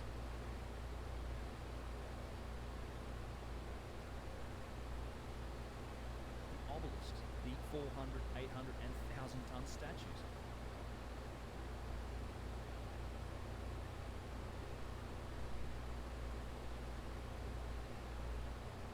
As well as the many single-piece stone boxes, not the least of which are the 24 huge and enigmatic boxes of the Serapeum and Saqqara.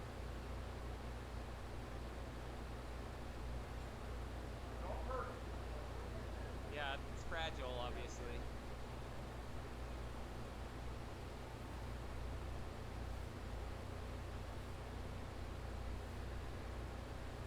Remember that according to mainstream experts like Dennis Stocks, the longer the cut, the slower the progress.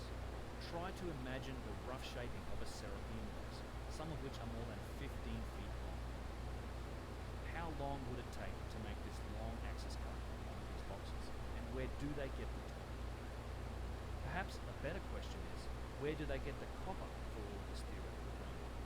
Recall that copper wears away at a prodigious rate as the stone is ground down. A single copper drag saw would be lucky to last even a full cut through something the size of your average 8-ton granite box. In the comments on my videos and in my emails, I all too often get the question of where are the tools when discussing the evidence for ancient machining. But this question could also be applied to the mainstream explanation. No copper saws of the type described by Morse have ever been found, and neither have the smaller, yet still substantial type of drag saw that was used by Dennis Stocks in order to make his 2 to 3 feet long cuts in his experiments. There is another and perhaps even larger issue for the mainstream theory here also, and that is that the specific nature of the tool marks, the striations and cuts that we can observe on ancient basalt and granite, support an entirely more sophisticated solution than a simple flat bar drag saw that is grinding away at it with sand. In fact, some of these marks flat out disprove that a flat drag saw was the tool used to cut the stone. Remember in the earlier quote from Flinders Petrie, when he wrote that the only possible explanation for some of the markings was the use of a circular saw? Although the use of circular saws to cut stone in antiquity is summarily dismissed by mainstream Egyptology, including by Robert Morse in his paper proposing flat drag saws, they cannot cite any specific evidence for this dismissal, and they have no explanation for striations and marks such as these, which are probably the very best example of circular saw use that I know of. This is a huge block of basalt at Abu Sir, nearly sawn all the way through, with consistent curved striations, and even a lip on the edge of the cut, which gives an indication of the width of the blade only a few millimeters. It is obviously the product of a circular saw, and quite a big one at that. By extrapolating the curve, we can estimate the diameter of this saw could have been as large as 9 meters or almost 30 feet. Try explaining this cut with your loincloth wearing stone pounding society. Many more circular striations and curved cuts can also be found at Abu Sir, and as Flinders Petrie mentioned, they're also found on the basalt pavement at Gyges. Another notorious example of circular saw use is found on a particular slab of granite at the Old Kingdom site of Abu Rawash. Rarely visited as it requires special permission to access, and I had the chance to visit the site in late 2020 for the first time. This is a remarkable piece of granite. When viewed from the top, it is quite obviously the result of a cut made with a circular saw. This piece gets far more complex, however, when you realize it is also concave, and has been cut with a consistent radius both horizontally and vertically, likely the result of a multi-step process, as there is a kerf left from where one of the cuts was not quite finished. If we poured water on this one, we wouldn't be able to see the striations. Huh? Anybody here has been working with power tools? Thank you. Thank you so much. See how this one here, the lip. Yeah, this lip looks like a lip.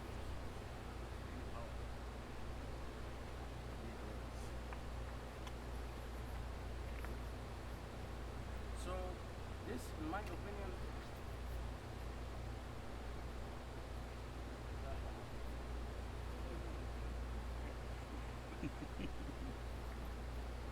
they didn't make this officially to be for tea, because they use it to put the teacup. So we can see the striations. Clearly the cut ended here. We can see that it's not a flat surface. So if this was part of a box, then this was an inside cut. And imagine that this was to be another piece that was built here, or that it was squared from something else, or it was even a corner with an inner cut, which make it even harder to have a saw cut in this way. Yeah. But on a smaller scale, I would see figures like this by using my 6mm Dremel tool, spinning like cone shape, not a cone shape, but like a circular one, and I will be like, it will be repeated for example like that, and I will be moving with it like that. It will be very similar figure. For me, is the closest to be done in the stone. Yeah. Of course, if you are familiar with the research of Christopher Dunn, so I believe the bed here could be used for a giant saw. But I don't like the drawings because they put the piece of saw in the bottom of the bed. That will be a very hard challenge. If we get the granite to come down here. But it will be more like if this is spinning and then the piece will be running that way while the disc spins this way up high, not underneath. Yeah, so I think he's suggested two cuts that were made. One that was cut it this way, and then one disc, if you can imagine it rotating this way and moving up here, that gives it that circular shape is dip, and then that's also where that cut ended here, or one of them. I agree with this one because this looks here like the steel was running This, and then moving this way.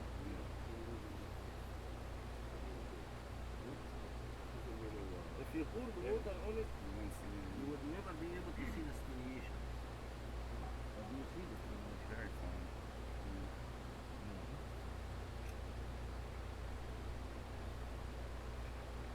What did the skeptics say about this one? I understand that striations may show up when you do a broad tube drill.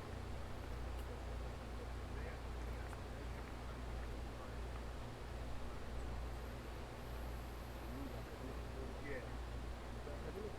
Copper bar.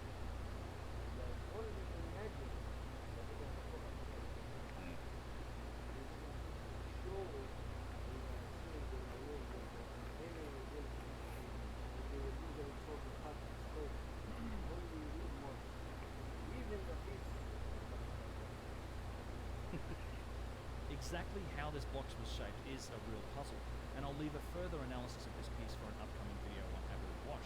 But safe to say that the mainstream has no explanation for it, and as far as I know, has not even attempted to account for it within the primitive toolbox of the dynastic Egyptians.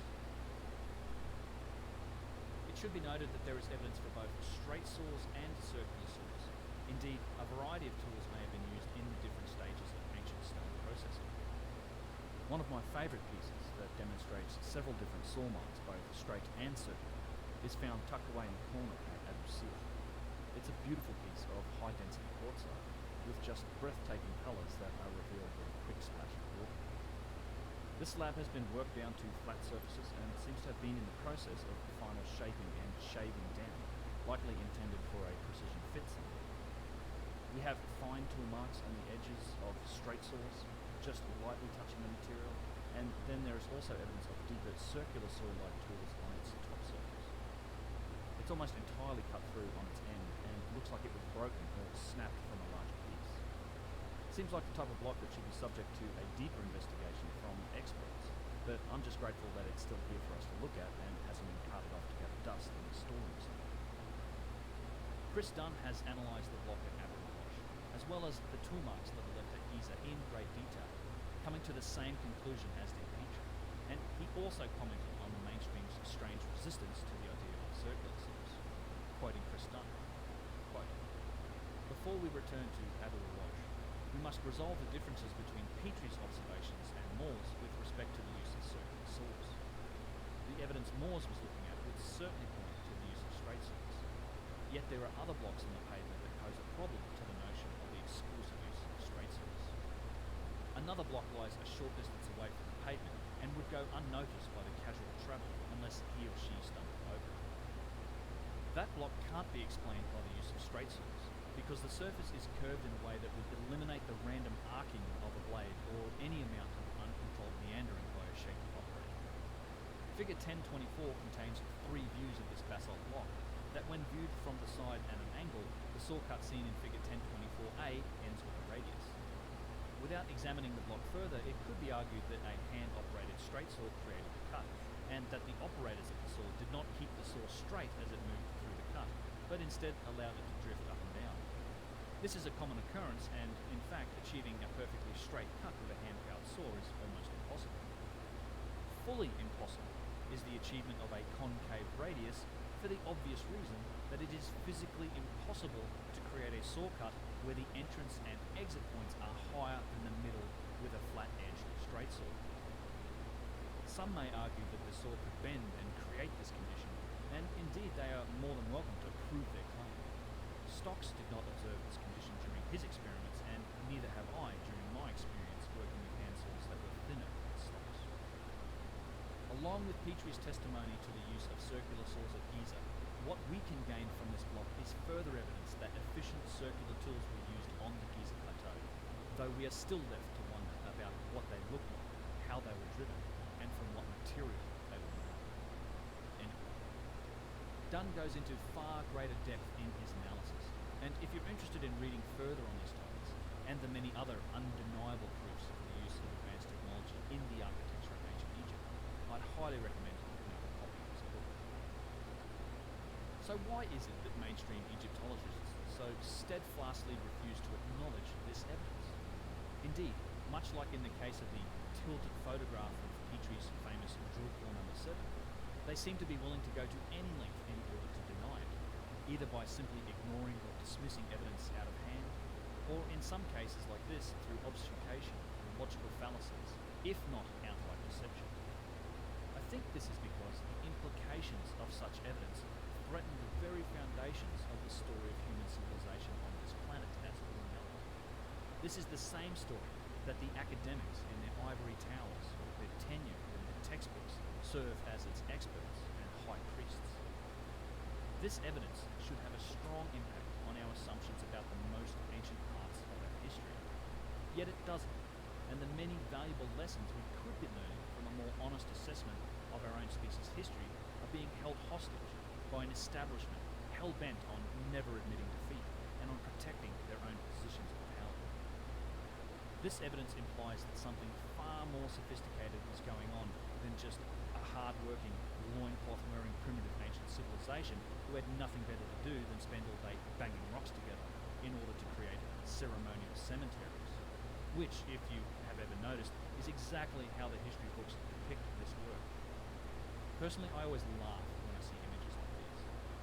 The evidence for advanced tools and the precision we find in the most ancient structures and objects implies some sort of function well beyond the capabilities of the dynastic Egyptian civilization was the result of all of this work. There is one more aspect of Old Kingdom sites that I want to briefly, at least as briefly as I'm capable of, cover in this video. And that is something that has a direct relationship to some sort of function on these ancient sites. There is evidence for an extensive infrastructure of channeled blocks having been installed in the subfloor level across many Old Kingdom pyramid sites. These are also known as U-shaped blocks, and they are often made from limestone, alabaster, or quartzite, although other stone types may well have been used. The best example is at Abu Sir, where much of this infrastructure is still visible in situ, beneath the quarried remnants of basalt and granite that made up the floor. If you ever have the chance to visit this site, take note at the very bottom of the causeway, commonly where you enter it, and look down. You will find exposed channeled blocks that once ran beneath the full length of the causeway. As you walk around the ruins of the great courtyards of Sahure and Nusra, you can follow the infrastructure of channeled blocks installed into the level beneath the pavement. In one spot, a quartzite channel block appears to exit into a well-formed quartzite bowl. On other Old Kingdom sites, there are only a few solitary channel blocks to be found, the barest remnant of what once was here, with the rest long since quarried and removed, along with the pavements and structure they once ran beneath. We can find a few channel blocks at Saqqara, again in an area that ran beneath the basalt pavement.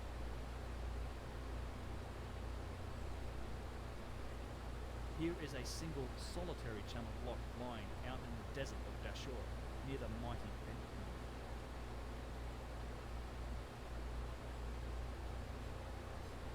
There are but a couple of blocks still visible in the complex of the Middle Pyramid of Giza. Keith Hamilton, the author of the many excellent and highly recommended Layman's Guides to Ancient Structures, pointed out to me in an email that these blocks are also found at the 4th dynasty structure known as the Mastabat el-Faraun. In each case, these channel blocks were originally beneath the floor tiles of pavements and even causeways, and they seem to have been run all over the place, with features like bends and Y-joints and junctions still in evidence. What was their purpose? What were they for? Could they have been used for liquid? Were they used to house something like copper piping, or to serve as a conduit for something running beneath the heavy and thick stone pavements? One thing seems certain: they cannot have been ceremonial, as in the original structures they would not have been visible at all. This fact alone screams function, and the only explanation I've ever heard given by mainstream archaeology is as a sewer system. Really? Do you think they were installing toilets in their funeral temples? Did the mummies need to occasionally get out of their granite boxes and drop a deuce? Did the royal dung need to be transported in blocks made from alabaster or quartzite? Or does this look like an appropriate collection point for Pharaoh's morning movements?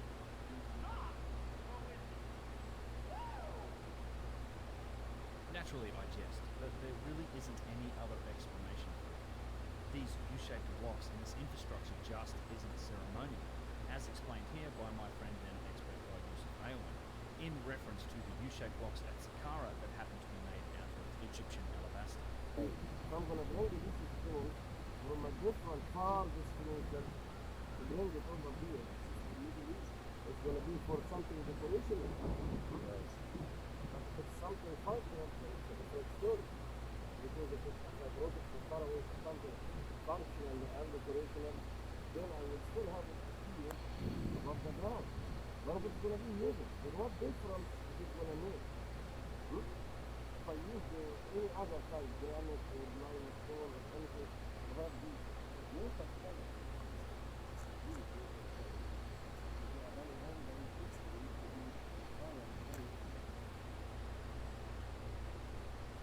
So, what can we conclude here? Once again, we have strong indications of functionality and of advanced capability in some of the oldest known structures on Earth. Once again, we have an example of the inverse technological progression logic, that somehow the most advanced and hardest forms of stonework took place in the earliest periods of known ancient civilizations. It's a point that I've made several times, but according to mainstream history, the Old Kingdom was the first period of ancient Egypt, yet it is also the Old Kingdom that was somehow responsible for its greatest works, including the mighty pyramids of Giza, Mardun, Dashur, as well as the crafting of the most megalithic stonework. Massive blocks made from literally hundreds of thousands of tons of some of the hardest forms of natural rock, things like granite, basalt, diorite, quartzite. Later periods of Egypt were, quite simply, not able to replicate these works. In fact, they commonly pillaged and quarried from the Old Kingdom structures in order to build their own. Even the famous dream stele that sits between the pillars of the Sphinx, the one that tells the story of Thutmose IV, this was chiseled into a recycled piece of granite that was taken from an Old Kingdom structure. Based on all observable history and our own civilization's rise to technological sophistication, this immediate appearance of advanced capability in the Old Kingdom, right out of the Stone Age no less, and then the subsequent loss of capability in later periods, runs contrary to everything we know about how civilizations progress. It just doesn't make sense, and it's one of the most glaring logical inconsistencies in the mainstream story of history. While we're at it, the same can be said for the megalithic cultures of South America. Mainstream history in this region tells a similar story of backwards logic, but in much shorter time frames. The Inca civilization, supposedly responsible for the megalithic work in Cusco and the Sacred Valley of Peru, also appear to have had an immediate capability to do massive and precise stonework, with the biggest and best work being on the lowest or earliest layers of architecture. Yet they also seem to have lost this capability, and not over centuries or millennia, but rather in just decades, regressing to a form of very primitive stonework, that which is found on top of the huge megalithic walls in places like Sacsayhuaman and Ollantaytambo. No better example of this can be found than an examination of the courtyards of the successive High Inca rulers, of which there were only 13. The first 8 rulers created megalithic courtyards, but the 9th through 13th could only manage courtyards built from small local stone. Why do you think this is? Do either of these civilization narratives really make any sense? Or is it more likely that the advanced works were discovered and inherited by the known ancient cultures? We should always remember that we're looking at the skeletons of many cultures, of many civilizations, and we should always be open-minded and embrace evidence where we can find it.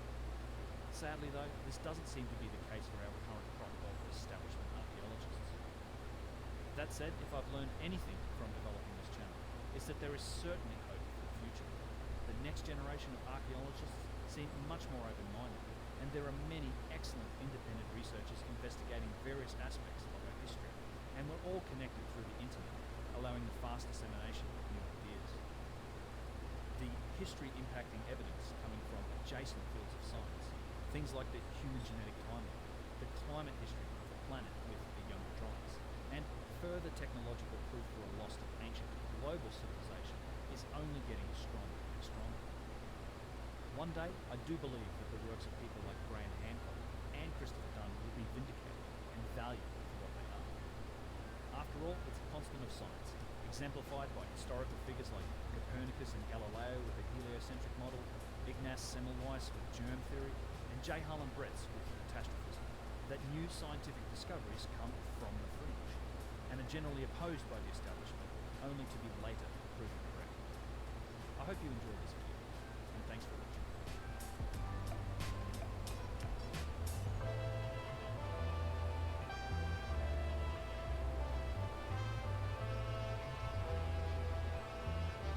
Alright, well there it is. I hope you guys enjoyed that. I enjoyed putting it together. It's been quite a grind for the last few weeks trying to put this video together. I wanted it to be something like my video about the tube drills, which is a real deep dive into a particular aspect of machining and a particular category of evidence that we can find on some of these old company sites. So yeah, and it's also something that hints at some sort of functionality. So it's, I know I've covered some of these topics a little bit in the past, but I wanted to specifically kind of deep dive into the saw cuts and then also talk about those channel blocks that seem to run underneath the floor levels. They're just really mysterious to me as to why they would have been used for any decorational purpose. I think that it really screams at something functional. So speaking of something functional, stick around after this little segment here where I'm going to thank a few people because I'm going to kind of do a little postscript here talking about a very strange feature in the stone itself. It's something that I've seen at Abu Sir, also at Karnak Temple, that kind of also seems like it could possibly be related to something functional on these sites. A little bit of bonus footage at the end of this, so stick around for that. But before we get to that footage, I do want to take a few minutes here to thank a few specific people and just in general say a big thank you to everybody that does support my work through that value for value model. It really is the only way that I'm able to spend the time that it takes to research and make these videos. I also want to acknowledge and thank several people that kind of go above and beyond in terms of supporting the channel, and I try to do that by issuing both executive producer credits and associate executive producer credits. These are real credits. They work just the same as Hollywood credits. They'll work wherever such credits are accepted. I know some people like to put them on their LinkedIn or on their resume, and of course I'll vouch for them too. If anybody asks questions, if they want to come back to me, I'll happily vouch for these credits. So starting with the executive producer credits, and these are for people that have supported my work in amounts of $200 or more. I've got a few people here to thank. Chris Partney. Chris came in with I think a $300 donation on Twitch. Kind of rocked me back in my chair. I was doing a Twitch stream and we were chatting away, and he sort of dropped a donation on me. So thanks very much, Chris Partney, CH Partney. Looking forward to chatting with you. I do stream fairly regularly, at least 3 days a week over on Twitch. You can find all the links for those below. Along the same lines, Antonio Kasseljevic, sorry, Antcas, also through Twitch. He right after Chris actually dropped $200 on me in that stream. Like I was, you guys kind of made me sit back in silence for a little while after that. I was trying to process it. So thank you very much for that also, Antcas. Greatly appreciated, and again, looking forward to seeing you in more of the streams going forward. Northern Investments hit me up on PayPal for $200. Thanks very much, Northern Investments. He wrote that he's been watching my videos for some time now, and it's about time that I paid you back for all the enjoyment you have brought me through your channel. Your work is impeccable, and I would encourage others who enjoy your channel to contribute as well. This is the sort of content we need for deeper understanding of our past. Good on you, mate, and thank you.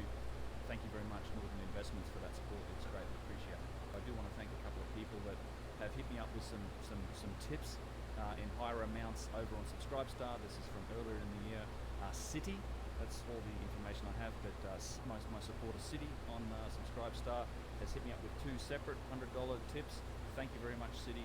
I hope you enjoy the credit. If you want to send me an email with your name or anything to put on this video, I'll happily do it. And also in the executive producer list, Neo Hippie. Thank you very much for all the support over time, Neo Hippie. She is one of my mods on my Discord. You can find links to that below. Also my Twitch channel, and a constant supporter who is always gifting subs and cheering bits and just in general kind of helping me out quite a bit with everything that's going on in my channel. So thank you very much, Neo Hippie. Moving on to the associate executive producers, and these are folks that have supported me in amounts of $100 or more up to $200. Starting with Mark Taylor, who came in with $150, a little more actually, 94 cents on PayPal. And Mark wrote that, hey Ben, congratulations on the continued quality of this site, all your visuals and discussion points for how things might have happened. Cheers. Thanks very much, Mark. Greatly appreciate that. And yeah, thanks for the support. Also, and this is another one from Subscribestar a little earlier in the year, Gina C, who said, keep up the great work, Ben. And Gina is a subscriber on Subscribestar. She has also hit me up with $150 in tips over there. So thanks very much, Gina. It's greatly appreciated. Oh, I'm going to struggle with this name. Holy crap.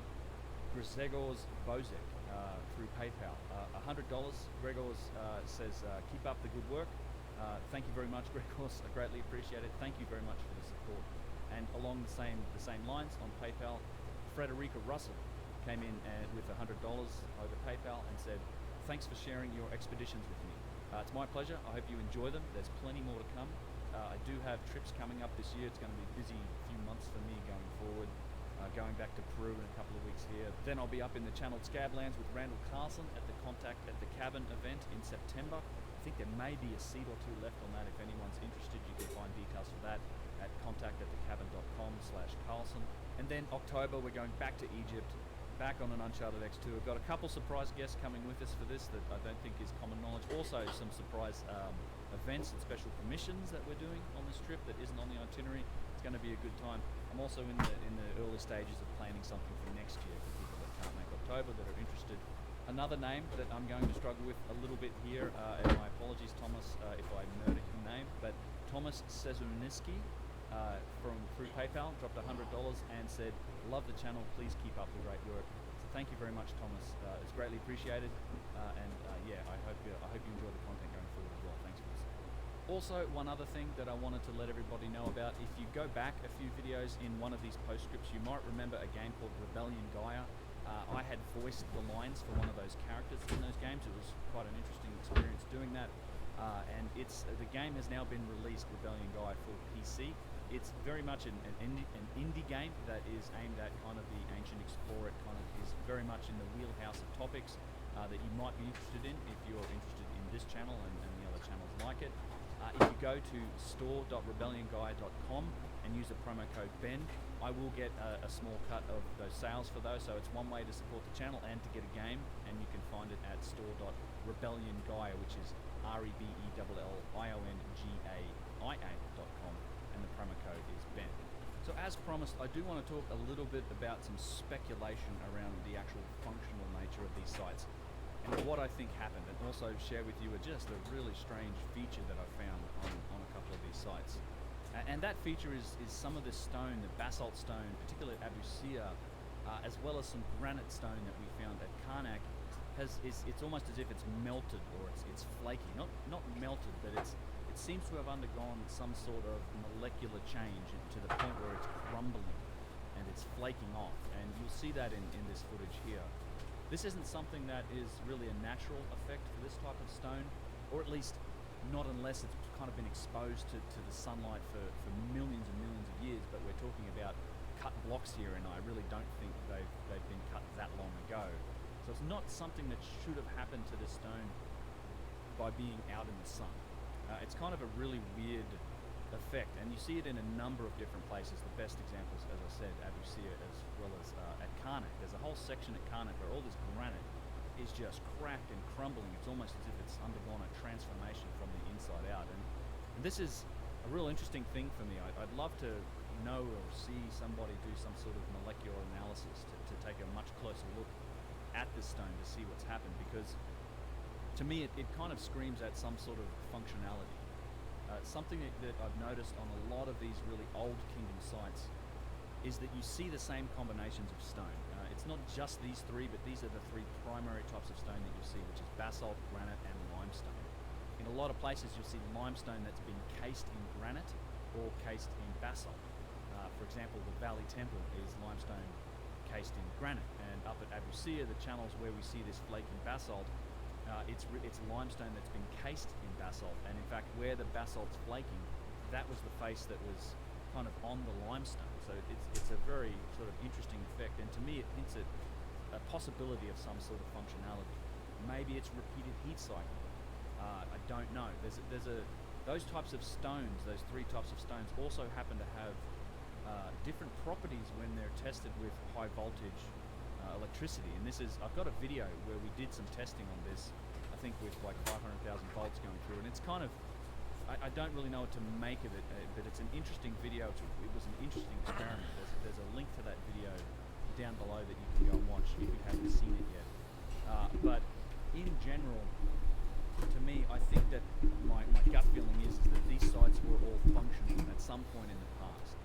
Now, what function that is, I really don't know. It could have been manufacturing, it could have been some form of energy production. I do think that Chris Dunn's theory with the Gyges power plant is probably our best modern effort at trying to explain in detail a functional purpose for some of these ancient structures. But at the same time, I also don't think that we have really the perspective or the technological understanding to really frame up what we're looking at in any real detail or enough capability to understand it yet. And kind of the example I'd use is if you took something like a smartphone that was just turned off and you went back in time 100, 200 years and say this was dead, the battery on it was dead, the people back there wouldn't have any context to be able to understand what it is. It would just be this shiny black thing that cracks if you smash it and didn't do anything. But you and I, although we couldn't make one of these, we know what it is. We understand what a touchscreen is. We understand what wireless networking is. We know what the camera does, the microphone. We understand the capability and the technology that makes up this device, and therefore we can put it in a context and understand it from a technological perspective. I think when we're looking at some of these sites, I just don't think we have the perspective to understand them, which is why I'm always on about we should be testing them and looking at them with an open mind, because we might stand to learn something. I might be wrong, but I think that's probably the best a way to approach the problem and try to get closer to the truth, if you like, because I don't think these sites were purely ceremonial. Now, the other thing I'd say is that I don't think that it was the dynastic Egyptians that were operating or using the function of these sites, but I do think that they were connected and had some memory or understanding of the times where they were. And in fact, this is something they themselves talk about. They talk about Zep Tepi, the time when the gods walked the earth. They also talk about the Shemsu Hor. There's a period of time before the dynastic Egypt period where the followers of Horus, the Shemsu Hor, these semi-divine advanced beings with all sorts of magical, mysterious capabilities, walked the earth and created some of these sites. So they created some of their mythos and legends that the dynastic Egyptians remembered. Now, anything that we don't understand, and this is a natural thing, we just palm it off to magic. But ultimately, it's science. We just, as science advances, the boundary between mysticism and magic goes back with it. So as our understanding progresses, the domain of the unknown kind of shrinks along with it, and we don't call stuff magic anymore, we just call it science. So I think with the dynastic Egyptians, they may have had some connection to this, some memory of it, some understanding of it. And actually the Manu Sekazara's book Under the Sphinx also shows that there may be some truth to this, with some advanced understanding that came from the earliest parts of the dynastic Egyptian civilization that they themselves didn't really comprehend. I think that's what we're seeing in a lot of these places. They had some memory, some cultural remnants of what happened before, and they probably tried to capture the power of that through ceremony, through ritual, and by doing so on these sites, they probably turned it into what they most likely were for the dynastic Egyptians, which were temples. But their original purpose, I don't think was that. I think it was some sort of functional purpose. And the best chance we have of understanding that is we're looking at these with an open mind to all of the technological evidence. So this crumbling stone is something I intend to explore a little bit more in a future video, but I wanted to give you a sneak peek at it and just kind of throw a few thoughts out there about what I think some of the possibilities for it might be.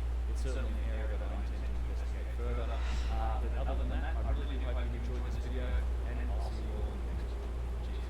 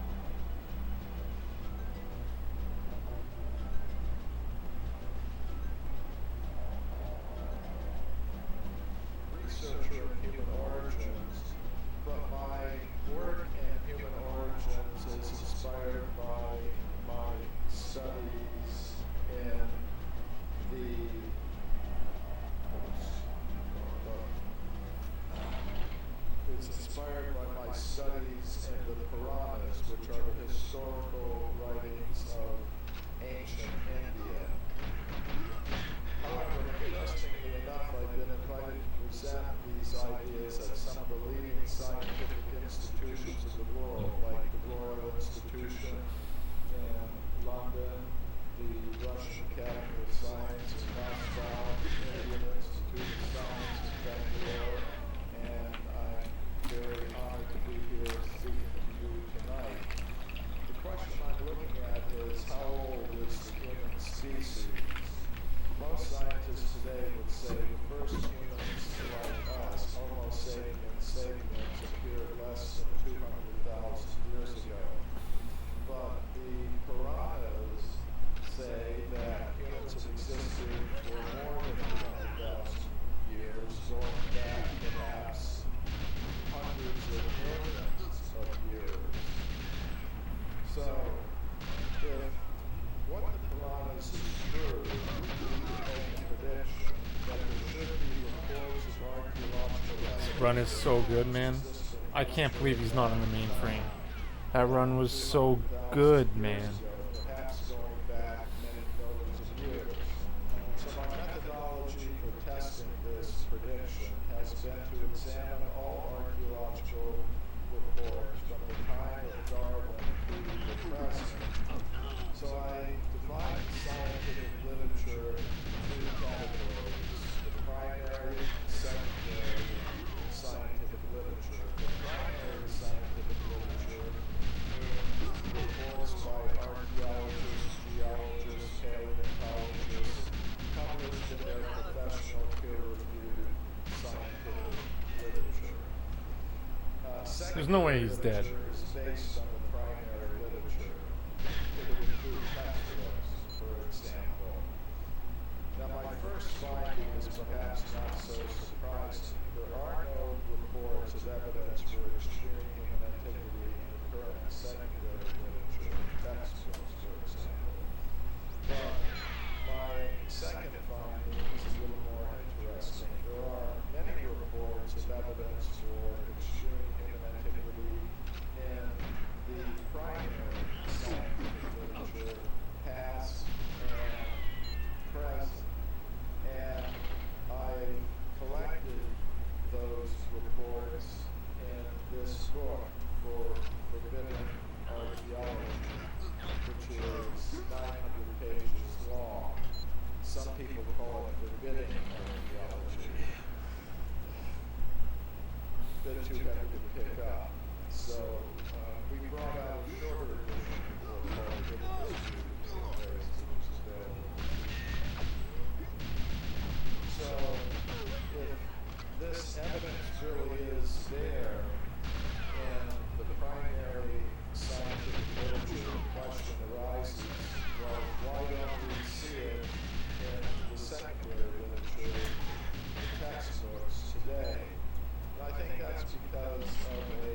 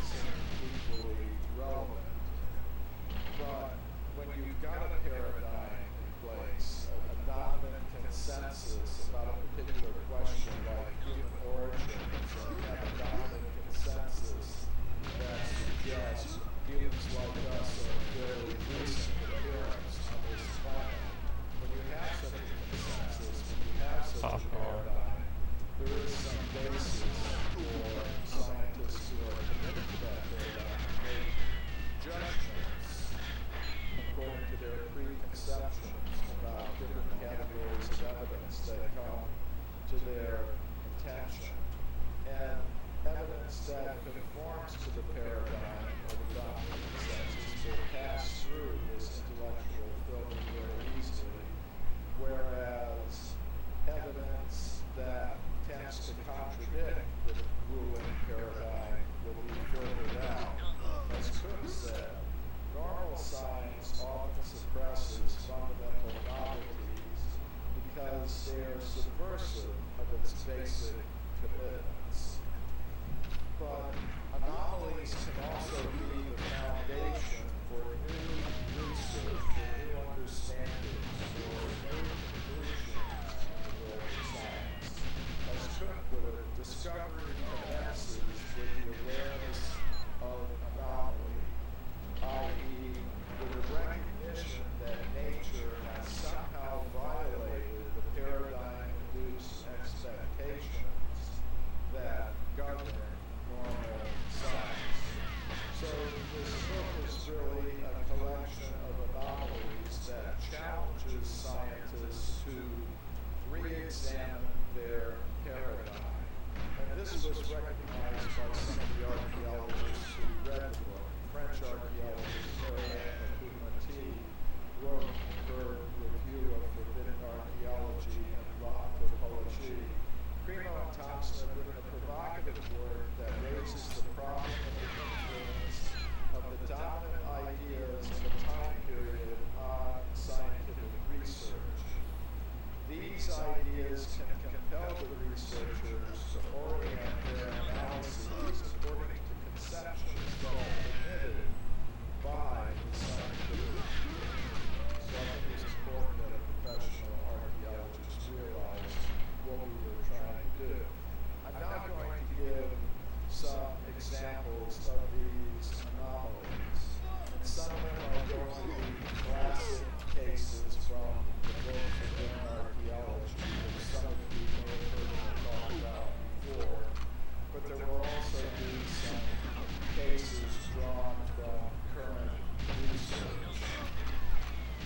This is Virginia Steen McIntyre. She's an American geologist. She was involved in dating an archaeological site in Mexico at a place called Huayatlaco. There, archaeologists found stone tools and weapons of the kind that are normally attributed to Homo sapiens. It was a very professional excavation. The artifacts were photographed in the layers of rock in which they were found. The archaeologists wanted to know how old these things were, so they called a team of geologists to date the site. Virginia Steen McIntyre and her colleagues used 4 different methods to date the site. I'll mention a couple of them. And the same layer with the stone tools, animal bones with kitchen bones were found. The geologists used the American series method to date those bones. They got an age of 245,000 years.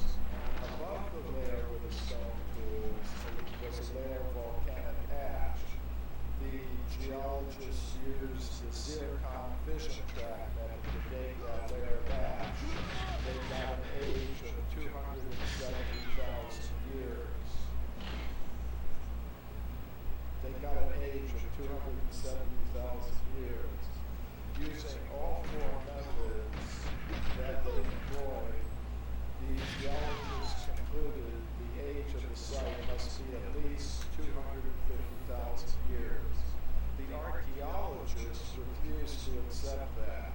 According to their understanding, human beings capable of making those artifacts did not exist anywhere in the world 250,000 years ago. And what to speak of being present in North America, the dominant consensus now is that there are no humans in North America any earlier than about 20,000 years ago. So Virginia Steen McIntyre and her colleagues decided to independently publish the age for the site, which they did with Scientific Journal. But when they did that, they experienced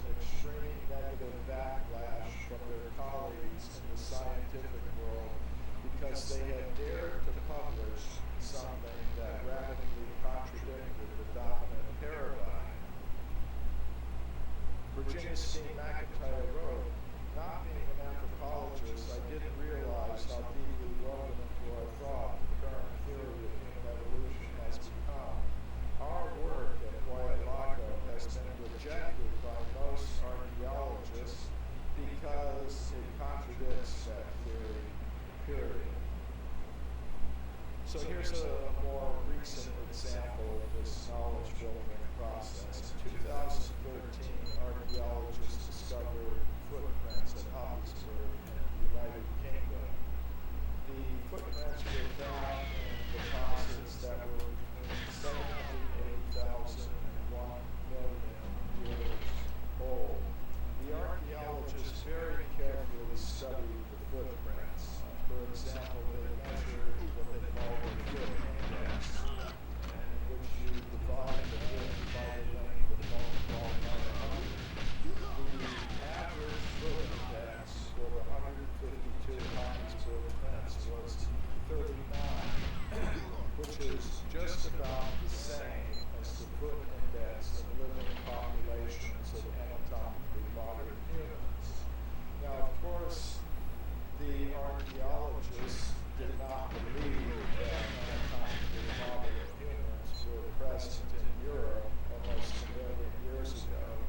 So they decided to attribute the footprints to the hominid that they believed existed in Europe at that time, Homo antecessor. So this is one way in which the knowledge filtration process works. Scientists will interpret evidence in a way that doesn't violate their expectations. And we all have expectations that determine the way that we look at things. For example, many people will look at these cards and see nothing wrong with them, but actually they're altered. This is part of a famous psychological experiment that was carried out. The researchers took a deck of cards, a normal deck of cards, and then they altered some of the cards. Like you see the 6 of spades, which normally would be black, they turned it red. So they took this deck of cards and they showed the cards to people one at a time and asked if they noticed anything. And 99% of the people did not notice anything wrong with any of the cards, even though they were altered. In other words, they saw what they were conditioned to see. They saw not what was actually in front of them, but what they expected to see. And scientists often do that. Cook wrote, "In science, as in the playing card experiment, novelty emerges only with difficulty, manifested by resistance against the background provided by expectation."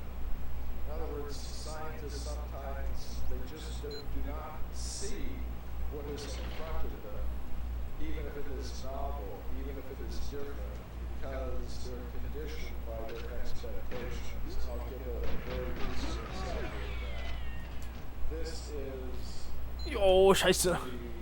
What's up, buddy? H86 finger bone, which was discovered in 2015 by archaeologists at Udubai Gorge. It was found in a deposit 1,840,000 years old.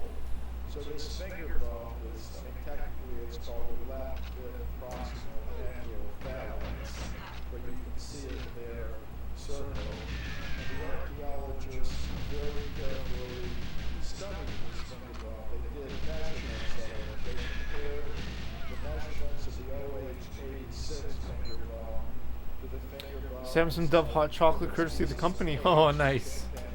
Nice, buddy. Yo, you're a Deerhurst? Yo, thanks for tuning in, man. You're the dude, homie. What can I say, man? You're so the man. Thanks, buddy. I really appreciate that, man. This is my day off. I took today off. Today off, play some Goldeneye. They found that the OH-86 finger bone fits. How's it going, man? How's the shift going? Hope it's chill. Hope it's relaxed. It was different from any kind of ape man that had previously existed, different from that of any kind of ape. Finished my antibiotics today, like an hour ago or 2 hours ago. Here's what Took the last one. scientists said in their report, which was published in Nature Communications. OH-86 represents a hominid species whose closest known affinities are to modern Homo sapiens. However, the geological age of OH-86 obviously precludes its assignment to Homo sapiens. Now let me translate that for you. They're saying we've got this finger bone, it's exactly like that of modern Homo sapiens, but we cannot call it Homo sapiens because it was found in a deposit 1,860,000 years old. Do I miss Coffee Machine at all? I would. Yeah, man, that's nice. There's a lot of nice free coffee, man. For sure, buddy. I just brewed a thing of coffee. Of the Three Sisters, the kicking horse. Three Sisters medium blend. These scientists were looking directly at this evidence, but they were not seeing it for what it really is. As far as I'm concerned, the OH-86 finger bone So this talk is about bias, what scientists see based on their previous education. They're saying that scientists probably miss a lot of, and humans miss a lot due to preconditioned noticing of stuff. It's really interesting. scientific world by an Argentine scientist, Florentino Ameghino.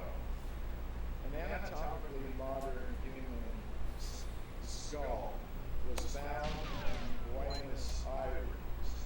It was found in an excavation there. The excavation went 15 meters down. There they encountered a thick layer of This is about that the human species is much older than people think. That's what you think, Dick, too. Also, I remember you told me. That's really cool theory, buddy.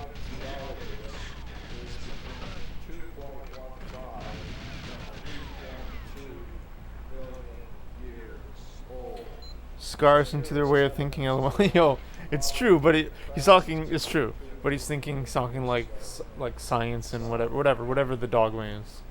He's talking about philosophy of science. He referenced like Tom Kuhn, or not Tom Kuhn, Kuhn from 1996, who's a philosophy of science.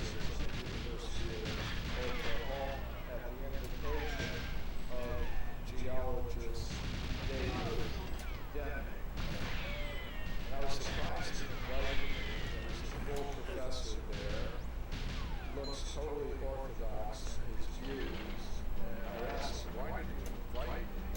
He said, well, I heard you on Coast to Coast, which is a late night radio show in the United States that deals with all of these alternative topics. So sometimes it's very surprising. What the fuck was that? Perfectly orthodox in terms of their scientific views. Whenever my coworkers begin talking about the pandemic, I just leave. Oh man. Doubts and questions that open them up to new possibilities. So anyway, since this I can't listen and go anymore. Yeah, I hear you. case from Oklahoma, To it anymore. I hear you, buddy. there was a paleontologist early in the 20th century named Harold Cook. And in 1926, Cook learned of some discoveries of human artifacts in Oklahoma.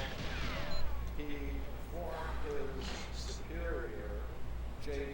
Figgins, at the Colorado Turn on the radio, Institute of pandemic. Natural History, and they went to the site of Oklahoma, which is the Holland Gravel Pit, and that's a photograph taken in 1927 of the Holland Gravel Pit. These Talk to people pandemic. I go to work pandemic. Oh yeah, I know. Yeah, really. They're the kind of tool that archaeologists normally say are made by humans like us. This projectile point was found at this part of the excavation, and this one here was found even a little bit deeper towards the bottom of the quarry. Now, in that same layer, which is labeled A, fossils of an extinct elephant called Trilophodon or Gomphotherium were found. It's a four-tusked elephant. And according to modern paleontology, the last appearance of Trilophodon was about 1.8 million years ago in the early Pleistocene. After that, it was extinct. I don't even engage unless the convo's about what they're doing after the pandemic. It's a good icebreaker, man. Shows you're sensitive, you're caring. Scientific. 1,800,000 years. So I would say what we've got there is evidence for a human presence in North America going back about 1.8 million years. And it's interesting what happened with David Denny. We actually went out to the Hollow and Gravel Pit to see the place, and he became convinced that that discovery was genuine, and he began speaking about it and writing about it. It's a case where I think I was able to successfully radicalize a scientist. He wrote about this discovery. Every possible objection was raised as to why the artifacts in the Hollow Pit could not be as ancient as they seem. What the fuck, man? Objections were met and defeated.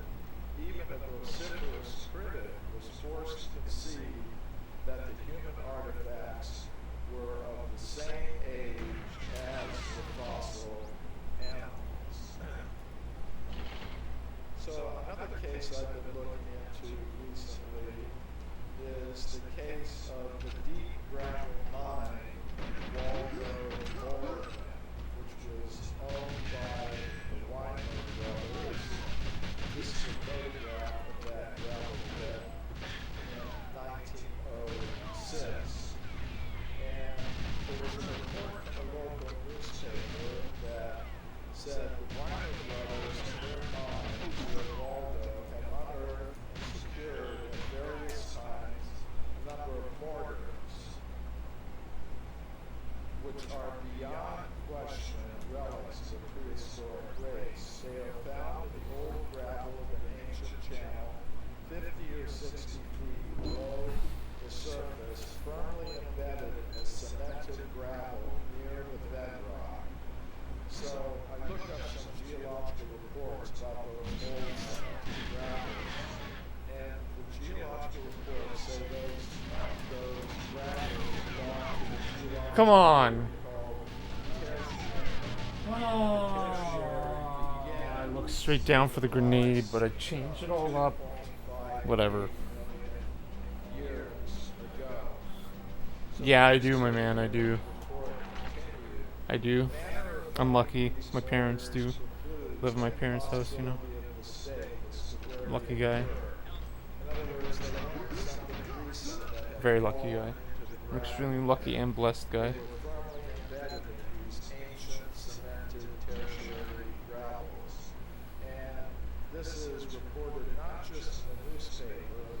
Pleasure you've never experienced in your life? Oh, that's too bad, man. I'm sorry, buddy. I'm sorry, buddy. I hope you experience that soon. One day. One day soon, man. There's lots of times, right, where I didn't have it in-house. Here in England, there was an interesting discovery made by Henry Stokes, reported by him to the British Association for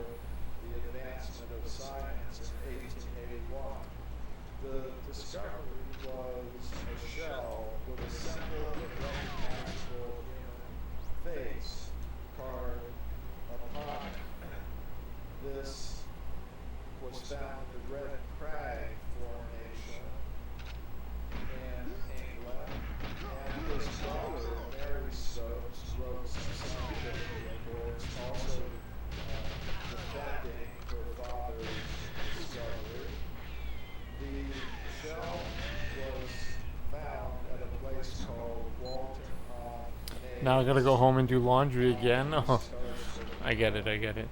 And this is the Red Crag Formation at Walton on Naze. You can still find shells in that formation.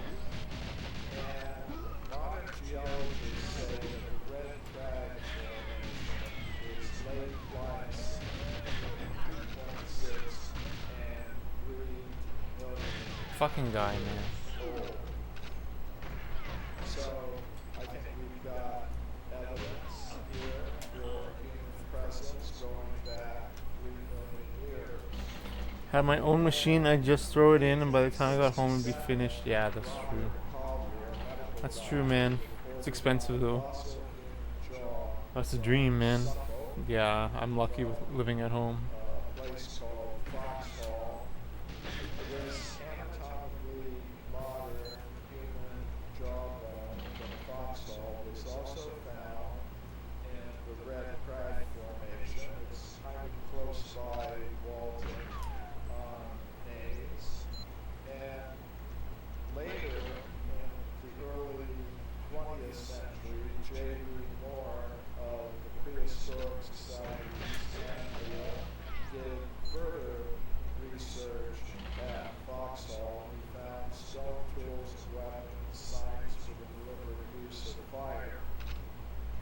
And the American anthropologist and archaeologist Henry Fairfield Osborne wrote in Life goes fine, a half decent broad. Wow, buddy. Nice. J. Moore, Don't call her a broad, though. That's just my little bit of advice. Try to avoid the word broad in her ear shot. Have house with have in-house laundromat. Yeah.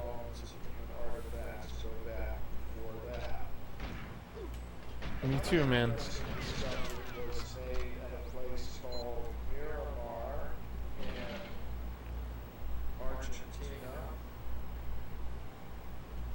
I'm a simple man. The discovery was not a human bone. This is the bone, the thigh bone of an extinct. Yo, Dick Irie was in here earlier. I don't know if you saw. That's pretty sick. The interesting feature Irie Butler was in here. of this thigh He was bone giving some help. has embedded in it a flint arrow. That was pretty cool. Actually, that was very cool. Was announced to the scientific world in 1915 by Carlos Amadino. It was found in the Chaco Malo Formation at Miramar. According to Brutal, man. geologists, the Chaco Malo Formation is between 3.2 and 4 million Yeah, buddy. years. I know, right? Of course, there were some skeptics, and they said, well, here's what probably happened. Somebody probably got a fossil toxodon bone from somewhere. Then it went to some I'm going around now, like around the guys. village. It's a little. I think it's faster too. It's less. It might be less consistent, but it's definitely faster. To the toxodon femur for Carlos Amadino to find in his excavation. And so Carlos Amadino thought, okay, if that's what they say, let me call them all to the site. So he brought a commission of the leading paleontologists, geologists, and archaeologists in Argentina to the site, including the skeptics who were saying these things. And he told them, okay, Pardon me. pick a place for us to dig. So they Yo, thanks for watching me on your break, buddy. Appreciate that, man. just above the man who's sitting in the center there, you can see the places they dug several feet to the hillside. And they found in that excavation, witnessed by all these scientists, these bola stones.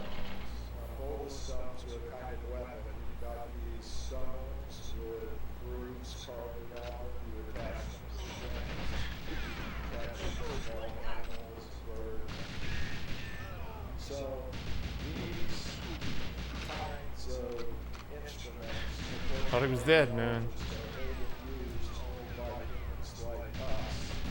So we've got evidence for a human presence in the chocolate island formation going back over 3 million years in Argentina. Also at Miramar, an archaeologist named Vignati in 1921 discovered part of an anatomically modern human jaw with 2 molars embedded on it. Okay, I'm gonna load my vape, I think. Dr. Joaquin Fringeli, I am. who published a scientific report about this discovery, said our I'm gonna load the attention vape. was particularly drawn to the completely human character of the molars. Later, an American anthropologist, Theodore D. McCallum, wrote, the Miramar molars are, quote, quite positively Homo sapiens, but they were found in the chocolate island formation at Miramar, and modern geologists say that formation is between 3.2 million and 4 million years old. In 1979, Mary Leakey announced the discovery of footprints at a place called Lake Tole in Tanzania in East Africa. The footprints were found with layers of solidified volcanic ash, 3,700,000 years old. And in her original report, Mary Leakey said the Lake Tole footprints are indistinguishable from modern human footprints. Other scientists also agreed. Paleontologist Tim White said, make no mistake about it, they are like modern human footprints. Now, neither Mary Leakey nor Tim White agreed that humans like us existed only 3 or 4 million years ago. So how do they explain the footprints? Well, they proposed there must have been some kind of ape man, some kind of hominid who had feet exactly like modern human feet. Now we have the skeletal remains of the hominids that existed at that time in Africa, or varieties of Australopithecus. And the foot structure of Australopithecus is not like that of a modern human being. It has very long toes, sort of like human fingers, a first toe that can move out to the side like a human thumb. So actually the only creature known to science from skeletal evidence that has a foot exactly like that of a modern human being is a human being like us. So what did Mary Leakey actually find? I think she found evidence that humans like us were existing in Africa almost 4 million years ago. Now, some people will say, okay, footprints are a little bit ambiguous. It would be better if you had human skeletal remains that age. And such things have been reported in the professional scientific literature.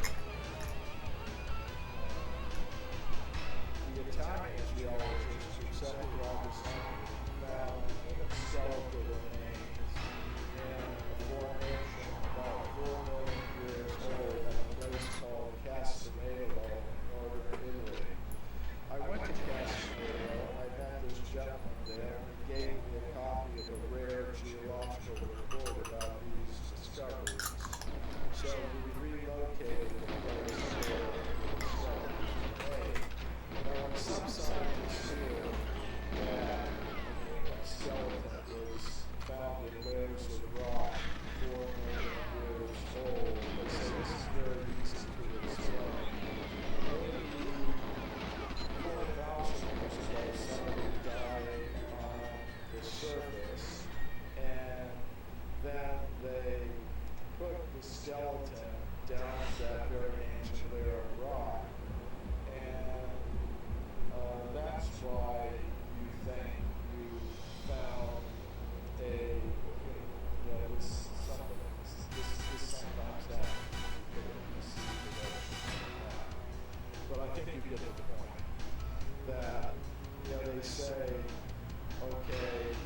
it's a barrier. It's an intrusive barrier. The skeleton really doesn't belong in the layer in which it was found. But Gyges, the discoverer, was a professional geologist, and he was very much aware of this problem. He said, okay, if it had been a burial, then the layers of rock above the skeleton would have been disturbed, as we see here. But he looked very carefully when he was taking the skeletons out of the ground. You can see that all the layers of rock above the skeleton were intact and undisturbed, indicating that the skeletons really were as old as the layers of rock in which they were found, in this case 4 million years old. Now there's been a recent discovery that kind of confirms the existence of a human presence going back 4 to 5 million years or even further. And these are footprints that were discovered at a place called Gyges in Crete. The discovery was announced this year. There were 50 footprints found. Some of them were small, 3.7 inches, but some of them were larger, 8.8 inches.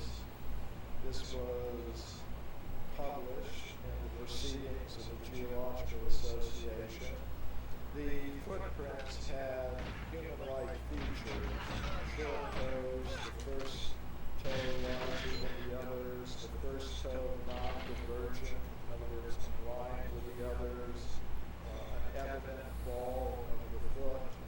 But the scientists who discovered these things could not really accept that humans like us were present to make these footprints, so they suggested they must have belonged to some kind of creature like they suggested Ardipithecus ramidus, who was known to exist in Africa at about that time. But if you look at the feet of Ardipithecus ramidus, you see they don't really match those footprints that were found in Crete, which are human-like in their form. So I think the best interpretation of those footprints that were recently found in Crete is that they're evidence for a human presence 5.7 million years ago. Now these are the waste heaps of the Ophir silver mine in Virginia City, Nevada. In the 19th century, mines were opened there for mining silver. And in the Ophir mine, this anatomically modern human skull came up. And this report says the skull was dug out about 300 feet below the surface. And then when it was brought out, it was noticed by a United States District Court Judge, A.W. Baldwin, and he picked it up and saved it. And it was later sent to California, to San Francisco, to Dr. J.B. Whitney, who was the chief government geologist of California, and he studied it. And one of his colleagues, one of his associates, Dr. James Blake, made a report about it at a meeting of the California Academy of Sciences. So, as I said, this skull came from 300 feet deep in the silver deposits which belong to the Comstock Lode. And according to modern geologists, the Comstock Lode deposits are Miocene age, being about 14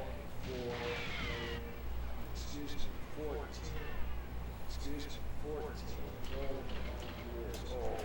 Sometimes I can't even believe what I write. No, once I was giving a lecture in Eastern Europe, I think it was the Czech Republic. I had to use a translator for my lecture. And in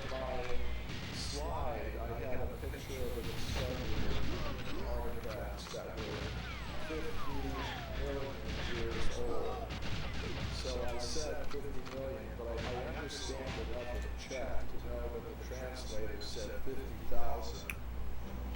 So I am correct. No, not 50,000, 50 million. Things like that. So, I think the Ophir skull provides evidence for a human presence in North America going back 14 million years. This is the Portuguese geologist Carlos Ribeiro, who discovered hundreds of human artifacts in his country of Portugal in Miocene deposits about 20 million years old. He displayed them in the Museum of Geology in Lisbon with labels indicating an early Miocene age. Today, if you go to the museum, you won't see them on display anymore. They're kept locked in the cabinets behind me. But I got permission from the directors of the museum to open up those cabinets, and I was able to study and photograph some of these 20 million year old artifacts from Portugal. Now they're quite simple, but we have to keep in mind that there are populations of humans living today who made simple stone tools just like that. There are people in Ethiopia who made these stone tools, pictured here. They use them for scraping hides. So there are humans like us living today who made simple stone tools. So just because a stone tool may seem simple doesn't mean it couldn't have been made by humans like us, because humans like us make stone tools like these that were found in Portugal even today. So I think they provide evidence that humans like us were existing 20 million years ago.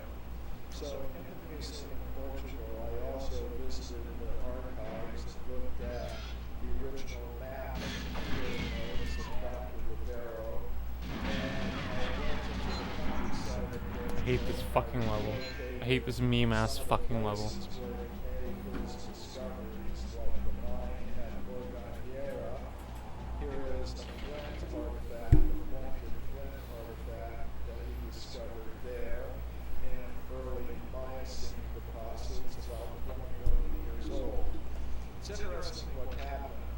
When Ribeiro was alive, he displayed those artifacts in the museum in Lisbon with labels showing a Miocene age of 20 million years.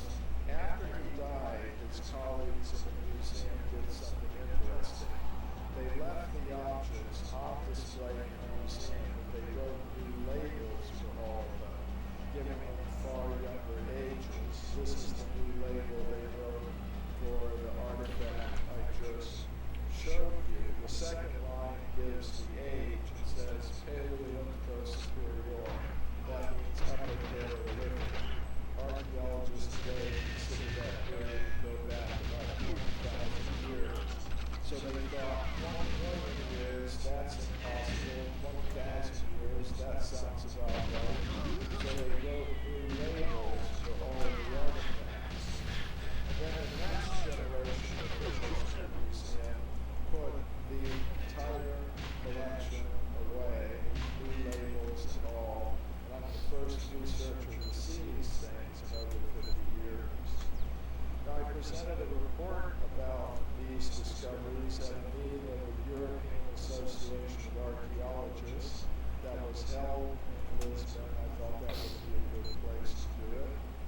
And later, that report was published in a peer-reviewed journal of archaeology, the Journal of Iberian Archaeology. Years of the archaeology of Spain and Portugal. So sometimes people ask me, do you have peer-reviewed publications? And the answer is yes.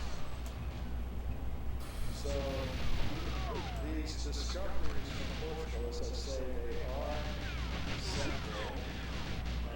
they're about 20 million years old from the Miocene period, and some people, mainstream archaeologists would say, well, maybe they could have been made by some kind of hominid, some kind of ape man, but there weren't any like that in Europe. And I don't have any objection to the existence of ape men millions of years ago. The ancient Sanskrit writings speak of such creatures. The ape men. They have the bodies of apes and monkeys, but human-like intelligence and could use simple culture.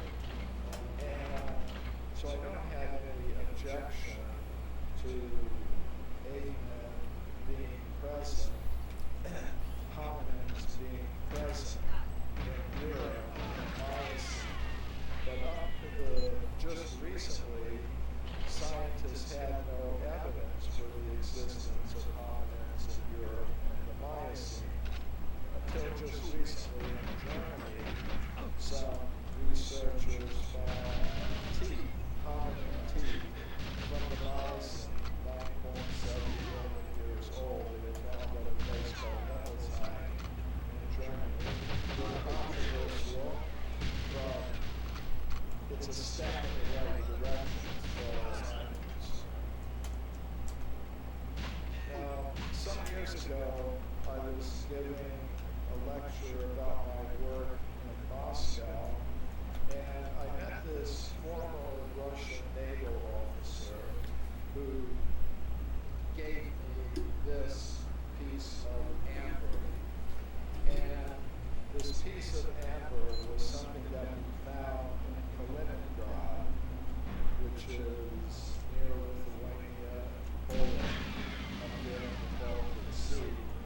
And the interesting feature of this piece of amber is in the circle area there. This is a magnification, but you can see it kind of evaporate there.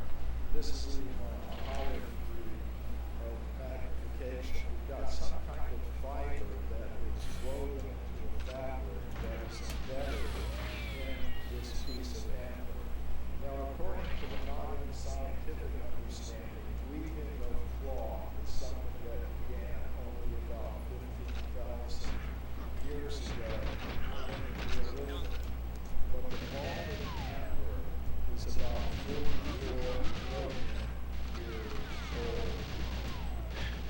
In the 19th century, gold was discovered in California. Miners went there to get it in places like Table Mountain and Sierra Nevada Mountains. And they dug tunnels to the sides of the mountains. And deep inside the tunnels, the miners found human bones and human artifacts. They were found in layers of rock that belonged to the early part of the geological period called the Eocene, which means these things could be about 50 million years old. And Man, here's like how who's we got fucking... that date. What you see is the bedrock there. What above the bedrock are at sea are Eocene river channels full of the auriferous or gold-bearing gravel.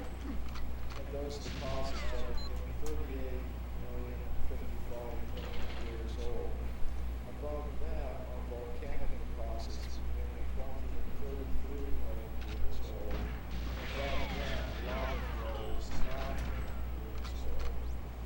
So these discoveries were reported to the scientific world by Dr. J.E. Whitney. His report was published by Harvard University in the year 1880. And here's a description of an anatomically modern human skull fragment that was found there from a shaft in Table Mountain, 180 feet below the surface. In other words, it was found 180 feet inside the tunnel.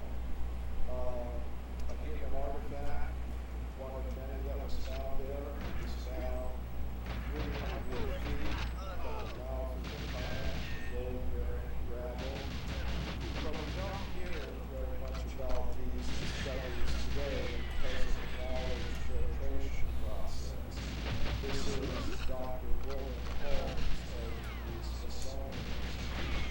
Fuck me. Don't do it. Don't do it. had understood theory of human evolution, he wouldn't have published those discoveries. In other words, if the facts didn't support the dominant paradigm, the facts should have been cast into oblivion. That's what happened.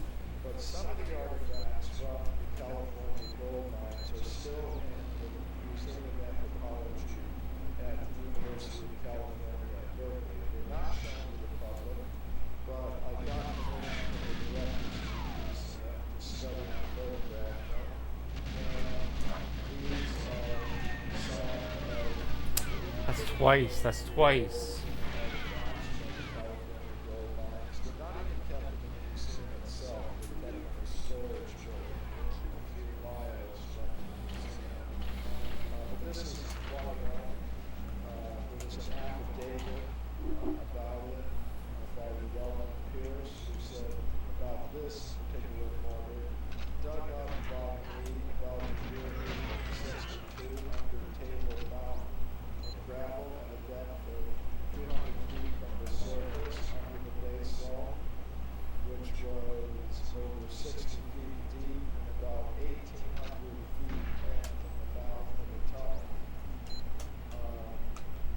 J.H. Neal, the supervisor for the Montezuma mine at Table Mountain, wrote about this sodium pestle that was found at a distance of between 14 and 1,500 feet from the mouth of the tunnel. Dr. Clarence King found this partial pestle, gold-ring gravel, at Table Mountain, and geologist George Becker said Mr. King was perfectly sure that this instrument was in place and that it formed an original part of the gold-bearing gravels, which are about 50 million years old. So I went to Table Mountain. Brutal, man. Looks like today, and we were able to find some of the old 19th century gold mining tunnels where these objects were originally discovered, and it should be possible to do more research there. When this information was first reported, I was asked to be a consultant for a television documentary called Mysterious Origins of Man that aired on NBC. And when scientists learned about this television program, they tried to stop NBC from showing it. They weren't successful. The program did air, but the scientists complained to the Federal Communications Commission, which is the agency of the United States government that licenses the television broadcasting companies. And they asked the government to investigate NBC, censure NBC, fine NBC millions of dollars so they would never do this again. And they wanted the government to force NBC to publicly apologize for having aired the program. I'm happy to say the government didn't do that, but it was interesting that these kinds of attempts were made. I later presented a paper about these discoveries at a meeting of the World Archaeological Congress. Now, this is a pretty extreme case even for me, but in 2000, a woman named Paulina Zelensky from Canada and her husband, who run a company called Advanced Digital Communications, were doing underwater research for the Cuban government, trying to locate sunken Spanish galleys off the coast of Cuba. And in their sonar search of the ocean bottom, they got images of structures on the sea bottom. And some of the imagery showed what appeared to be a city with massive stone structures. And this was found in the waters off the western tip of Cuba. And a proposal was made that these structures were erected on a land ridge that existed between Cuba and the Yucatan part of Mexico during the last ice age. During the ice ages, the water in the ocean is redeposited on the earth as ice, so that means the sea levels go down. So they thought, okay, during the ice ages, it was dry land, and that's when these structures were built. So that would be about 20, 30, 40, 50,000 years ago. But some skeptics, even during the ice age, the sea levels were a maximum of 100 meters, about 328 feet lower. These structures are now at a depth of 2,000 feet. So the skeptics proposed, okay, so these couldn't have been built during the ice age. They're at 2,000 feet, and that wouldn't have been exposed even during the time of lower sea levels. So I thought, was there any time before that that part of the Gulf of Mexico would have been dry land? So I did some studies in the history, the geological history of the Gulf of Mexico. And it turns out that 195 million years ago, during the Jurassic period, the Gulf of Mexico was dry land. And around that time, there were some breaks on the coast of Mexico and off the coast of Florida, and water from the Atlantic and Pacific flowed into that basin and covered what was once dry land. So, is it possible that during the Jurassic period there was a civilization that built those structures? For me, I think it's possible. This report from the Morrisonville Times tells of a gold chain that was found in coal 300 million years old. This iron pot was found in coal deposits again about 300 million years old. This bell was found in coal deposits about 300 million years old.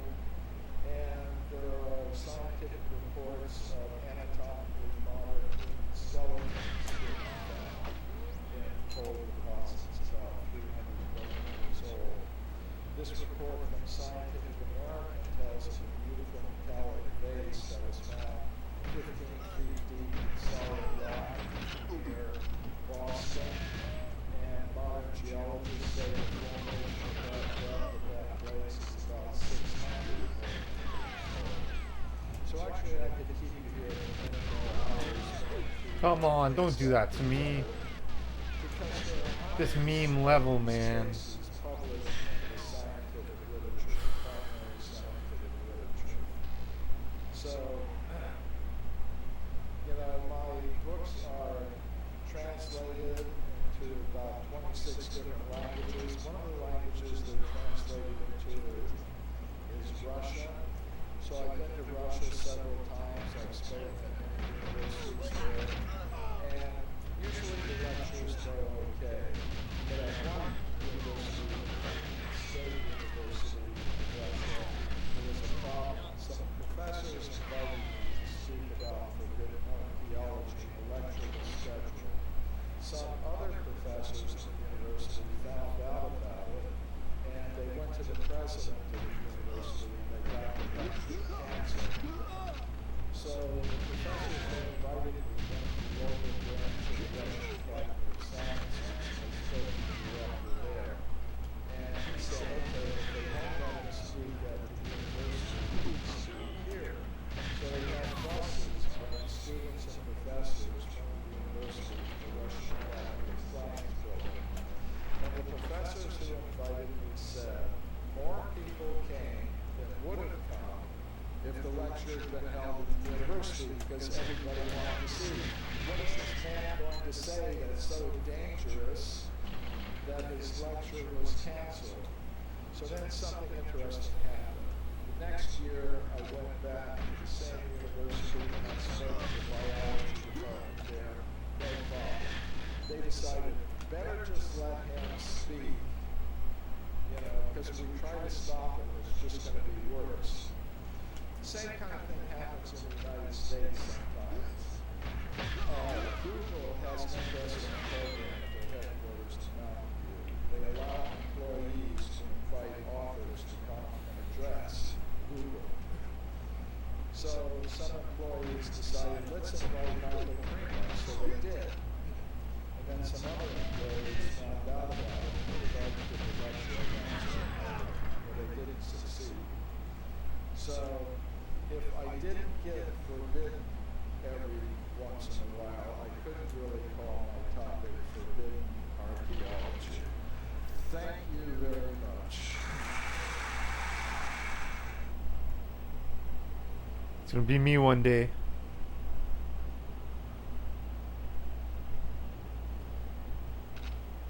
But let's invite Michael Primo. Try to get the lecture canceled.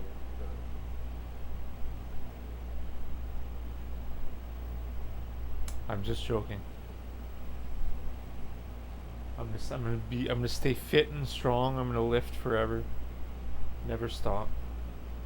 Never stop growing, never stop improving.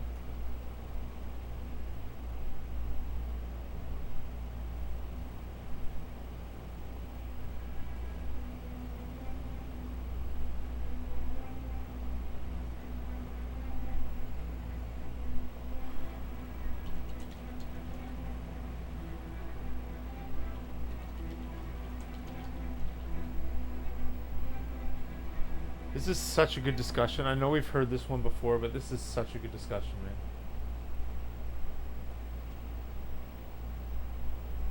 It's just like every time I listen to this, I learn something new. You know what I mean? And boom, we're live. Graham, great to see you again. Nice to be back with you, Jeff.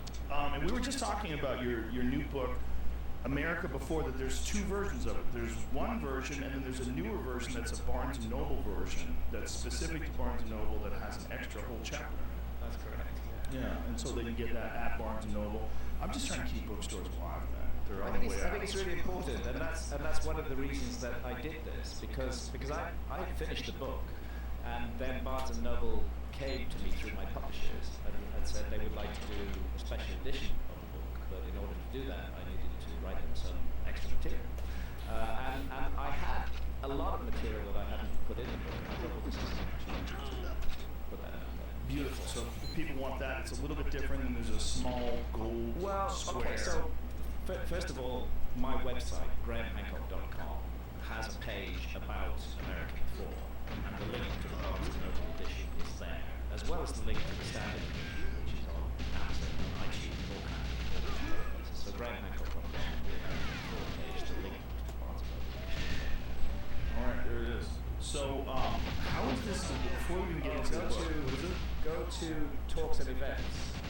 Okay, we're on the Graham Hancock website. No, go to books. Go to books. Go to America Before. Bam. Bam. There it is. Go to United States, you can see Amazon, Barnes, and there's Barnes & Noble. Special edition. Special edition. Click on that. There you go. And then the ebook as well. The ebook is Special available. edition. The audiobook, which I read myself, is available there. Then if you scroll down, oops, that shouldn't be there. Damn pops. There. I am so happy you read it yourself. I get angry when someone else reads someone who I'm like, come on, he can talk.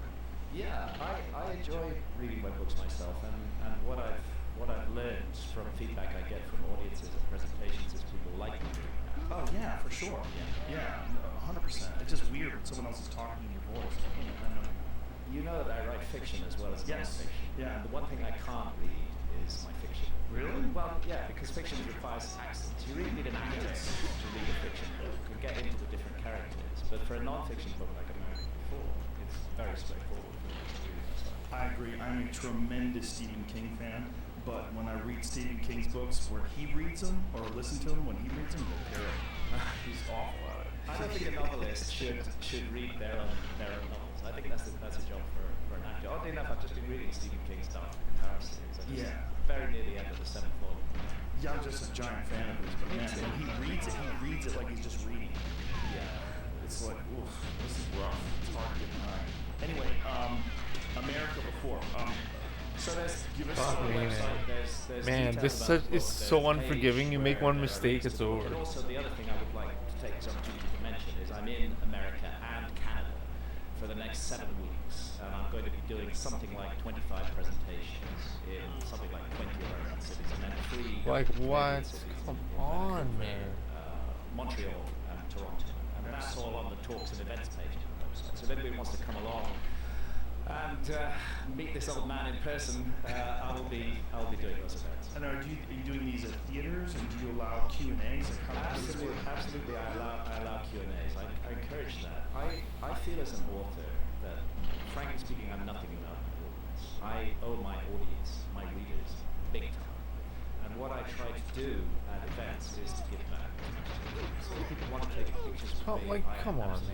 Up for that. I don't understand why anybody would want Gotta to do look that, up more. but it's fun. It's kind of fun. And when people want to come to the desk where I'm signing and ask me personal questions, I'm ready to do that. Sometimes on the British book tour, which I just finished, I was behind in the event space for 4 hours after the event finished, signing and taking pictures. But it's a joy. It's a really opportunity for me to interact with people who actually make my work matter. So That's fantastic. Beautiful. So what inspired this? I know there's always been, well, you, first of all, we should just say, for people who don't know, you have been at the front of the line for decades, talking about these lost civilizations, and from reading your work, I mean, I think I first read your work in the 90s. You exposed me to a lot of these, what were at the time controversial ideas that have now been substantiated by actual evidence, particularly Who is shooting me there? All the water erosion stuff on the Sphinx. And What is going on here? Like what? Talk about that as well. Like but all what? this stuff was at one point very controversial, and now far less. I mean, whatever traditional academics and traditional historians that are So trying troll, to man. archaeologists that were trying to resist, Or they've woman. let go a lot of that. They've had to with things like Göbekli Tepe. they've had to because the evidence has overwhelmed them. And Göbekli Tepe is an excellent example. Prior to the discovery and excavation of Göbekli Tepe, which is a site in Anatolia in Turkey, it was the view, very firm view of archaeologists, that there had been no megalithic architecture anywhere on Earth. And when I say megalithic, I mean literally big stones, stone circles, huge constructions, nothing like that before at the very, very earliest 6,000 years ago. And they would point to sites in, for example, Malta, a site called Gyges, which is about 5,800 years old. That's the oldest megalithic architecture in the world. And they could understand. He's so knowledgeable. because He's these so were good, agricultural man. Societies, they generated surpluses. You could free up people who could become specialists in architecture, in astronomy, in geometry, and they could apply their skills to the construction of these sites. But what they never considered possible was that a society that was hunter-gatherers would have created a gigantic megalithic site. And then suddenly, Göbekli Tepe is discovered. It dates to 11,600 years ago. It's more than 5,000 years older than the supposedly oldest megalithic architecture in the world. And it is in the center where there had been no previous evidence of agriculture. But the moment Göbekli Tepe appears, agriculture appears as well. Oh, just suck a dick. And this is just suck a dick, really running hard man. for archaeology to explain. They've suddenly got 5,000 years of missing history that they've just never taken into Just account. fuck What off. I see them doing is largely avoiding the problem rather than getting to grips with it directly. And in fact, there have been a great number of changes in the last 20 years, which have worked generally in favour of the arguments that I've Oh, I'm just gonna Also, kamikaze run I at know this that guy. For a long time, you were out there on your own with a lot of these theories. Very much so, and also subjected to the most blistering and deeply unpleasant criticism from the archaeological fraternity and from their friends in the media, like how dare this journalist propose that history might be different, or that we might have a forgotten chapter in the human story. It was regarded almost as offensive that I would put this material out. Archaeologists felt it was their responsibility to show the public that I was full of shit, and that was the whole way my work was greeted, and to a certain extent still is greeted by archaeologists. But things have changed. Central to my work was the notion of a global cataclysm, roughly 12,500, 12,800 years ago. It made sense to me in 1995 when I wrote Fingerprints of the Gods, but there was no compelling evidence for a global cataclysm then. All the evidence seemed to point at that time and a massive global event. And then from 2007 onwards, more than a decade after I wrote Fingerprints of the Gods, we get a group of more than 60 major scientists who are seriously proposing that the Earth was hit by multiple fragments of a giant comet 12,800 years ago, and that this caused I'm going to use a washroom. Extinctions of megafaunas.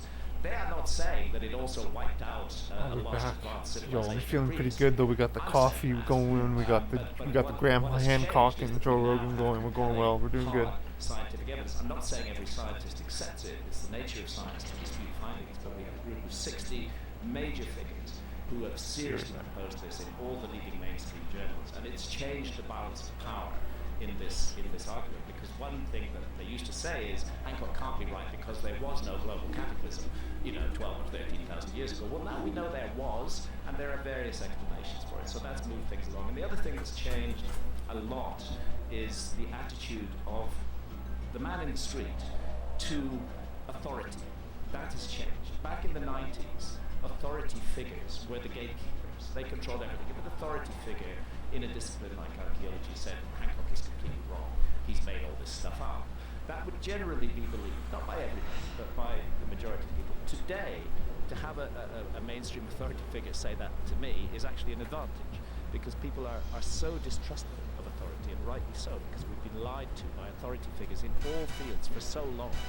The bullshit has been so enormous that people are finally waking up. We can't trust what authority figures say. And I think we can thank the internet for that. We can thank the internet. I'm sure you've seen the more recent evidence of a crater that they just discovered, like fairly recently. Greenland.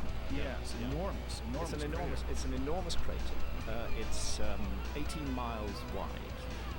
It had not been discovered before because it's under ice. It's under a lot of ice. At the end of the Ice Age, Greenland was one area which never lost its ice cover completely, whereas North America, everywhere north of Minnesota, was covered in ice a mile, sometimes 2 miles deep. Europe the same, Northern Europe, but Greenland kept its ice, whereas the other parts of the world lost their ice at the end of the Ice Age.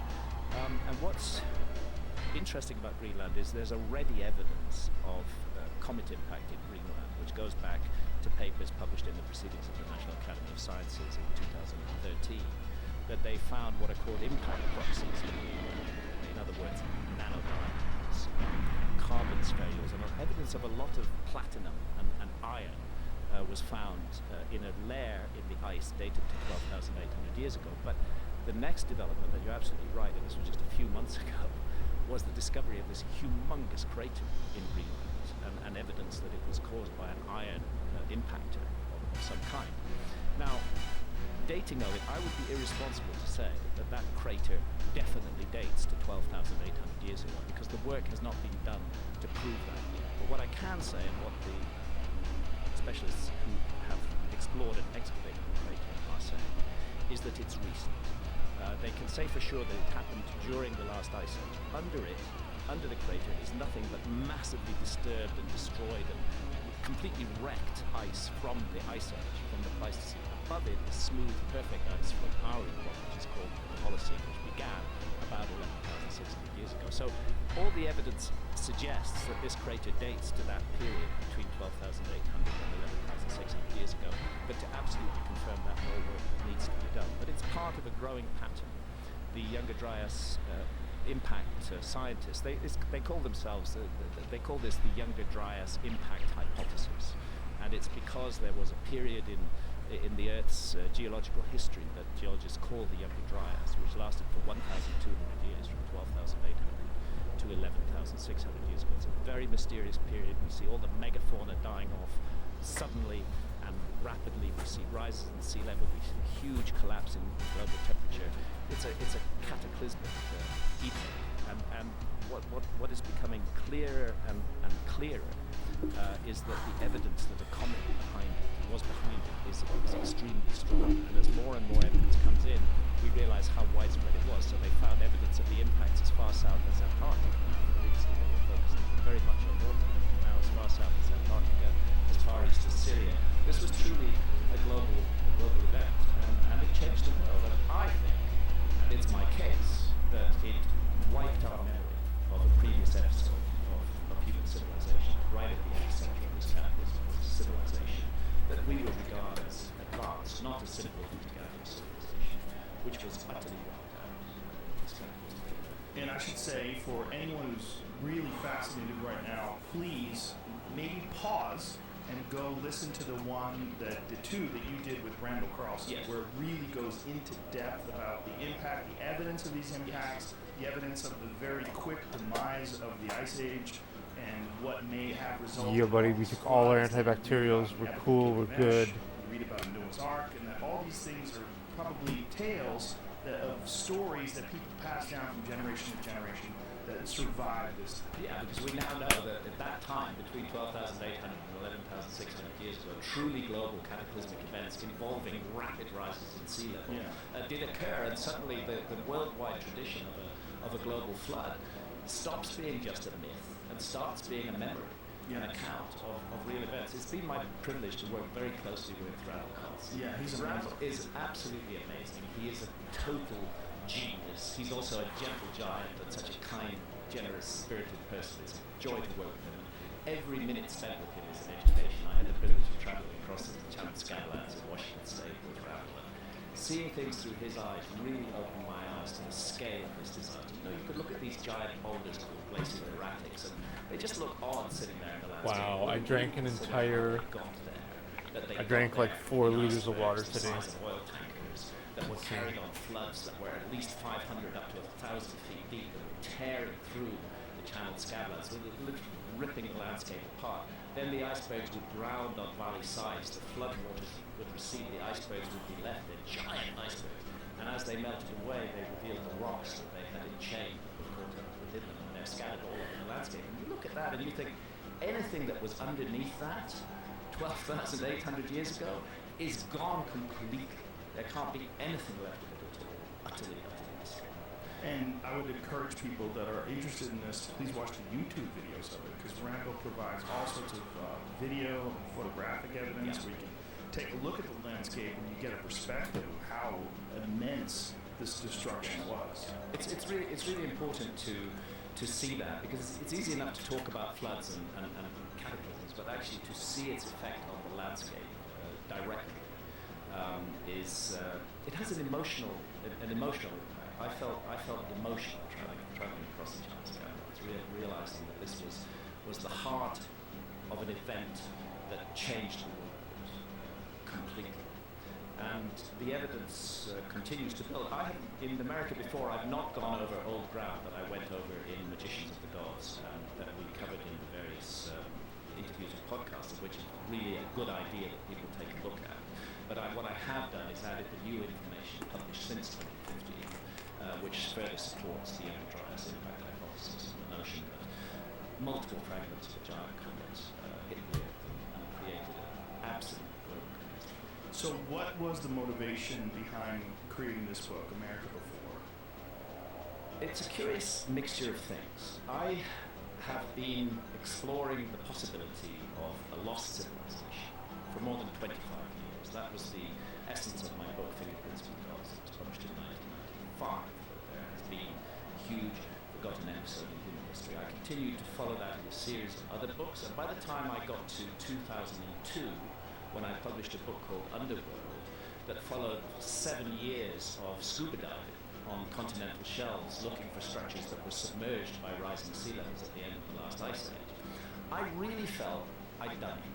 I felt I'd walked the walk. I'd put out to the public a massive body of information, and I thought my role in this is over, and I can breathe a sigh of relief because it's hot in this particular kitchen, and I can go do something else. And I ended up writing a book about psychedelics. I ended up writing Supernatural Meetings with the Ancient Teachers of Mankind, about the role of psychedelics in the origins of the human story. But then new information started to come out that touched on the lost civilization idea, and I couldn't just stand by and ignore that information. That's why I published Magicians of the Gods in 2015, And then, as I was researching that book, I became aware of something I hadn't realized before, that there's a mass of new information from the Americas, specifically from the Americas, which completely rewrites the story of human history, that the Americas have been misrepresented for a very long time by archaeology. And archaeologists will be annoyed with me for saying that. They have a way of forgetting their own errors,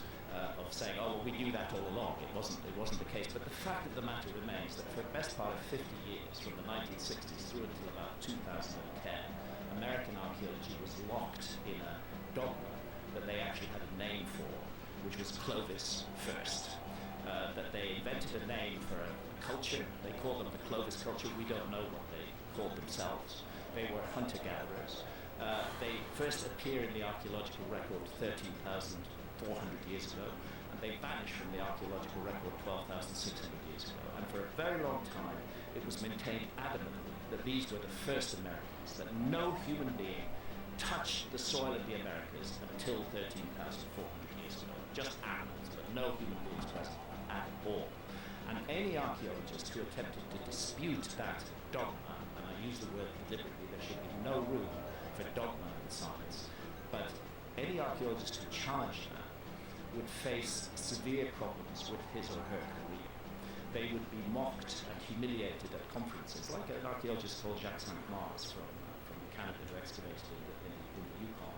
Humiliated at conferences, insulted, accused of making stuff up. Their research funding would be withdrawn.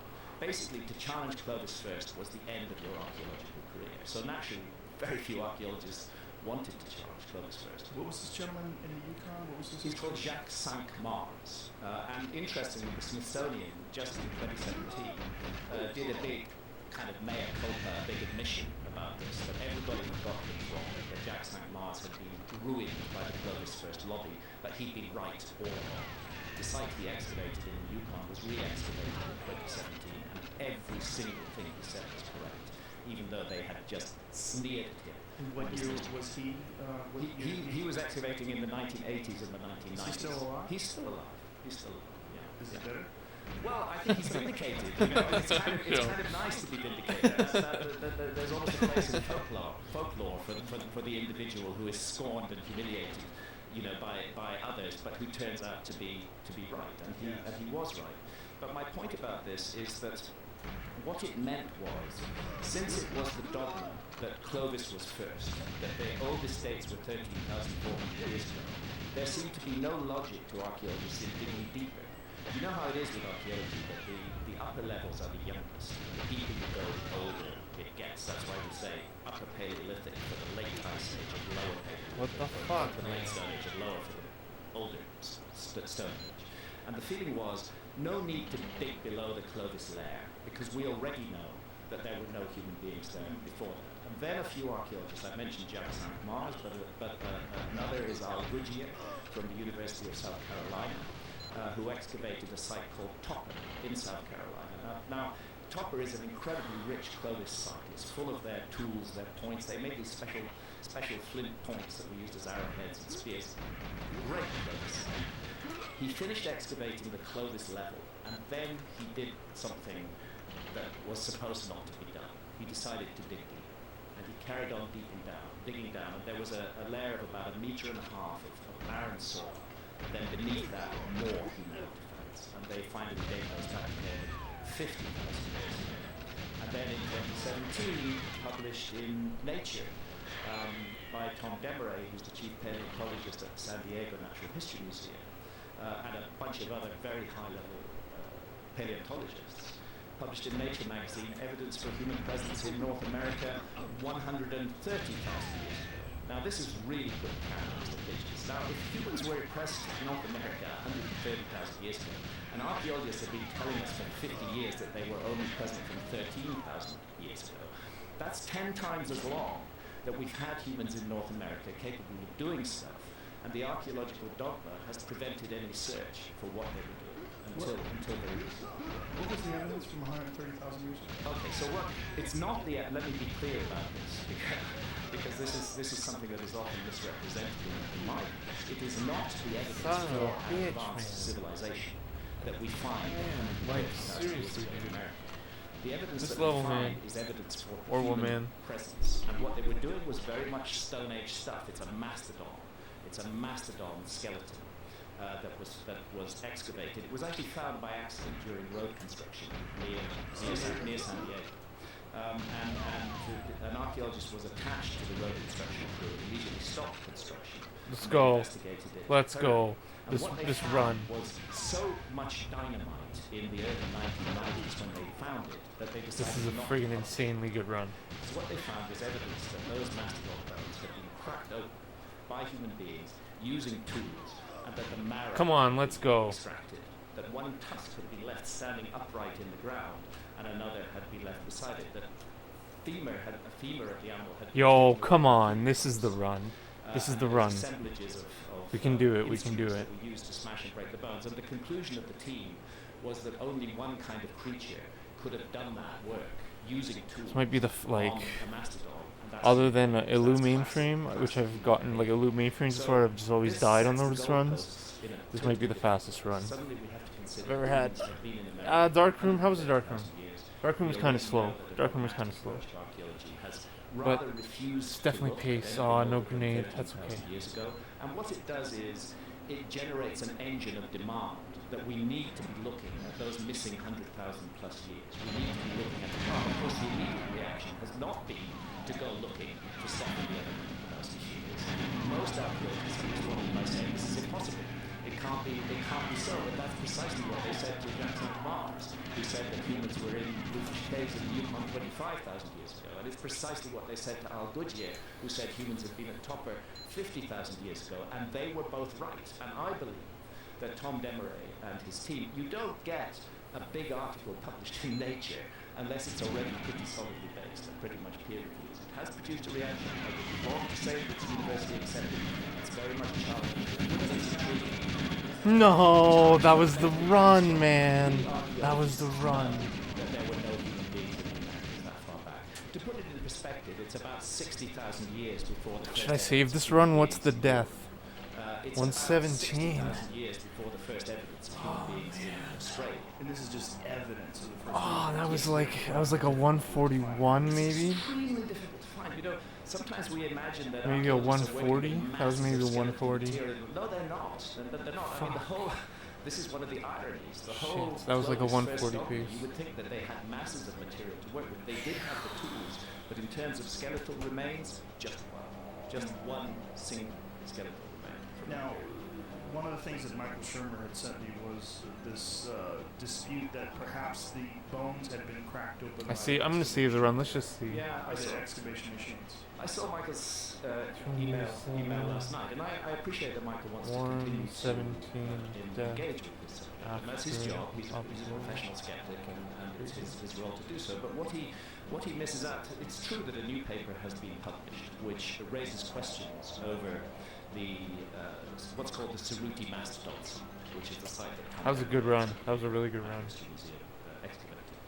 And what's interesting, since Michael took the trouble to write the questions, can I just read you something that I responded to, which is that basically this paper was in no way a refutation of the original paper in Nature. As a matter of fact, the gentleman who wrote that paper never even looked at the archaeological remains that are now in the San Diego Natural History Museum. What he based it on is reference, I'm quoting from the abstract of the paper itself, reference to a freeway right-of-way map and construction plans, contemporary road building practices, and worksite photographs available on the internet. In other words, the site was not visited.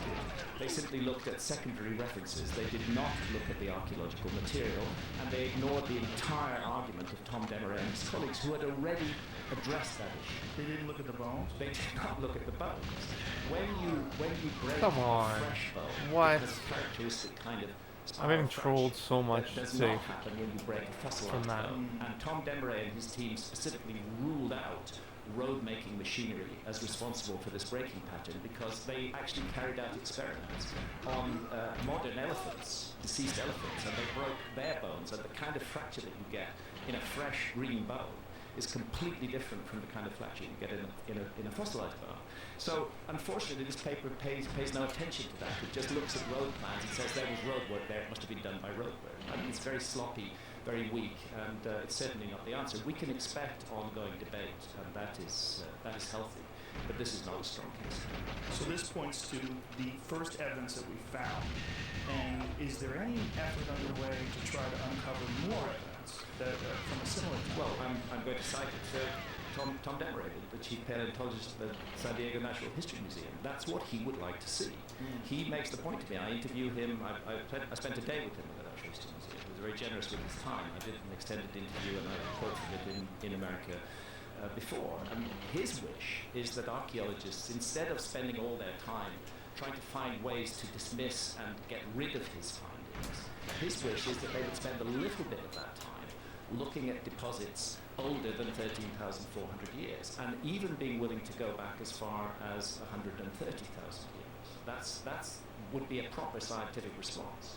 Here is a thorough body of work put forward by a very senior group of scientists who hesitated before they published it. They had the information back in the 1990s, but it wasn't until refined dating techniques later than in the 21st century that they finally were sure of what they had, and that they published it in Nature in 2017. It's an important study, and I think what's going to happen is that we're going to find much more evidence of a very ancient human presence in the Americas, and that's what Tom Demeray thinks as well. And as he points out, if we don't look, then we're never going to find. If we allow dogma to stop us looking and saying, oh, it's impossible that humans were in the Americas 130,000 years ago, so we won't bother to look. What a failure of science that is. And to spend all the time instead trying to get rid of the evidence that doesn't fit the current paradigm. Well, it's so fascinating that just this fortuitous discovery during a construction site could change the way people perceive things. You've got to wonder how much of that stuff is under. I mean, how deep would they have to go to find these master plans? Well, so this is a road cut that's being made. So those would be pretty deep down, 10, 15 feet down. The grader is going through and flattening. It varies from place to place depending on soil deposition, stratification of the soil. But what the key point is that what you need to do is go deeper than 13,000 years ago, and you need to do so with dedication and vigor.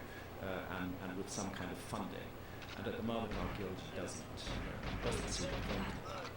If the paper in Nature by Tom Demeray was alone, if there were nothing else than that, I wouldn't place so much trust in it. But I've spent a lot of time during the researching of this book with archaeologists who dig deeper, and what those archaeologists all confirm is that there have been human beings in the Americas for tens of thousands of years, and it's not surprising that can be pushed back to 130,000 years ago, because part of the argument about the people of the Americas has to do with the place that we now call the Bering Straits, between Alaska and Siberia, which during the Ice Age were at times a land bridge. They were exposed because of lower sea levels. But migrants who crossed that land bridge from Siberia on many occasions over the periods of tens of thousands of years would find themselves confronted then by the North American ice cap, which oddly wasn't at the tip of Alaska, but began further in. So there was living space in a bit of Alaska, but you couldn't get through the ice mountains. These literally ice mountains, 2 miles deep, covering the whole of North America and preventing access to the unglaciated parts of America. The thing is that what happened around 13,400 years ago, there had been a period of global warming. The ice sheets began to melt, and a corridor opened up between what's called the Cordilleran ice sheet and the Laurentide ice sheet, the two major ice sheets of North America. And it's thought that the migration came through that corridor. Well, the thing is that exactly the same thing happened between 140,000 years ago and 120,000 years ago. There was an episode of global warming, an ice free corridor opened up, and the same opportunity to enter the Americas was there at that period than it was at the later period. And Tom Demeray's point and mine is that we have to pay much more attention to that earlier period. And that's really why I've gone ahead and and written this book is to try to put before a broad general audience, hopefully in language that makes sense, an assembly of all the latest information that casts doubt on the story we've been told. Because my goodness, if archaeology is wrong about the story of the people of the Americas, if it's radically wrong, as it now appears to be, then our whole understanding of human history has to change. It's not just the history of the Americas, it's the history of the entire world. It has been an absolute article of faith amongst archaeologists that civilization began in the old world. And indeed, I have a book in my library called History Begins at Sumer, and it's by Samuel Noah Kramer, a very renowned archaeologist. And it's a good book, actually. But the argument is that this is where civilization began, in the culture that we call the Sumerians in Mesopotamia between the Tigris and the Euphrates River, that it began about 6,000 years ago, and that civilization is entirely an invention of the old world. And has nothing to do with the New World at all, because the New World was populated so late. This has been the argument, and this is the argument that now radically and suddenly begins to change, that the Americas, this enormous landmass, resource-rich, bountiful in every way, south of Minnesota, south of the ice cap, vast land areas that are bountiful, get into South America, Central America, South America, the Amazon, just huge areas of land that were very, very often great potential for human occupation. Dogma has said there were no humans there. Now the first bits of evidence are coming out that says there were humans there. And if that's the case, then we must consider the possibility that the story of civilization might be behind the Americans, not in the old world at all. It might be a new world, not an old world. Some of the more fascinating pieces of evidence in South America have come out recently about these channels and pathways that they've found in the Amazon that could not have been created any other way but by humans creating irrigation, humans creating, like, it appears like grids, like a city grid. Definitely. The Amazon is a colossal mystery, and it's one of the subjects that I explore in depth. First of all, to give some basic figures, the Amazon basin is huge. The Amazon basin is 7 million square kilometers in area. And within it, 5.5 million square kilometers remains almost entirely unstudied by archaeologists. And that's the 5.5 million square kilometers that is still covered by dense rainforest. And to put that into perspective, 5.5 million square kilometers is the size of the entire Indian subcontinent. So it's like saying, we've done world archaeology, but we've just ignored India. You know, we've done world archaeology, but we've just ignored the Amazon. It's the same argument. 5.5 million square kilometers. The view was, again, there was a dogma. There was a preconception. Human beings couldn't have flourished in the Amazon. It's not a resource-rich area. The soils are poor. It's a difficult area, challenging to get to, very far from the Bering Straits. So the view was that humans hadn't entered the Amazon until about 1,000 years ago.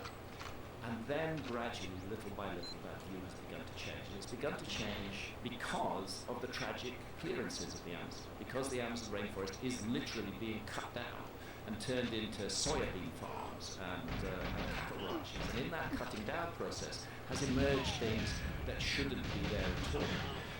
For example, evidence that large cities flourished in the Amazon. Enormous cities, which were larger than there was a Spanish explorer who went down the Amazon River system in 1541 to 1542. He was the first European to cross the entire length of South America from west to east along the Amazon. He reported seeing incredible cities, advanced arts and crafts, millions of people, a thriving culture. And 100 years later, when other Europeans got into the Amazon, they couldn't find these cities. So they said, "Oh, Francisco Orellana made it all up. It was just a fantasy." And then in the last decade, as the clearances of the Amazon have proceeded, we've begun to see the traces of those cities. What happened was that the Spaniards brought smallpox into the Amazon. Smallpox devastated the local population because there was no immunity to it. There was a massive die-off. The cities were deserted. Within 50 years, they were completely overgrown by the jungle, and that's why they were not seen by the explorers who came in 100 years later. But now the jungle's being cleared, those cities are emerging, and we can say that a city like London, which had a population of roughly 50,000 in the 16th century, there were cities of that size all over the world. huge numbers of people, and a possible total population of the Amazon that exceeded 20 million people. Yes, 20 million. This is the latest evidence from the Amazon. And then you ask yourself, how did they do that? How did they feed 20 million people in the Amazon? Because it's a fact, rainforest soils are poor.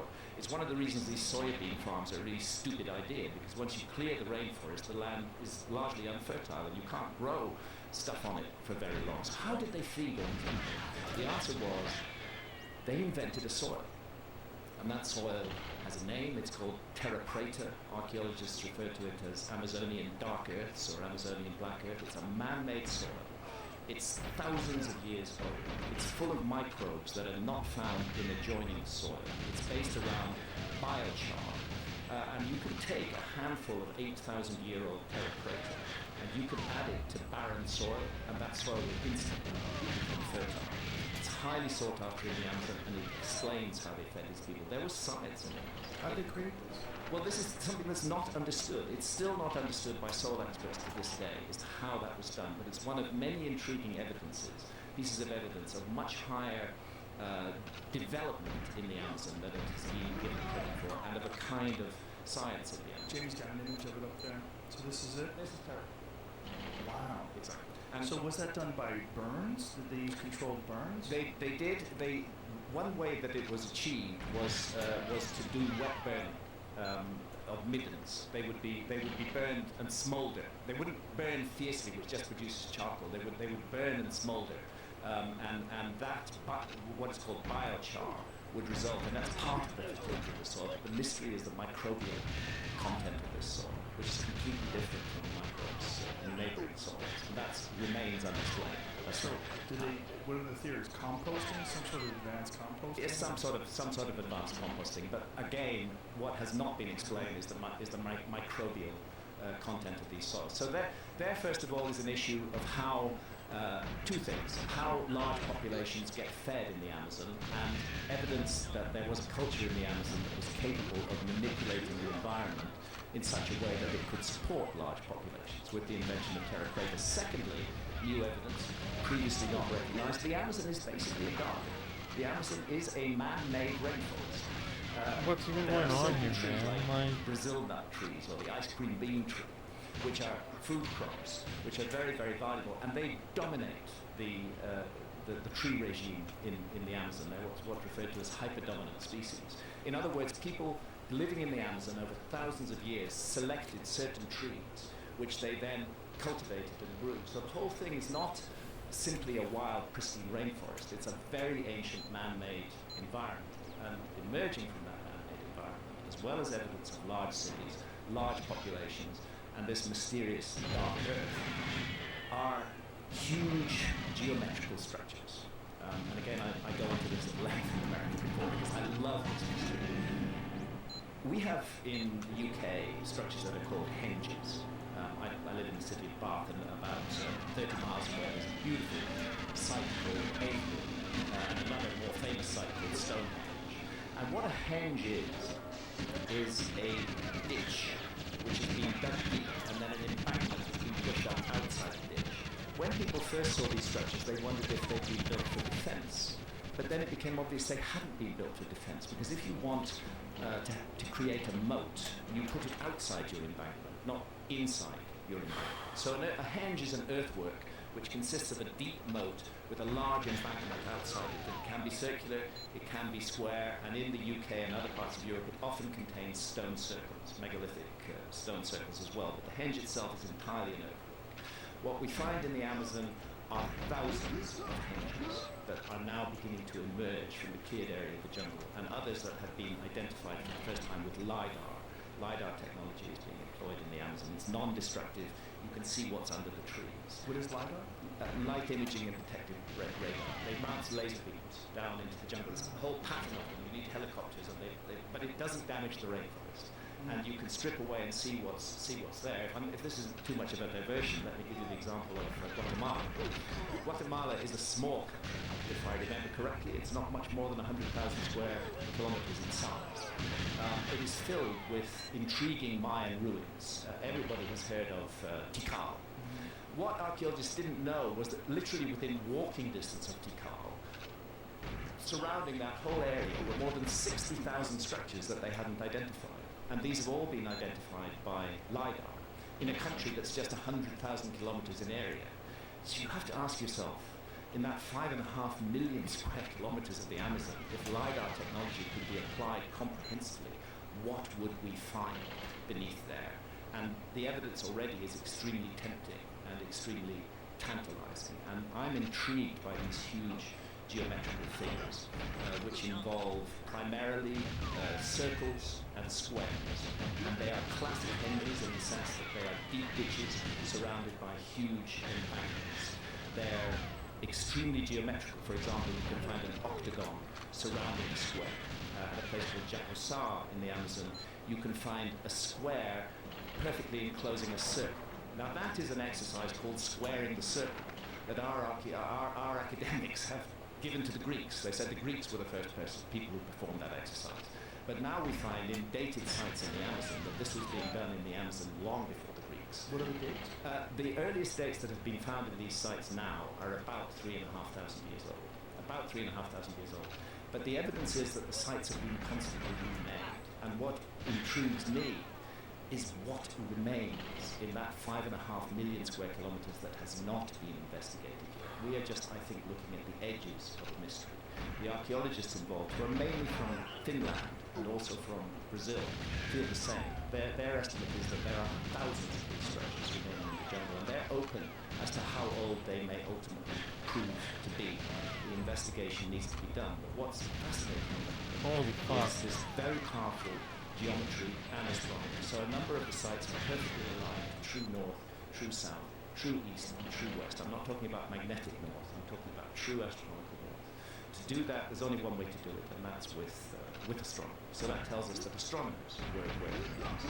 The geometry is very complex and very precise. That tells us that the geometrical scales were aware of things. And then thirdly, the scale of the sites of hundreds of meters, gigantic earthworks on the scale of hundreds of meters, tells us that this was a highly organized project that was undertaken on a very large scale, a very large group of people. It's a wonderful mystery, and it deserves much further attention. And Come on, that's this is it. Exactly, the squares. Come on. Squaring the circle. So you can see the outside embankment, and then inside it is the Not square bad, dish. not bad, not and bad. then there's another embankment inside that, and a circle inside that. Crazy they made a road right through that. What Well, a assholes. modern road, yeah, you know, because there's no respect for for the ancient world, unfortunately. And there's another one. Look at that. Wow, that's incredible. So there are Now, how thousands of they these things. found the stuff that they found in the Amazon. What imaging technology were they using to find all these? Initially, it was entirely found because areas of the rainforest had been cleared. Economic interest said, we want to make a cattle ranch here, or we want to make a soybean farm here, so we're just going to clear the rainforest. In the process of clearing the rainforest, they start discovering these earthworks that had previously been completely overgrown by the jungle. Then the next step was to say, what can we do to find out more about this? Obviously, they don't want to destroy more jungle, and luckily we have a technology which is LiDAR, as I mentioned, which uses radar. And using LiDAR, they've been able to identify many more of these sites, and then to get to the sites without destroying the jungle, and to begin excavations on them, and to find that they go back, in the cases of the ones that have been explored so far, at least 3,000 years. This is an intriguing development, completely unexplained in our understanding of the Amazon. What it suggests is a heritage of extremely ancient knowledge. You don't wake up one morning and create a perfectly geometrical square or circular earthwork that's perfectly aligned to true north, south, east, and west on an enormous scale. There has to be a background to that. There has to be a reason for doing it. And the evidence is none of these sites were lived in. There's no habitation refuse found in them whatsoever. We don't know what they were used for. I make the case in America before that they're connected to a system of ideas which is found all around the world, which is to do with death and the afterlife destiny of the soul. And I go into the issue of ayahuasca in this book because, first of all, ayahuasca is itself another example of Amazonian science.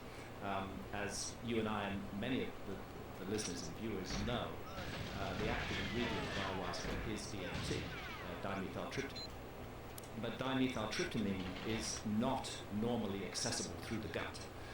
We have to smoke it or vape it to get that rocket ship to the other side of reality. And the journey lasts, 10, 12 minutes, not much more than that, sometimes quite a lot less. What ayahuasca does is it makes DMT available through the gut. The reason it's not available through the gut is because of an enzyme in the gut called monoamine oxidase. That switches off DMT on contact. The ayahuasca vine, which is one of the 2 ingredients of the ayahuasca brew, the other ingredient is leaves that contain DMT. The ayahuasca vine contains a monoamine oxidase inhibitor, which switches off the enzyme in the gut and allows the DMT to be accessed orally, which produces a rather different journey from the smoke that makes DMT trip. It's a much longer journey, 4 or 5 hours, that allows you to integrate and to interrelate with the strange landscapes in which you find yourself amongst. And the entities that you encounter, I'm not making any claims about the reality status of those entities, but what I am saying is a fact, is that people who work with DMT and ayahuasca do encounter what they construe to be entities who communicate with them intelligently. So somebody in the Amazon, out of 150,000 different species of plants and trees, selected 2 that are not psychoactive on their own, but when put together, create an extraordinary visionary brew. Raw, man. Ayahuasca Raw. means the vine of the dead. And what it's connected to in South American religious and spiritual thinking is what happens to us when we die. Tucano, who are an Amazonian people who work regularly with ayahuasca, I mean, the Tucano actually will give a teaspoonful of ayahuasca to a newborn infant. They feel ayahuasca is so important that there's a hidden realm around us which we're not normally aware of. Ayahuasca is an important part of that. In their ayahuasca journeys, the Tucano shamans experience visions, and they will then come back to an alert, normal problem-solving state of consciousness, and they will paint and depict their visions. And what's intriguing, and I go into it in the book, is that quite a number of the Tucano paintings of the other world, of the afterlife realm, of the entrance to the other world, are geometrical, and they look exactly like the geoglyphs. So I'm beginning to wonder whether these geoglyphs were part of a system of spiritual ideas concerning what happens to us after death and what we need to do in this life to ensure a beneficial outcome. And oddly enough, that same system of ideas is found in the Mississippi Valley. In the Amazon, it involves particularly ayahuasca and the belief that the ayahuasca journey takes you to the afterlife realm and a journey along the Milky Way. In the Mississippi Valley, the mound builder sites up and down the Mississippi Valley, particularly Moundville in Alabama, exactly the same system of religious ideas associated with geometrical constructions. That on death, the soul, they're very specific, ascends to the constellation of Orion, transits from the constellation of Orion to the Milky Way, makes a journey along the Milky Way, which they call the path of souls, and encounters challenges and ordeals where the soul must account for the life that it Yo, is. Cloud9, what's up, buddy? What's up, my Then man? we go to Egypt, and what do we find? The same system of ideas. The soul must rise up to the constellation of Orion. There's a narrow shaft cut through the southern What's up, side of Cloud9, the buddy? How great you doing, my man? which targets directly the lowest of the 3 stars of Orion's belt.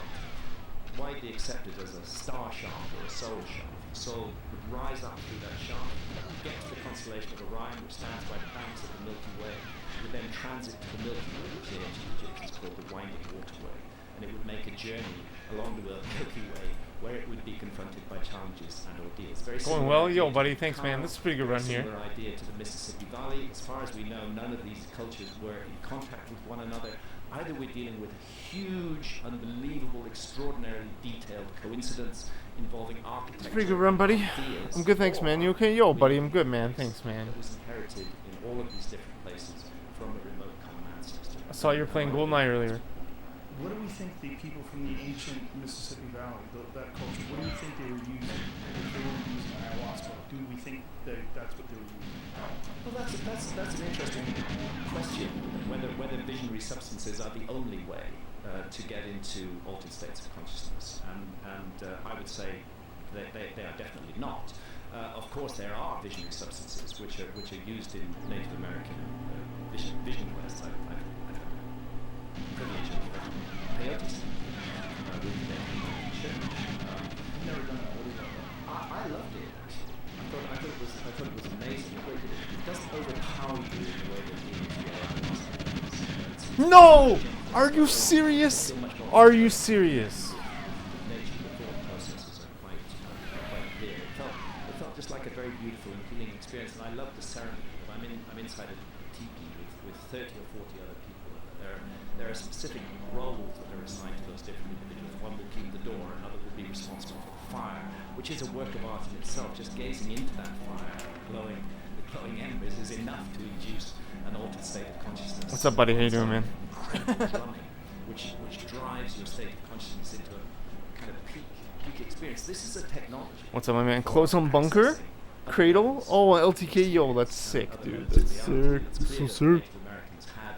That was a pretty good run. In this area, the sun dance doesn't use a substance, but it uses FFF, yeah, I know, man. to drive an altered state of consciousness. I also got I got Japanese GoldenEye, man. I'm sure you saw. I'm sure you Just noticed. for a while, get ourselves out of the narrow, rigid frame of the I want to be competitive. You know what I mean? We all need that. It's incredibly useful. Hunter-gatherers need it just as much as people in cities need it. But it's not the only state of consciousness available to human beings. And maybe that's one of the big mistakes that we're making in our culture. And was not made in shamanistic society. That is a really interesting breakdown. Yeah, I didn't register that it was JP. Yo, no worries, buddy. Problems that we have. Yo, it's like 2 a.m. there, man. Thanks, man. I've been streaming for 9 hours. I don't know if you could see the time. Recognize that we're all sharing this space and time together. Instead, wanting 9 hours, just FYI. No worries. religious. Yo, you're like 2 a.m. there, buddy. Thanks, man. as being the only one way to Hope you're get doing through. well, man. The only one way to get through. Nice. You got Cradle and Close on Bunker. Nice. These Bunker psychedelic 1 or 2? experiences, it really makes ideologies seem, if not preposterous, at the very least. 9 hours, yo. No worries, buddy. comparison to human experiences. Just explaining why I wasn't in your chat, man. Camaraderie and friendship and love. You realize, like, oh, this is what's important. This is what's important. Yeah, not enforcing your ideas or pushing them on other people. B1, forcing nice. people to behave the way you behave. Wow, with the Instead, dark guards love. coming? And think about That's crazy, dude. religious ideas, which cause so much division, so much chaos, so much hatred, so much fear, so much suspicion. How do you kill those guys? Is it really what we want to do as human beings? Simply to accept a package of ideas Yo, that were this is the believed run. in by our ancestors, to accept them Cloud9, wholly, man. without question, as absolute No! fact, which we regard as such a No! practical fact that in some cases we're willing to be deeply unpleasant to people who hold different views, or perhaps even kill them. We've had this, this recent event in Sri Lanka, primarily a religiously motivated terrorist event. It happens. Cool, it man. happens all over the world. People feel so convinced. B2, that's imperative insane. package of ideas that they Or have B1. nothing to do with Or B2, creating, that's insane. and that they have never questioned. They're so convinced that those ideas are right. That Dark in extreme guards, cases that's- they're actually yeah. prepared to kill other human beings who hold different ideas. Are they so insecure in their own beliefs that they're prepared to go to that level of actually murdering another human being who holds it? They're so threatened by the other beliefs that other human beings hold. So it's an abnegation of our responsibility as human beings. We should be questioning things. We should not be accepting packages of ideas intact, fully formed, and using them to drive the way we behave towards one another. That was part of the human story, but we need to move on from that. And it's a very dangerous situation in a very complex modern world with billions of human beings on the planet, to have these kind of energies being generated where certain groups of people are saying, we are absolutely right and you are absolutely wrong. We are superior, you are inferior.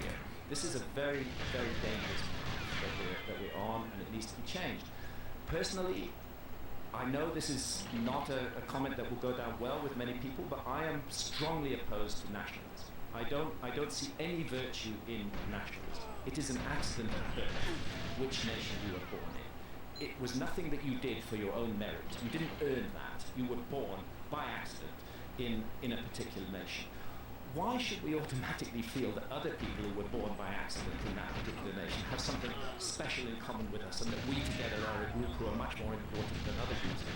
I've been privileged to spend my life traveling around the world, living with communities all over the world, and one thing that really comes across to me strongly, it should be a cliche, and yet it's not, is that we are all one family. That humans They are dead. intimately What? interconnected Who shot all me? around the world.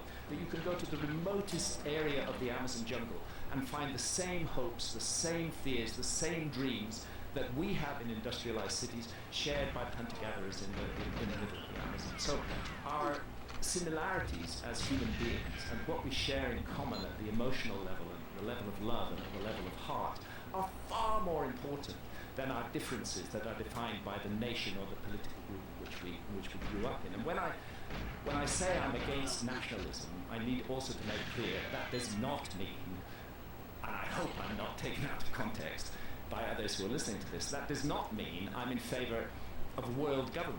I detest governments. That's another thing we need to grow out of. We don't need governments anymore. If we have them, they should have a Off to very bed, no worries, buddy. minimal role in our Yo, society. thanks, I think man. it's Thanks, possible for homie. the human race to relate as Thanks, one man. family without Appreciate it, buddy. You're leaders the man, and dude. governments who are exploiting the worst aspects of our character. the Glad to see you lowest playing common GE again, denominator man. of our society, deliberately encouraging No fears, stress, though, buddy. hatred, and suspicion. What responsible leaders should be doing You're is good. encouraging love and unity.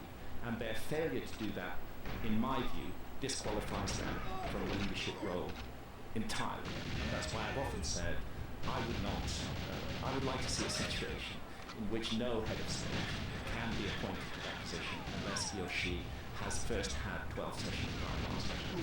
That would be the condition.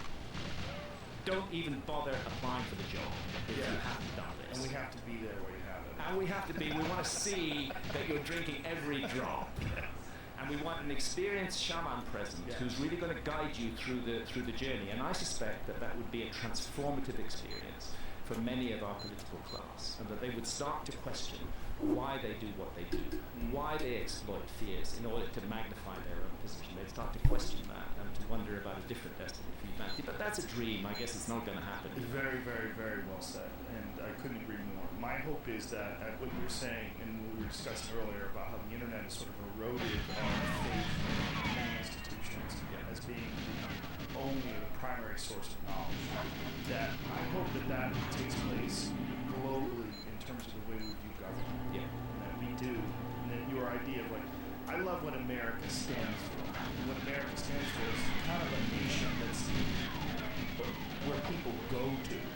This is one of the more insidious problems with this idea of building walls and keeping people out, making it incredibly difficult to get here. The reason why I'm here is because it was pretty easy to get here. Yeah. That's why I'm here. That's the essence of America, a free and open society. Come here and do better. Yes. That's the whole idea behind it. And I would hope that this idea of being able to just, if you want to do better, you can anywhere in the world. Yeah. This can eventually spread out. This is my hope. I believe it can spread out, and I see many signs of hope in America. America has become a big part of my life, not just because I wrote this book, but because I have children who are now living in America. I have a son and daughter-in-law who live in LA. I have another son and daughter-in-law who live in Boston.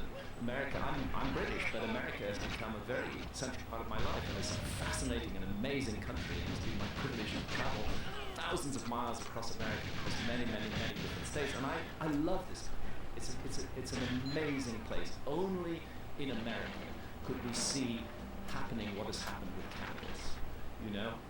The fact that at a local level, individuals have got together, mobilized petitions, organized votes, and changed the law.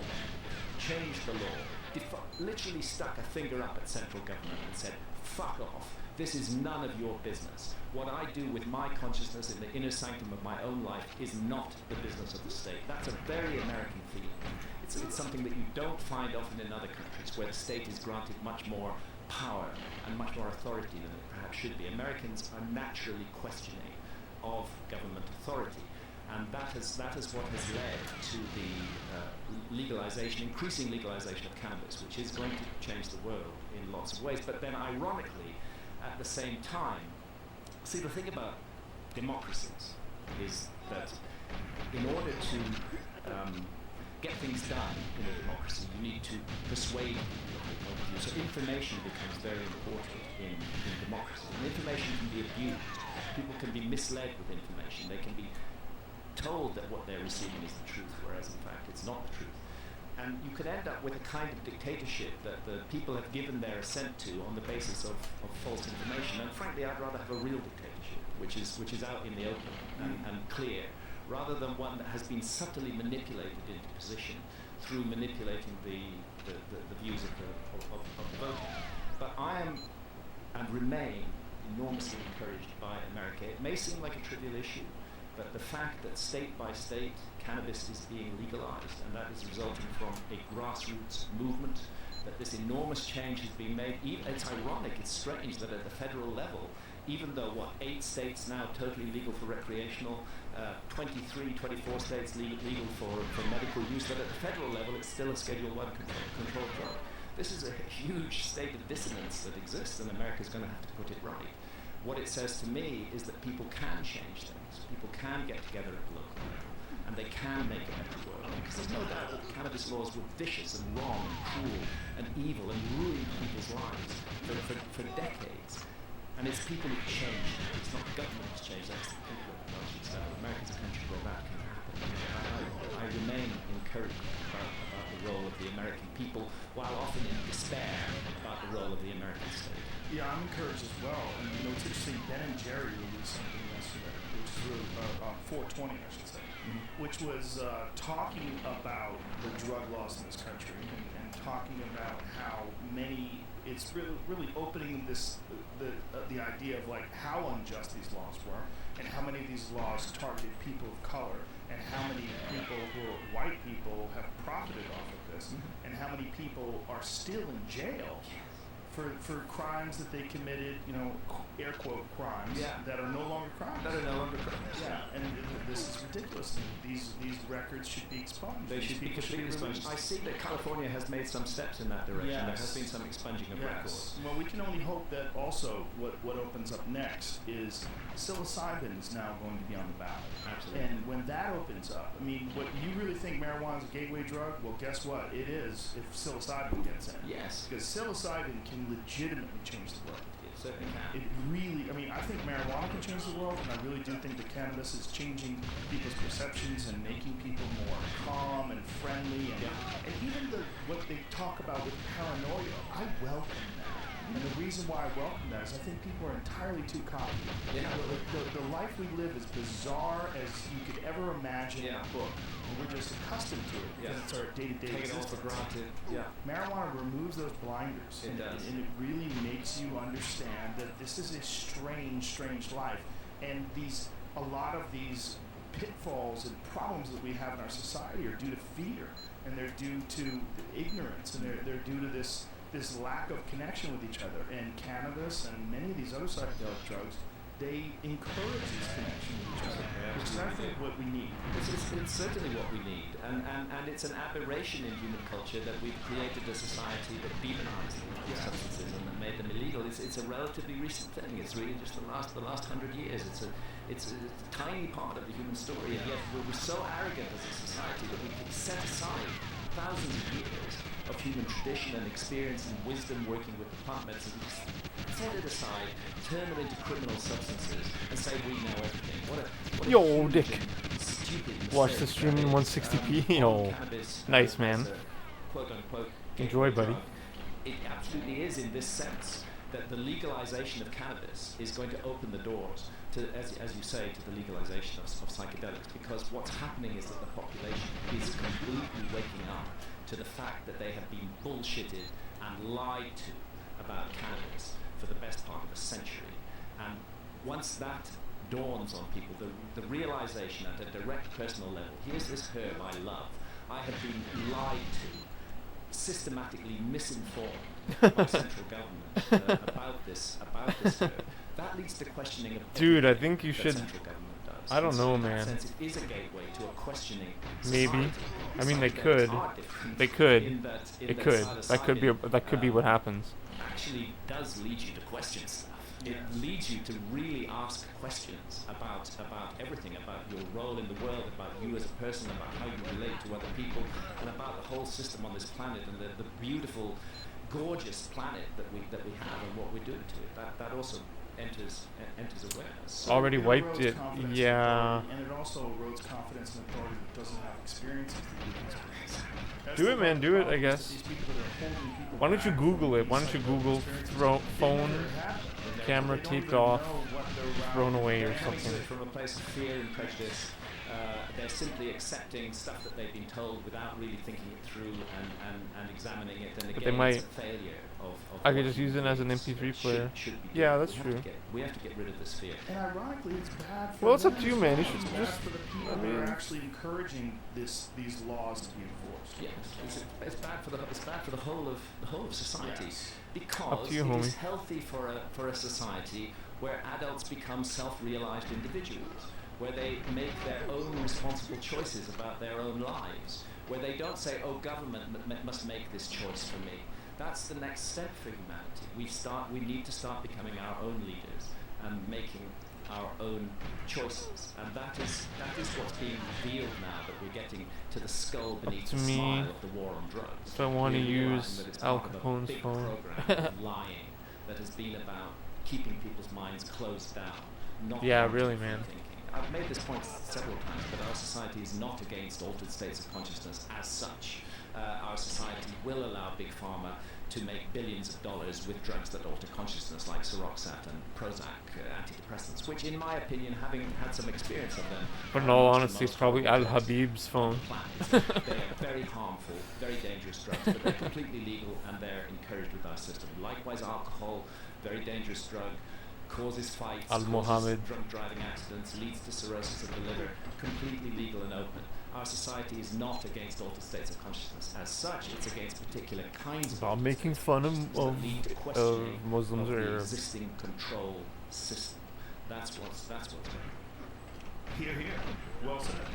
And as you know, I have my own story with cannabis. Yeah, well, you and I had a moment. We had a moment, which was quite a life-changing moment for me, because if I may just rehearse a little bit of this for the audience.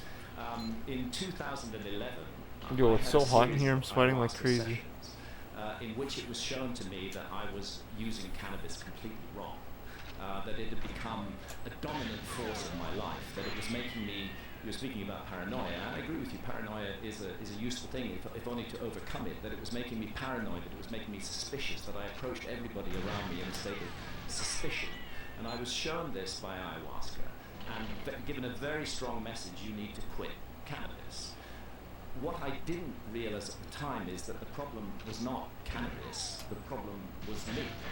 That I needed to fix those aspects of myself before I could have a proper relationship with cannabis. So after that ayahuasca session, having smoked cannabis for decades, literally 16 hours a day, 7 days a week, I quit. I quit for 3 years.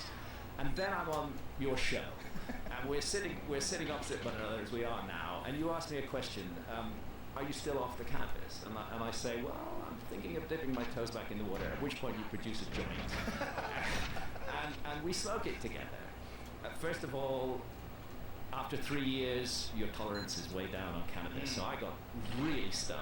I did listen to that interview back, and somehow I held it together. Oh, you held it together brilliantly. You opened up, and it was like a wave of information came pouring out of you. Yeah. It was wonderful to It was a watch. liberation for me, and what it said to me is, it's time to go back to cannabis, but perhaps in a different way. I need a different relationship with this amazing medicine.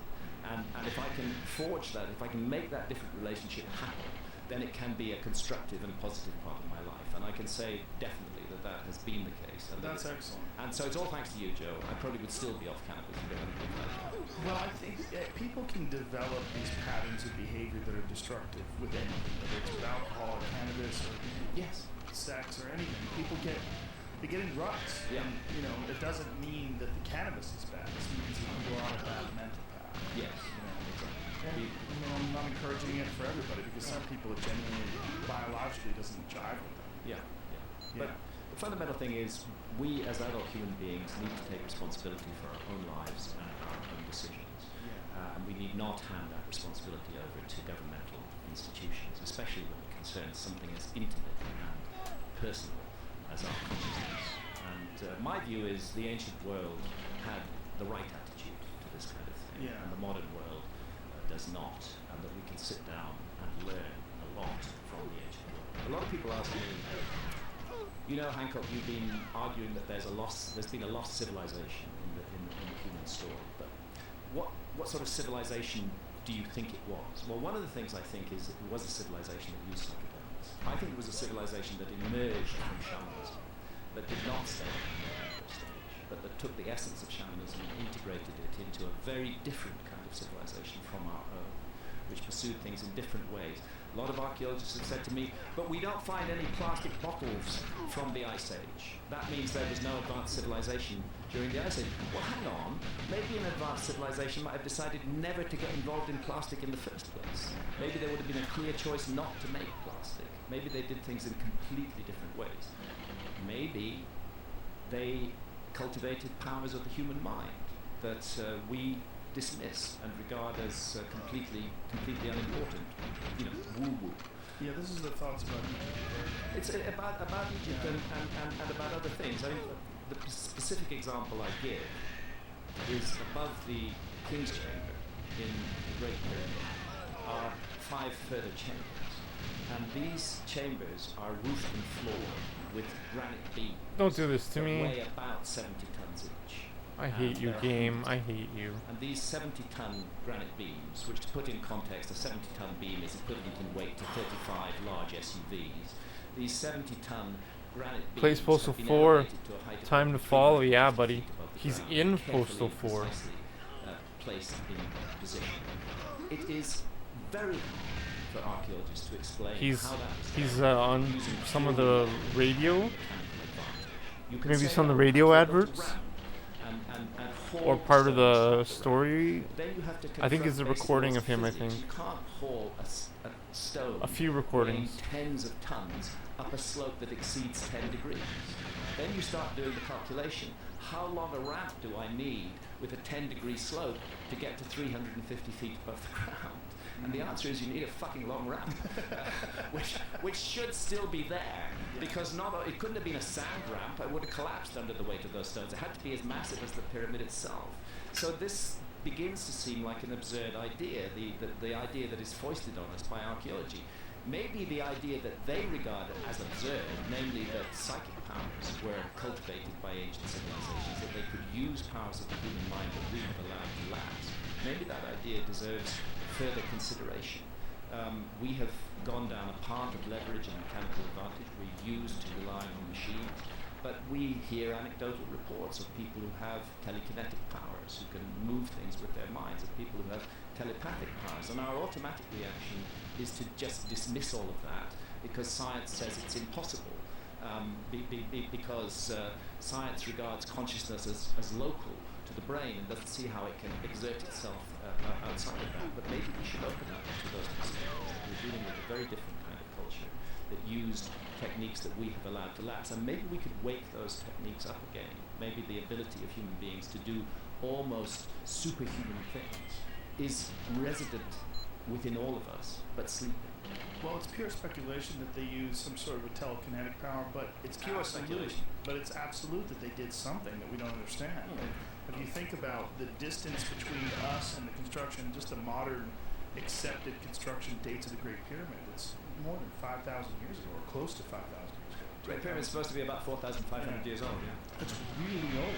Incredibly old, yeah. To think that someone back then could do something that would perplex us today with modern machinery. Yeah. And that somehow or another they figured this out. It's almost like what they had done was leave behind something that was so stupendous, so monstrously impressive, that it would transcend time. Yeah. And that you would have to look at it even thousands and thousands of years later and say, hey, like, this defies conventional explanation. This is not a simple, and I've seen some of the conventional explanations of the construction of the pyramid, and they conveniently neglect those chambers above the King's Chamber. They do. They conveniently neglect a lot of those massive stones. Yeah. And it's because it's one of those things you just go, oh, I don't know. What is this, Jamie? They're the chambers above the King's Chambers, and each one of those floors consists of a row of 70-ton granite blocks that have been raised 350 feet above the ground, and not only that, but brought from Aswan in the south of Egypt, 500 kilometers south of the Great Pyramid. So if there's any time in history where you could go in a time machine and go back and observe, would that be the time? I am just completely fascinated by the Ice Age at the moment. If you had one shot to go back and see what it was like in some place, you wouldn't go to the construction of the Great Pyramids? I think right now where I'd go is 12,800 years ago in the beginning of the Younger Dryas. Just to see. Because I think that's where the whole human story changes. I think that's where we change tracks from one path to another path. And following those cataclysmic events of the Younger Dryas between 12,800 and 11,600 years ago, following those, the signs of civilization that we see emerging are not the beginnings of civilization. They're a restarting of civilization that had existed before the cataclysm. And for that reason, I would like to be present during that cataclysmic event, if only to satisfy myself that it was indeed a comet. You see, the one thing there's no dispute about anymore is that the Younger Dryas was a cataclysm. You can't argue about that. The megafauna that die off, the disruption of human activity that takes place at that time, the huge climate changes. This was a cataclysm by any standards. Where the argument still goes on is what caused the cataclysm. I vote strongly for comets, multiple fragments of the comet hitting the North American ice cap and hitting Greenland as well. But there are other researchers in the field, like my colleague Robert Schock, who thinks that the sun is more involved. This is healthy. This is very, very healthy. That we should be approaching this problem from many different perspectives and trying to figure out what the fuck caused this extraordinary event that occurs at a pivotal moment in the human story. The end of the Stone Age, the beginning of the Mesolithic, the end of the Ice Age, the beginning of the current age of the Earth. And suddenly we see these signs of civilization appearing, and in places like Göbekli Tepe, those signs already include highly sophisticated knowledge. And that's why I feel we really need to investigate the Amazon. There are 3 places in the world which are really lacking in the investigation right now. One of them is the Amazon, 5.5 million square kilometers, very little archaeology done. Another is the Sahara Desert. The Sahara Desert, tough place to work. I can understand why there's little archaeology done there, but the Sahara Desert was green during the Ice Age. It had a completely different climate regime. We should consider the possibility that missing parts of the human story are there. And then under the continental shelves, because sea level rose 400 feet. These are 3 domains that archaeology has largely not investigated. And it has largely not done so. They say, well, why would we spend the money on marine archaeology? Much better to spend it on looking for shipwrecks rather than looking for signs of a lost civilization, because we archaeologists know there was no lost civilization. So that's the argument for the resources there. And the same with the Amazon, and the same with the Sahara Desert. The very places in the world that those amongst us who are charged with the responsibility of interpreting the past have not looked at are the very places we should be looking at. I had a thought once while I was under the influence, and it was a thought that one day computational powers will reach a point where they will be able to take into consideration all of the objects on Earth and what we know about the history and vividly recreate the past through computation, to the point where you could actually know who did what, when people did things, and that, I mean, I don't even know if this would be physical. Today, certainly not be possible, but with the exponential increase in computational power and technology and innovation, that one day we'll reach a point where you'll be able to watch, you'll be able to see what happened, and they'll be able to recreate what happened exactly, and that this would be something that would be, it's impossible for us to imagine that someone would be able to do that right now. Yeah. But that one day with technology, as it gets more and more advanced, we will reach some sort of some innovation or some sort of an invention that will allow us to go back and see, literally see what happened, how things were done. Technology is changing our whole understanding of the past, and what you're envisaging is possible. We will come to a time, if we 100 don't, years, 500 years. perhaps less, if we don't, first destroy ourselves entirely as a civilization, we will come to a time where our cleverness and our techniques will allow a much wider opening up of the past than has presently happened. But it is already happening. One of the areas of science that I go into in America before is genetics and DNA. This is an area of science that was not much informing archaeology until about the 1990s, but since the 2000s has become very important in archaeology, because the technology has been developed where ancient DNA can be extracted and tested, and you can actually genotype an entire individual from DNA that may be 15, 20,000 years old. And this new technology of genome sequencing and DNA is another factor that is raising huge question marks over the past of the Americans. And one of the issues I go into in this book is the presence in the Amazon rainforest of a very specific, clearly identifiable pattern of DNA, which is only found in one other place in the world, and that is in Australasia, in Papua New Guinea, and amongst Australian Aborigines. It's Australasian DNA. Now, in South America. Not only in South America, but in the depths of the Amazon rainforest, amongst tribes who've only been contacted in the last 20 or 30 years.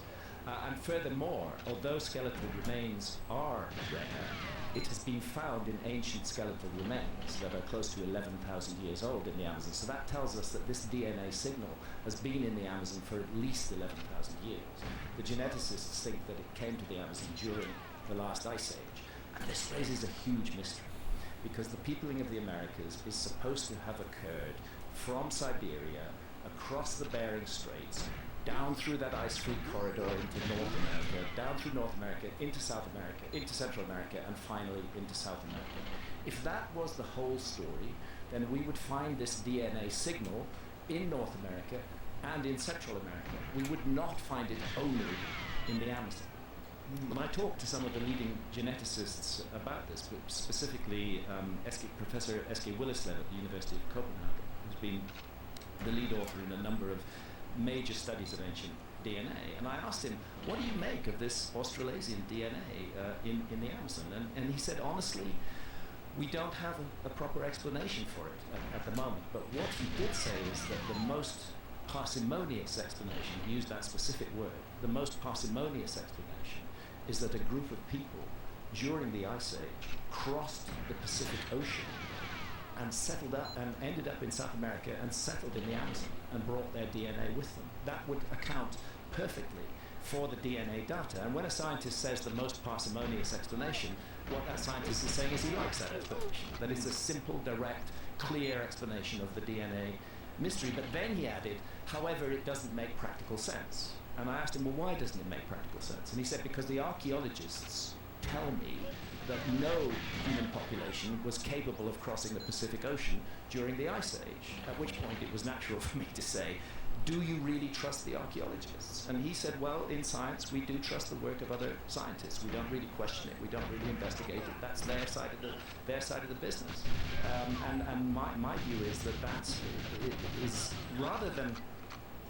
rather than taking this weird, anomalous Australasian DNA signal in the heart of the Amazon as something to be explained away, and as something for it to be denied that it could be connected to a voyage across I hate the this Pacific game. Ocean. Maybe it's the first compelling evidence that voyages were Damn taking it, man, place that was across the great Pacific run. Ocean during the Ice Age. Damn. And maybe we should be opening up that whole issue for exploration. And again, I think a lost civilization is the best answer. And that near the end of the Ice Age, when the Younger Dryas cataclysm unfolds, it's not an overnight thing. It's very bad 12,800 years ago. There's about 1,200 years of horror. I don't think the civilization went down in a single day and night. I think there were survivors. I think bits of it were left. I think their project was to restart civilization. And I suggest very strongly that where they tried to mount that project was amongst the hunter-gatherers who coexisted in the world with them at that time. We ourselves are an advanced civilization, at least that's what we call ourselves, and we coexist in the world with hunter-gatherers. It's not an odd idea that an advanced civilization and hunter-gatherers should coexist, and there is separation between us and the Amazonian hunter-gatherers. There are tribes in the Amazon that are uncontacted and that we don't know even exist. If catastrophe on the level of the Younger Dryas were to occur today, I don't think that our civilization would make it through. We are the spoiled children of the earth. We are just used to having everything laid on. You know, the supermarket shelves are groaning with food. We can get food delivered to our homes, we have roofs over our head, we have shelters, we have clothing. Everything is taken for granted. I guess you're an exception, but very few people in modern Western culture know how to survive. They don't have survival skills. They don't know how to hunt. They don't know how to gather. They don't know how to grow crops because they've handed that responsibility over to others. We live in a society that's highly segmented and specialized, and different people specialize in different things, but nobody has the vast general survival skill that a hunter-gatherer has. So in a global cataclysm, actually, at first counterintuitively, the people who would survive it would be the hunter-gatherers. And an advanced civilization would be smart if they were survivors to seek refuge amongst hunter-gatherers, to make that the place where they might try to restart their civilization. And that's why I think that this Australasian DNA signal in the Amazon may be part of the evidence for a sort of outreach effort that was being made by a lost civilization, seeing the disaster coming down on it and realizing that something needed to be done.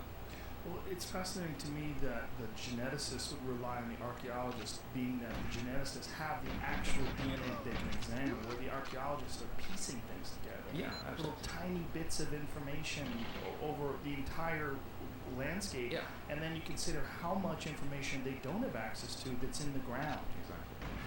There's so much. I strongly resist the idea that archaeology is a science. I don't think it should be described as a science. What do you think it should be described as? It's more like a kind of philosophy. It's an attempt to interpret the past based on rather flimsy and limited evidence. And what you find in that interpretation is that the preconceptions of the individuals involved are being imposed upon the evidence, which then turns out to support their preconceptions. And that's not a scientific way of doing things. The scientific way of doing things is testing hypotheses and falsely seeking to falsify them and seeing if they work out. So the problem is drawing these conclusions and then being too rigid with these conclusions upon further evidence. That's my view. Yeah. That archaeology has been much too rigid, and that there's a climate of fear in archaeology. I don't mean to pick particularly on archaeologists. I think this is generally true across other disciplines as well.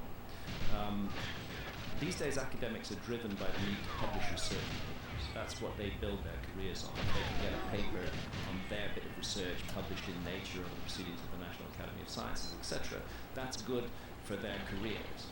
But then you confront the gatekeepers in those publications who regard any archaeological idea that is not part of the mainstream accepted consensus with great suspicion, and are most reluctant to publish that information. Now, what is the mainstream? When archaeologists talk about seafaring humans, what do they date that to? Well, there's the great seafaring adventure that is accepted by archaeology is called the Polynesian expansion, and it's a remarkable story, and that occurs roughly 3,000 to 3,500 years ago. And those Polynesians were amazing ocean navigators. They could cross distances of thousands of kilometers with pinpoint accuracy. I mean, it's not an accident that the Polynesians found Easter Island. Finding Easter Island is a really challenging project. Easter Island is 2,000 miles from the coast of South America. It's 2,000 miles from the nearest other island, which is Tahiti. It's just a little speck in the middle of the ocean, but the Polynesians found it and settled there, and appear to have brought a reproductively viable population there, and appear to have made voyages back and forth. But that was 3,000 to 3,500 years ago. That was not 12,800 years ago. And this is where archaeology's adamant position that ocean voyaging was begun by the Polynesians, and that there was no major ocean voyages before that, I think it needs to be strongly questioned, and it needs to be strongly questioned in the light of this evidence from the Amazon rather than rejecting it. And attempt should be made to consider what that might mean. I just had to get started. We know that the Egyptians had boats.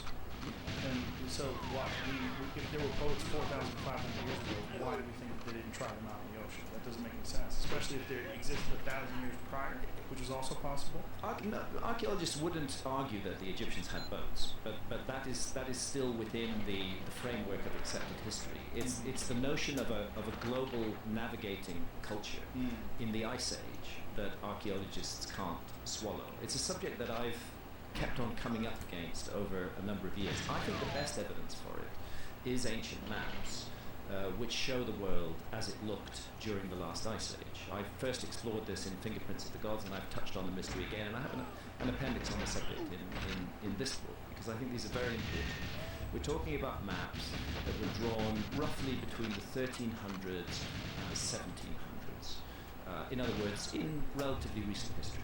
However, these maps were largely based on much older source maps, which they copied. Are you serious? Like, what's even going on here, man? The Piri Reis map, which was created by a Turkish admiral called Piri Reis in the year 1513. What a meme. Actually, What a only meme. a corner of his map has survived. It was originally a world map. We now just have a bit that shows the east coast of What a meme. South America and North America and the west coast of Africa.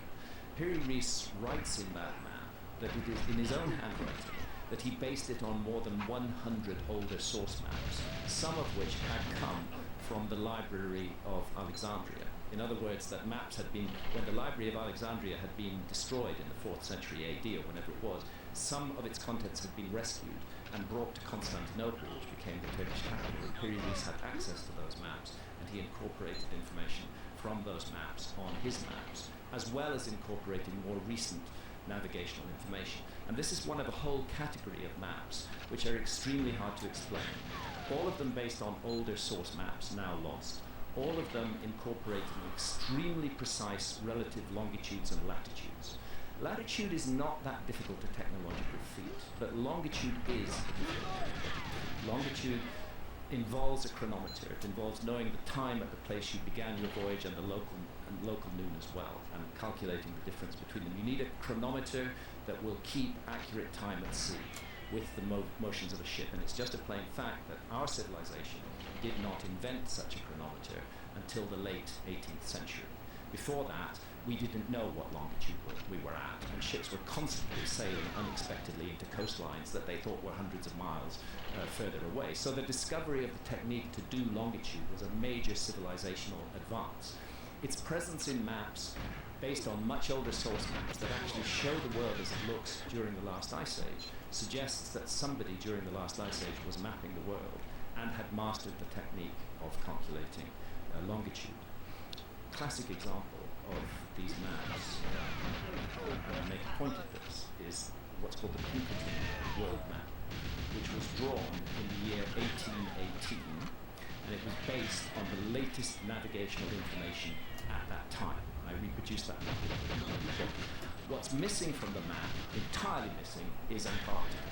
There's just a hole at the bottom of the world. There's nothing there. And the reason there's nothing there, there's another Pinkerton map that shows that. The reason that you'll need to find one that's centered on Antarctica.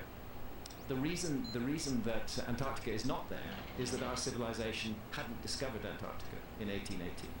So they couldn't authentically put it on a map in 1818. Actually, we discovered it in 1819, and that's when it started. Alright, I'm gonna be right back. I'm gonna be right back. I'm gonna take a little bit of a break, but then I'm gonna get my third wind and play a little bit more.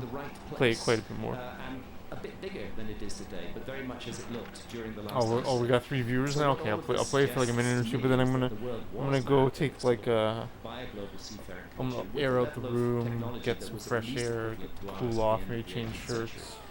During the ice age. Wasn't there also a Yeah, I'm gonna do that right now. I need to. Thank you for being here, but well, all right, I'll do one more round. But I need to like. I mentioned the Piri I need to Reis map just take like a 5-minute break or maybe less. On the Piri Reis map, lying off the east coast of North America, is a large island with a row of megaliths, like a road of megaliths, running up the middle of it. That island is in the exact place of the Grand Bahama Banks, yeah, it is. Yeah, I need to take a break. 1 second, I'll be back. Thank you. Thank you. It's great that you can bring it. So this island is sitting there off the southeast coast of North America. Look at the way they used to draw things back then too. And what you see running down the middle of it is this road-like feature of megaliths. Yes, I see right there. Yeah. Now the thing is, there was a long period of my life when I did a lot of scuba diving, and I was looking at underwater structures, and one of the sites I dived on was the Bimini Road. which is in the Grand Bahama Banks. And the Bimini Road is exactly where that island is. And here's the issue. I don't care whether the Bimini Road is natural or man-made. For me, the mystery is that it is shown above water on that map. And the last time it was above water was thousands and thousands of years ago. So for me, this is all evidence that we shouldn't dismiss the possibility that our ancestors had achieved a level of technology where they could explore and map the world's oceans. We shouldn't dismiss that. There it is right there. So we don't know what those stones are or how they were created, but boy, do they look artificial. That's Yonaguni in Japan we're looking at now. But Go back to that image, Jimmy, the last image that we were just looking at. Look at that. I mean, that looks so man-made. And you can see that it's rather like the pattern that's shown on the island in the map. How deep is that today? Oh, it's not very deep. It's about 20 feet. But we think that was above water at some point. It was definitely above water during the last ice age. When it finally went underwater, may have been as late as 8,000 or 9,000 years ago. Is there anything else compelling that's in the immediate area that seems to indicate that there was some sort of a man-made structure? Well, nobody's looked for it, and the whole effort of archaeology has been to dismiss the significance of the Bimini Road. How would they dismiss that? Well, they say it's just to me. They say it's totally natural. Come on, is it? Go back to that image again. Listen, but this is the argument. Go back to that image that we just saw. Yeah, like, are you sure? As somebody who spent a lot of time diving on the Bimini Road, I can tell you I absolutely do not think it's natural. I think it's a man-made structure. But the argument is that it's a kind of beach rock that forms in these blocky formations. Does it? Is that yes, beach rock does form in blocky formations. But here I believe that the beach rock has been used as a construction material. But I repeat, the key issue is not whether the Bimini Road is man-made or not. The key issue is that it features on a map above water. And that is a dating project. That tells us that somebody was mapping that bit of the world when it was above water. And Jamie, that go back to that takes us back a long way into the past. The one that you just pulled up. Yeah, look at that one. That's a stunning place. It's an amazing sight. It's just like the odds of that being in that order with those uniformly sized rocks. How long is that? Oh, hundreds of feet. It's a huge. It's actually shaped like the letter J. It's a giant underwater structure. It's really an enormous thing and very beautiful to dive on. And there's lots of very gentle, sweet nurse sharks down there that you can play with. So that looks much more like random. That's more random, and bits of it do look more random, and bits of it look highly constructed. I would not seek to claim that the Bimini Road is absolutely man-made. My claim about the Bimini Road is it's really fucking weird that it appears on a map above water, a map that was drawn in 1513 based on older source maps. Now, when they found that ancient Greek computer thing, what is that called? The Antikythera mechanism. Yes. Yeah. Again, that testifies to a lost navigational skill that we have not taken account of before. Incredibly complex, and it took a long time for them to figure out what that even is. Yeah. What do they think that is now? It tracks the movements of the planets. It's a navigational device. It's a geared, cogged system that allows you to track the passage of time and figure out where you are. It's some kind of navigational device. It's not fully understood. And yet. How old is that? I think that goes back to Greek times. I'm guessing here because the Greek times are not of great interest to me, but I'm thinking around about 500 BC. So at least 2,000 years old, 2,000 plus, and we know that there had to be more than one of these things. Yes, you can't have something like that without a vast effort behind it. Yeah. Human beings were working on creating this geared and cogged machinery that reflected the patterns in the sky. Oh, is that a recreation of it? That's a recreation of something like it, yeah. Can you buy one of those? It looks like you can buy that. Dude.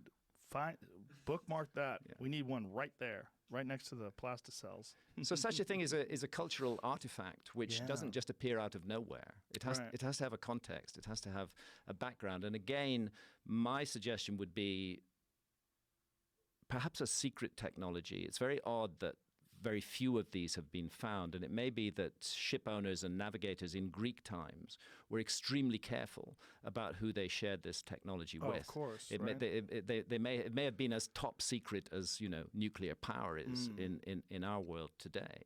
Oh, that makes sense. But the fact is that then we have to. It exists. It's real. Yes. It's there. Yeah. And then we must consider what's behind it. what led to that? Is that just the latest manifestation of something that goes much more deeply back into human culture? And I think that is. I suppose my main message is that we have a so far untold backstory, that we're concentrating entirely on the front story, and the backstory is missing, very largely missing from the picture. And what I've tried to do is to fill in bits of the backstory. Do you have anything in this book about the Olmecs? No, not really. I mentioned them briefly. I explored the Olmec mystery in considerable depth. Can you explain that to people that maybe in Fingerprints of the Gods? Yes. So it's considered to be the earliest high culture of Central America. Everybody's heard about the Aztecs. Everybody's heard about the Maya. But before the Aztecs and before the Maya, there were a culture who are referred to as the Olmecs. Again, we don't know what they called themselves. That's what the Aztecs called them. They called them the Olmecs, and it means the rubber people because that rubber-producing area of Mexico.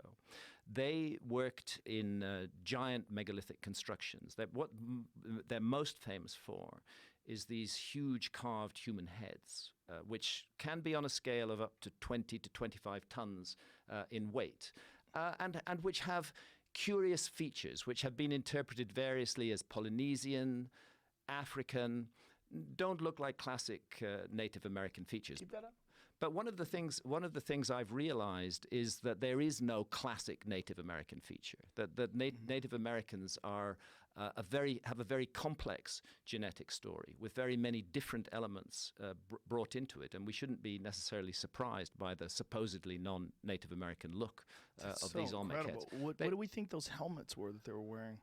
Nobody knows, because no physical example of such a helmet has ever been found, just like no physical example of an Egyptian pharaoh's crown has ever been found. All we see is the stone reproductions of them. Do they universally wear these helmets in these stone reproductions? They pretty much all wear these helmets in the Olmec stonework. There's another fascinating figure from La Venta, one of the Olmec sites, which is the earliest ever image of a plumed or feathered serpent. The feathered serpent is a famous icon in Central America. Quetzalcoatl, who's the god of peace, the bringer of civilization, who is associated, for example, with the famous pyramid of Kukulkan, which is just another name for Quetzalcoatl at Chichen Itza, where on the spring equinox a shadow effect creates the image of a serpent coiling down the stairway and joining with the carved head of the serpent. There's the image from La Venta. That's the earliest image of a plumed serpent in the Americas. And sitting in the middle of it, and I made a big deal out of this because I think it is a big deal in Magicians of the Gods, sitting in the middle of it is this human figure who's holding this strange bag in his hand. And it's just a fact that those identical bags are found in ancient Sumer in the hands of individuals who were considered to be civilization bringers, and they also show up on Pillar 43 at Göbekli Tepe. I call them man bags. And in that case, at Göbekli Tepe, we know they're at least 11,600 years old. So I wonder if we're looking at a sort of badge of office of a group of civilizers who traveled around the world trying to bring back to life a lost civilization and pass down. I deploy a concept in this book that I actually got from Richard Dawkins. Richard Dawkins is the author of the book called The Selfish Gene, and he's not one of my favorite people because he's a materialist reductionist, and he doesn't believe in spirit or any mystery in life, that we're just accidents of chemistry and biology. He also has no psychedelic experience. And he's had no. I did challenge him at a public event to go have a dozen sessions of ayahuasca. And just take acid once. Oh, just once would be enough. But he has an excellent out because, and sadly, he's had a stroke, so he has a good excuse for not doing that. But he's a clever man, and one of his concepts that he's introduced into human culture is the concept of the meme. We're all, I think, familiar with that word. Genes are physical reproductive mechanisms. They reproduce themselves down the generations. They replicate, they multiply, they're passed on from one individual to another. Memes are cultural objects, cultural ideas that are passed on and replicate and reproduce themselves. And what I see right across the Americas and right across the old world as well is a set of memes that involve the sky, that involve the ground, that involve geometry, that involve notions of life after death. And I think the only way to explain these is that they have been inherited from an earlier culture that was in some way connected.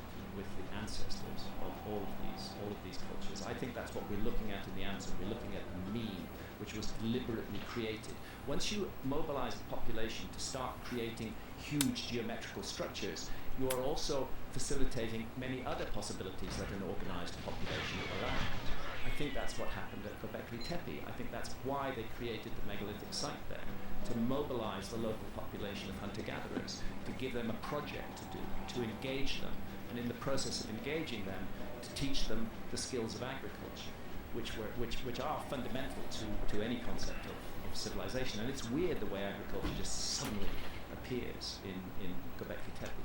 And there's huge agricultural mysteries in the Amazon as well. May I share a couple of those mysteries with you? Before you do that, though, can you pull up that image from Göbekli Tepe of Pillar 43 in enclosure D. I would like to see that guy holding that bag. That is and really fascinating. the bags are in a row along the top of the pillar. It's pillar 43 in enclosure D of Göbekli Tepe. Is there an image of that on that? Yeah, there's the bags. So there's the bags in a row along the top.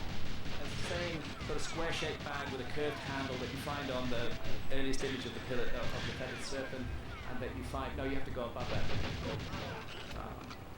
Just a little bit higher up. No, right at the top there. It's odd that this symbol crops up in many different cultures and tends to be associated with What's the mainstream interpretation of those bags? There is no mainstream interpretation of those bags. Come on, that's man. my interpretation of those bags, which I freely confess. That's how I read them. I'm intrigued by the anomaly that the similar bag turns up in the hands of the Quetzalcoatl figure and turns up in Mesopotamia repeatedly. In the hands of the individuals who are called the Apkalu, the magicians of the gods, the bringers of civilization. And the plume serpent, Quetzalcoatl it's an Aztec god, right? And Quetzalcoatl is an Aztec god, but the Aztecs acquired him from earlier cultures. The very fact that an image of the plumed serpent is given such priority in Olmec culture tells us that system of ideas was present during Olmec times, which takes us back at least to 1500 BC. Probably quite a bit earlier than that, whereas the Aztecs are 1500 AD, so there's 3,000 years between the Aztecs and the Olmecs, and that same system of ideas is running through all of those cultures. And the Mayans had a name for it as well? Kukulkan. And what do you think that plume serpent was? I think it's very clear from the accounts that have survived that what he's associated with are two things in particular. One of them, he's a god of peace. He's not a war god. And the other thing that he's primarily about is giving the gifts of civilization. This is what you human beings need to know in order to move on to the next level.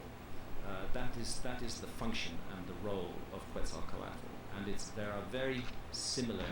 We could refer to them as civilizing heroes who are found in other cultures and other locations. Osiris in Egypt plays that role as a bringer of civilization. There's hardly a culture in the ancient world that doesn't remember a time far back in remote prehistory when some kind of supernaturals or advanced human beings, and I prefer the latter, that some kind of advanced human beings were involved in a project to disseminate civilization. I mentioned the Tucano in the Amazon, who are big drinkers of ayahuasca.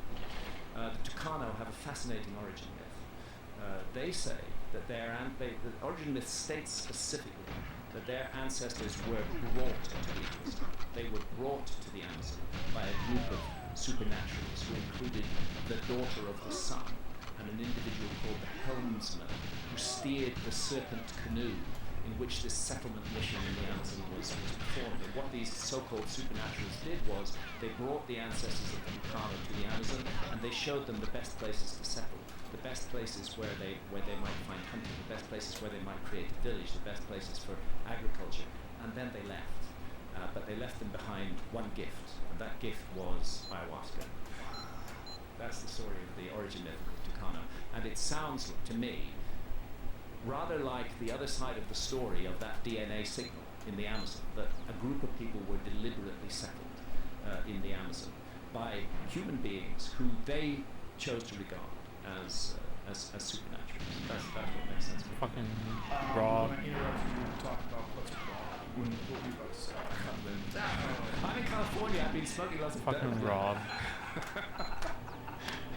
We were talking about different things in the Amazon. Should we rewind and figure out what we said? You're talking about before Quetzalcoatl, before that.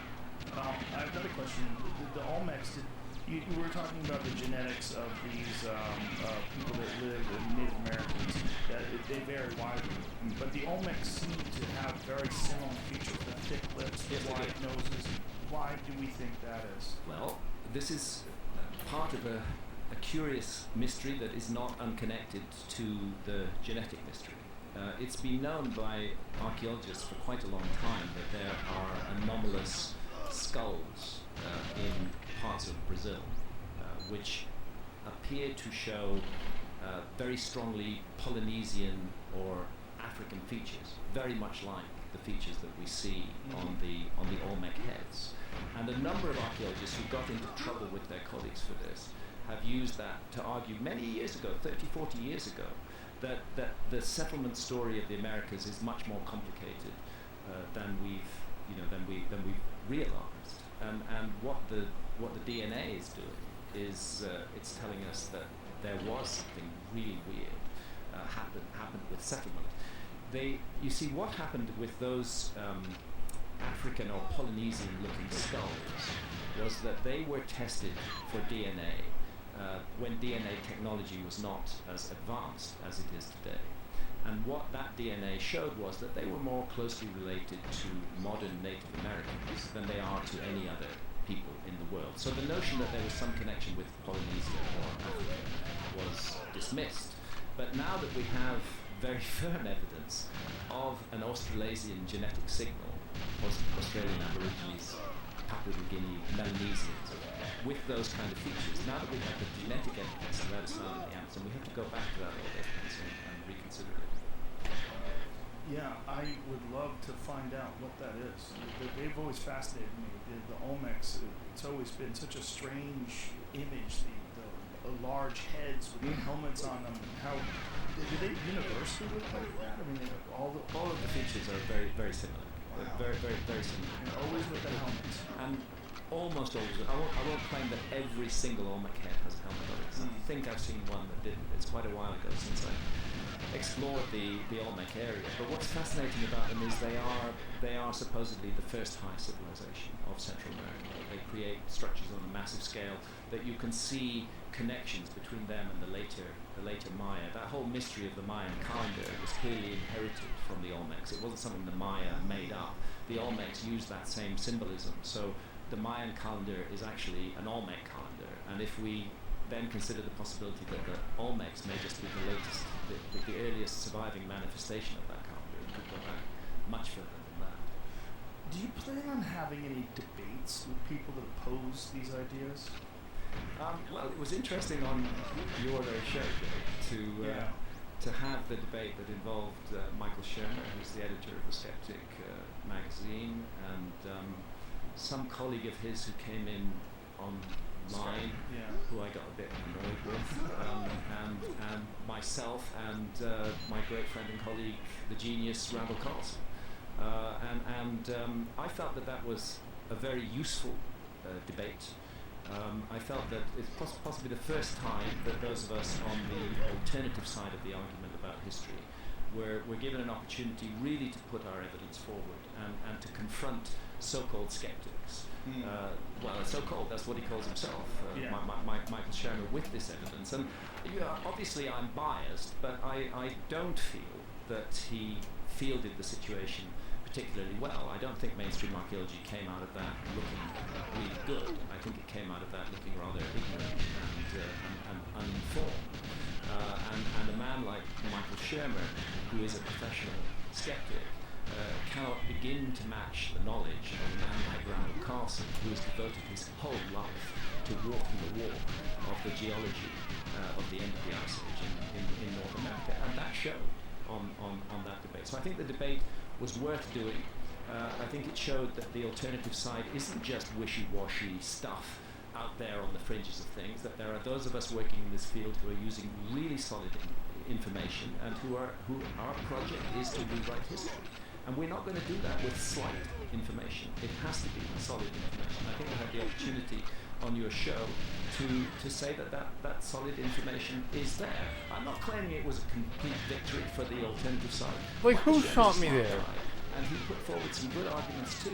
And there were constructive aspects of that debate, which I appreciated. I'd like to see much more engagement and much more positive approach. I wish the skeptics, welcome to their skepticism, but I wish they'd be less hateful, less full of derision, less despising.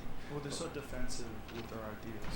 And so defensive with their ideas when the possibility is there for a constructive debate, you know. Well, what's interesting to me is that as this evidence piles up, and it seems to be continuing to pile up, as more like these impact sites and more of this ancient civilization material gets unearthed, it's almost insurmountable. Yeah, it's almost, and this is how paradigms shift. I mean, everybody's familiar with the concept of paradigm shift, and there's a book called The Structure of Scientific Revolutions by Thomas Kuhn, which outlines what a paradigm shift is, where an established model in some discipline of science that has been in control of people's thinking for a very long time suddenly falls apart.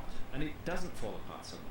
What happens is that there's an accumulation of evidence which that model cannot explain. That paradigm cannot explain it. It seemed like a great paradigm at one point, but then it doesn't explain this. And then it doesn't explain that. Like the paradigm that says that megalithic architecture is only 6,000 years old and that the first megalithic architecture was in Malta. That can't explain the massive megalithic site of Göbekli Tepe in Turkey 5,500 years before that. It's evidence like that, the slow accumulation of evidence that the existing system cannot explain, that at the eventual point, no matter how strongly the advocates of the existing system hold on to it, no matter how determined they are in their defense, no matter what dirty tricks they may choose to deploy to undermine their opponents, sooner or later the evidence overwhelms them and the paradigm goes down and you have a new way of thinking. And that is the story of science, and it is a story that I think we're at a tipping point in our understanding of the past of the human species. I am not saying that I am 100% right. I believe that what I'm doing that's worthwhile is I'm asking questions about the past that haven't been asked enough.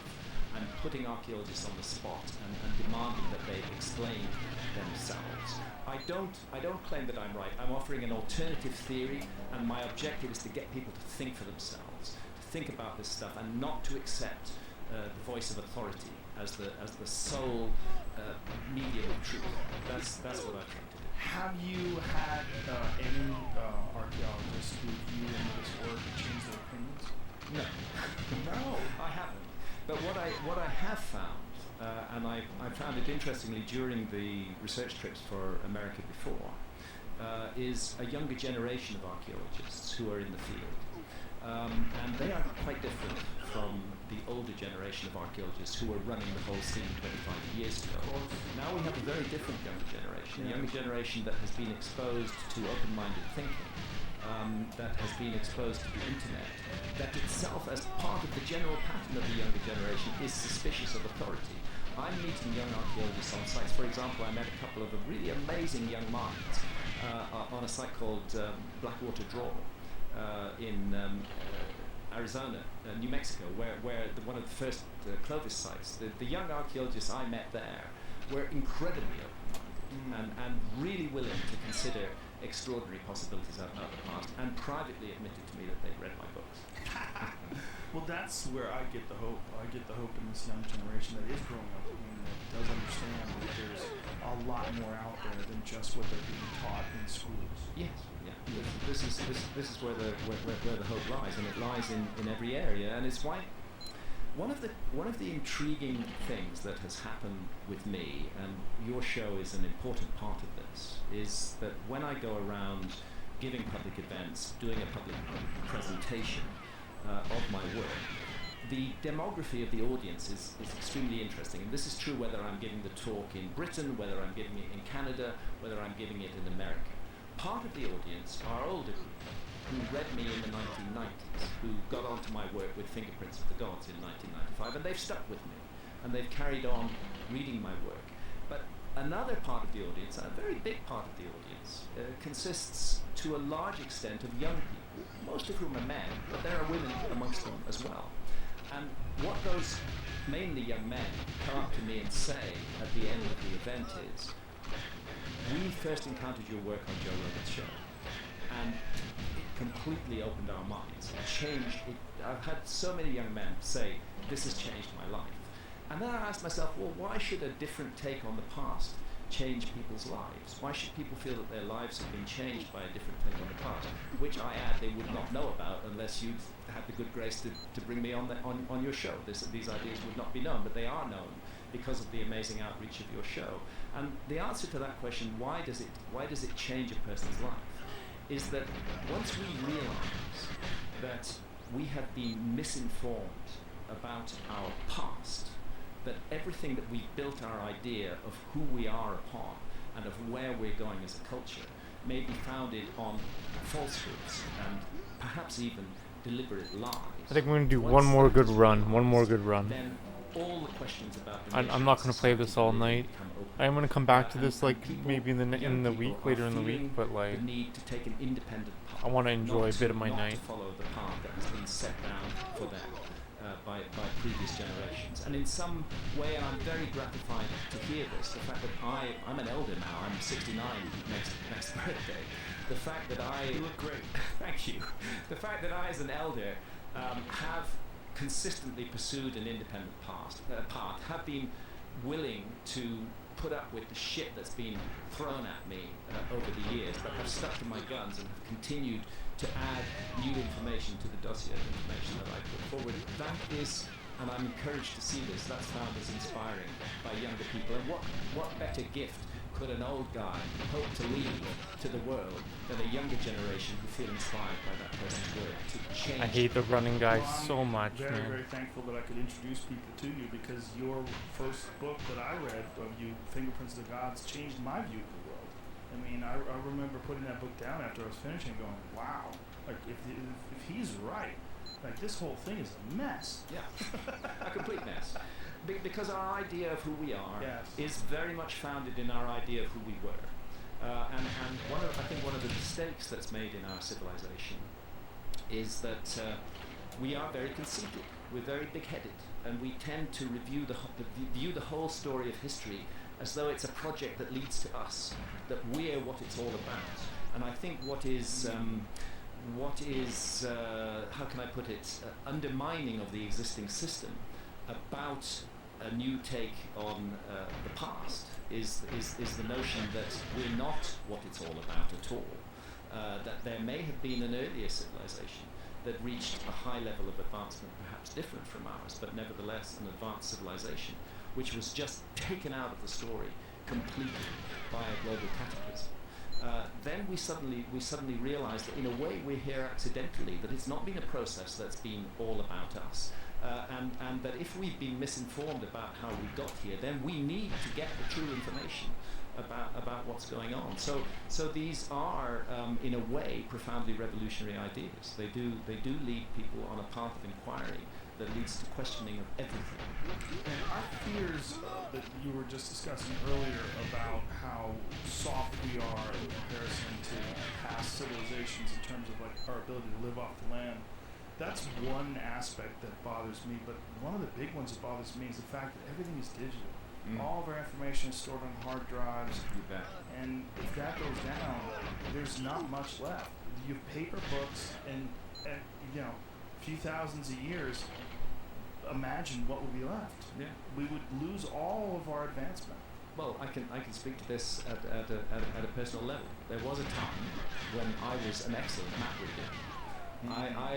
I could navigate anywhere with maps. You know, my wife Santa and I did huge journeys in Mexico back in the early 1990s in really cheap hire cars with maps, and we found our way everywhere without any problem.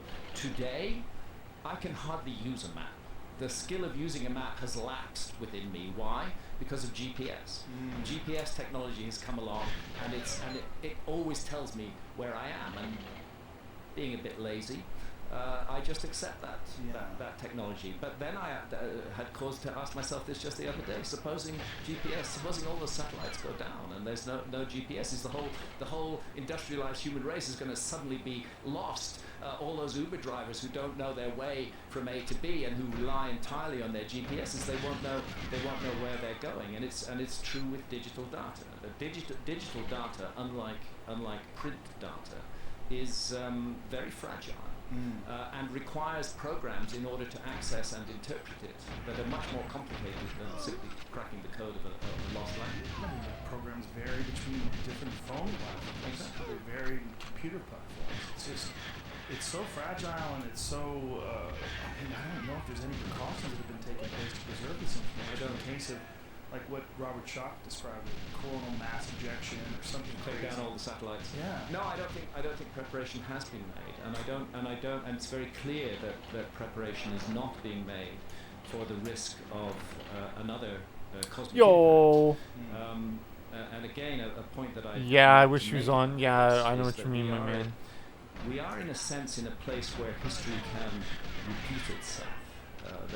I don't have access to the new ones though. The work I can't access the new ones, right? Has very clearly and specifically identified the debris trail of that comet, and that debris trail is the Taurid meteor stream, and it's called the Taurid meteor stream because it appears to emanate from the region of the sky in which they're free on Spotify. I don't have Spotify. It doesn't. It's within our solar system. It's an optical illusion. I don't pay for Spotify. I don't have Spotify. It is 30 million kilometers wide. What you had was an original comet that might have been 100 to 200 kilometers in diameter, a small moon, which fragmented and broke up. You don't have to pay for it, but I get it. There's ads. Oh, really? They're for free on Spotify? And to widen, really? The whole thing widened, so I didn't know that. giant I feel really silly now. And the evidence and the argument is that 12,800 years ago, several. But like I don't pay for anything, right? Like free? Wow. LMAO, whatever. I didn't know that. Is that the Taurid meteor stream still exists, and our planet There's still ads. passes through it twice a year. And those So what? I gotta download the. How do I? I just go on Spotify.com or something. And the same I'm such a boomer, man. Who are looking at the evidence for the impacts 12,800 years ago. Go on Spotify.com. It's like Netflix or whatever. I also don't have Netflix though. There are still large objects up there. I think so. It's just my PC nice, man. Okay, I'll check it out. Thanks, buddy. Which is part of the Taurid meteor stream. It's a large fragment of the original giant comet. Comet Encke has a diameter of, I don't know, 5 or 6 kilometers. There's 19 recognized huge objects within the Taurid meteor stream. Calculations indicate that there may be as much as 200 asteroids within the Taurid meteor stream of a diameter of a kilometer. Thanks, man. I'm gonna play maybe 5 more minutes, one more good run. I want to enjoy the night a little bit. Regard the Taurid meteor stream as the greatest collision hazard facing mankind at the present time, and it's not something that we need to fall into despair about, because it's perfectly within the level of our technology to do something about it. What do we do? Well, to give you an example, commercial interests are looking 10-hour stream, yo, thanks, buddy. To mine asteroids. We can go to asteroids if the commercial interest is high enough. We can go to yo, Dick followed you. He saw you stream Postal 4. The same technology would allow you to so he followed you, Dick is gone. Or comet fragments. You don't want to blow them up with a nuke. Oh sweet, yeah, man. Nice, buddy. So how's the where do you cameo? You cameo as in a radio ad? Very difficult to predict where that devastation is going to fall. What you want to do is to nudge Yo. and move them out of a dangerous orbit into a less dangerous orbit. And the evidence is in the next 30 years we are going to be passing through dangerous filaments of the Taurid meteor stream. And if we were smart, we would be devoting some resources to protecting our cosmic environment. Just as there are many issues that we need to devote resources to, unfortunately, and the next radio, nice. That's most attractive to our politicians. Is my friend nice, man? That's so sick. We devote limitless resources to technologies of mass destruction. There really is no end to the amount that we're prepared to spend on that in terms of our so-called security. We feel somehow we're making ourselves more Thanks for being here, secure man. by having these incredible weapons and spending trillions of dollars on them. But the cosmos doesn't give a fuck about any of that. The cosmos is out there with these giant objects, which have a far greater explosive power than all the nuclear weapons stored on Earth at the present time. The comet Shoemaker-Levy 9, which hit Jupiter in 1994, had a total calculated explosive power of 300 gigatons. If you took the entire nuclear arsenal of the world today and blew it all up at once, it would yield 6.4 gigatons. So these objects are producing catastrophic results on a scale that far beyond anything that we ourselves could do with nuclear weapons. It's time we spent a bit less time and money on weapons of mass destruction and a bit more on looking after this beautiful garden that we call the Earth, and that is our home, and that will be the home of our children and our children's children. I'm a grandfather now. I feel passionate about this.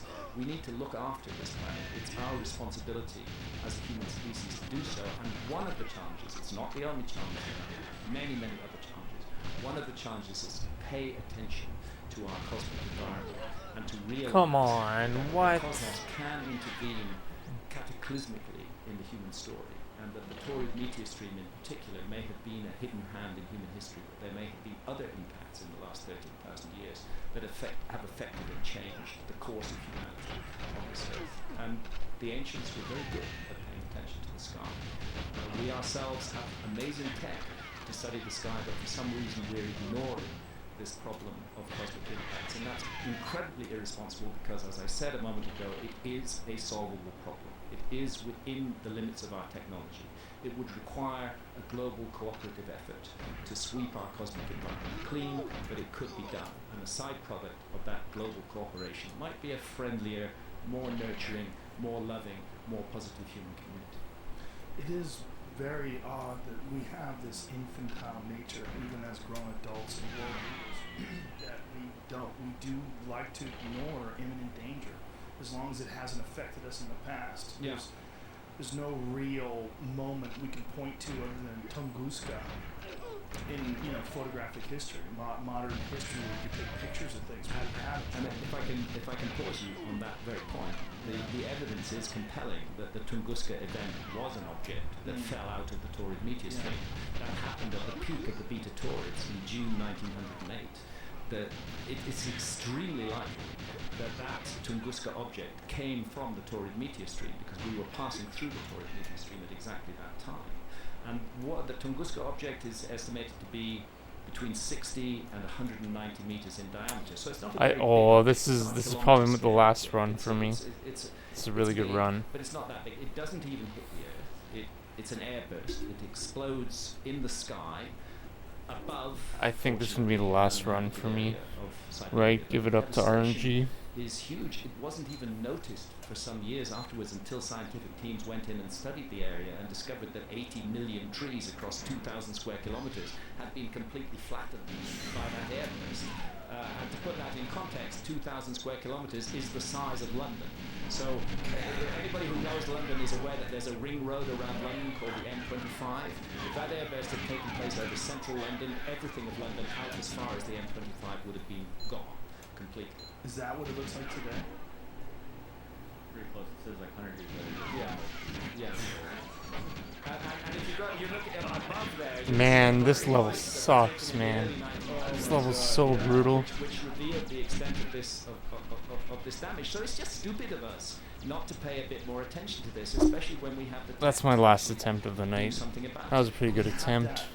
That nature, though, when it comes to climate. This level's so brutal, man. There's a denial of the role of cataclysms in the human story.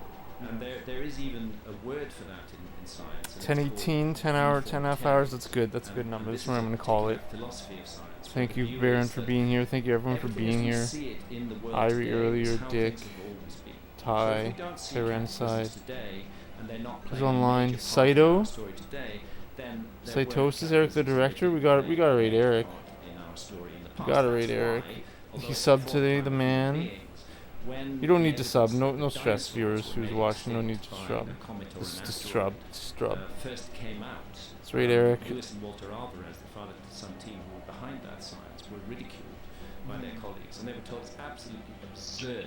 Of course, no cosmic What event the could have made fuck is he dinosaurs extinct. streaming? They What spent is 10 this? years taking that ridicule until they found I a did crater not. in the Gulf of That's Mexico. fine. That's fine. Since then, the whole scientific Thanks, community Baron. Thanks has for accepted being here, my that man. the course of life 10 on out this 10 half planet hours, buddy. was radically Thanks, man. You're the man, dude. by a cosmic impact. You rule, buddy. You know, I like to joke about it, but it was a cosmic impact that was big enough, literally. We'll get it. to We'll get turn it. We'll get it. dinosaurs We'll get into it. chickens.